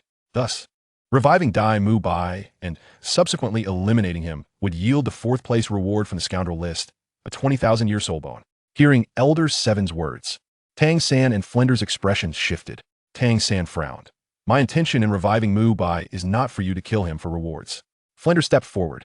Indeed, Mu Bai must not be killed. Elder 7 stated resolutely. If Dai Mu Bai is revived, the Spirit Hall will surely take action against us again. Last time they failed. But this time they will not fail. They will deploy even more Soul Masters, perhaps even more Title Douluo. It is worth noting that not all Title Douluo from the Spirit Hall were dispatched last time. Flender countered seriously. That is not certain. The Spirit Hall acted previously because Mu Bai was the most richly rewarded at that time. However, with the hypocrite list about to descend, and the rewards being 3 times that of the scoundrel list, their focus will likely shift to the hypocrite list, seeking to eliminate those listed there first. Therefore, It is highly probable that the Spirit Hall will not attack us again. This statement caused Elder 7 to frown, while the other 4 elders also opposed the revival of Dai Mubai. Tang San asserted, "What is there to fear? My father has gone to steal the soul bone of the Sky Do Empire. He has ceased his despondency and is diligently training to grow stronger. Our aim must be to constantly enhance our strength, not cower in fear of the Spirit Hall." Tang San held a disdainful view of the Haotian sect, deeming them excessively cowardly and fearful of the Spirit Hall, remaining hidden for far too long. Tang San continued, "Moreover, my father has allies, namely the Force clan. They may not hold the Haotian sect in high regard, but they still respect my father. The clan leader has stated that they will seek to persuade the other 3 clans to follow my father." At that moment, Tang Xiao intervened to mediate. "How about this? Oscar ranks 3rd on the talent list. Let Oscar revive the deceased 6th elder, thus enhancing the strength of the Haotian sect. Then, we can revive Dai Mubai without any harm coming to him." Elder 7 and the others hesitated but eventually nodded. "Very well. If we wish to revive Dai Mubai without him being harmed, then let us revive the 6th elder first. After his revival, it won't be long before the 6th elder becomes a title Daw, further bolstering the strength of the Haotian sect." Tang San furrowed his brow, resolutely stating, "No. I will make a trade with Oscar. I will assist him in reviving Mubai, and he will help me revive my mother, Ain." Upon hearing this, the 5 elders' expressions changed drastically, filled with indignation, all resolutely opposing. "No, reviving your mother? Humph. That would put us in greater danger. Your mother is a soul beast. A beast. Her death is the best outcome. How can a soul beast coexist with humans?" Elder 7 remarked, "Revival is possible, but once revived, she must sacrifice to Tang Yu or Tang Tian. This way, you will have a better chance of winning the championship in the upcoming high-level Soul Master Tournament across the continent." This statement infuriated Tang San. If he could create the Yama seal, he would certainly administer it to Elder 7. Tang San retorted angrily, "So what if she is a soul beast? What of it?" Elder 7 was adamant. "If you disagree, then she absolutely cannot be revived." Tang Xiao was swayed, so it was about reviving Ain. Tang San's expression soured. These old men were truly vexing him. When he becomes a title Douluo, he would surely unleash his wrath upon them for their obstinacy. Absolutely not. At that moment, a voice rang out, and Tang San was filled with joy. It was his father's voice. Whoosh!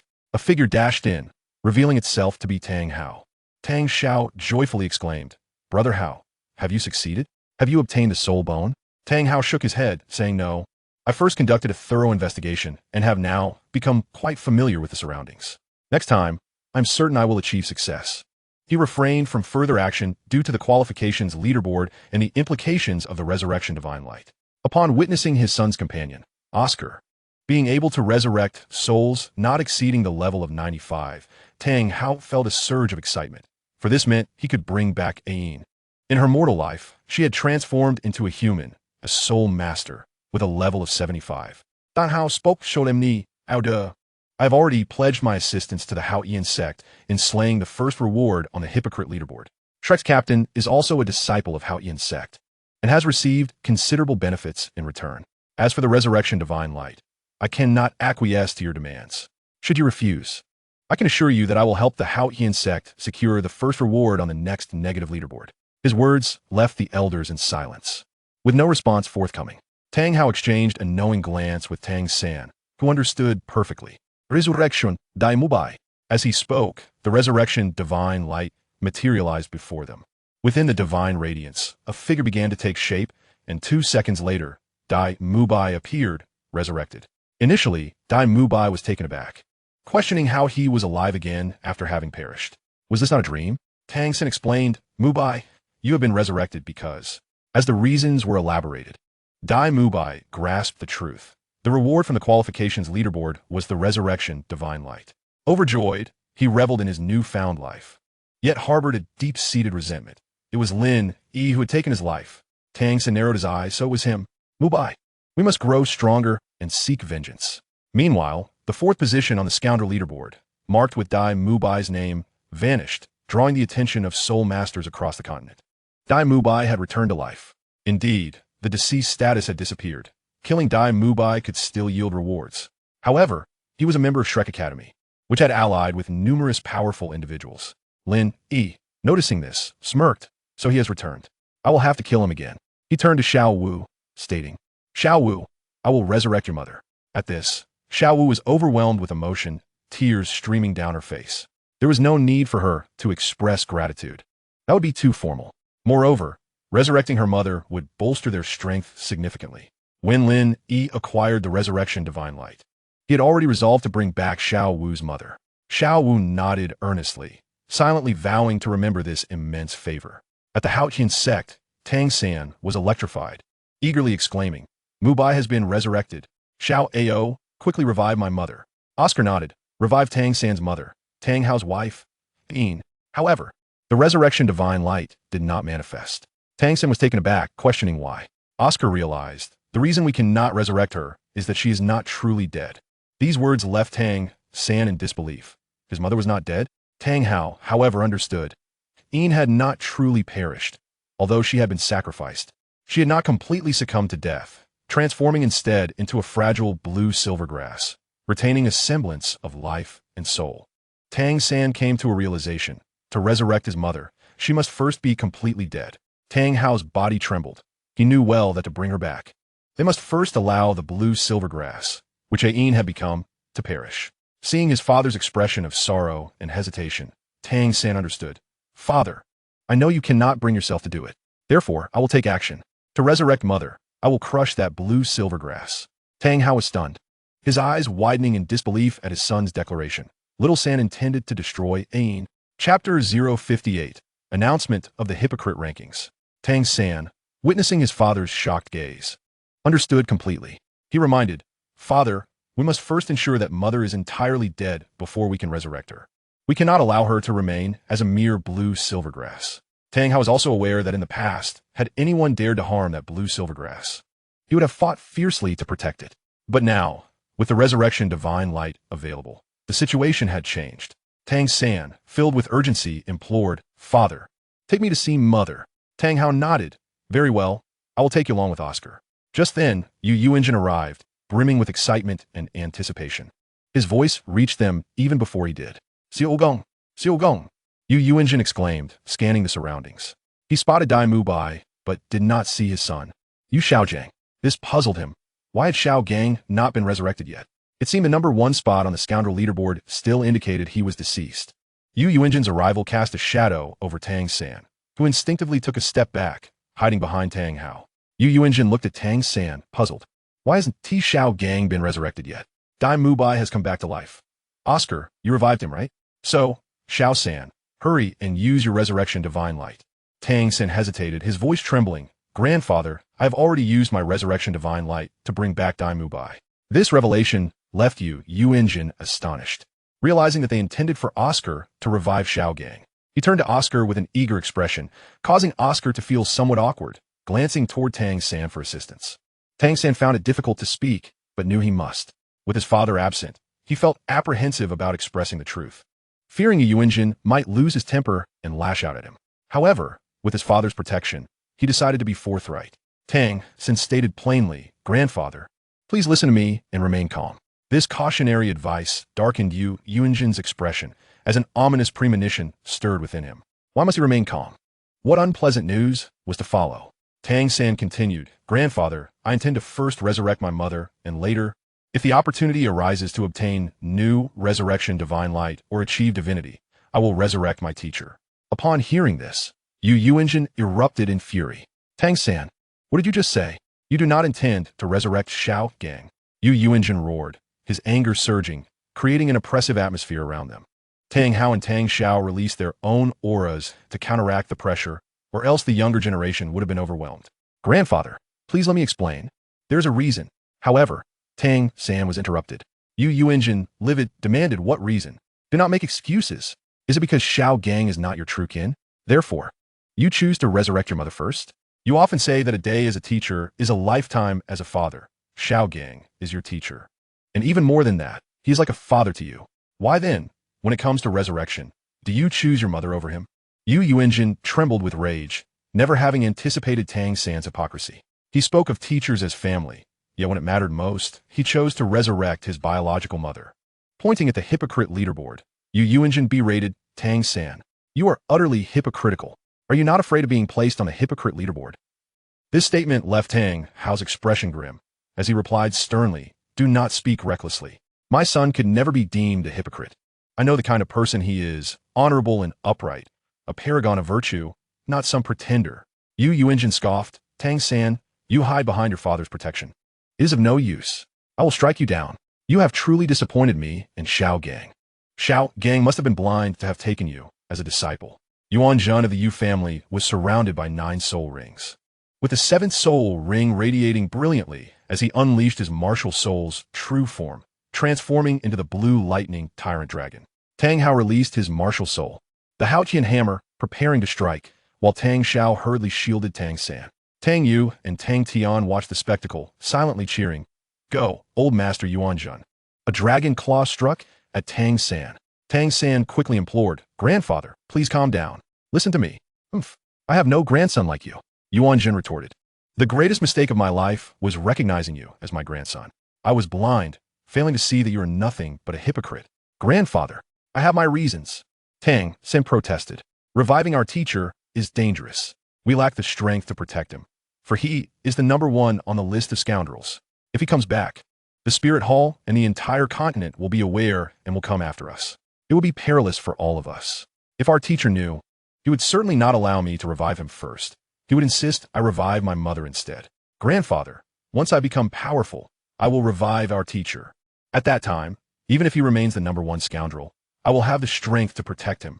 Upon hearing this, Yuan Jun's expression darkened, and his anger subsided somewhat. He fell silent, contemplating the danger of reviving Xiaogang, realizing they would struggle to keep him safe. Yuan Jun spoke solemnly. The divine light of resurrection has descended in 9 waves this time. The gods have stated that a total of 13 waves can descend, leaving only 4. Are you confident you can secure one in the future? Tang San replied with unwavering confidence. Yes, I must obtain it. Furthermore, there are other soul masters on the continent who have also received the divine light of resurrection. We can negotiate with them to keep it for now. Yuan Jun's expression grew stern, but Tang Hao interjected, enough of this. Let's settle down. If you believe you can protect Xiaogang once he is revived, then perhaps we can proceed with the resurrection. Yuan Jun fell silent, refraining from further comment. Tang San vowed, Grandfather, rest assured. Once we grow stronger and become the mightiest force, we will revive our teacher. At that point, we will not fear anyone, and our teacher will not be in danger. Tang San continued, you wouldn't want our teacher to suffer the pain of being killed again, would you? You wouldn't want him to live in constant fear, knowing that we might be in danger because of him. Therefore, we should wait to revive him. Yuan Jun scoffed, turning to leave, which allowed Tang San to breathe a sigh of relief. He had passed this hurdle. Let us depart, Tang Hao urged, eagerly leading Tang San and Oscar away from the Haotian sect to seek out Yin. In Tinshui City, within the academy, Lin Yi invoked the divine light of resurrection. Revive Xiao Wu's mother, Ro. Lin Yi had already learned that Xiao Wu's mother was named Ro, who had transformed into a level 96 title Douluo. With a Ro's resurrection, Lin Yi's backing grew even stronger, as he was now supported not only by the Ice Phoenix Douluo, Sword Douluo, and Bone Douluo, but also by a Ro, along with Deming and Erming, bolstering their combat strength. In the next moment, a Ro materialized, an unfamiliar figure to Lin Yi and the others, yet a familiar one to Xiao Wu. Mother! Xiao Wu exclaimed joyfully, tears streaming down her face as she rushed into a Ro's embrace. A Ro held her daughter tightly, relieved that Xiao Wu had not fallen into the clutches of the Spirit Hall and was well. A Ro looked around in bewilderment, recalling her death at the hands of the Spirit Hall, and wondered why she was here. Xiao Wu excitedly explained, Brother Yi obtained the divine light of resurrection and brought you back. Hearing this, a Ro was overwhelmed with gratitude and turned to kneel in thanks to Lin Yi, but he quickly supported her. Aunt, Xiao Wu is my friend. There's no need for such formality. Xiao Wu added, Mother. The continent is now engulfed in chaos with the continuous arrival of the divine rankings. Please repay Brother Yi with your strength. A Ro nodded earnestly, recognizing Lin Yi as the greatest benefactor who had reunited them. While Xiao Wu and a Ro reminisced, Lin Yi and the others chose not to intrude, instead observing the Hypocrite Ranking as they awaited the announcement. All soul masters across the continent were in anticipation. As night fell, the time had arrived. The Hypocrite Ranking suddenly gleamed with brilliant golden light, and a resounding divine voice echoed. Time is up. We shall now announce the rankings of the Hypocrite List. The Hypocrite List revealed its 10th place. Chapter 059, 10th on the Hypocrite List. The entire Douluo Continent erupted in excitement once more. even more fervently than when the scoundrel list was revealed, for the rewards of the hypocrite list were thrice as generous. The soul masters of the continent buzzed with anticipation. Let's begin. If only there were more slots. There are only 10, and the competition is fierce. They could not afford to miss this opportunity. Having missed the scoundrel list, they could not let the hypocrite list slip away, as the rewards were even richer, yet with greater rewards. The competition would be even more intense. The rewards for the hypocrite list were triple those of the scoundrel list. If the 10th place in the scoundrel list yielded an 80,000 year soul bone, then the 10th place in the hypocrite list could potentially offer a 240,000 year soul bone. This thrilled the soul masters across the continent, prompting many major powers to stir. While numerous hidden masters who had been living carefree lives contemplated emerging to seize this opportunity presented by the hypocrite list. At the Spirit Hall, Bibi Dong stood before the Great Hall, her gaze fixed on the hypocrite list, lingering on the 10th position. The announcement was imminent, and naturally, Bibi Dong was eager. Swish, swish, swish. The title Douluo of the Spirit Hall emerged, all eyes alight with expectation. Bibi Dong possessed the divine light of resurrection and had initially considered reserving it for Douluo, contemplating whether to use it to revive Xiaogang. After all, Xiaogang was the number 1 on the scoundrel list. Reviving him and then slaying him would grant her the first place reward of 400,000 year Titan giant ape sacrifices. With her second martial soul merely lacking 1 soul ring. Once obtained, she could prepare for her inheritance, becoming even more powerful, thus drawing closer to divinity. However, Bibi Dong ultimately decided against this course of action, choosing instead to let Douluo retain it, as the hypocrite list was imminent. The first place on the hypocrite list might yield a 1,000,000-year soul B sacrifice, and with the choice between 1,000,000 years and 40 years, Bibi Dong naturally yearned for the former. With her second martial soul possessing a 1,000,000-year soul ring, the chances of success during her inheritance would increase. This was the reason Bibi Dong refrained from reviving Xiaogang. After the announcement of the first place on the hypocrite list, she could kill the first place, then revive and slay him again, thus acquiring double rewards. Was that not a splendid plan? After all, upon revival, the resurrected would appear before her, making it straightforward to slay them. To secure greater rewards, it was wiser to hold off for the moment. She was determined to obtain the first place reward of the hypocrite list, reviving and then killing, although she would no longer lack soul rings. She could offer them as sacrifices to Shuai. Thus, the battle prowess of the Spirit Hall would only grow stronger. Bibi Dong declared resolutely, "We, the Spirit Hall, have only slain one from the scoundrel list, and that was merely the 6th place. With the hypocrite list descending, we must seize this opportunity to ensure they all fall to our hands." The voice of the Douluo was soft yet sinister. "Your Holiness, the information network is poised to activate at any moment. This time, the Spirit Hall will spare no effort in the hunt." As the foremost power, having only secured 1 reward from the scoundrel list, Bibi Dong was understandably displeased. Other factions were equally eager to claim rewards by eliminating the hypocrites. Xiaogang sect. The elders were eager, and at long last, the moment had arrived. Once the first name was announced, Tang How would spring into action, eliminating the first contender to bestow the reward upon the Haotian sect, a vow he had solemnly taken. Dai Mubai had been resurrected, which heightened their peril. Yet should they manage to secure a few rewards from the hypocrite list, their concerns would dissipate. The 7th elder cast a glance at Dai Mubai. Were it not for the hypocrite list, he would have taken matters into his own hands and dispatched him without hesitation. Yu Yuanjin, yearning for the rewards, declared, "We must grow stronger and claim the rewards from the hypocrite list." His fists clenched tightly. The inability to resurrect his son, Xiaogang, was due to their current weakness, rendering them no match for the Spirit Hall. In Tianshui City, Ning Rongrong, filled with curiosity, asked Iga, "Why have you not conducted any soul B sacrifices these past few days?" The top of the talent list, Lin Yi, had acquired a 490,000-year-old defensive soul beast, the esteemed Earth Golden Armored Insect. The chaos body was all-encompassing, allowing for any type of soul B sacrifice, including defensive ones that would enhance his own defense's vitality and physical form. However, Lin Yi chose not to sacrifice it immediately. The 490,000-year-old Earth Golden Armored Insect would exist for a month. Having communicated with Lin Yi about its breakthrough potential, promising that with a month's time, it would successfully evolve into a 500,000-year-old soul beast. Lin Yi understood the challenges of breakthroughs. A 100,000-year-old soul beast aiming for further advancement faced either a heavenly tribulation every 100,000 years, risking death if unable to withstand it, or the perilous transformation into human form for cultivation. Both options were fraught with danger.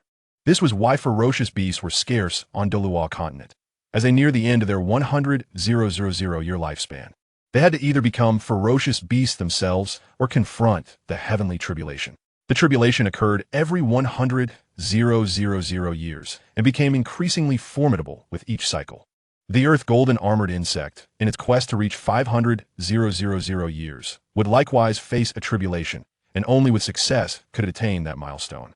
Lin Yi believed that the Earth golden armored insect could survive the tribulation. Despite its dangers, being a defensive type and a top-tier soul beast, it stood a good chance. Most crucially, as the first on the talent list, his soul ring's lifespan would double, transforming his 3 soul rings from 100,000, 200,000, and 400,000 years into 200,000, 400,000, and 800,000 years. Naturally, his 3 soul bones would also change to 200,000, 400,000, and 800,000 years. Should he sacrifice now, the 4th soul ring, with a lifespan of 490,000 years, would multiply to 980,000 years. If the Earth golden armored insect succeeded in its evolution to 500,000 years, his 4th soul ring would gleam in golden glory, becoming a million-year soul ring, significantly augmenting his power. Thus, Lin Yi was resolute in facilitating the Earth golden armored insect's breakthrough to 500,000 years. The Earth golden armored insect exuded confidence, proclaiming, "Master, in 20 days, I will be ready to undergo my breakthrough and confront the heavenly tribulation. I will find a suitable location underground, where a harder soil environment will enhance my defenses and help mitigate the tribulation's might." Lin Yi nodded in agreement. "Very well. Seek out an environment conducive to your needs." After explaining his reasoning to Ning Rongrong and the others, they understood. At Haotian's sect, Dai Mubai was in high spirits. His resurrection had calmed his nerves. Although he ranked 4th on the scoundrel list, the emergence of the hypocrite list would divert attention. Breathing in the fresh air of Haotian's sect and reveling in nature, Dai Mubai felt truly alive. However, just as he was about to express his contentment, his joy was abruptly halted. His expression transformed, filled with terror. The resounding announcement echoed. The 10th on the hypocrite list, Dai Mubai. Age, 15. Martial soul, evil eye white tiger. Dai Mubai stammered in disbelief. "How could this be? Why am I ranked 10th on the hypocrite list? I cannot be a hypocrite." He was incredulous. It seemed impossible. The booming voice continued. "Slaying the 10th on the hypocrite list, Dai Mubai, will yield a 25,000-year right arm bone." In an instant, Dai Mubai collapsed to the ground, overwhelmed by despair. He could not perceive any beauty in the world at that moment. A heavy silence enveloped Haotian's sect as the 7th elder unleashed his martial soul, brandishing the Haotian hammer and charging towards Dai Mubai. "Plapala to die." Dai Mubai's complexion paled, shrouded by the specter of death. Flender cried out, "Do not strike." Yet, the 7th elder paid no heed, intent on killing Dai Mubai. Not only was he the 4th on the scoundrel list, but also the 10th on the hypocrite list. Eliminating him would yield double rewards, a 20,000-year soul bone and a 25,000-year soul bone, which posed a significant threat to Haotian's sect if left alive. "Why wait?" Dai Mubai, in a panic, pleaded, "Director, save me." Tears of despair threatened to spill. To face death so soon after his resurrection, Flender, Zhao Wujia, and the teachers of Shrek Academy endeavored to protect Dai Mubai, but they knew their efforts would be in vain. Flender cast a desperate glance at Tang Xiao. Sect Master Tang Xiao. Tang Xiao's expression darkened. In a flash, he positioned himself in front of Dai Mubai, halting the 7th elder's advance. 7th elder, remain calm. Calm? He is not only a scoundrel, but also a hypocrite. He poses a grave danger. He must be eliminated. Killing him would grant us 2 soul bones, significantly enhancing our combat prowess. The other elders quickly gathered. Indeed, he must be slain. We had hoped the hypocrite list would divert attention, but we did not anticipate his presence on it. Keeping him here puts us at risk. The Spirit Hall will mobilize more forces, and we cannot protect him. Thus he must die. Sect Master, step aside. Tang Zhao's expression was grim. He understood the difficulty of safeguarding Dai Mubai. You rank 4th on the scoundrel list, and now you're 10th on the hypocrite list? Tang Tian suggested. Let us kill him. After all, our current battle team has 7 members. We are not lacking personnel. Why resurrect him? However, killing him would yield double rewards. Tang Yu nodded in agreement. Yes, let us kill him. Yu Tianheng and Yi Lingling shared the same sentiment. Associating with someone like him would place them in jeopardy. Ma Hongjun declared solemnly, we cannot kill him. He is my brother. Yu Yuanjin countered, he must die. If we do not kill him, the Spirit Hall and Continental Soul Masters will attack. Can you protect him? This statement left Ma Hongjun speechless. Protecting him would be tantamount to seeking death. Meanwhile, the continent was in an uproar. Dai Mubai, the 4th on the scoundrel list, Dai Mubai, he has been resurrected. How splendid. And now he ranks 10th on the hypocrite list. Killing him would yield double rewards. It was evident that Dai Mubai had been resurrected by someone from Shrek Academy. Yet here he was in Haotian sect. Numerous soul masters buzzed with excitement. Eager to take action. At the Spirit Hall, Bibi Dong chose not to act immediately, opting to wait until the hypocrite list was fully revealed. Otherwise, if she rushed to kill Dai Mubai and missed out on higher-ranking targets, it would be regrettable. Her priority was to seek out and eliminate those ranked higher. At Tianshui Academy, Lin Yi found himself deprived of the 10th place reward from the hypocrite list because Dai Mubai had been revived. Had he not returned, Lin Yi would have claimed a reward from the hypocrite list. Since he had come back, he would simply have to eliminate him again to obtain double rewards. Lin Yi mused. Ning Rongrong and Zhu Zhuqing felt fortunate to have avoided joining Shrek Academy. In the Star Luo Empire, Davis was filled with exhilaration. Brother, you have returned. And you even ranked 10th on the hypocrite list. This presents me with an opportunity. However, in the next instant, Davis's expression darkened. The resounding voice echoed. 9th on the hypocrite list, Davis. Martial Soul, Evil Eye White Tiger.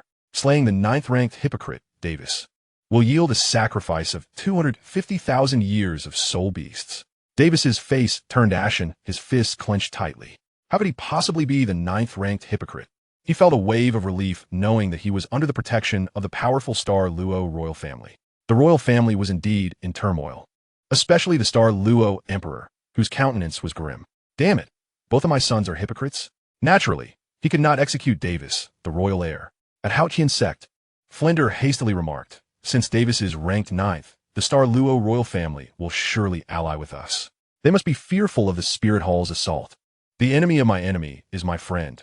Thus, uniting with the Star Luo royal family will bolster our strength. Flender's words sparked a glimmer of hope in Tang Xiao, who believed this alliance was indeed plausible. Initially, the Star Luo royal family had no intention of joining forces, but the situation had changed. Given that Davis was now the 9th hypocrite, they would not dare to eliminate him. After all, if both Dai Mubai and Davis were to perish, the royal lineage would face extinction. At that moment, Dai Mubai breathed a sigh of relief, seeing a glimmer of hope for survival. Dang Xiao Urjid, Dai Mubai. Contact your royal family. If they are willing to ally with us, you may yet have a chance at survival. Absolutely. Dai Mubai nodded vigorously. Meanwhile, Tang San, Tang Hao, and Oscar were nearing the location of Ayin.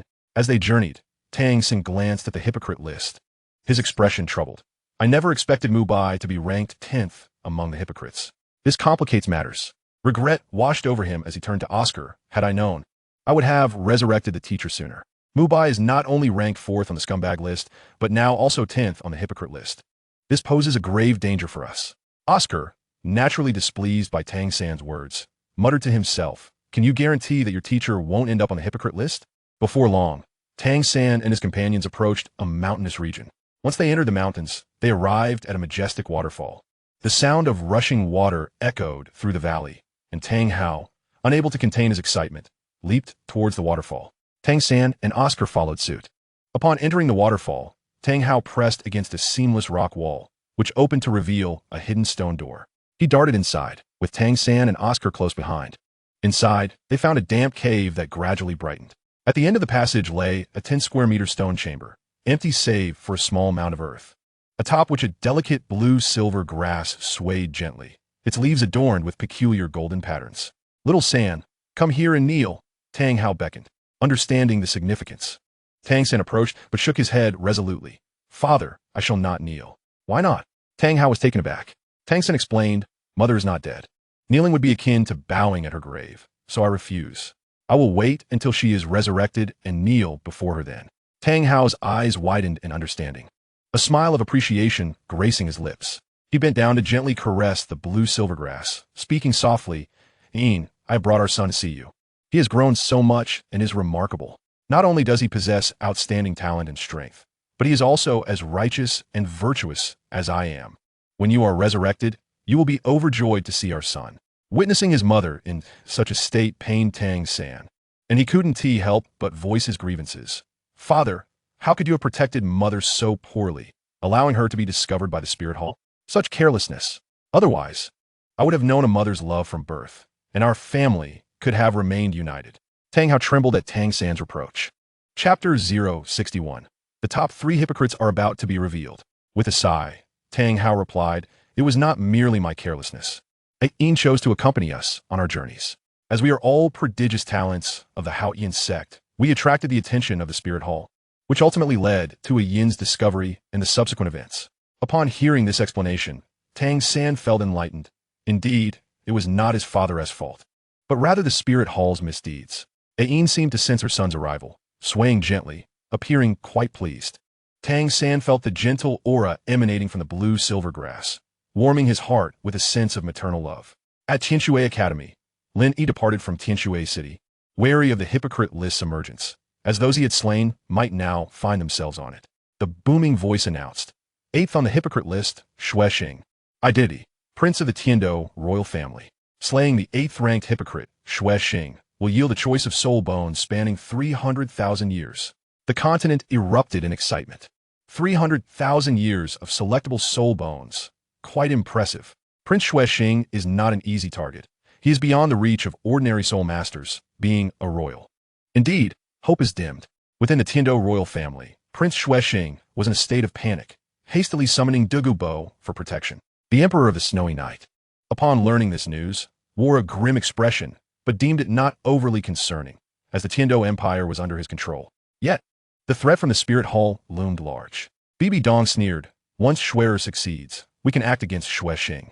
For now, we must refrain from striking, as annihilating the Tiando royal family would deplete our forces, giving other sects an opportunity to strike. The Spirit Hall strategy is to bring the Tiando royal family under its dominion without expending any resources, with Shui'er ultimately becoming the Empress of Tiando." At Haotian sect, Flinder was elated and intended to reach out to the Tiando royal family for an alliance, given that Prince Shui Xing had made the hypocrite list. Flinder exclaimed, "We can unite with the Tiando royal family. They will surely agree now that Shui Xing is on the hypocrite list. With Davis on the list, the Star Luo royal family would undoubtedly join forces with them. Similarly, with Prince Shui Xing on the list, the Tiando royal family would be compelled to ally with them, lest they find themselves in peril." Tang Yu and Tang Tian were displeased, feeling that this was akin to consorting with snakes and rats. Aligning with the forces of scoundrels and hypocrites was truly distasteful. Tang Xiao nodded in agreement. It stands to reason. With both Davis and Prince Shui Xing on the hypocrite list, the 2 great imperial families will unite with us, thereby enhancing our strength. Should the Spirit Hall contemplate action against us, they must weigh their options carefully. Zhao Wuji asserted, "They must indeed consider the risks and will refrain from attacking us. They would not dare to take such a substantial risk merely to eliminate Mu Bai." Davis felt reassured, knowing he could continue to live. The hypocrite list continued its revelations. 7th on the hypocrite list, Yu Kun, age 45, level 65, Soul Emperor, martial soul, canon. Slaying the 7th-ranked hypocrite, Yu Kun, will yield a voluntary sacrifice of 300,000 years of soul beasts. This announcement ignited excitement among many soul masters across the continent, as at last, they were not targeting a figure from a major power. Opportunities were at hand. Fantastic! The chance has arrived. He is not from a major power, merely a soul emperor. There's hope. Who knows where Yu Kun is? I will pay 10,000 gold soul coins for information. Instantly, many soul masters across the continent began to mobilize, seeking intel on Yu Kun. Lin Yi mused, "I have not heard of this Yu Kun. He is an unfamiliar figure, which is to be expected. Not everyone who appears on the list is well known." At the Spirit Hall, Bibi Dong, resolutely determined, activated her intelligence network to seek out Yu Kun. After all, the Spirit Hall, responsible for spirit awakenings, maintained comprehensive records. With the aid of her intelligence network and manpower, she was quite confident in seizing the majority of the rewards this time. The 6th place on the Hypocrite Ranking, Qian Xuanji, was deceased. Killing Qian Xuanji, who held the 5th position, would grant a selection of a soul bone of 50,000 years. However, with Qian Xuanji's demise. The reward was halved to a selection of a soul bone of 25,000 years. A golden light descended upon the spirit hall, enveloping Bibi Dong. She felt exhilarated at the prospect of a 25,000-year soul bone. Although her own soul bones were complete, she lacked external ones. This uplifted her spirits, knowing her combat strength would receive a boost. Qian Daolu felt immense disappointment in his son, who he deemed a disgrace, harboring no fondness for him. The fifth place on the Hypocrite Ranking, Shernyan, a level 72 soul sage with the spirit nightmare, was announced. To slay Shernyan would yield a selection of a soul bone of 60,000 years. At Sanhui Academy, Shernyan's countenance changed drastically as he immediately utilized his soul skill to escape. Fear gripped him. He was enraged, questioning why he was placed as the fifth on the Hypocrite Ranking. Terrified, he distanced himself from Sanhui City, acutely aware that killing him would grant a selection of a soul bone of 60,000 years, a temptation that would undoubtedly entice many across the continent to seek his life. Fortunately, his spirit was unique, although he was a soul sage. It would not be easy for others to track him down. The Hypocrite Ranking continued to unveil its listings.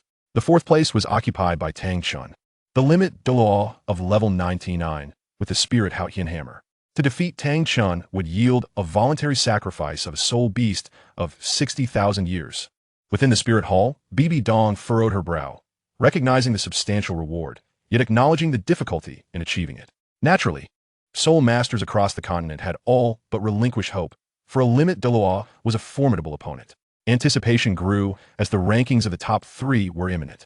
On Sea God Island, Poseidon stared incredulously at the Hypocrite Ranking suspended in the heavens, finding it inconceivable. How could Tang San, the fourth-ranked individual, be on the Hypocrite Ranking? Shaking her head in disbelief, Poseidon deemed it false, asserting that Tang San could never be a hypocrite. She harbored a deep-seated disdain for this divine ranking, questioning whether the sea god was indeed superior or if this ranking held more weight. Resisting the urge to attack the Hypocrite Ranking, Poseidon reflected on Tang San, feeling a twinge of pain. If there were a list of ungrateful beings, Tang San would surely feature on it, but how could he possibly be on the Hypocrite Ranking?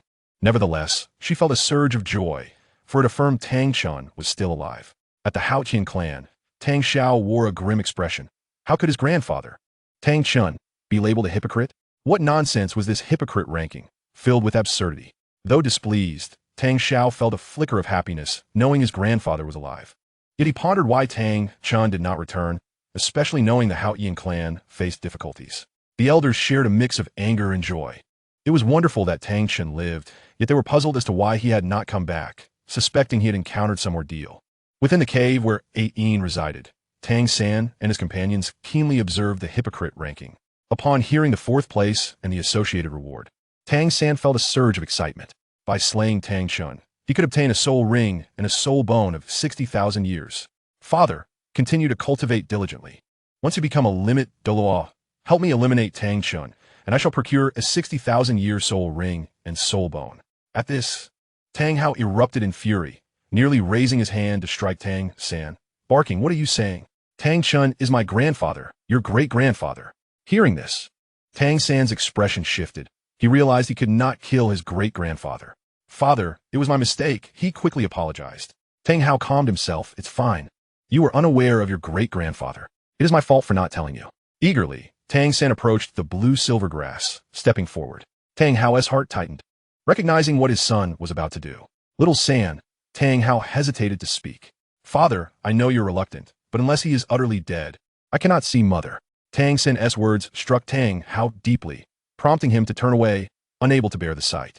As Tang San drew closer, he lifted his right foot, causing Ain to sway even more violently. Ain's spirit pondered, "Son, what do you intend to do?" With a forceful stomp, Tang San crushed the frail blue-silver grass beneath his foot. Ain's spirit cursed in anguish, "Unfilial son, are you seeking to crush me?"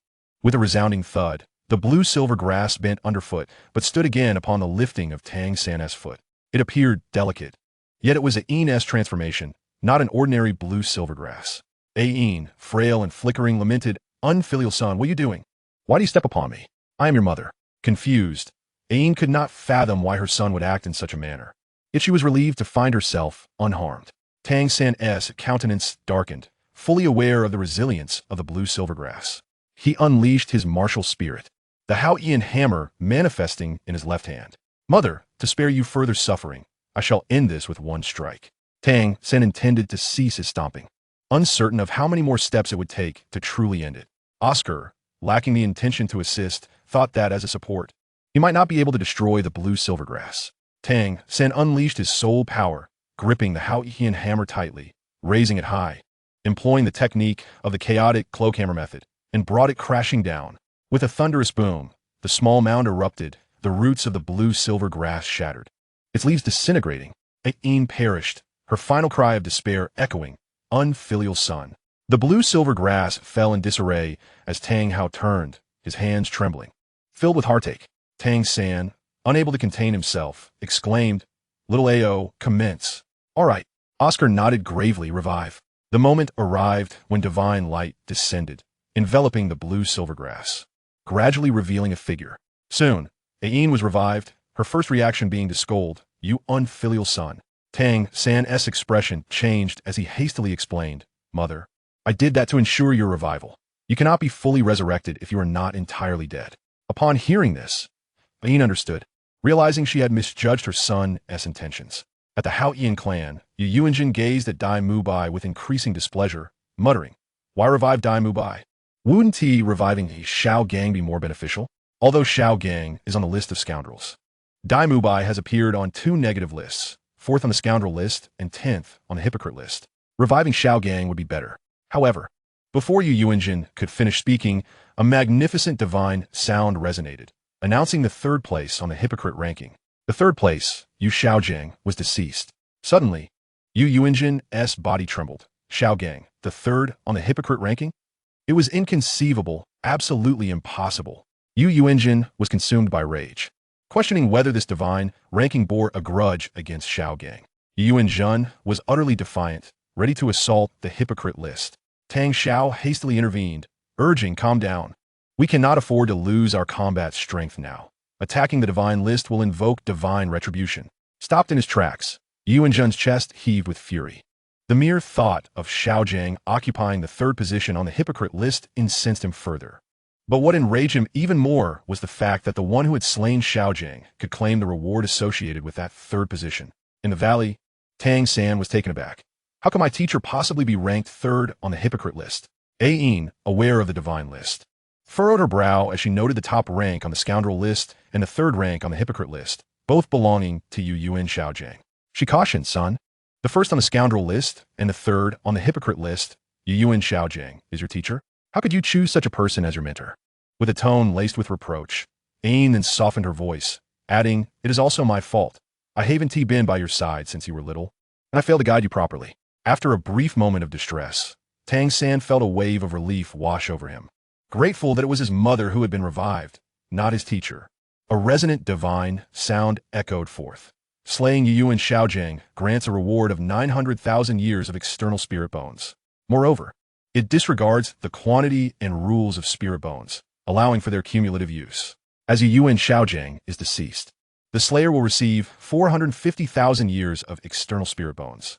The spirit masters across the continent felt despondent. Alas, Yu Yuan Xiaogang is no more. It's hopeless.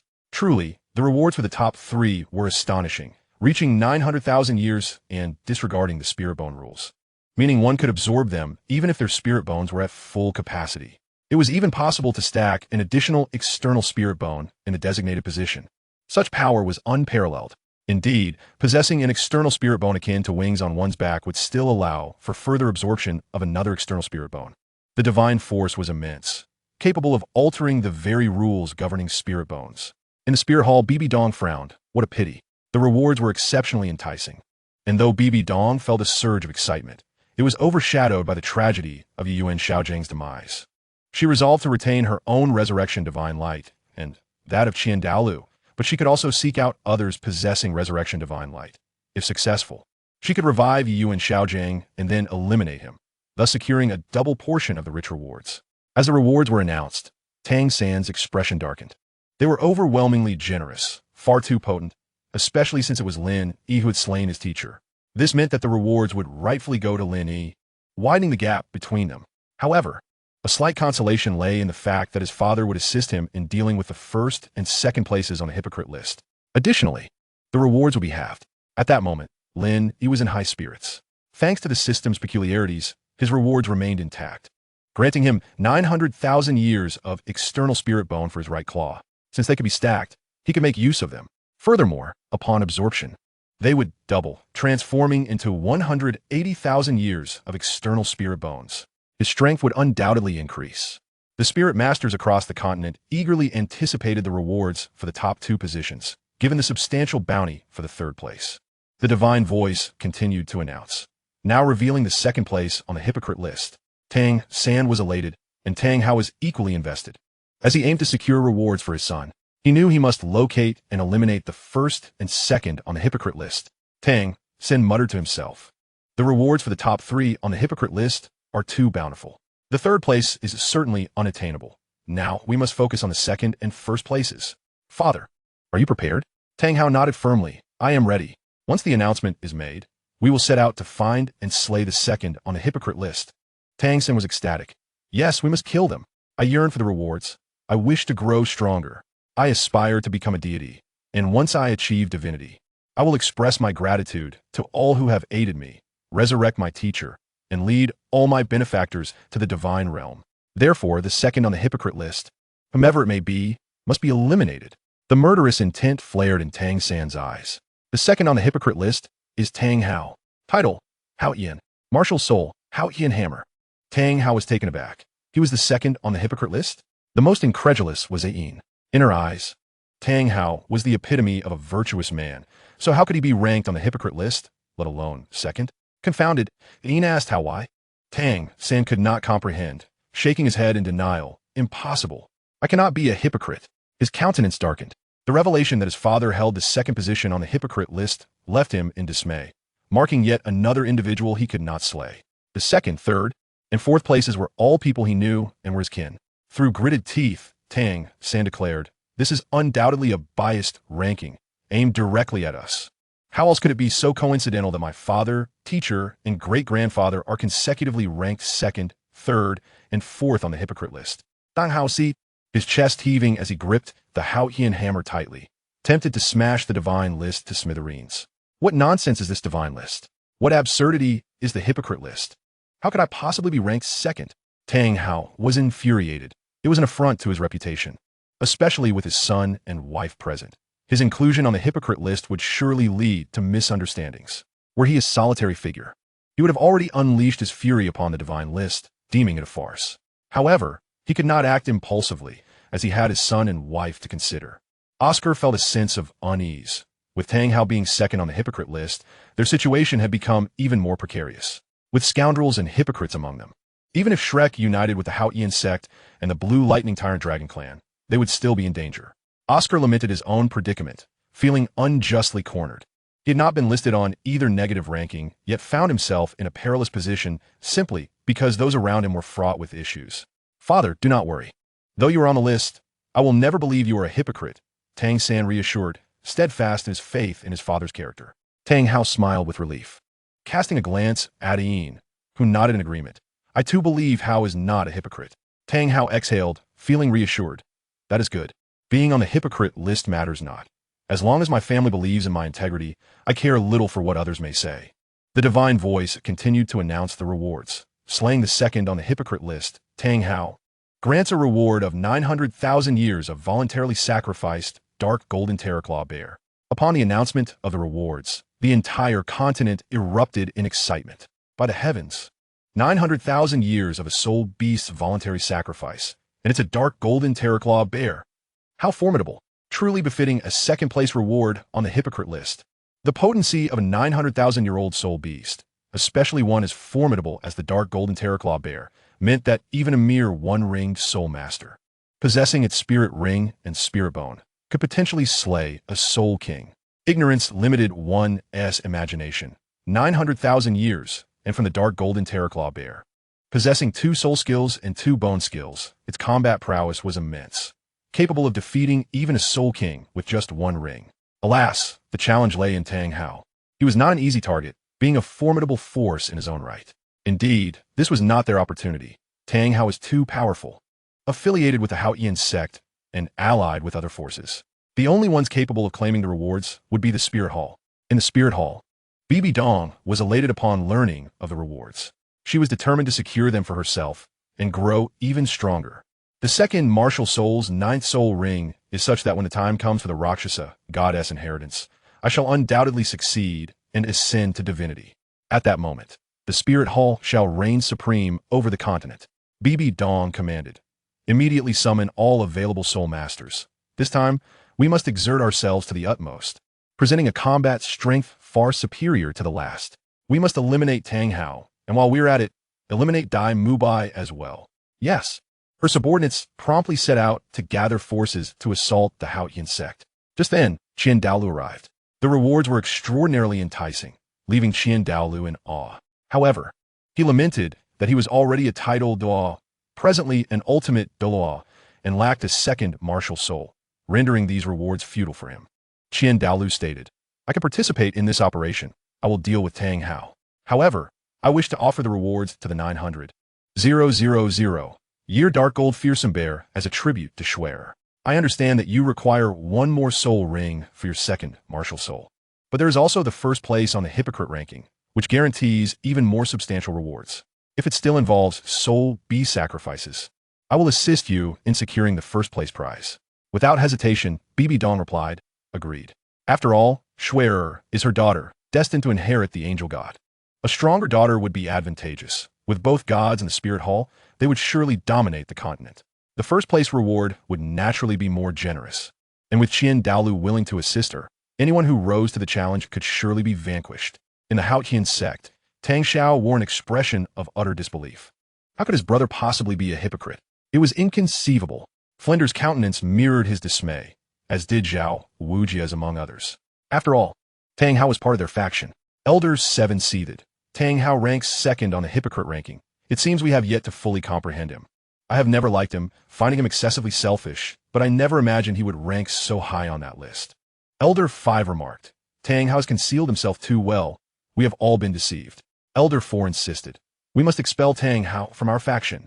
Otherwise, we shall face calamity. Elder 3 concurred. Indeed, our faction harbors a scoundrel and a hypocrite. Although our strength is commendable, the Spirit Hall will undoubtedly attack us with full force. Elder 2 spoke gravely. Sect Master, reasoning with him is futile. We must expel Tang Hao from our ranks, or else he will bring about our downfall. The tribute of the 900,000 Year Dark Gold Fearsome Bear is of immense value, and the Spirit Hall will surely mobilize all its resources. Tang Zhao's expression darkened, fully aware of the implications. His desire to protect Tang Hao was proving to be futile. In the city of Tianshui, Lin Yi returned, the second place having already been announced, leaving only the first. He could guess who it might be. Lin Yi's eyes sparkled. If I were to obtain the 900,000 Year Dark Gold Fearsome Bear tribute, it would double, transforming into a 1,800,000 Year Dark Gold Fearsome Bear tribute. Tang Hao, I hope you can survive a bit longer. Naturally, Lin Yi wished to personally eliminate Tang Hao. The rewards were too enticing. Yet he understood the peril Tang Hao faced, wondering if he would endure. The prospect of the rewards stirred excitement amongst nearly all soul masters, prompting hidden powerhouses to emerge and unite in seizing the opportunity presented by the Hypocrite Ranking. In the valley, Tang San was astonished upon learning of the divine rewards. He could not help but murmur to himself, if I could obtain the 900,000 Year Dark Gold Fearsome Bear tribute, I would become stronger, perhaps even surpassing Lin Yi. Alas! Had I known Father would place second on the Hypocrite Ranking, I would have had Oscar retain the Revival Divine Light for now, as it can resurrect those of level 95 and below. Had it been announced sooner, I would have refrained from reviving Mother first, allowing Father to be killed by me instead, obtaining the second place reward before using the Revival Divine Light to bring him back, and later devise another means to resurrect Mother. Ayin, in shock, heard this and felt a chill run through her. Tang Hao also overheard, his fury erupting as he struck Tang San across the face. Smack! The sound of the resounding slap echoed as Tang San fell to the ground, his face swollen, blood spilling from his mouth, several teeth shattered, pain coursing through him. Donc what did you just say? Chapter 064. The announcement of the ranking reasons. Oscar was bewildered, questioning what had transpired. Tang San, speaking softly, was unaware that Oscar had not heard his words. A heavy weight settled in Tang San's heart, knowing he had inadvertently been overheard. Dang Hao, Fudiut, questioned the very nature of Tang San's words. Tang San hastily clarified, "Father, you misunderstood. I merely meant if." Tang Hao's expression darkened. "Even if there were ifs, if I were to ascend to second on the hypocrite ranking before reviving your mother, would you still reserve the revival divine light for me?" Tang San's face fell, struggling to respond. Yes, after all, strength is paramount. Otherwise, even if mother were revived, wouldn't she still be in danger? Do you wish to endure the pain of losing her again? Father, is it not true that her death was due to your insufficient power, leading to her sacrifice for you? Tang San's words, initially infuriating Tang Hao, nearly prompted him to strike again, but upon reflection, Tang Hao fell silent. Indeed, strength was the ultimate truth. Had he been strong enough back then, Ayan would not have sacrificed herself for him. After a moment of contemplation, Ayan considered, "What my son says holds some merit." She looked upon Tang San's swollen face and the teeth scattered on the ground, filled with compassion. Tang San felt aggrieved, having expressed his true thoughts. He was struck by his father for the first time, and so harshly at that. Tang San apologized. "I admit my words were not pleasant. Though reviving mother is my wish, I have no regrets.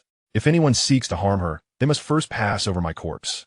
Tang San's fervent declaration moved Ayan even more. However, a thought crossed Tang San's mind. When his father was in danger, mother chose to sacrifice herself. Would she do the same for him in peril? Tang Hao realized his impulsiveness and acknowledged that it was not entirely Tang San's fault.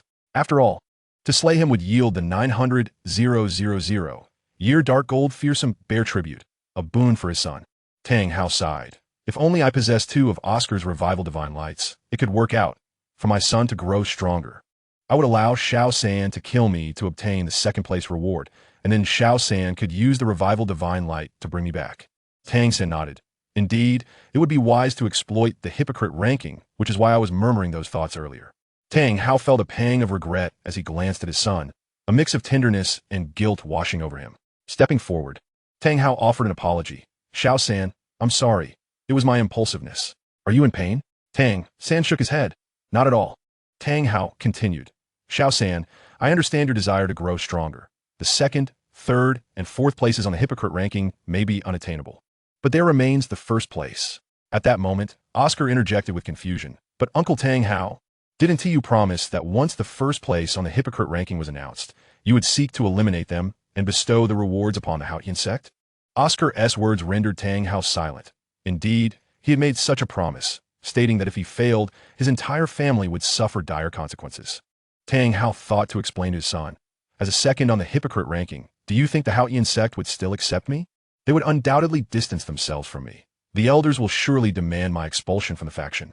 My prior promise was to unite the Haotian sect to protect you all.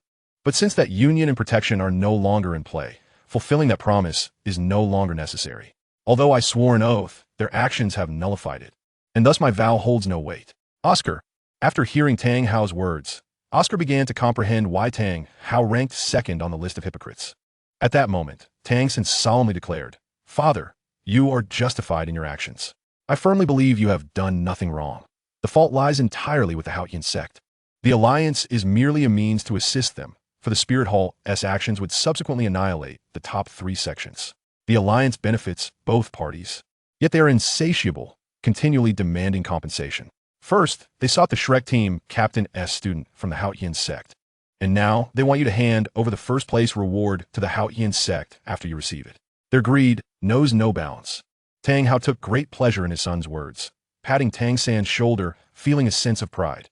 After all, he was his son, with a righteous perspective, believing that he was blameless and that the Haotian sect was at fault. At this moment, Oscar felt a sense of disbelief.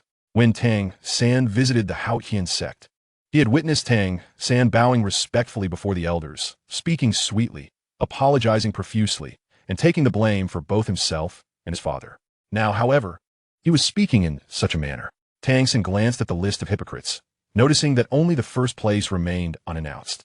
He eagerly anticipated who would claim the top spot, what reward would accompany it. With the second, third, and fourth places out of the running, the first must entail a crucial challenge to obtain the reward, surely a million-year soul be sacrifice. If I acquire it, I would undoubtedly surpass Lin Yi and emerge as the strongest. The grand divine voice resonated, sending a tremor through everyone's hearts. Was the first place about to be revealed? However, it was not. The divine voice proclaimed, "Now, we shall announce the reasons for the third and second places on the hypocrite list."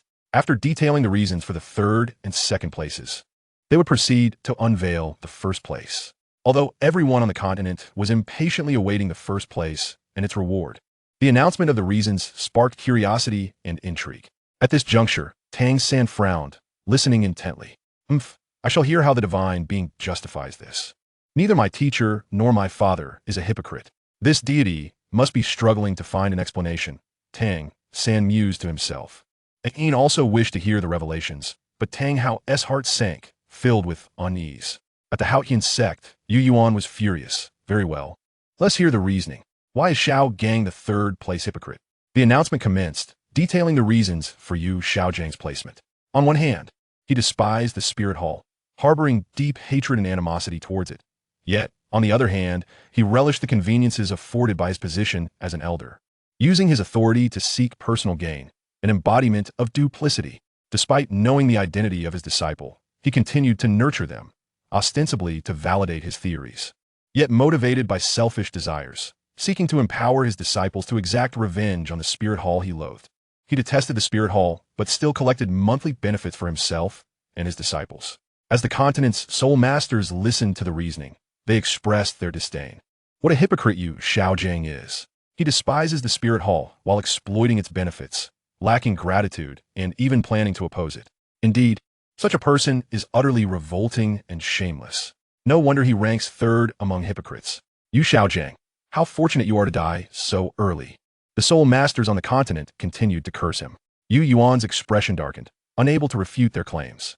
Tang San's countenance also soured as he exclaimed, "What kind of reasoning is this? Not taking advantage of the enemy makes one a fool." Now, the reasons for Tang Hao's second place on the hypocrite list were to be revealed. The divine voice resonated throughout the continent, causing Tang Hao's heart to sink. Chapter 065. The First Place Hypocrite. The announcement of Tang Hao's reasoning commenced. Aware that he was a once-in-a-century genius of the Haotian sect, and fully cognizant of the spirit hall's covert surveillance, he nevertheless did not conceal himself while traversing the continent. Upon encountering Yi, who had transformed into a human form, he continued to roam the land, gaining widespread notoriety. Initially unaware that she was a soul beast in human form, he persisted in his adventures even after realizing the truth. Yi could not fathom why Tang Hao would attract the attention of the spirit hall, yet Tang Hao had already anticipated this. Continuing to travel with Yi despite the risks, he believed that regardless of her nature as a soul beast, in his heart, Yi was human, which deeply touched her. However, Tang Hao harbored his own hidden motives. Upon learning of their relationship, the Haotian sect accepted their union, believing that a yin's transformation was no different from that of a human, and thus approved of their bond, advising them to remain discreet to avoid revealing a yin's identity. While they could tolerate their relationship, other soul masters would not. Nevertheless, Tang Hao continued to take Yi out into the world, even when she was pregnant. Roaming during her 10-month gestation, he was fully aware that he would be targeted by the spirit hall, yet he still brought Yi along. And he did not summon the protection of the sect's titled Douluo. What did this imply? His intentions were far from innocent. Upon hearing this, Yi was taken aback. Hidden motives? What could they be? Tang Hao's expression darkened as he realized that his true intentions were about to be exposed. The continent's soul masters listened intently. The divine voice continued. As a once-in-a-century genius, he could not be a fool. Aware that he was being monitored by the spirit hall, and knowing that Yi was a soul beast, which would also attract their attention, he chose not to remain in the Haotian sect to train until he was sufficiently powerful. Instead, he brought Yi along during his adventures as a soul Douluo, driven by the desire to grow even stronger. After Yi gave birth, Tang Hao believed the moment had come. Should danger arise, Yi would undoubtedly sacrifice herself for their child. Thus, he roamed near the spirit city with Yi shortly after she gave birth, only to be pursued by Qin Xuanji, Zhu Douluo, and Gue Douluo. Tang Hao appeared to fight desperately, but in truth, he was biding his time, anticipating his imminent breakthrough. Additionally, there was another motive, to ensure the safety of their child in the future. After all, with Yi being a soul beast, the spirit hall would eventually take action, putting both himself and their child in grave danger. Therefore, he devised this dual-purpose plan. Upon hearing this, everyone understood the depth of Tang Hao's scheming. Many who had heard Tang Hao's story might have felt pity for him, but upon hearing the divine explanation, they reconsidered. How could it all be so coincidental? Just after giving birth, they were discovered by the spirit hall, and it just so happened that Tang Hao was on the verge of a breakthrough, needing a 9th spirit ring to become a titled Douluo. It turned out that everything had been meticulously planned by him, truly deserving of the 2nd place on the hypocrite list, knowing that his wife was a soul beast. He failed to remain in the Hypocrite sect, instead running amok outside. Furthermore, fully aware of being monitored by the spirit hall, he recklessly roamed with a pregnant Ayin. Did he not realize that after giving birth, both she and their child would be in peril? Was he a fool? Why did he not choose to have their child within the sect? All became clear. For the sake of encountering danger, for Ayin to sacrifice herself. For the future safety of their son. What a masterful facade of deep affection, concealing a cunning heart. His brother, Tang Xiao, returned to the Hypocrite sect after his own adventures, while Tang Hao, with his wife Ayin and their child, chose to wander outside, seemingly hoping to be hunted by the spirit hall, leading to a sacrifice. At the spirit hall, Zhu Douluo and Gui Douluo were not surprised. Long before, both I and the old ghost were aware of it. Tang Hao had been recklessly courting death. Initially, we assumed that Tang Hao was merely lacking in intelligence. But now we comprehend the underlying truth. The Hypocrite sect. Tang Xiao was taken aback. He too was bewildered at first. His brother, Hao, consistently ventured outside with Ayin, even during her pregnancy. Despite his repeated counsel about the dangers lurking outside, which posed threats to both Ayin and their unborn child, he urged them to remain within the safety of the Hypocrite sect, for they had roamed long enough. Yet, Tang Hao continued to gallivant with Ayin. The elders were seething with rage. The 7th elder gritted his teeth. What a hypocrite Tang Hao is. So it was for his own selfish reasons. He is willing to place his wife in peril, jeopardizing our Hypocrite sect's standing with the spirit hall. The hypocrite Tang Hao must be expelled from our ranks. Let him fend for himself. We must act swiftly to eliminate Tang Hao. If he is slain by the spirit hall, their power will increase, and we shall be in grave danger. Thus, we must hasten to kill Tang Hao. The elders were furious, while Tang Xiao wore a grim expression, remaining silent. Yu Yuan, filled with indignation, exclaimed, "The 3rd child is my grandson, and Tang Hao is my son. I cannot accept such a son. It's utterly disgraceful." In Tianshui City, Lin Yi was astonished. Such deep scheming? Indeed, there were many points of suspicion at the time, and it has now become clear. In the valley, Oscar was stunned, a sense of fear creeping into his heart. Was this reason true? If so, it was truly terrifying. Ayin was dazed, her expression vacant. How? Ayin, do not believe it. The rankings are arbitrary, and the reasons are nonsensical. Otherwise, why was I so despondent after your death? Even the 3rd child knows this. Tang Hao Hudiden et Lai. Tang San, however, was unconvinced, nodding. I have seen it all. Father is lost in despair each day, grieving deeply over mother's death. The vast divine voice continued. Tang Hao's apparent despondence following his wife's death is, in truth, rooted in the revelation that his son is not truly his.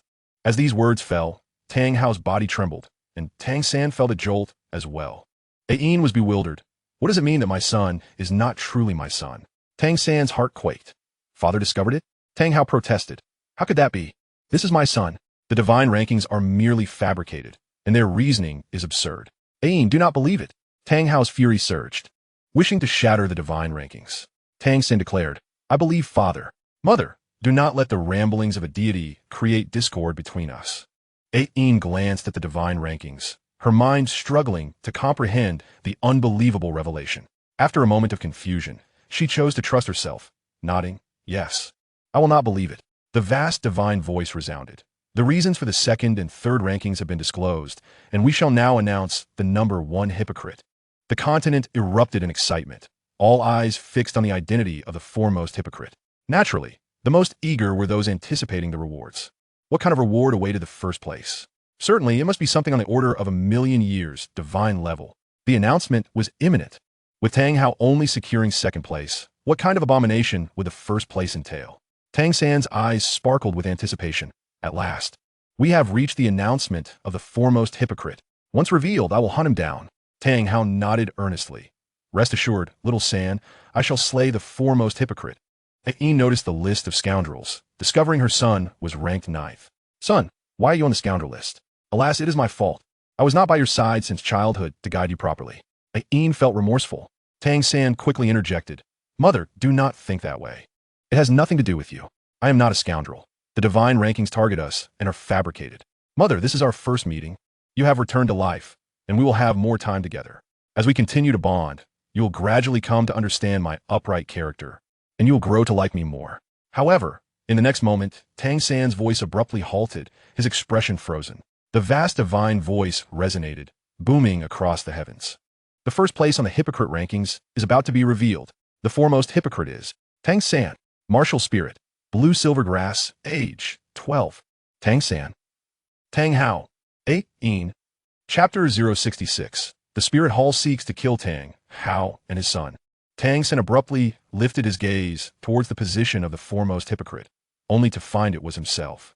The vast divine voice announced the reward. Slaying the foremost hypocrite, Tang San will yield a million-year dark demon evil god tiger as a sacrificial offering. Upon hearing this reward, the entire continent fell silent. Though the words were few, that single sentence reverberated throughout the land, stirring the hearts of all soul masters. After a brief silence, the continent erupted into a frenzy. My heavens! It truly is a million-year soul beast sacrificial offering.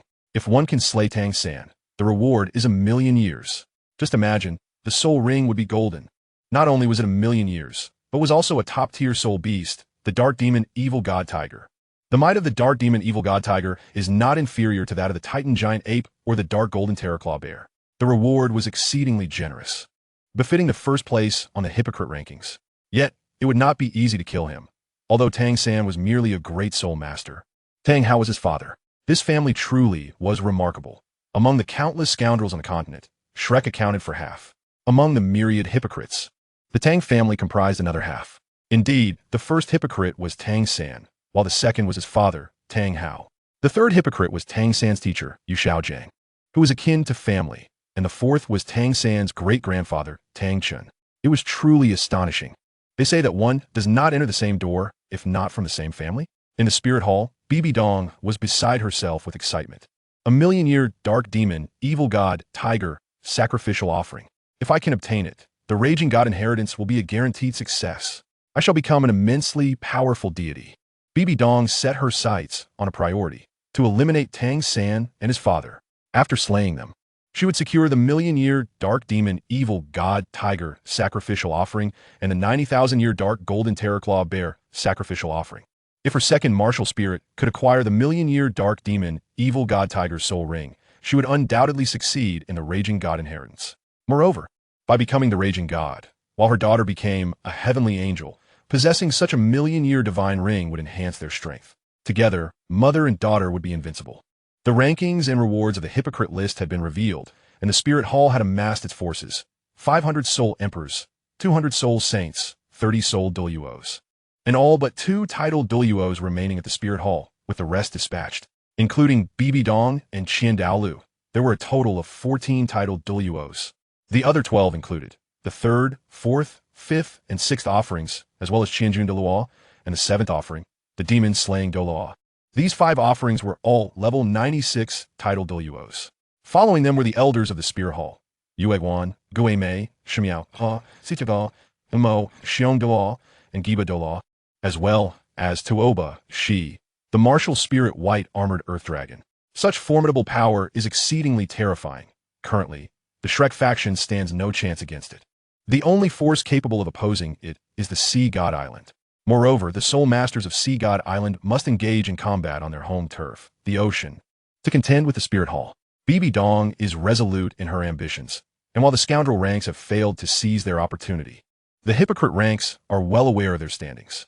After rallying their strength, Bibi Dong commands them to set forth, off to the Haotian sect, to slay Tang Hao and his son, Tang San, the 7-treasure glazed tile sect. Bone Douluo expresses relief. Thankfully, we chose not to ally with the Shrek faction. Ning Fengji nods in agreement. Indeed, even if we had allied, the spirit hall would have acted against us. At the Haotian sect, the 7th elder exclaims with excitement, Tang Hao has declared his intent to slay the top hypocrite. The reward will compensate our Haotian sect. I hope Tang Hao disposes of Tang San swiftly and delivers his head to us, so we may forgive his previous transgressions. The 2nd elder frowns. I doubt Tang Hao would do that. The 3rd elder states solemnly, he has sworn an oath. If he fails, his entire family shall suffer dire consequences. The fourth elder's expression darkens. Even so, he would not act. He is fiercely protective of his kin. The fifth elder laments, "What a pity! If only Tang San had remained here, we would have certainly joined forces to eliminate him." At this moment, Yu Yuanzhan's countenance grows increasingly grim. Tang San is indeed the top hypocrite? His grandson, Tang San, the foremost hypocrite? Initially, he had believed in Tang San's words, hoping for a chance to revive Xiaogang. But now, with Tang San branded as the top hypocrite, can his words be trusted? Yu Tianheng remarks, "Grandfather, you have misjudged. Tang San should not have been accepted as a grandson." Yu Yuanzhan falls silent, tacitly agreeing. Tang San's position as the foremost hypocrite comes as no surprise to Tang Yu and Tang Tian. Flinder's expression is grave. Although Tang San is Xiaogang's disciple, he cannot remain as Shrek, for their lives would be in peril. With the reward for his elimination so enticing, it is a dire situation. The atmosphere at the Haotian sect is oppressive, and Ma Hongjun mutters, "Seeing this reward makes me want to kill Tang San myself." This remark displeases Dai Mubai, as Tang San is, after all, his resurrected self. Ma Hongjun chuckles, "Oh, with such a heavy atmosphere, I was merely jesting." At Tianshui Academy, Lin Yi's heart stirs. As I suspected, Tang San is indeed the top hypocrite. The sacrifice of the million-year-old dark demon evil god tiger is formidable. Tang San, do not perish too soon. Lin Yi envisions himself growing stronger, eager to personally confront and slay Tang, Hao, and Tang San. In the valley, Oscar instinctively retreats, distancing himself from Tang San and Tang Hao. Ayin stands frozen, gazing at Tang San. She had intended to spend more time with her son to understand the man he has become, yet he has ascended to the rank of the top hypocrite. Tang San's countenance darkens further. Having just assured his mother of his integrity, he now finds himself labeled the foremost hypocrite. What a slap in the face. Upon the divine announcement of the rewards, Tang San's expression turns ashen, his legs weaken, nearly collapsing to the ground. Undoubtedly, nearly every soul master on the continent wishes to eliminate him, with Tang San as the top hypocrite and his father in the second position. Their lives are in grave danger. Even with his father being the Haotian Douluo, they're still at risk. Observing his mother's astonished gaze, Tang San explains, "Mother, I told you, this deity is deliberately targeting us. My father's second place is a mockery, and my position as the top hypocrite is an even greater farce. Mother, do not believe it. Do not look at the divine rankings. Let us spend more time together, and you shall witness the man I truly am." Ayin remains silent. Since the rankings have been disclosed, the reasons for their standings will inevitably follow. Tang San's expression grows increasingly grim as he discreetly glances at Tang Hao, fearing that Tang Hao has discerned the truth of his identity and might act against him. However, Tang Hao does not react. Tang San, heavy-hearted, implores, "Father, what shall we do? We are in peril. Both the Haotian sect and Shrek will likely distance themselves from us." Tang Hao's expression is naturally grave. This indicates a state of isolation, and faced with the pursuit of the Spirit Hall, their demise is assured. Ayin too realizes the gravity of the situation, feeling bewildered. Having just been revived, they're already threatened by the Spirit Hall. The resounding divine voice announces, "Now, let us reveal the reasons for Tang San's ranking as the top hypocrite." Chapter 67, The Reasons for Tang San's Ranking. As the reasons are to be unveiled, Ayin is keen to listen. Tang San seethes, It is surely a fabrication." He crosses his arms, bracing himself to hear how this deity will vilify him. Naturally, all on the continent are curious. If the second hypocrite is already so loathsome, what manner of hypocrisy can the first embody? Some soul masters hold little hope for the rewards, yet they are eager to hear the reasons. They have prepared basins, anticipating the need to vomit. For to attain the rank of the top hypocrite surely entails extreme duplicity. Like father, like son, and the apple does not fall far from the tree. The divine voice continues. Being the foremost hypocrite, Tang San is laden with numerous black marks. Thus, the reasons for his ranking are plentiful, requiring your patience to listen. This piques the interest of soul masters across the continent. It appears the reasons will be extensive, with many blemishes to discuss. At this moment, Tang San's expression is one of profound distress, his fists clenched tightly, cracking ominously in his rage. How many faults must he possess that necessitate such a lengthy enumeration? The harm may be minimal, yet the insult is profoundly impactful. Now, let us commence the revelation of the reasons for Tang San's position as the top hypocrite. Tang San exhibits false piety, duplicity, and a proclivity to bully the weak while fearing the strong. When others slay soul beasts, it is deemed cruel, yet in his heart, he believes that when he does so, It is an act of righteousness. Should the spirit hall hunt soul beasts, they would be branded as cruel and immoral. But when it is Tang San in pursuit, he presents himself as a paragon of virtue, ridding the world of evil. As the reasons for his ranking are initially disclosed, Tang San becomes infuriated, torn between feeling wronged and having his true nature exposed. The divine voice continues. He bullies the weak while fearing the strong. When his power is low, he submits, yet when strong, he asserts dominance. Upon returning to the Haotian sect, he displayed deference to the elders, bowing in respect. While he outwardly acknowledges his errors and honors the Haotian sect, inwardly, he harbors ambitions to challenge the elders once he achieves the rank of title de law, seeking revenge for perceived slights. Should he ascend to godhood, he would not engage in theoretical discourse, but would instead impose his will, deeming all faults to lie with the Haotian sect. At this point, Tang San's complexion is as pale as death. Within the Haotian sect, the elders are filled with righteous indignation, their bodies trembling with rage. What a masterful hypocrite Tang San is. It was all a facade. Thankfully, we discern this early. We cannot allow him to grow stronger. When weak, his faults are ours. When powerful, our faults become his. Such cunning. The elders of the Haotian sect are incensed, appalled by the revelation of his true character. The divine voice continues. In Tang San's mind, the spirit hall's ambition to unify the world is erroneous, while his own future endeavors to aid the empire in achieving unity are justified, a notion utterly absurd. Both seek to unify the world through force. The Tindo and Star Luo empires were not always the sovereign rulers. They too have spilled blood to obtain their realms. Yet to Tang San, the establishment of the spirit hall's empire is a grievous error. Such thoughts undoubtedly stem from selfish motives, for the spirit hall is his adversary, having caused the death of his mother. Naturally, he harbors no desire for the spirit hall to dominate the continent.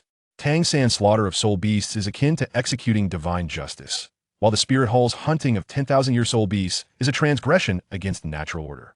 The spirit hall has also performed numerous commendable deeds, assisting 6-year-old children across the continent in awakening their martial souls free of charge, providing monthly allowances to soul masters who have yet to grow stronger, and organizing the prestigious Continental High-Level Soul Master Competition, with champions awarded multiple soul bones.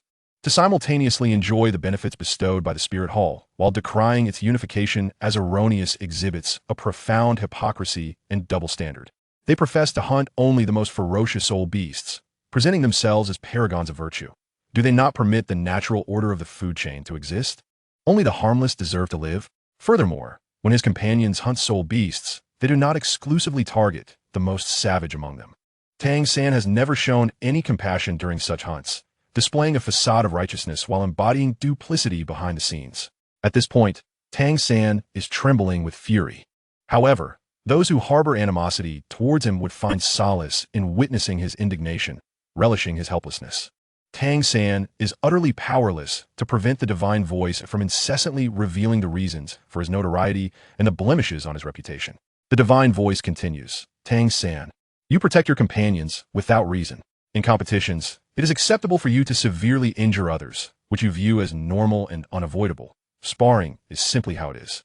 Yet, when a teammate is harmed, your eyes turn a fiery red as you furiously retaliate against the opponent, even resorting to hidden weapons. At that moment, it is no longer mere sparring in your eyes, but a life and death battle, filled with murderous intent, convinced that the opponent must perish. At this juncture, Lin Yi perceives that the divine voice's summary is astutely accurate. This is indeed Tang San. He muses that Tang San must be seething with rage, though utterly powerless to alter the situation. The divine voice continues. In battle, you may only accidentally harm your foes. However, if an opponent injures a teammate, you feel compelled to strike them down without mercy, convinced of your righteousness while eternally blaming others, a nauseating display of hypocrisy and double standards. In your youth, you were cordial and polite to those who aided you. Now that you are strong, you disregard all but your blood relatives. With such a young age comes so many blemishes. If you continue to grow, how many more hypocritical and abhorrent deeds will you commit? If you ascend to godhood, what absurdities might you then embody? You, the foremost hypocrite, Tang San, your reasons for topping the list are now revealed.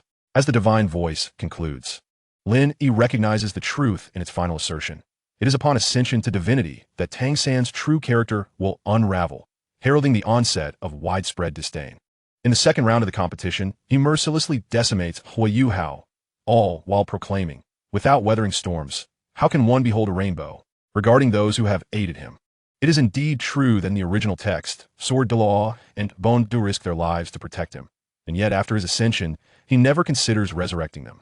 Douluo Bo has also offered protection on multiple occasions, and Tang San greatly benefited from Douluo Bo's medicinal garden.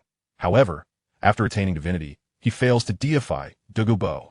As for Flanders and Zhao Wujuan, they too are disregarded, with Tang San only taking 2 blood relatives to the divine realm. The announcement concludes, and the entire continent is left reeling in shock. Ugh, I am nauseated. How can such a hypocritical and abhorrent individual exist in this world? Down with Tang San. The spirit hall shall surely triumph. The collective voices of the continent denounce Tang San. Despicable. Vile. In the valley, Tang San is consumed by impotent rage, muttering curses. Nonsense. All of it nonsense. They are deliberately slandering me. A Yin's expression darkens. Were it not her son being discussed, these reasons would elicit her utmost loathing. Is my son truly this kind of person? Yin gazes at Tang San, disappointment etched upon her face. Son, is any of this true? Tang San vigorously shakes his head. No, it is all false. Mother, do not believe them. Tang Hao, in a fit of anger, asserts, I absolutely refuse to believe it. Yin, do not be deceived. Our son cannot possibly be this way. Yin nods. Very well, I choose to trust my family. At this moment, Oscar's countenance is grim. Could this truly be the case? If so, how terrifying it is. Tang San turns to Oscar. Little Ao, hand over your soul bone to me. Huh? Oscar is taken aback. Why? The soul bone belongs to me. Tang San, with great righteousness, proclaims, you understand, the control type in our team is paramount. Thus, lend it to me for absorption, ensuring we can maximize its potential. Competing in the Continental High-Level Soul Master Competition will greatly increase our chances of securing first place. By achieving that, you too shall receive superior rewards, and I will prioritize giving you any future soul bones. Therefore, please allow me to borrow your soul bone for now. Oscar, Chapter 068, The New Negative Ranking. Oscar fully comprehends why Tang San occupies the top spot on the hypocrite list, reluctant to comply, but feeling compelled. Fearing Tang San and Tang Hao might turn against him, he reluctantly relinquishes the 10,000-year right leg soul bone awarded to him from the qualification list. Tang San takes it without hesitation, his heart racing with excitement. Little Ao, thank you. I will ensure we achieve victory in the Continental High-Level Soul Master Competition. Oscar twitches, but can our team still hold together? With you topping the hypocrite list, Shrek and the Haotian clan might not wish to continue. At this moment, Tang Hao steps forward, no longer concerned, as a thought strikes him. Indeed, the current situation poses danger for both father and son. Shrek, the Haotian clan, and the Blue Lightning Tyrant Dragon family will certainly be reluctant to associate with them further, but soon they will be eager to join forces with them. Tang Hao's words leave Oscar bewildered. How can the foremost hypocrite, with such a generous reward, be hunted by all, and yet Shrek, the Haotian clan, and the Blue Lightning Tyrant Dragon family would still be eager to ally with them? Tang San is equally perplexed. What method does father possess? Tang Hao speaks earnestly. We can go to Sea God Island. Sea God Island? Both Tang San and Oscar murmur in confusion, while Aim begins to grasp the implications. Tang Hao elaborates. Sea God Island will undoubtedly shelter us. Its strength can rival that of the Spirit Hall, provided we are not on land, but rather upon the sea. However, if the Haotian clan, the Blue Lightning Tyrant Dragon family, and other forces join us, then we can also contend against the Spirit Hall on land. Tang San is filled with joy, yet questions linger. Why would Sea God Island take them in? Would they not be slain instead, considering the rewards are so tempting? Father, why do you say Sea God Island will ensure our safety? Tang San inquires. Tang Hao confidently asserts, because your great-grandfather, the master of Sea God Island, Sea God Douluo Poseidon, shares a bond with your ancestor akin to that which I share with Yin. Tang San's eyes light up. He has indeed heard of Sea God Douluo Poseidon, one of the 3 supreme Douluos, renowned as the strongest. Even when Qian Daolu and Tang Chun join forces, they would not match Poseidon's might. No wonder it is said that the Spirit Hall struggles to eradicate Sea God Island in the depths of the ocean. Poseidon is my great-grandmother? Tang San exclaims. Tang Hao shakes his head. Not exactly. This revelation leaves Tang San momentarily stunned. A romantic liaison? Oscar internally scoffs. An affair. Tang Hao nods. Indeed, while they were not married, their bond is profound, and Poseidon will certainly recognize you as Tang San's great-grandson and me as Tang Chen's grandson. She will undoubtedly protect us and take us in. Therefore, we shall journey to Sea God Island. Tang San was filled with elation as he returned to Shrek Academy. The Haotian clan and the Blue Lightning Tyrant Dragon family were fraught with peril, and he feared for his life. Just when he thought he had reached a point of no return, a glimmer of hope emerged. Let's journey to Sea God Island, Tang San urged eagerly. I shall write to the dean. Once he is informed, he will undoubtedly bring the Haotian clan and the Blue Lightning Tyrant Dragon family along. After all, with Shrek's presence and the likes of Mu Bai and the Fatty, the Spirit Hall will surely act against them if they learn of our trip to Sea God Island. Therefore, they will certainly come to us. Tang Hao found his reasoning sound. When they arrive, I shall make the elders of the Haotian clan feel uncomfortable. I shall not grant them a pleasant demeanor. My previous deference was merely out of necessity while relying on them. But once we reach Sea God Island, the tables will turn, and they shall rely on us. It has been quite vexing to feign fault when the blame lies with them. I shall not be polite any longer. And as for Tang Yu and Tang Tian, those brothers have often slandered and cursed me. Oscar, overhearing this, sensed Tang San's trepidation and reflected inwardly. Indeed, Tang Yu and Tang Tian's words have come to fruition. You have truly ascended to the pinnacle of the hypocrite list. The four prepared to embark for Sea God Island. Before their departure, Tang San sought the soul bones from the Tiando royal family, as well as other resources to bolster their strength. Father, could you procure the soul bones from the Tiando royal family? You have already scouted the area, right? Following my guidance, you should be able to retrieve them. Tang Hao not that hap fi mai si. Yes, I shall certainly acquire them. Tang San beamed with joy. Additionally, Father, are you aware of any locations where rare heavenly materials might be found? We require these treasures, ideally those that can enhance our innate qualities and soul power levels without compromising our potential or future. Tang Hao frowned. To enhance one's soul power without side effects, it must be a rare treasure, a once-in-a-thousand-years find. Suddenly, he recalled Douluo the Poison Douluo possesses a medicinal garden that might contain such heavenly materials. I can retrieve the soul bones and then visit his garden to obtain some. Excellent, Tang San exclaimed with delight. Tang Hao instructed, you should remain hidden in the cave. It is quite secluded, and no one will discover you. I shall go procure the soul bones and heavenly materials. And afterward, I will return to you, and then we will set forth for Sea God Island. Meanwhile, at the Haotian clan, the elders were in a state of urgency. We must swiftly announce that we have expelled Tang Hao and Tang San from our ranks. Indeed, the announcement has already been made. In light of this, Shrek Academy no longer needs to associate with us. You may leave. Flinder's expression darkened.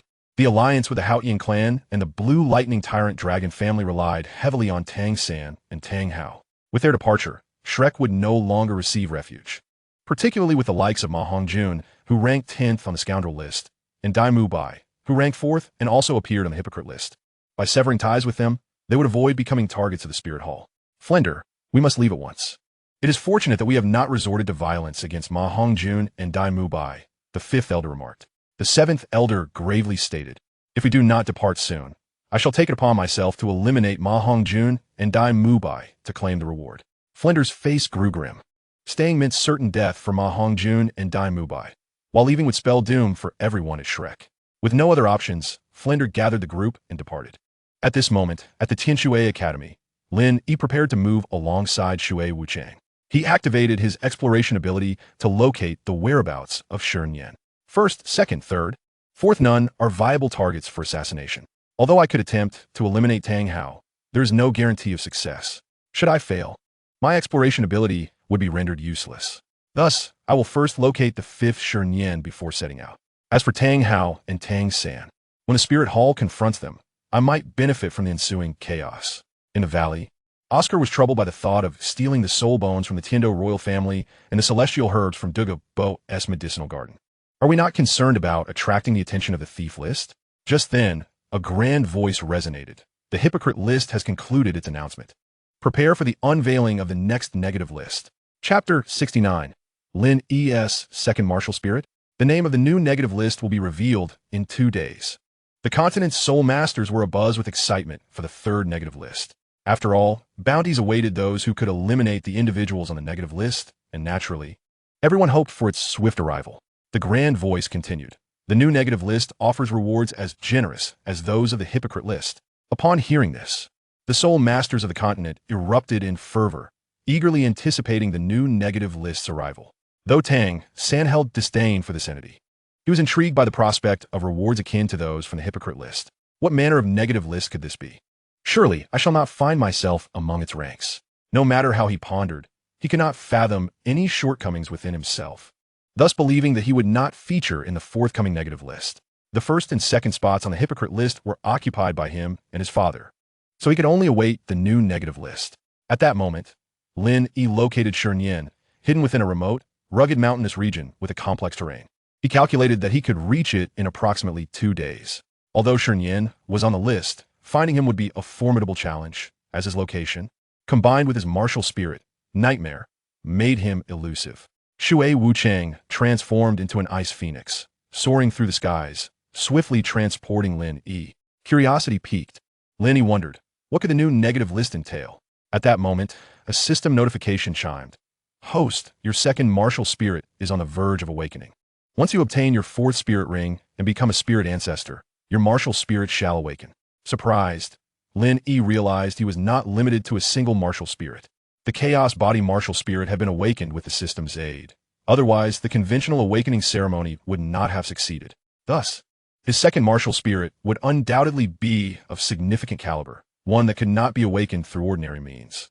Such divine beast martial spirits and super martial spirits typically required special ceremonies for awakening or would awaken when one's strength became sufficiently formidable. Clearly, Lin Yi's burgeoning power was the catalyst for his second martial spirit's imminent awakening. What kind of martial spirit would it be? What type?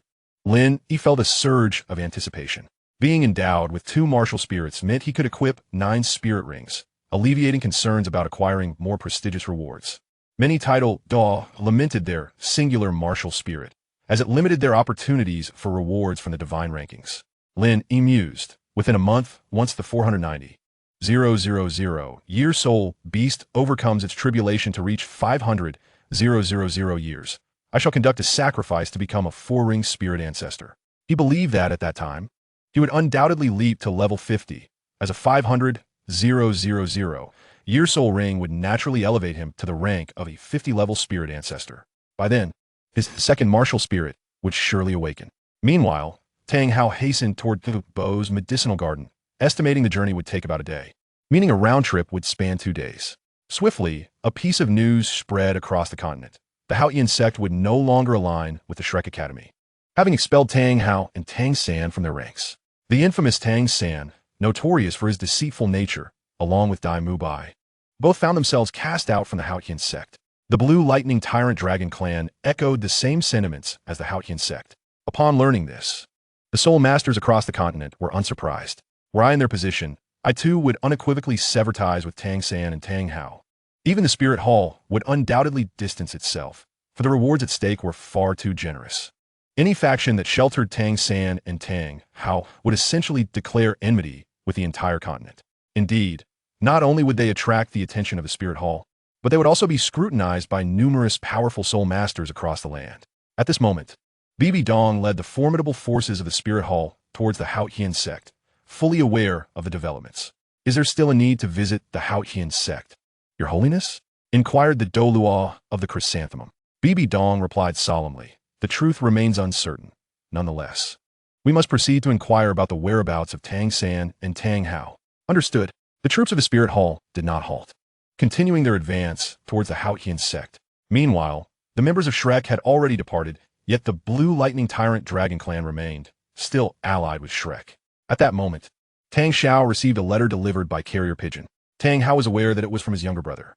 Upon opening it, Tang Xiao felt a wave of relief wash over him.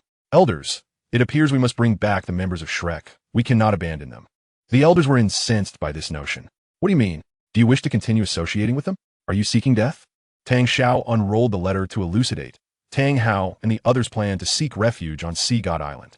As you are aware, the connection between Poseidon and my grandfather, Tang Chun, is the reason for their flight to Sea God Island, which will undoubtedly provide them shelter and protection. You all know of the might of Sea God Island. The Spirit Hall has attempted to assault it multiple times, all of which ended in failure. In maritime combat, the Spirit Hall cannot extinguish Sea God Island. Therefore, with Tang Hao and Tang San heading to Sea God Island, the Spirit Hall will be powerless to act against them. Upon hearing this, the elders' expression soured. Tang Yu and Tang Tian felt displeased, having initially believed that Tang San was doomed, only to find that luck had smiled upon him due to his grandfather's ties to Sea God Island. Tang Xiao continued, once Tang Hao joins Sea God Island, Shrek will undoubtedly follow suit, leaving us behind. Although our Haotian sect and the Blue Lightning Tyrant Dragon Clan are free of scoundrels and hypocrites, the Spirit Hall will eventually turn its attention towards us. United, we are not a match for the Spirit Hall. Thus, we must continue to stand with Shrek and relocate to Sea God Island. In doing so, we shall grow stronger. With the combined forces of Sea God Island, Haotian sect, and Blue Lightning Tyrant Dragon Clan, the Spirit Hall would be compelled to tread carefully. Even if the Spirit Hall seeks to recruit soul masters from the continent to eliminate Tang San and Tang Hao, they would hesitate to act against us and redirect their focus towards other ranked individuals. At this point, the elders fell silent, with Yu Engine feeling stirred. He resolved, then let us continue our alliance. The second elder nodded, indeed, let us proceed. Even with Tang San and Tang Hao in our ranks, the Spirit Hall would be unable to do anything against us, ensuring our safety.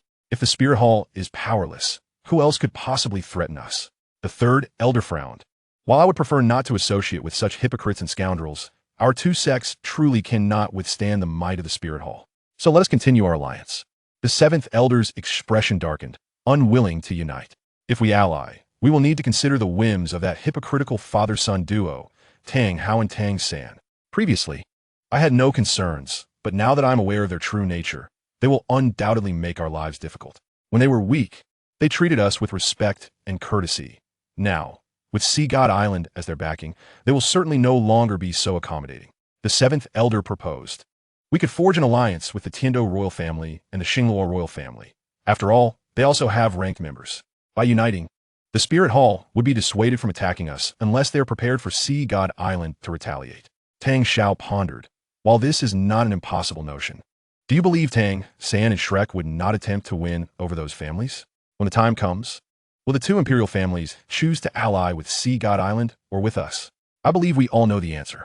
Upon hearing this, the elders fell silent, aware of the likely outcome, a greater inclination to ally with a more powerful Sea God Island. Reluctantly, the elders acquiesced, and Tang Xiao promptly replied to the letter, affirming their continued alliance and intent to move to Sea God Island. Yu Engine hurried to summon Flanders and the others back. Tang Yi, Tang Tian, and Yu Tianheng wore grim expressions, muttering under their breaths, what bad luck.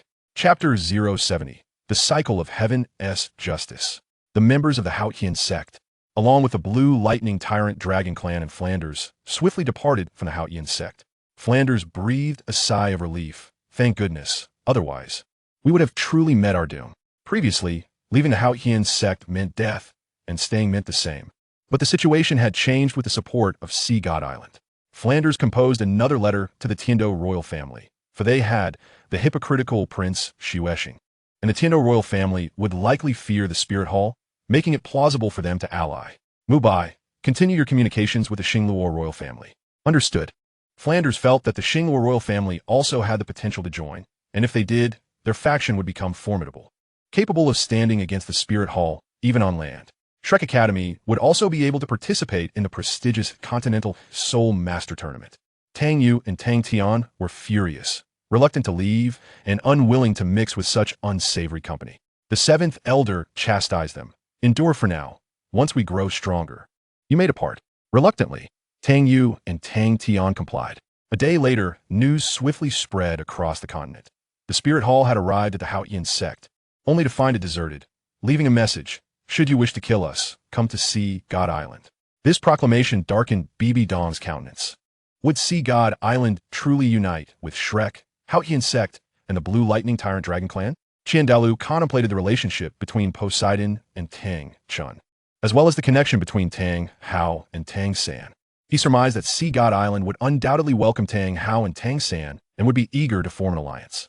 The emergence of the divine ranking would certainly prompt Sea God Island to seize the opportunity. Without the divine ranking, while the Spirit Hall was powerful, it cannot conquer Sea God Island at sea.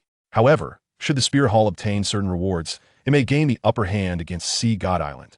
Hence, Sea God Island would naturally seek to capitalize on this opportunity and would likely form an alliance. Qiandalu sighed. It seems we cannot act against them for the time being. We must now search for other ranked individuals. BB Dong's expression turned frigid. Humph.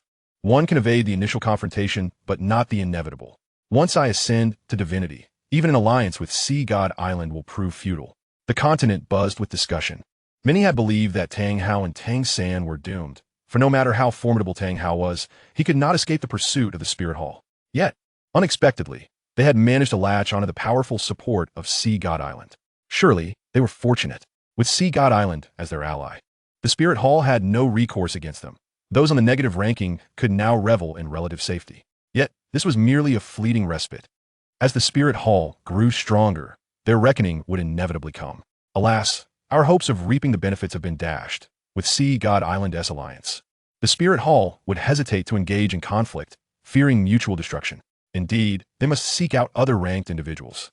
Almost all soul masters across the continent felt despondent.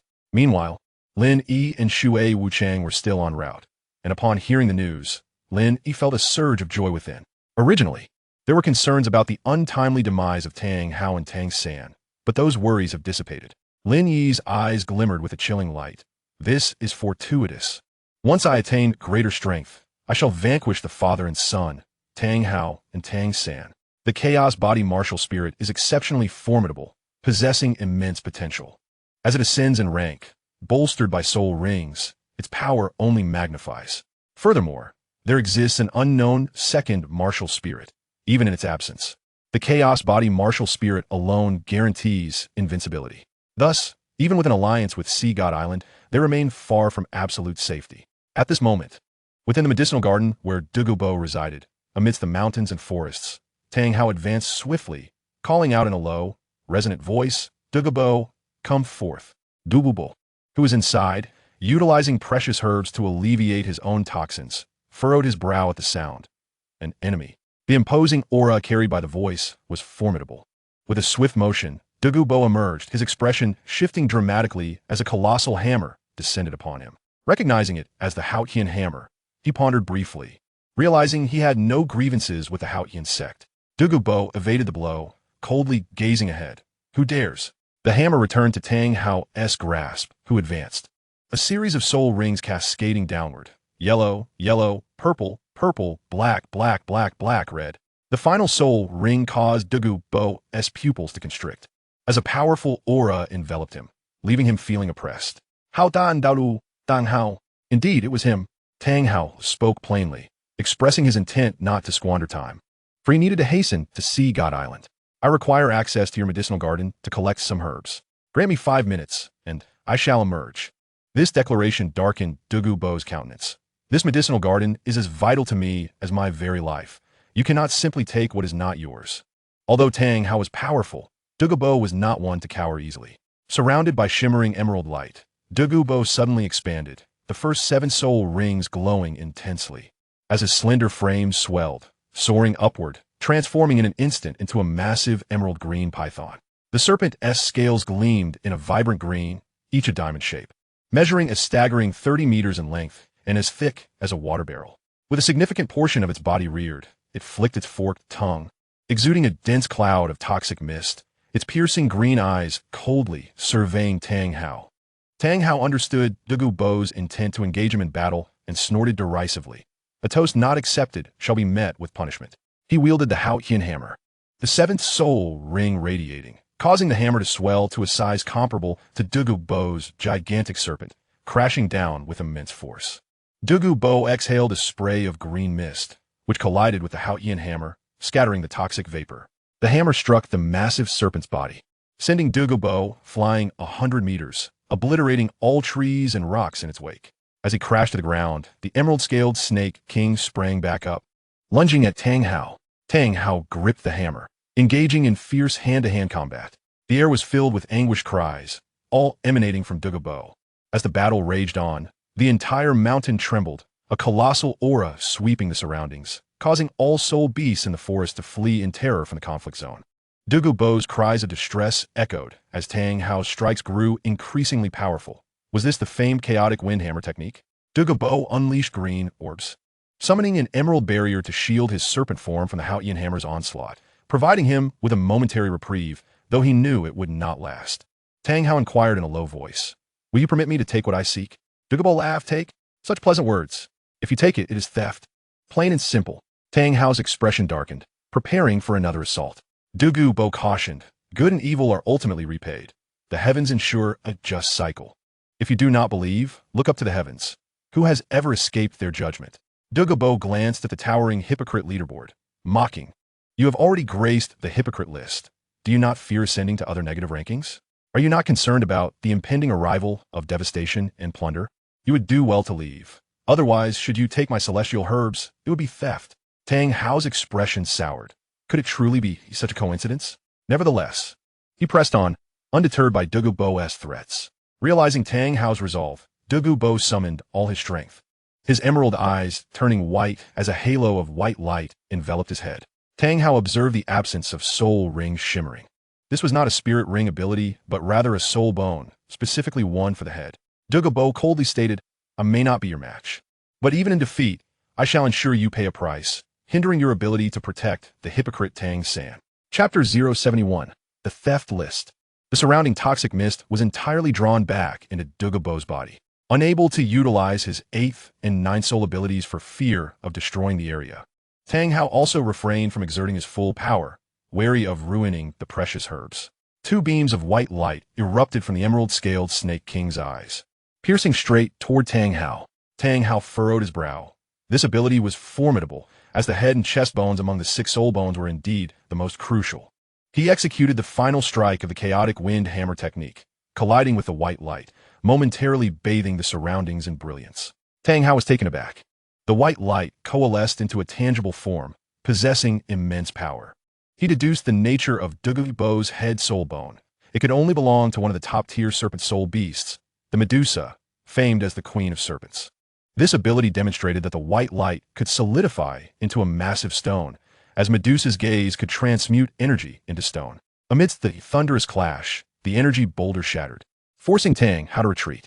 Douluo Bo was resolute, his 8th soul ring glowing, casting a dark aura that transformed the serpent into a deep green hue. While emerald orbs were expelled once more, Tang Hao frowned. Douluo Bo was employing his 8th soul ability. Douluo Bo sneered, Tang Hao, will you use your 8th and 9th soul abilities? If you do, I may fall, but the ground where the celestial herbs lie will also be destroyed. Tang Hao's expression darkened. He could not afford to do so. Had they not been fighting in this place, fearing the destruction of the celestial herbs, Douluo Bo would have already been defeated, for his strength was not particularly notable among titled Douluo. Tang Hao observed that everything around them had come to a standstill. Even the wind seemed to hang suspended in midair. He frowned, feeling his own body similarly immobilized, helplessly watching as the emerald orb approached him. This was Douluo Bo's 8th soul ability, Time Freeze. This soul skill not only immobilized time, but also possessed destructive power. When combined with the 9th soul ability, it could easily obliterate a city. This ability consumed an immense amount of soul power, and Douluo Bo would only resort to it in dire circumstances. As the orb drew near, Douluo Bo's eyes sparkled with emerald light, and he shouted, "Merge!" In an instant, the green light enveloped Tang Hao, turning his hair and body a vibrant green. Douluo Bo needed to act swiftly. Tang Hao was stronger than he, and controlling the solidified light would be challenging. He was thankful that Tang Hao dared not unleash his full potential. Otherwise, he would be uncontrollable. Tang Hao, managing the area of his explosive force, broke free from his restraints and unleashed his 8th soul ability. Douluo Bo was already employing his 9th soul ability, the Emerald Snake Divine Light, rendering his serpent form completely translucent while releasing a terrifying corrosive poison. This was why Douluo Bo could effortlessly raise a city. The 9th soul ability could easily corrode a city into oblivion. As Douluo Bo's serpent form became fully transparent, the Haotian hammer struggled to make a significant impact, while the corrosive poison surged forth, constantly being deflected by Tang Hao, yet the toxic mist persisted. Tang Hao's garments were corroded, his skin suffered damage, and pain etched across his face, igniting his fury. The thunderous roars persisted, and after half an hour, Douluo Bo was rendered unconscious. Tang Hao's complexion grew increasingly grim, his lips tinged with a shade of green, and his forehead bore the same hue, clearly indicating he had been poisoned. Seizing the moment, Tang Hao hurried into the medicinal garden. Upon entering, he was astounded to find it brimming with an array of plants.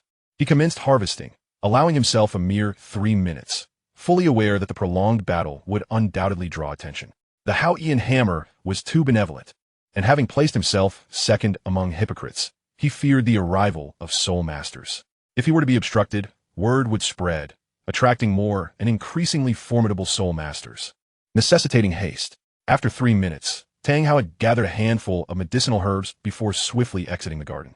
Although he had spent 3 minutes harvesting, he had only managed to collect a few dozen herbs, none of which were of celestial quality, as he was unfamiliar with them and their properties. Thus, the herbs he had taken were of the lowest grade from the garden. His lack of knowledge did not prevent him from recognizing their value. Having glimpsed some shimmering plants, he believed they must be superior. However, around the icy blue and heated springs, harvesting was perilous, and given his poisoned state, particularly from Douluo's ninth soul skill, he could not risk it. Although there was an opportunity to gather something better, the potential for exacerbating his injuries was too great, especially as he had to protect Xiaogang and Yin, and reaching Sea God Island was no small feat, particularly with the looming threat of sea spirit beasts. Thus, he relinquished the idea. Having completed his brief foray, Tang Hao swiftly distanced himself and returned to the valley. A day later, Lin Yi was nearing the location where Shernyan was situated. Shui Wuchang remarked, "Once found, I shall take my leave." Shernyan, being a soul sage with the wraith martial spirit, was not easily vanquished, even for a soul sage. Lin Yi pondered, "I wish to test my strength." With the doubling of soul ring years and soul bone capabilities, he felt empowered. Despite being at level 40, his soul power was unrivaled, even against soul sages. Therefore, he resolved to utilize all his skills from his soul rings and bones, eager to gauge his current might against Shernyan. Shui Wuchang, taken aback, considered his son's extraordinary abilities and nodded in agreement. With his watchful presence, there would be no cause for concern. The years of the soul rings were 200,000, 400,000, and 800,000, with soul bones mirroring this configuration. Coupled with his chaotic body martial spirit, Lin Yi was determined to engage in a full-scale battle, keen to ascertain the extent of his newfound power, with Shernyan serving as an ideal opponent.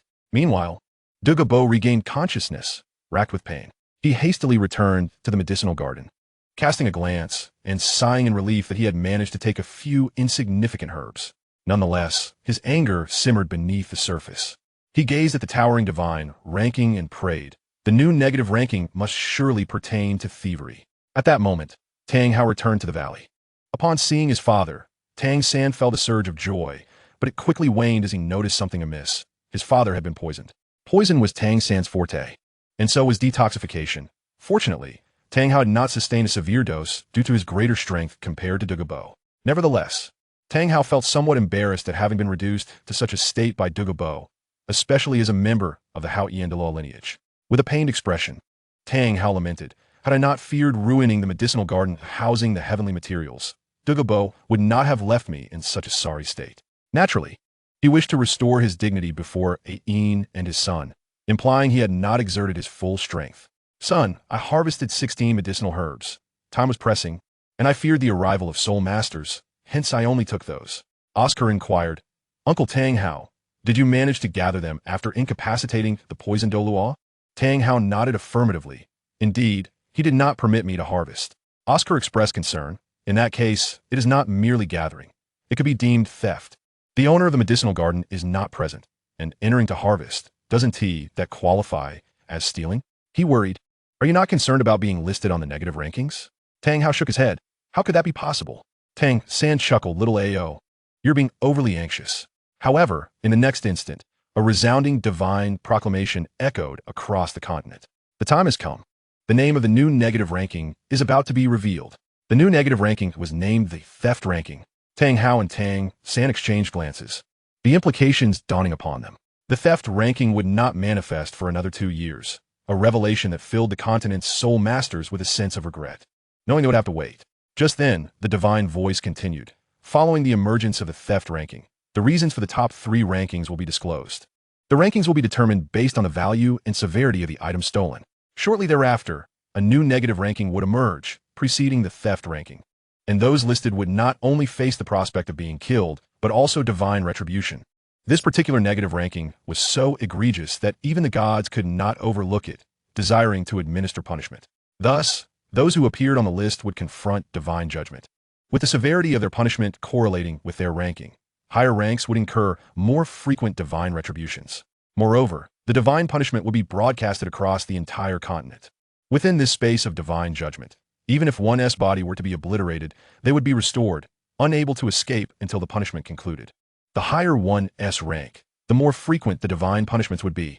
Upon hearing this, everyone understood the gravity of the mysterious negative ranking. The higher the rank, the more frequent the divine punishments. The mere thought sent shivers down their spines. What terror could divine punishment entail? To be subjected to divine retribution repeatedly. One's body shattered yet unable to die. At such times, death would seem a release, but instead, one would endure relentless divine punishment, 1,000-fold more agonizing than slow dismemberment. Despite the dread, the majority held steadfast to their integrity, unafraid of the shadows cast by their actions. Concurrently, many awaited this enigmatic negative ranking, eager to witness its nature and the fate of those who fell under divine judgment. In the valley, Tang Hao's countenance darkened. Indeed, it was the theft ranking, a stroke of ill fortune. Internally, he harbored resentment toward his son Tang San, thinking, if it weren't for you, I would not have resorted to stealing soul bones or heavenly materials, alas. He feared he might soon find himself on that very list. Tang San, too, was aware that his father might appear on the theft ranking, given that prior to venturing into the medicinal garden, he had already pilfered from the Tiando imperial family, successfully stealing soul bones and numerous precious herbs. He felt fortunate, reflecting, I will certainly not appear on the theft ranking throughout my life in this world. I have never committed theft. Thus, he reassured himself that he would not be implicated, unless this god possessed the omnipotence to uncover events from his previous life. Surely, that could not be the case. With a lightened heart, Tang San felt confident that he would not be listed. Tang Hao resigned, thought, let me appear on the theft ranking. As long as Xiao San is not implicated, that is all that matters. Tang San was touched, yet puzzled. Did his father perhaps know he was not his true son, yet still cared for him so deeply? However, Tang Hao himself could not be entirely certain, as there were some perplexing matters at hand. A few hours later, Tang San resumed his training. Pondering how he acquired his cultivation methods without venturing outside, such peculiarities left him curious, especially considering his precocious mental maturity. Repeated observations have led Tang Hao to feel a sense of unfamiliarity, as if his son had transformed into a mature adult. It seems as though his son's body has been usurped, stolen away. Yet, Tang Hao cannot be entirely certain. The new negative leaderboard, which is the theft leaderboard, looms over him. Should his son find himself on that list, he will scrutinize the reasons behind it, if they align with his suspicions. If his son's soul has indeed been taken and his body usurped, then Tang Hao's gaze fell upon Tang San, a flicker of murderous intent flashing deep within his eyes. Tang San, possessing keen senses, though he could not see the malice lurking in Tang Hao's depths, felt an ominous presence nonetheless. Father, I'm sorry. I shouldn't have allowed you to. Tang San believed Tang Hao was reproaching him, fearing that his actions might lead to being listed on the theft leaderboard. Tang Hao shook his head. I'm not blaming you. Let us proceed. I wish to examine the herbs first. Tang San's anticipation was palpable. As Tang Hao presented the herbs, Tang San recognized each one, astonished by the sheer abundance of precious herbs in the garden. No, it's impossible they were cultivated here. This place must be exceptionally suited for the growth of such rare plants, Tang San speculated. Tang Hao explained, at that time, I was pressed for time, so I gathered these. Some appeared even more precious, glowing with radiance. But I felt that the longer I stayed, the more likely it was that soul masters would arrive. So I opted to leave. Curiously, those seemingly invaluable herbs were all found near the confluence of the hot and cold springs. And Tang Hao had only harvested from the outermost areas. Upon hearing this, Tang San trembled with excitement. The hot and cold springs. This garden must surely be one of the 3 great treasure troves, he exclaimed, his body shaking with exhilaration. In the Xiantian treasure record, aside from detailing hidden weapons, there are also secret records regarding poisons, chronicling the continent's rare medicinal plants and documenting the 3 great treasure troves. These treasure troves represent 3 unique natural environments where ordinary flora cannot thrive. Only extraordinary plants flourish. In his past life, he had never encountered such a phenomenon, and now, that garden owned by Douluo was indeed one of the 3 great treasure troves, the Eye of Ice and Fire. Tang San's fervor surged as he realized that the herbs near the Eye of Ice and Fire likely included numerous celestial herbs. Reflecting on this, he felt a twinge of resentment towards his father for having only gathered a mere handful of herbs, akin to entering a treasure vault, yet leaving with only a few coins. Tang Hao, puzzled, inquired the Eye of Ice and Fire. What is that? Tang San, brimming with enthusiasm, replied, Father, could you return to the herb garden? The ones you picked are merely the most basic herbs. There must be celestial herbs there, perhaps many. If we could obtain them, our progress would undoubtedly be monumental. Celestial herbs? Tang Hao was taken aback. Tang San elaborated, but Tang Hao regarded him with skepticism. Little San, how do you know all this? His doubts deepened. Tang San's heart skipped a beat, and he calmly explained, I often peruse the books stored by my teacher. Understanding dawned upon Tang Hao. This was the source of his son's knowledge. Ain, somewhat vexed, admonished, son, how could you act so recklessly? Knowing that the new negative leaderboard is the theft leaderboard, why would you urge your father to steal? Especially the more precious celestial herbs? Did the gods not say that the more valuable the stolen item, the higher the rank? Disappointment clouded Ain's expression. Tang Hao remained unfazed. It's of no consequence. Perhaps I shall even rank first. If I am to be first, then what does it matter if I take a little more? Tang San felt a wave of relief wash over him. He was elated. Father, I will purge the poison from you. You have been poisoned. Tang Hao shook his head. It's not significant. Help me detoxify on our way back to Sea God Island. We must act swiftly, for lingering on land, even for a moment, poses a danger. Tang Hao resolved to make haste. Tang San nodded in understanding. In the garden, Douluo exclaimed with glee, Ha! The new negative leaderboard is the theft leaderboard. Tang Hao, you shall undoubtedly make the list. After his laughter subsided, Douluo gazed at a celestial herb, pure white, its form resembling a swan's neck, with leaves that seemed ready to drip with dew. This was a celestial herb, known as the snowy swan's kiss. Even the slightest contact would cause any virus at that point to proliferate exponentially. Douluo lamented, if only Tang Hao had touched this herb. Chapter 073, Tang Hao, Danger. Tang Hao had indeed been poisoned by his own toxin, though his strength was such that his poison would not claim his life. A mere touch of the snowy swan's kiss would amplify the toxin 100-fold, leading to his demise. However, the thought of Tang Hao appearing on the theft leaderboard brought Douluo some comfort. At the spirit hall, Bibi Dong returned with her subordinates. Her countenance grim after another fruitless expedition. The Haotian sect had indeed vacated, as the rumor suggested. Bibi Dong felt a twinge of regret and shifted her focus. She mobilized all her intelligence networks to search for other individuals on the hypocrite leaderboard, prioritizing her search for Yu Kun and Shernyan. Yes, the top of the hypocrite list is Tang San, followed by Tang Hao, with Dai Mubai in 10th place. They cannot be eliminated yet, as they must align with Sea God Island. This left Bibi Dong feeling helpless. In maritime battles, the Spirit Hall could not extinguish Sea God Island. Although the Haotian sect and the Blue Lightning Tyrant Dragon Clan would align with Sea God Island, the Spirit Hall remained unperturbed, even united. They could not defeat the Spirit Hall on land. The Tiendo royal family naturally received correspondence urging them to ally with Shrek. They hesitated in the past. They would have outright declined. Shrek harbored scoundrels and hypocrites, and uniting with them would be tantamount to courting death. After all, the entire continent wished for Tang San's demise. However, now Shrek had the backing of Sea God Island, alongside the Haotian sect and the Blue Lightning Tyrant Dragon Clan. Thus, the Spirit Hall found it increasingly difficult to act. The Spirit Hall would inevitably shift its target, placing the Tiendo royal family in peril. After all, the 8th-ranked hypocrite, Xue Xing, could yield 30,000 years of soul bones if slain. They could either eliminate Xue Xing for the peace of the Tiendo royal family or risk being targeted themselves. With the advent of the divine rankings, the Spirit Hall acted with impunity, revealing its ambitions, prompting the Tiendo royal family to recognize the necessity of an alliance. Soon, the Spirit Hall became aware of the situation. After all, Xue Qinghe was Qianrenxue. The Spirit Hall was indifferent and even pleased. Let them unite. We shall strike from within and without. Once Qianrenxue controlled the Tiendo royal family and ascended as the Tiendo emperor, they could coordinate to besiege Sea God Island and the Shrek faction.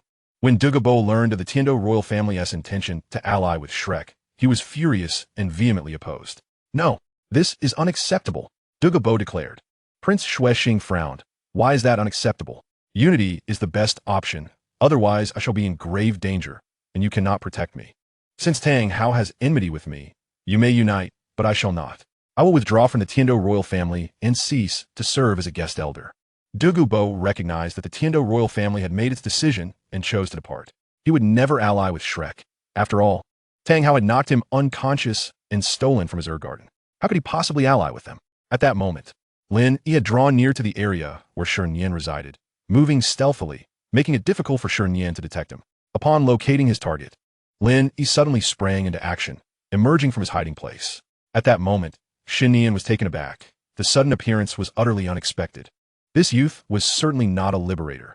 There must be a formidable presence behind him. Xin Yan grew tense, swiftly invoking his martial soul, his pair of shadowy vulture eyes glinting with a chilling light. First, he aimed to subdue this youth to secure his own survival.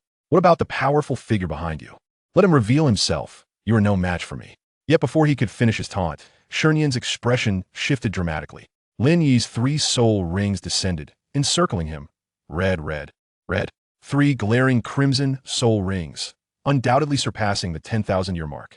Moreover, the 3rd soul ring bore streaks of golden patterns amidst its blood-red hue, indicating a minimum age of around 800,000 years.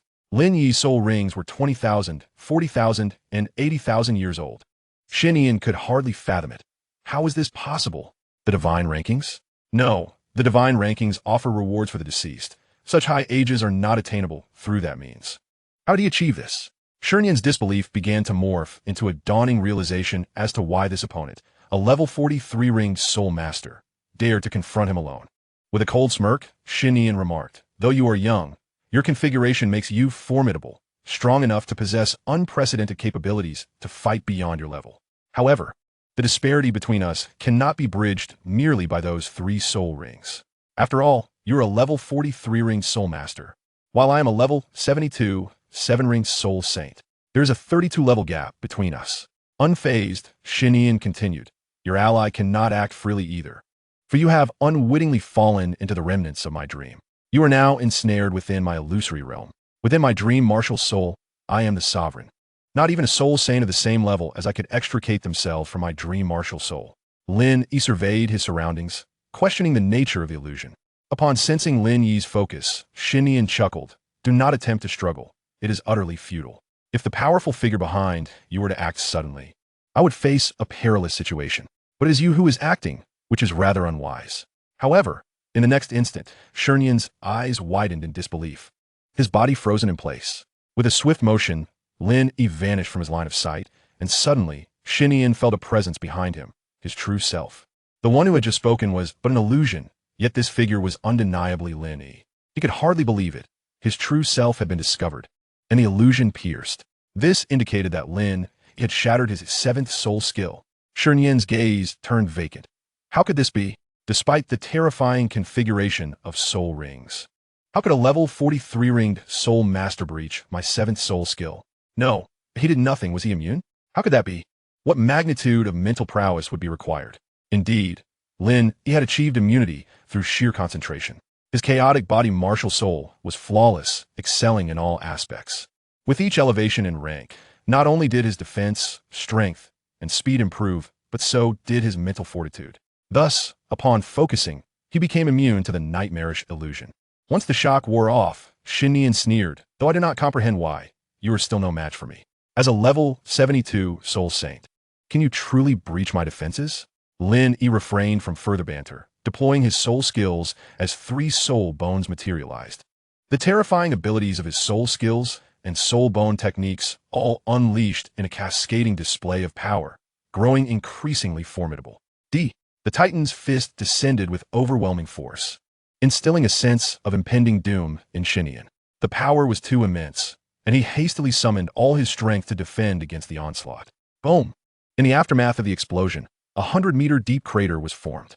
Xin Yan, now a bloodied figure, spewed forth a torrent of crimson mixed with shattered innards, collapsing lifelessly to the ground. Shui Wuchang marveled, 200,000 years for 100,000 years, 800,000 years of soul ring skills, combined with 200,000 years, 400,000 years, and 800,000 years of soul bone skills, all utilized in succession. The cumulative effect is not merely additive, it exceeds the sum of its parts, yielding an utterly terrifying power. Shui Wuchang perceived the staggering combat prowess of his son when all of Lin Yi's capabilities were unleashed. At this moment, in the medicinal garden, Tang Hao arrived only to find that Douluo Bo was absent, having left behind a highly toxic miasma. As he navigated through the poison, he found himself tainted, the toxins intensifying, yet he could still endure. This time, Tang Hao was wise, approaching the Eye of Ice and Fire, intending to harvest the herbs nearby. Before long, his gaze settled upon a snow-white herb, resembling the elegant neck of a swan. Surely, it was a supreme immortal herb. I shall first gather the herbs adjacent to the eye of ice and fire. How astute of me. With that, Tang Hao's hand swiftly grasped the snowy swan's kiss.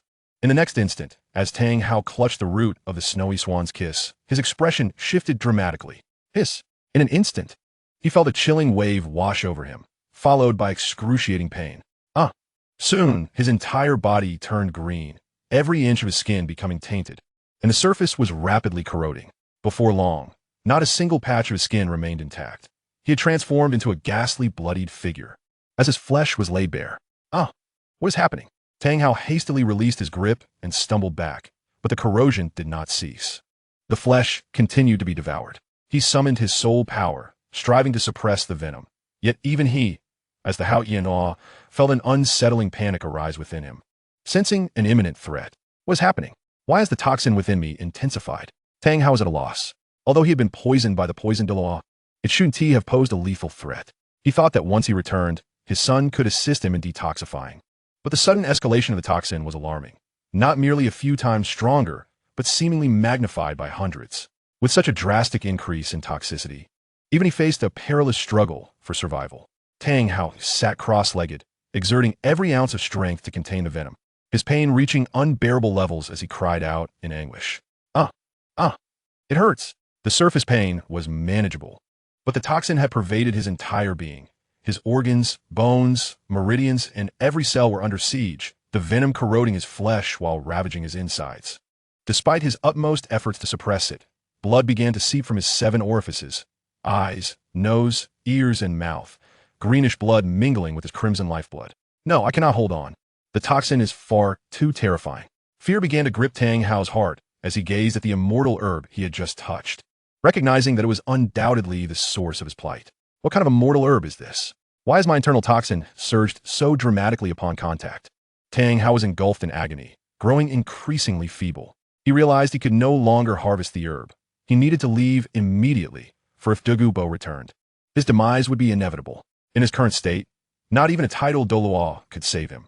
A mere soul Douluo could easily claim his life.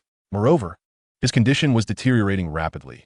In half an hour, he would be even weaker, and at that point, even soul saints or soul emperors could threaten his life.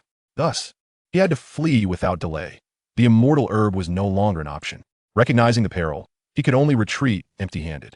Tang Hao staggered towards the exit of the medicinal garden, the toxic miasma once again enveloping the area, his complexion darkening further.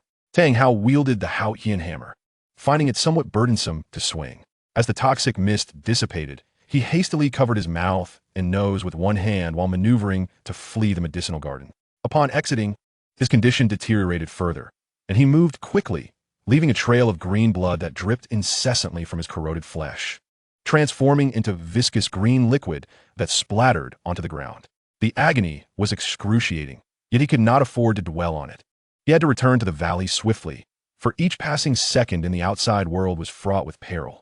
He consumed an antidote pill, a gift from his son when he had set out, but it offered little relief. His complexion had turned a ghastly shade of green, and he had lost considerable weight, weighing now merely 60 to 70 pounds, as his skin and flesh were continuously eroded into pus that fell to the ground. Regret enveloped him. He lamented his decision to come, which had led to such suffering and jeopardy. In his heart, he harbored resentment towards his son. Had it not been for the task of gathering celestial herbs for him, he would not find himself in such dire straits. Meanwhile, Lin Yi had slain Shinian and acquired the choice of a 60,000-year external spirit bone. As the top ranker in the aptitude list, each reward he claimed doubled the age of his soul rings and spirit bones, elevating the external spirit bone to an astounding 120,000 years. No longer red, it had transformed into a resplendent gold. Lin Yi refrained from absorbing it immediately. He departed the location instead, as the divine rewards had inevitably drawn the attention of those nearby.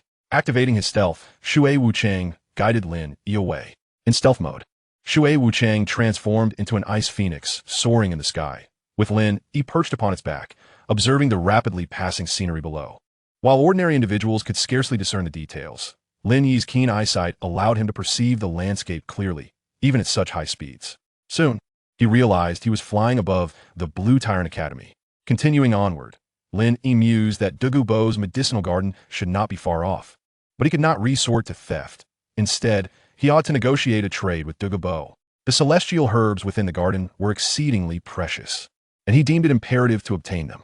In the valley, the Haotian clan, the Blue Lightning Tyrant Dragon family, and the Shrek team had arrived. Tang San, exuding an air of authority, stood before the elders, showing not a shred of respect. "You've come? I thought you wouldn't show up," he remarked with arms crossed, his tone dripping with sarcasm. This provoked the seventh elder's ire. Tang San was putting on a facade. Tang Xiao interjected, "We are all on the same side. Let us avoid discord." Clearly directed at Tang San, this was a gesture of goodwill, considering the relationship with their uncle. Tang San nodded in acknowledgement, understood. Flander hastily suggested, "Shall we set off for Sea God Island?" Zhao Wujie concurred. "Indeed, lingering on land is perilous. We cannot guarantee we will remain undetected here, so we must leave post-haste." Tang San calculated the time. "Let us wait a bit longer. My father will return shortly with the necessary items." This indicated Tang Hao's absence, leaving the seventh elder and the others puzzled as to his whereabouts. In the past, had they known Tang Hao was absent, they would have unleashed the Haotian hammer upon Tang San, for killing him would yield a million-year soul beast as a tribute. However, they cannot act now. Tang Xiao would certainly intervene, and they needed to align with Sea God Island, relying on Tang San's connections. If Poseidon were to learn they had slain Tang San, the great-grandson of Tang Chun, even with Tang Xiao present, she would not ally with them. Tang Xiao nodded. "Very well, let us wait for Brother Hao." At this moment, Tang Hao was still far from the valley, his injuries grievous. He was nearly a skeleton, his flesh continually transforming into pus, a sight most pitiful. "Persevere. I must endure. Once I reach the valley, there will be hope for survival." He gritted his teeth and pressed on with all his might. Tang Hao felt an internal conflict between despair and a flicker of hope. His luck was abysmal. Having encountered an unknown celestial herb that had intensified the toxins within his body 100-fold, yet perhaps his fortune lay in escaping the medicinal garden without being discovered. He resolved to maintain this stroke of luck and avoid any soul masters. He, Tang Hao, must survive. High above, Lin Yi soared, spotting Tang Hao below, his eyes lighting up. "Is that Tang Hao?" he exclaimed. "Mother, slow down." Upon hearing his command, Shui Wuchang reduced their speed, puzzled. Soon he too spotted Tang Hao, astonished by the sheer might of his son's chaotic body martial spirit. Each aspect was formidable. Even at such high speed, they could discern the ground from a kilometer above. Shui Wuchang understood his son's desire to slow down. Tang Hao was severely poisoned, and the toxicity was life-threatening.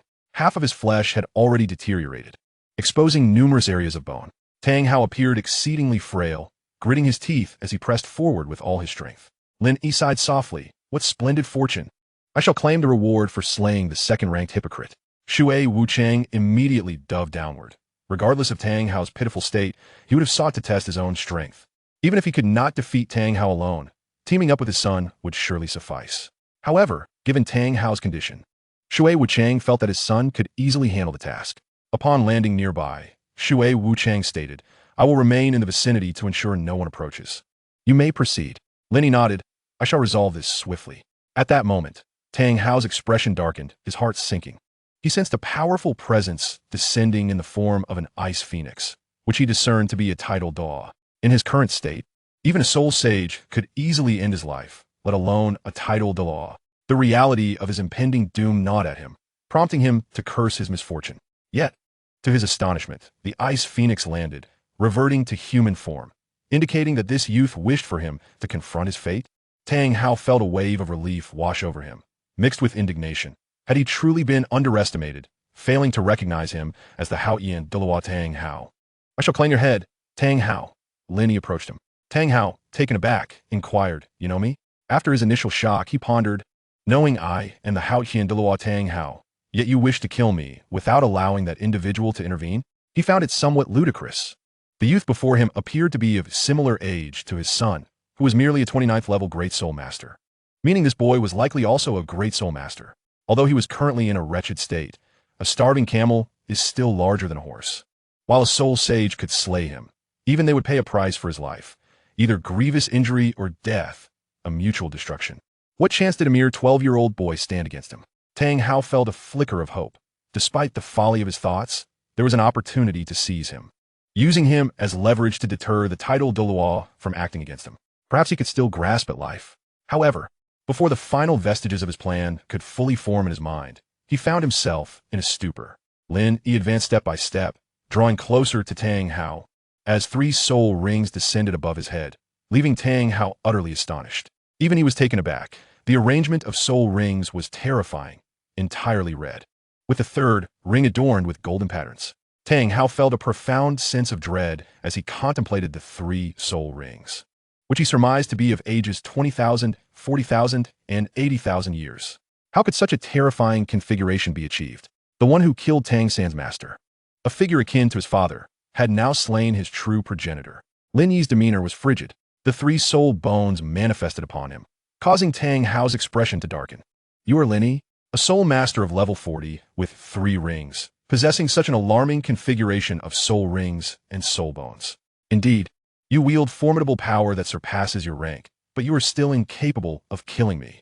Without hesitation, Tang Hao launched an assault, unwilling to delay further, for time was not on his side. The longer he lingered, the more severe his injuries became. His 9 soul rings whirled around him as he invoked his 9th soul ring, a 10,000-year soul ring, radiating a crimson light. 9th soul skill.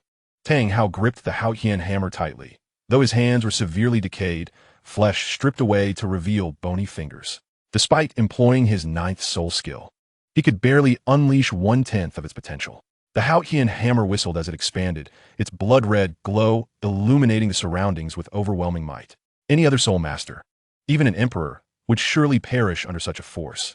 Yet Lin Yi possessed an extraordinary capacity to combat foes beyond his level. Tang Hao moveset. Even with such a terrifying configuration, his soul power cannot possibly allow him to utilize all his soul rings and soul bone skills simultaneously. In the next instant, Lin Yi's 3 soul rings shimmered, and the 3 soul bones glimmered in tandem, unleashing all his skills at once.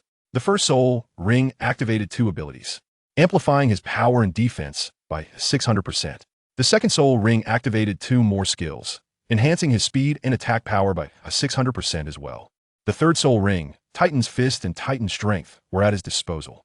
Rather than utilizing Titan's Fist, Lin Yi charged forward with his own fist, powered by Titan's Strength, tripling his force. The consumption of soul power from using 3 soul ring skills was reduced by 90%, meaning Lin Yi's energy was primarily expended on his soul bone skills. The Dark Gold Terror Claw Bear's external soul bone boosted his attack damage 3-fold, while its rending skill targeted and shredded the opponent's defenses, decreasing them by 30%. The Thunderlight Divine Eagle's right leg bone granted him the Thunderlight Step, enhancing his speed by 300%. Thunder God's might provided a 100% enhancement across all attributes. The Titan Giant Ape's left arm bone, Titan Multiplication, tripled his strength. The Gravitational Marsh released a field of gravity. Now, with 3 rings, the gravity's range extended 30 meters, and its intensity was contingent upon the user's power. All these enhancements combined created an overwhelmingly fearsome force, elucidating why Lin Yi was capable of dispatching Shinian with such ease. Boom! Lin Yi's fist collided with the Haotian sex hammer. Initially, Tang Hao found amusement in the confrontation. Did Lin Yi seek to challenge him with mere fists, striking against his Haotian hammer? Even in his weakened state, the strike's power, though diminished, remained formidable, akin to a soul sage's might. However, in the moment of impact, Tang Hao's expression shifted dramatically. Bang!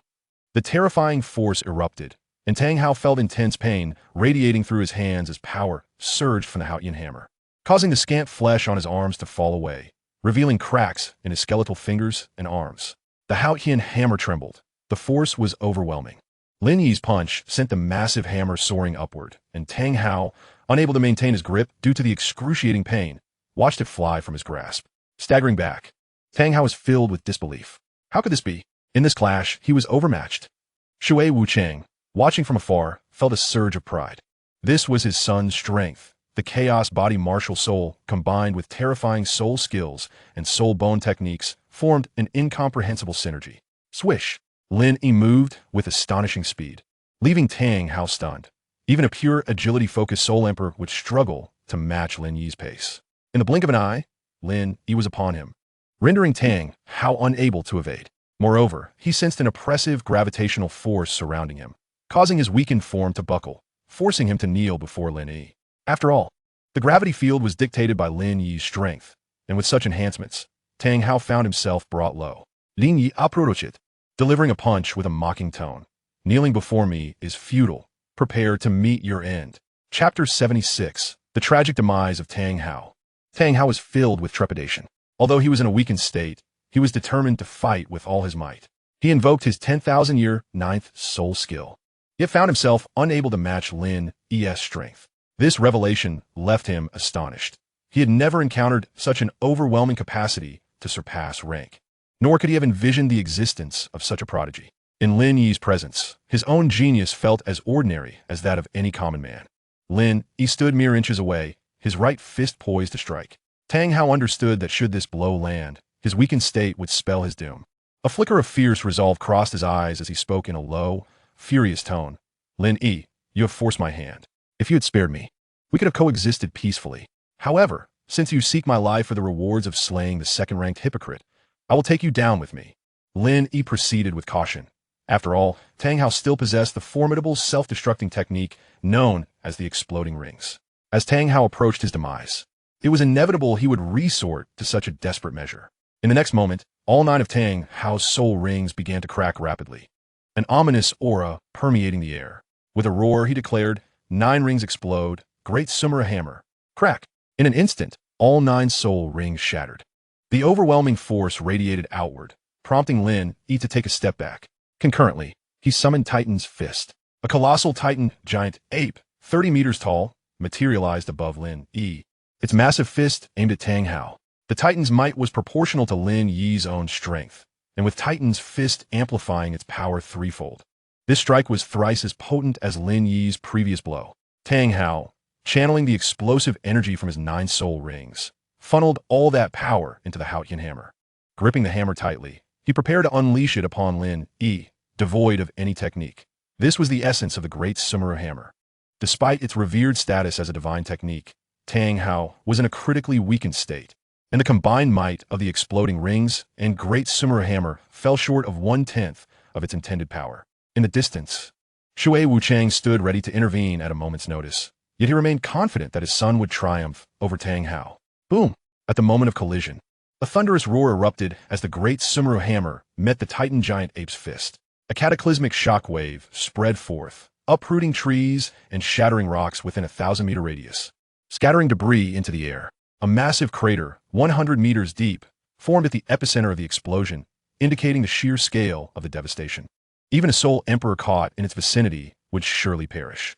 At this moment, the Haotian hammer and the Titan giant ape's fist clashed, locked in a fierce struggle. As Tang Hao's body endured excruciating pain, his bones began to fracture incessantly, the clash of toxic forces and immense power rendering him utterly tormented. His hands, gripping the Haotian hammer, trembled violently. The hammer shaft bent significantly, while the ground beneath Tang Hao crumbled and sank beneath him. In stark contrast, the Titan great ape's fists and arms remained unyielding, extending forth without the slightest tremor, indicating that Lin Yi possessed the upper hand in strength. This realization left Tang Hao in disbelief. Despite his current frailty and the diminished efficacy of his explosive ring, he felt that this terrifying power rivaled that of a level 75 assault system Soul Sage. Yet, even so, Lin Yi surpassed him in sheer strength. Such a notion was unfathomable to Tang Hao, for the Haotian hammer was an exceptionally domineering martial soul, revered as the apex of weapon martial souls due to its overwhelming might. However, in the face of Lin Yi's martial soul, it was evident that Lin Yi was capable of combat beyond his rank, illustrating a complete domination of power over the Haotian hammer.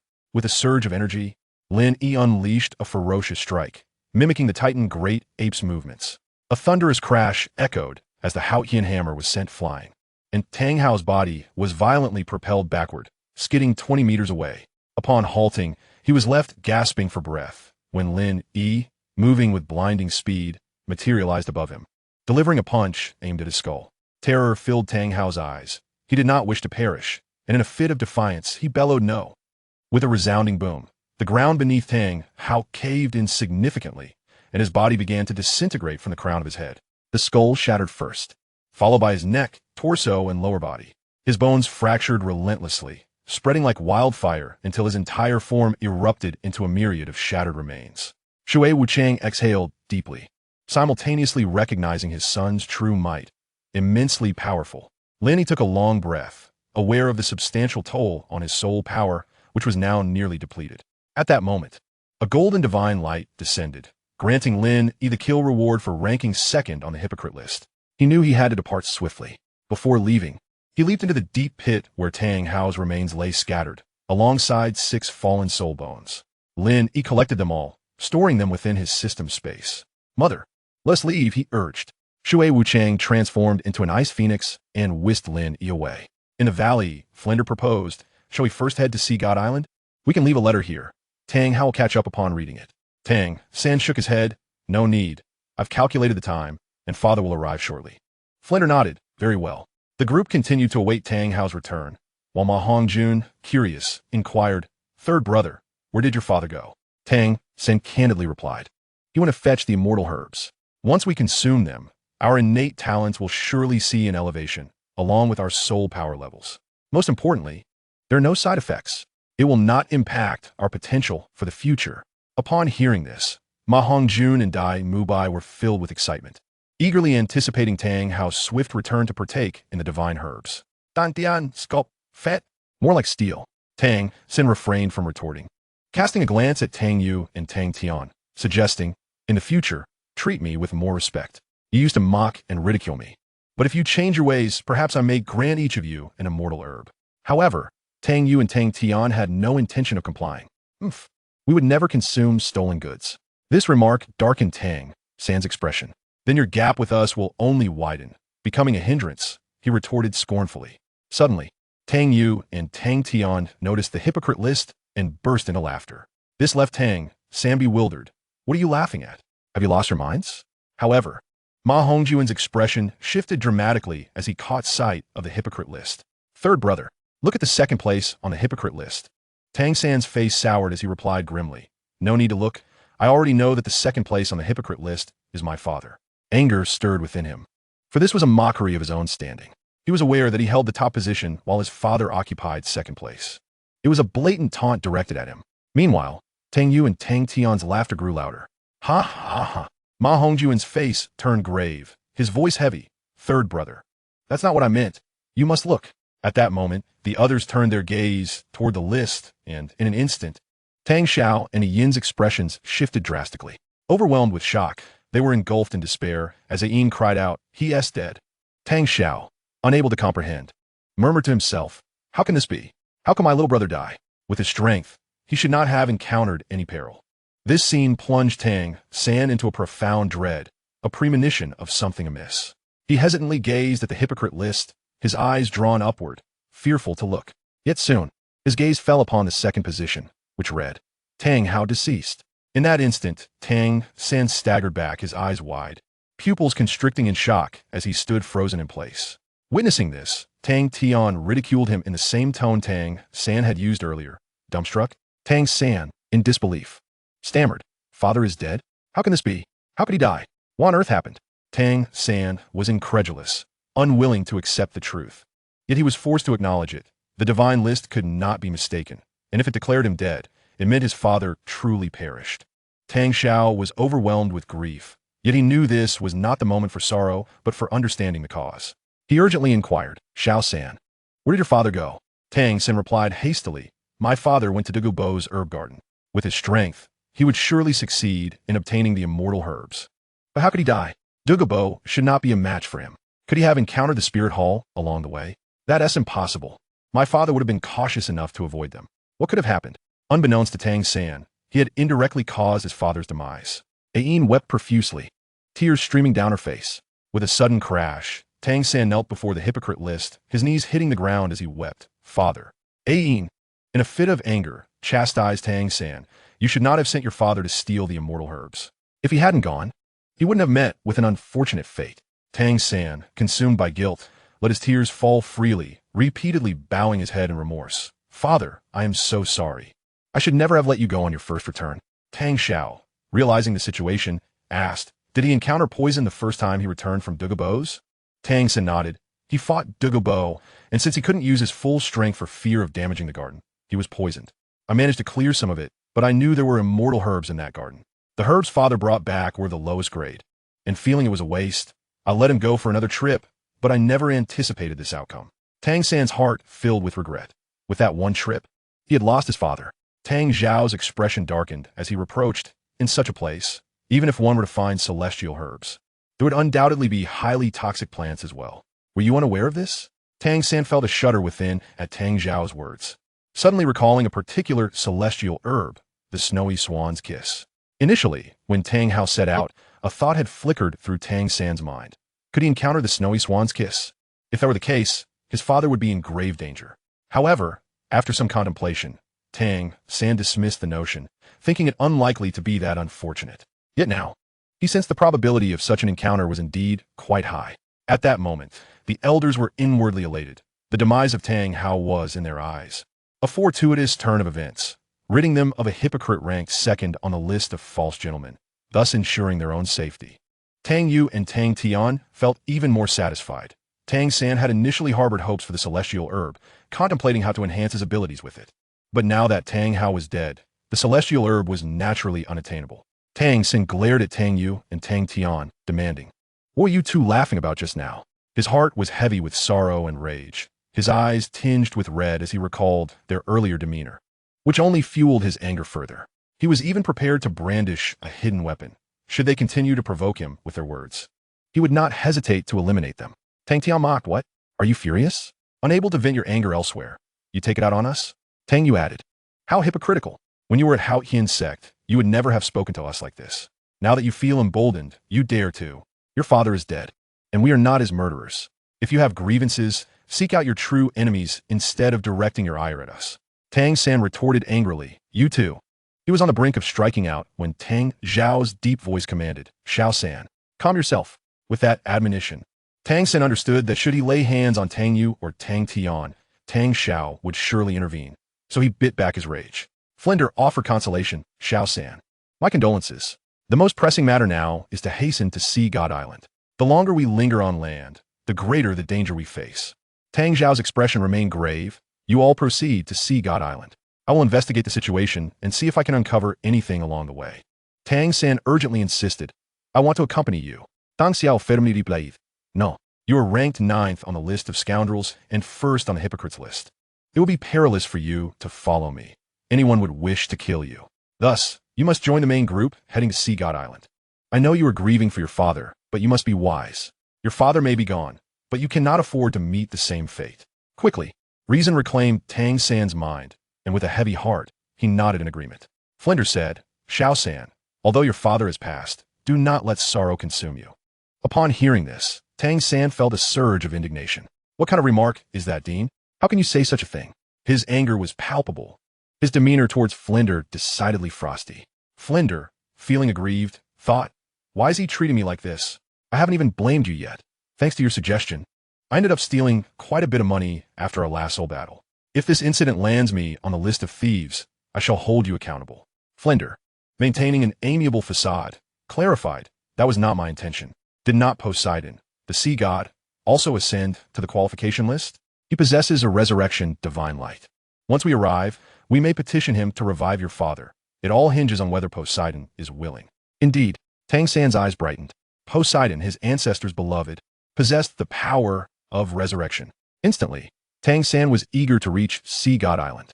Subsequently, Tang San and the others hastened towards the direction of Sea God Island. Meanwhile, Tang Xiao swiftly made his way to Dugu Bo's herb garden, hoping to discover Tang Hao's remains along the way.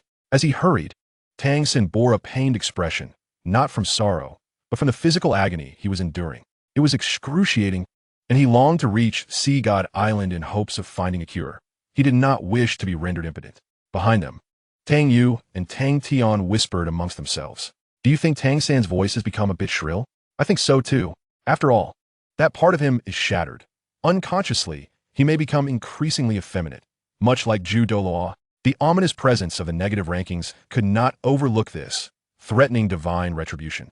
Do you think there might be a list for effeminate men or sissies among the negative rankings? Quite possible." Chapter 078.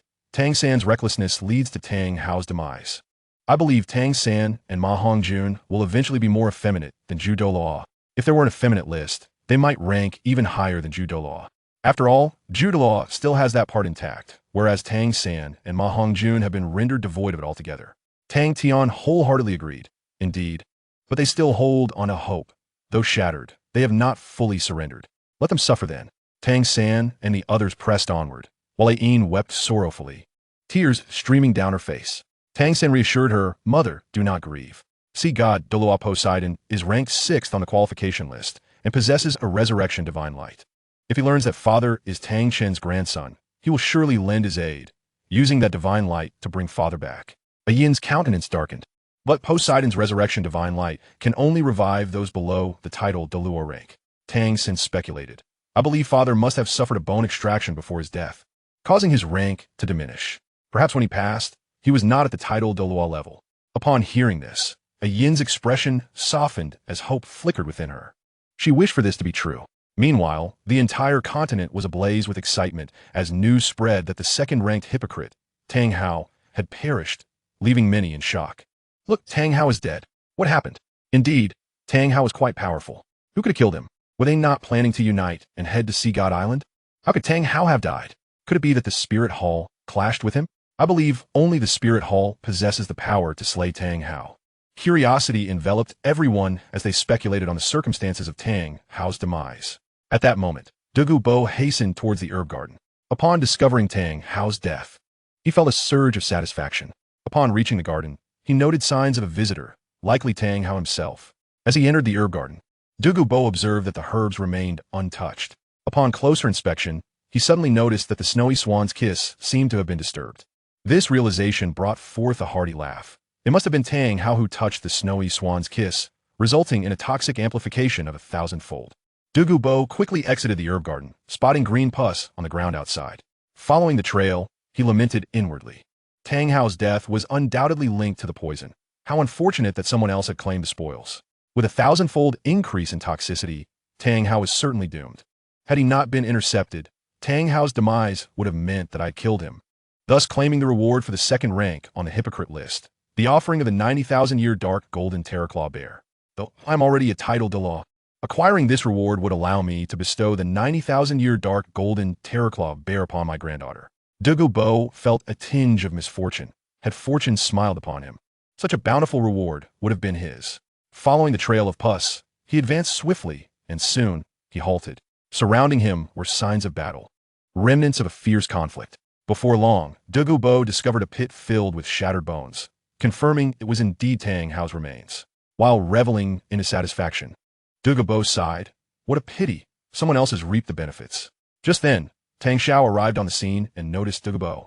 Tang Xiao directly unleashed his martial soul, the Haotian hammer, prompting Douluo Bo to adopt a cautious demeanor and similarly manifest his own martial soul. Tang Xiao coldly interrogated, "Did you slay my brother, Tang Hao?" Douluo Bo shook his head, responding, "I have fought him before, but I am not the one who took his life. I was not present when he trespassed into my medicinal garden. I had only just arrived." Douluo Bo was eager to avoid blame, aware that he could not contend with Tang Xiao. Tang Xiao's expression darkened as he approached the deep pit. Upon witnessing the scene before him, his pupils constricted, his body trembling as he clenched his fists in profound sorrow and rage. His brother, Tang Hao, had not only perished but had met an excruciating end. His body was left in tatters, devoid of any remains. Tang Xiao struggled to comprehend the identity of the perpetrator. He was acutely aware of Tang Hao's formidable strength and was certain the Spirit Hall was not responsible. Otherwise, he would have seen their extensive forces. So, who could it be, aside from the Spirit Hall, who had the power to kill Tang Hao? The number of assailants must have been few, and, judging by the signs of struggle, it appeared to be a one-on-one confrontation.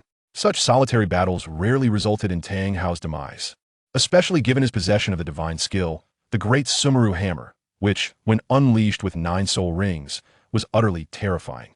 If his brother had fallen, he must have utilized his abilities, yet he still succumbed. Tang Xiao glared coldly at Douluo Bo. "What do you know?" The brevity of time indicated that Tang Hao had died swiftly, and the number of individuals capable of killing him in such a short span was exceedingly limited. Tang Xiao noticed the ground around them was stained with green pus, evidently a sign of poison, and he suspected Douluo Bo's involvement. Douluo Bo shrugged. "You cannot hold me accountable. While I did engage in battle with Tang Hao, my toxins posed no lethal threat to him. Blame his insatiable greed for returning to my medicinal garden in my absence to pilfer celestial herbs. He must have encountered the snowy swan's kiss, which amplified the toxins within him 1,000-fold, rendering it fatal." Tang Hao, aware of the peril his poisoned state presented, sought to return swiftly, but fate was unkind, leading him to an equally formidable spirit master.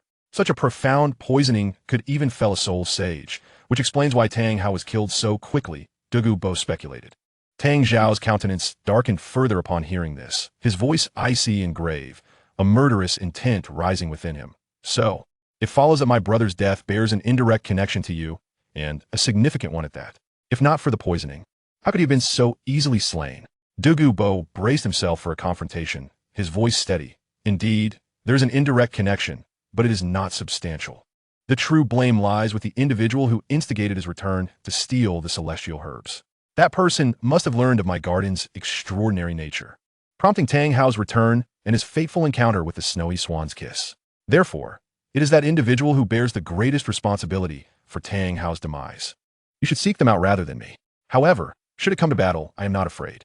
Douluo prepared himself for a fight, putting forth his utmost effort. His words sparked a thought in Tang Zhao's mind. He recalled Tang San. Tang Zhao's expression remained grim as he refrained from engaging Douluo in battle. He needed to return. A confrontation with Douluo would not conclude swiftly, and he wished to avoid unnecessary complications. As Tang Zhao hastily surveyed the area, he discovered no traces of the opponent's departure, leaving him at a loss for how to proceed. He could only rush back to rejoin the main group. At that moment, Shui Wuchang was escorting Lin Yi to the Tian Shui Academy.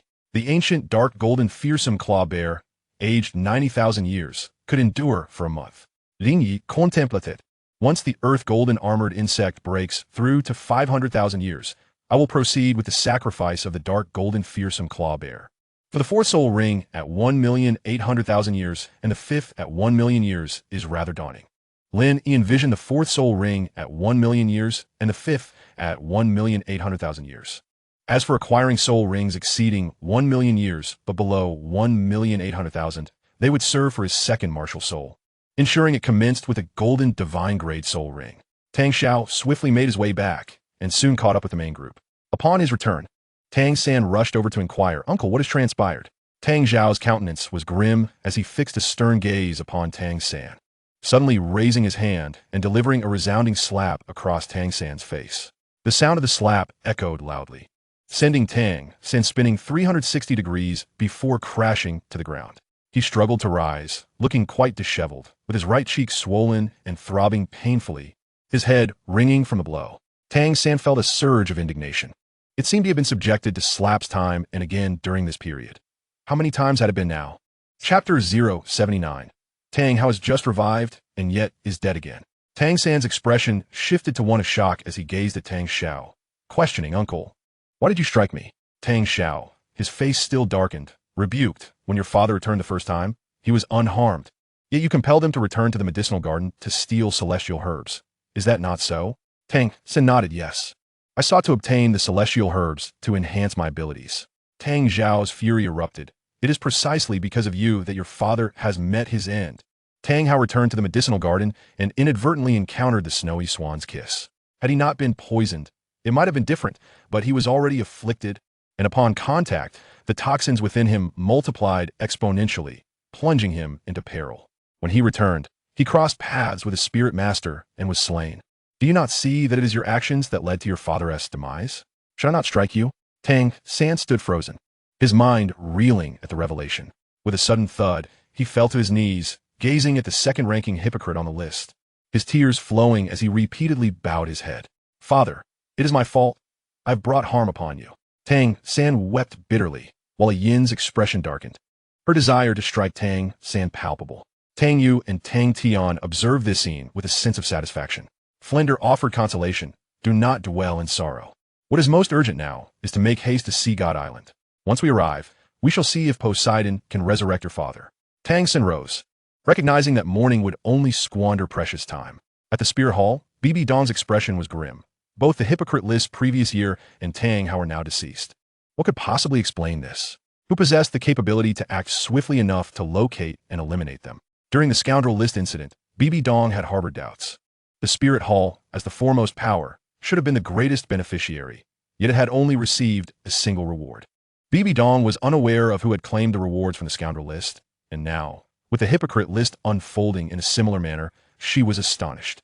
Was there a hidden force that rivaled the Spear Hall? Otherwise, how could they have located these individuals so swiftly, even with their intelligence network? The The spirit hall could not match such speed. Who could it be that surpassed them? As she gazed at the second-ranking hypocrite, Bibi Dong hesitated. But after a brief moment of contemplation, she made a decision. Bibi Dong summoned Qian Douluo to the hall of the Pope, and soon after, Qian Douluo arrived. Bibi Dong resolved, I shall use my resurrection divine light to bring you back, and you shall use yours to revive Tang Hao. Qian Douluo immediately understood. Glancing at the second-ranking hypocrite, he confirmed, you wish to resurrect Tang Hao? I understand that your second martial soul is lacking a soul ring.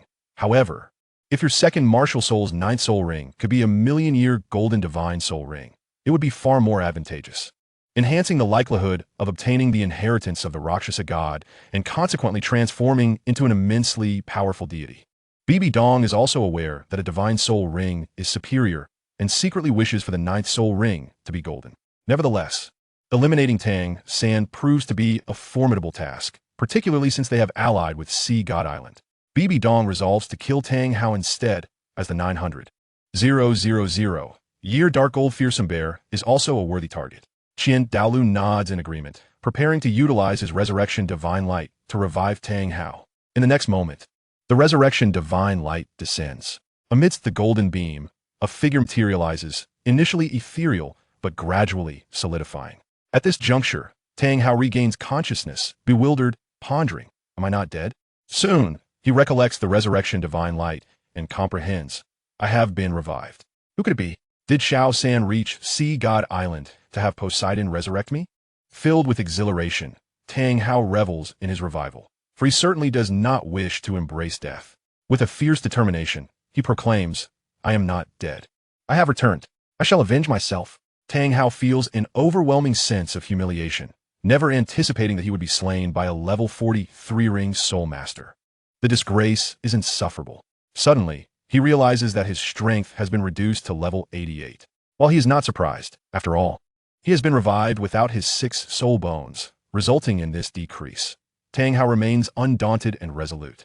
Now that I have been revived, I will train harder and become stronger than ever before. I, Tang Hao, shall not permit myself to die again. Just then, Tang Hao is fully revived, and as he opens his eyes, the divine light surrounds him. In an instant, he is stunned, and after a brief moment of shock, he releases his martial soul, his expression gravely serious. Observing his surroundings, he realizes he is not on Sea God Island, but in the Spirit Hall. Qian Douluo coldly warns, do not entertain thoughts of resistance. It is futile. In the past, you were no match for me, and now that you have lost levels, it will be even more hopeless. With that, 9 soul rings manifest, and 6-winged angels raise a colossal golden holy sword, descending upon Tang Hao with a lethal strike. Tang Hao attempts to evade, but Qian Douluo's overwhelming aura immobilizes him. As a limit Douluo at level 99, the sheer pressure renders Tang Hao's body impossibly heavy, leaving him helpless to watch the golden holy sword descend from above. With great effort, Tang Hao raises the Haotian hammer, but the surrounding weight is too oppressive, causing him to kneel, his hands struggling to uphold the hammer in defense. Crack! Splatter! The angelic holy sword cleaves downward, a torrent of blood erupting as the ground becomes stained crimson. Thud! Tang Hao's body is severed in two, his remains collapsing to the earth, blood gushing forth and further staining the ground. Tang Hao laments his tragic fate, having just been revived only to be slain again. With his death, Qian Douluo feels a measure of satisfaction, as his son's demise is somewhat tied to Tang Hao. He cannot kill Bibi Dong, yet he can eliminate Tang Hao. At Tianshui Academy, Lin Yi returns to discover changes in the Hypocrite Ranking. For a brief moment, Tang Hao is no longer marked as deceased, indicating his revival. However, it swiftly reverts to indicating his death again. This is not a malfunction of the divine ranking system. It is evident that he was resurrected only to be killed once more. This leads Lin Yi to contemplate the Spirit Hall, as both Bibi Dong and Qian Douluo possess the resurrection divine light. Lin Yi surmises that Bibi Dong must have sought to kill Tang Hao to obtain the 9th soul ring. If Tang Hao is killed by me, Bibi Dong, or Qian Douluo, then when Tang Hao reappears on the ranking, all who participated in his demise will receive rewards, and my reward will not be halved. Of course, it remains to be seen whether Tang Hao will revive again. At this moment, Tang San and the others are nearing the sea. Ma Hongjun, sensing the Hypocrite Ranking, exclaims excitedly, "Third brother, look at the Hypocrite Ranking. It no longer shows Tang Hao is deceased." Tang San glances over, astonished, and then elatedly exclaims, "Father has been revived." Overjoyed, He wonders who could have revived his father. Could it be that Poseidon, upon witnessing his father's death, chose to resurrect him? Does Poseidon know that Tang Hao is Tang Chen's grandson? Tang San's joy is short-lived, for in the next moment, he stands frozen, his smile fading as he sees Tang Hao's status revert to deceased. Tang San murmurs in disbelief. How can this be? He was clearly revived. How can he be dead again? At this juncture, Tang Yu and Tang Tian share a quiet laugh, whispering among themselves. This is merely a ploy to rack up rewards for Tang Hao. Indeed, it seems that the Spirit Hall revived him only to kill him again. Tang Hao's plight is truly tragic. The elders concur, acknowledging that while Tang Hao's fate is undoubtedly pitiful, they cannot help but feel a sense of satisfaction. Tang San's eyes glimmer with fury, his teeth clenched, and he seethes, Spirit Hall, I will not let you escape unscathed. Chapter 080, Severing for Eternal Governance. At this moment, Soul Masters across the continent mock Tang Hao. Ha ha, Tang Hao was just revived and immediately killed again. How pathetic. Damn it. Who told him to be the second on the Hypocrite Ranking? He deserves it. The ability to revive Tang Hao indicates that the Resurrection Divine Light is of a high rank. I suspect it is the work of the Spirit Hall. Well done. Spirit Hall, the hypocrite has died twice. Truly splendid. Meanwhile, Lin Yi prepares to seek out Yukun. On one hand, Yukun ranks highly, and on the other, killing others does not guarantee success. The Xuesheng of the Tiando royal family and Davis of the Xinglua Empire may already be converging with Tang San and the others. Thus Lin Yi opts to pursue Yukun. The reason for returning to Tianshui City is that Yukun's location is not far from it. After obtaining precise coordinates, Lin Yi promptly sets off. At this moment, the sword Douluo arrives, expressing some regret. Tang San, the first on the Hypocrite Ranking. Killing him would yield a million-year soul beast as a sacrifice. We initially intended to locate and eliminate him to express our gratitude for your assistance to Rong. But now that he has allied with Sea God Island, it has become difficult. Lin Yi replies, Senior, there is no need for such formality. Your intentions alone suffice. Qian Daolu assures, as for the others on the Hypocrite Ranking, feel free to inform me of whom you wish to eliminate. I and the Seven Treasures Glazed Tile School will do our utmost to track them down and kill them. Lin Yi, with a serious demeanor, states, what you need to do is to emerge during our perilous moments to prevent us from being extinguished in the cradle. Leave the rest to me. The Sword Douluo comprehends and inquires, you're currently a level 43 ring Soul Master. You can obtain your 4th Soul Ring at any time. How many years do you desire for your 4th Soul Ring? I can assist you in hunting a Soul Beast. Your Soul Rings are all red ones. Would you like me to help you hunt a 100,000 year Soul Beast for your 4th Soul Ring? With the Bon Douluo and Feng Ji joining us, the three of us together would undoubtedly find it unchallenging to kill a 100,000 year Soul Beast. Lin Yi confirms. Are you truly willing to help me hunt for my 4th Soul Ring? My requirements are rather high. The Sword Douluo, brimming with confidence, replies, Speak. We can meet any demand. Lin Yi states plainly, I desire my 4th Soul Ring to be 500,000 years. Cough, cough, cough. The Sword Douluo begins to cough mid-sentence. I have something to attend to. I must take my leave. Feeling quite embarrassed, the Sword Douluo departs on his sword. After a while, Shui Wuchang leads Lin Yi to find Yukun, who is hidden away quite discreetly. Yukun was filled with trepidation, pondering how his discovery had come to pass. He promptly pleaded for mercy, exclaiming, Could you perhaps spare me? His voice was exceedingly high-pitched, reminiscent of a eunuch, and his every gesture was rather effeminate. This peculiarity stemmed from the nature of his martial soul, which was a variant among the book-type souls. To attain strength and cultivate, one must adhere to the 8 words that accompany the awakening of the martial soul. To wish for cultivation, one must first undergo self-castration. Thus, at the tender age of 6, he made the drastic decision to sever his own member in pursuit of power. Although he was merely a soul emperor, his martial soul, akin to a treasure tome, enabled him to contend against soul saints of approximately level 70. However, confronted by Lin Yi, his fate was sealed. After a single exchange, a piercing scream echoed, and Yukun met his demise. In the following days, Lin Yi and Xiao Wu continued to engage in soul battles at the arena, amassing combat experience. 10 days passed, and Tang San and his companions sailed across the sea, accompanied by additional allies, including members of the Tiando royal family and the Xinglua royal family, notably Xuesheng and Davis, who could not remain within the royal confines and were thus destined for Sea God Island. Clearly, a coalition had been forged. As they drew closer to Sea God Island, Tang San was filled with excitement, having caught sight of the island's outline in the distance. We are nearly there, father. I vow to resurrect you. See God Douluo. Upon reaching the island, Tang San and the others felt a profound sense of comfort. Sea God Island exuded warmth, reminiscent of eternal spring, adorned with lush greenery and a myriad of flora. The air was imbued with the scent of the sea, refreshing and invigorating, while the sun bathed the sandy shores, causing the grains to shimmer like tiny crystals, reflecting silvery light. Seagulls soared overhead against a backdrop of cerulean skies, pure and unblemished. Sea God Island emanated an aura of tranquility, akin to a paradise untouched by the outside world. Suddenly, a flurry of sea soul masters descended, their diverse attire revealing their ranks. Thousands appeared in an instant, indicating that Sea God Island had long anticipated their arrival and was well prepared. Tang San understood that the varying garments denoted status: white, yellow, purple, and black. The black-clad individuals were the 7 Douluo of Sea God Island. Notably absent were the red robes, which were reserved solely for the grand offering, Sea God Do Bibi Dong. Tang San urgently shouted, "Do not engage. We come in alliance. Is Sea God Douluo present? I am Tang San, and Tang Chun is my great-grandfather." He called out, hoping for Bibi Dong's presence to be felt in the shadows. "Stand down." A melodious voice resonated from afar, as if descending from the heavens, graceful and filled with compassion.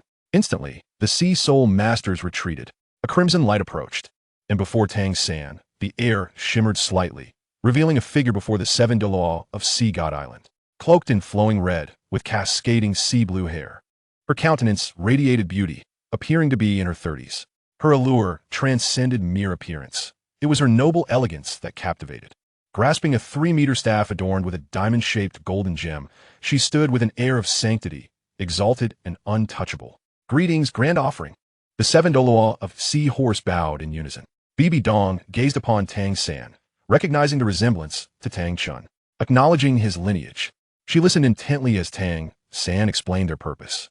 Realizing the necessity of an alliance with the Haotian sect to combat the martial Soul Hall's burgeoning power, she agreed.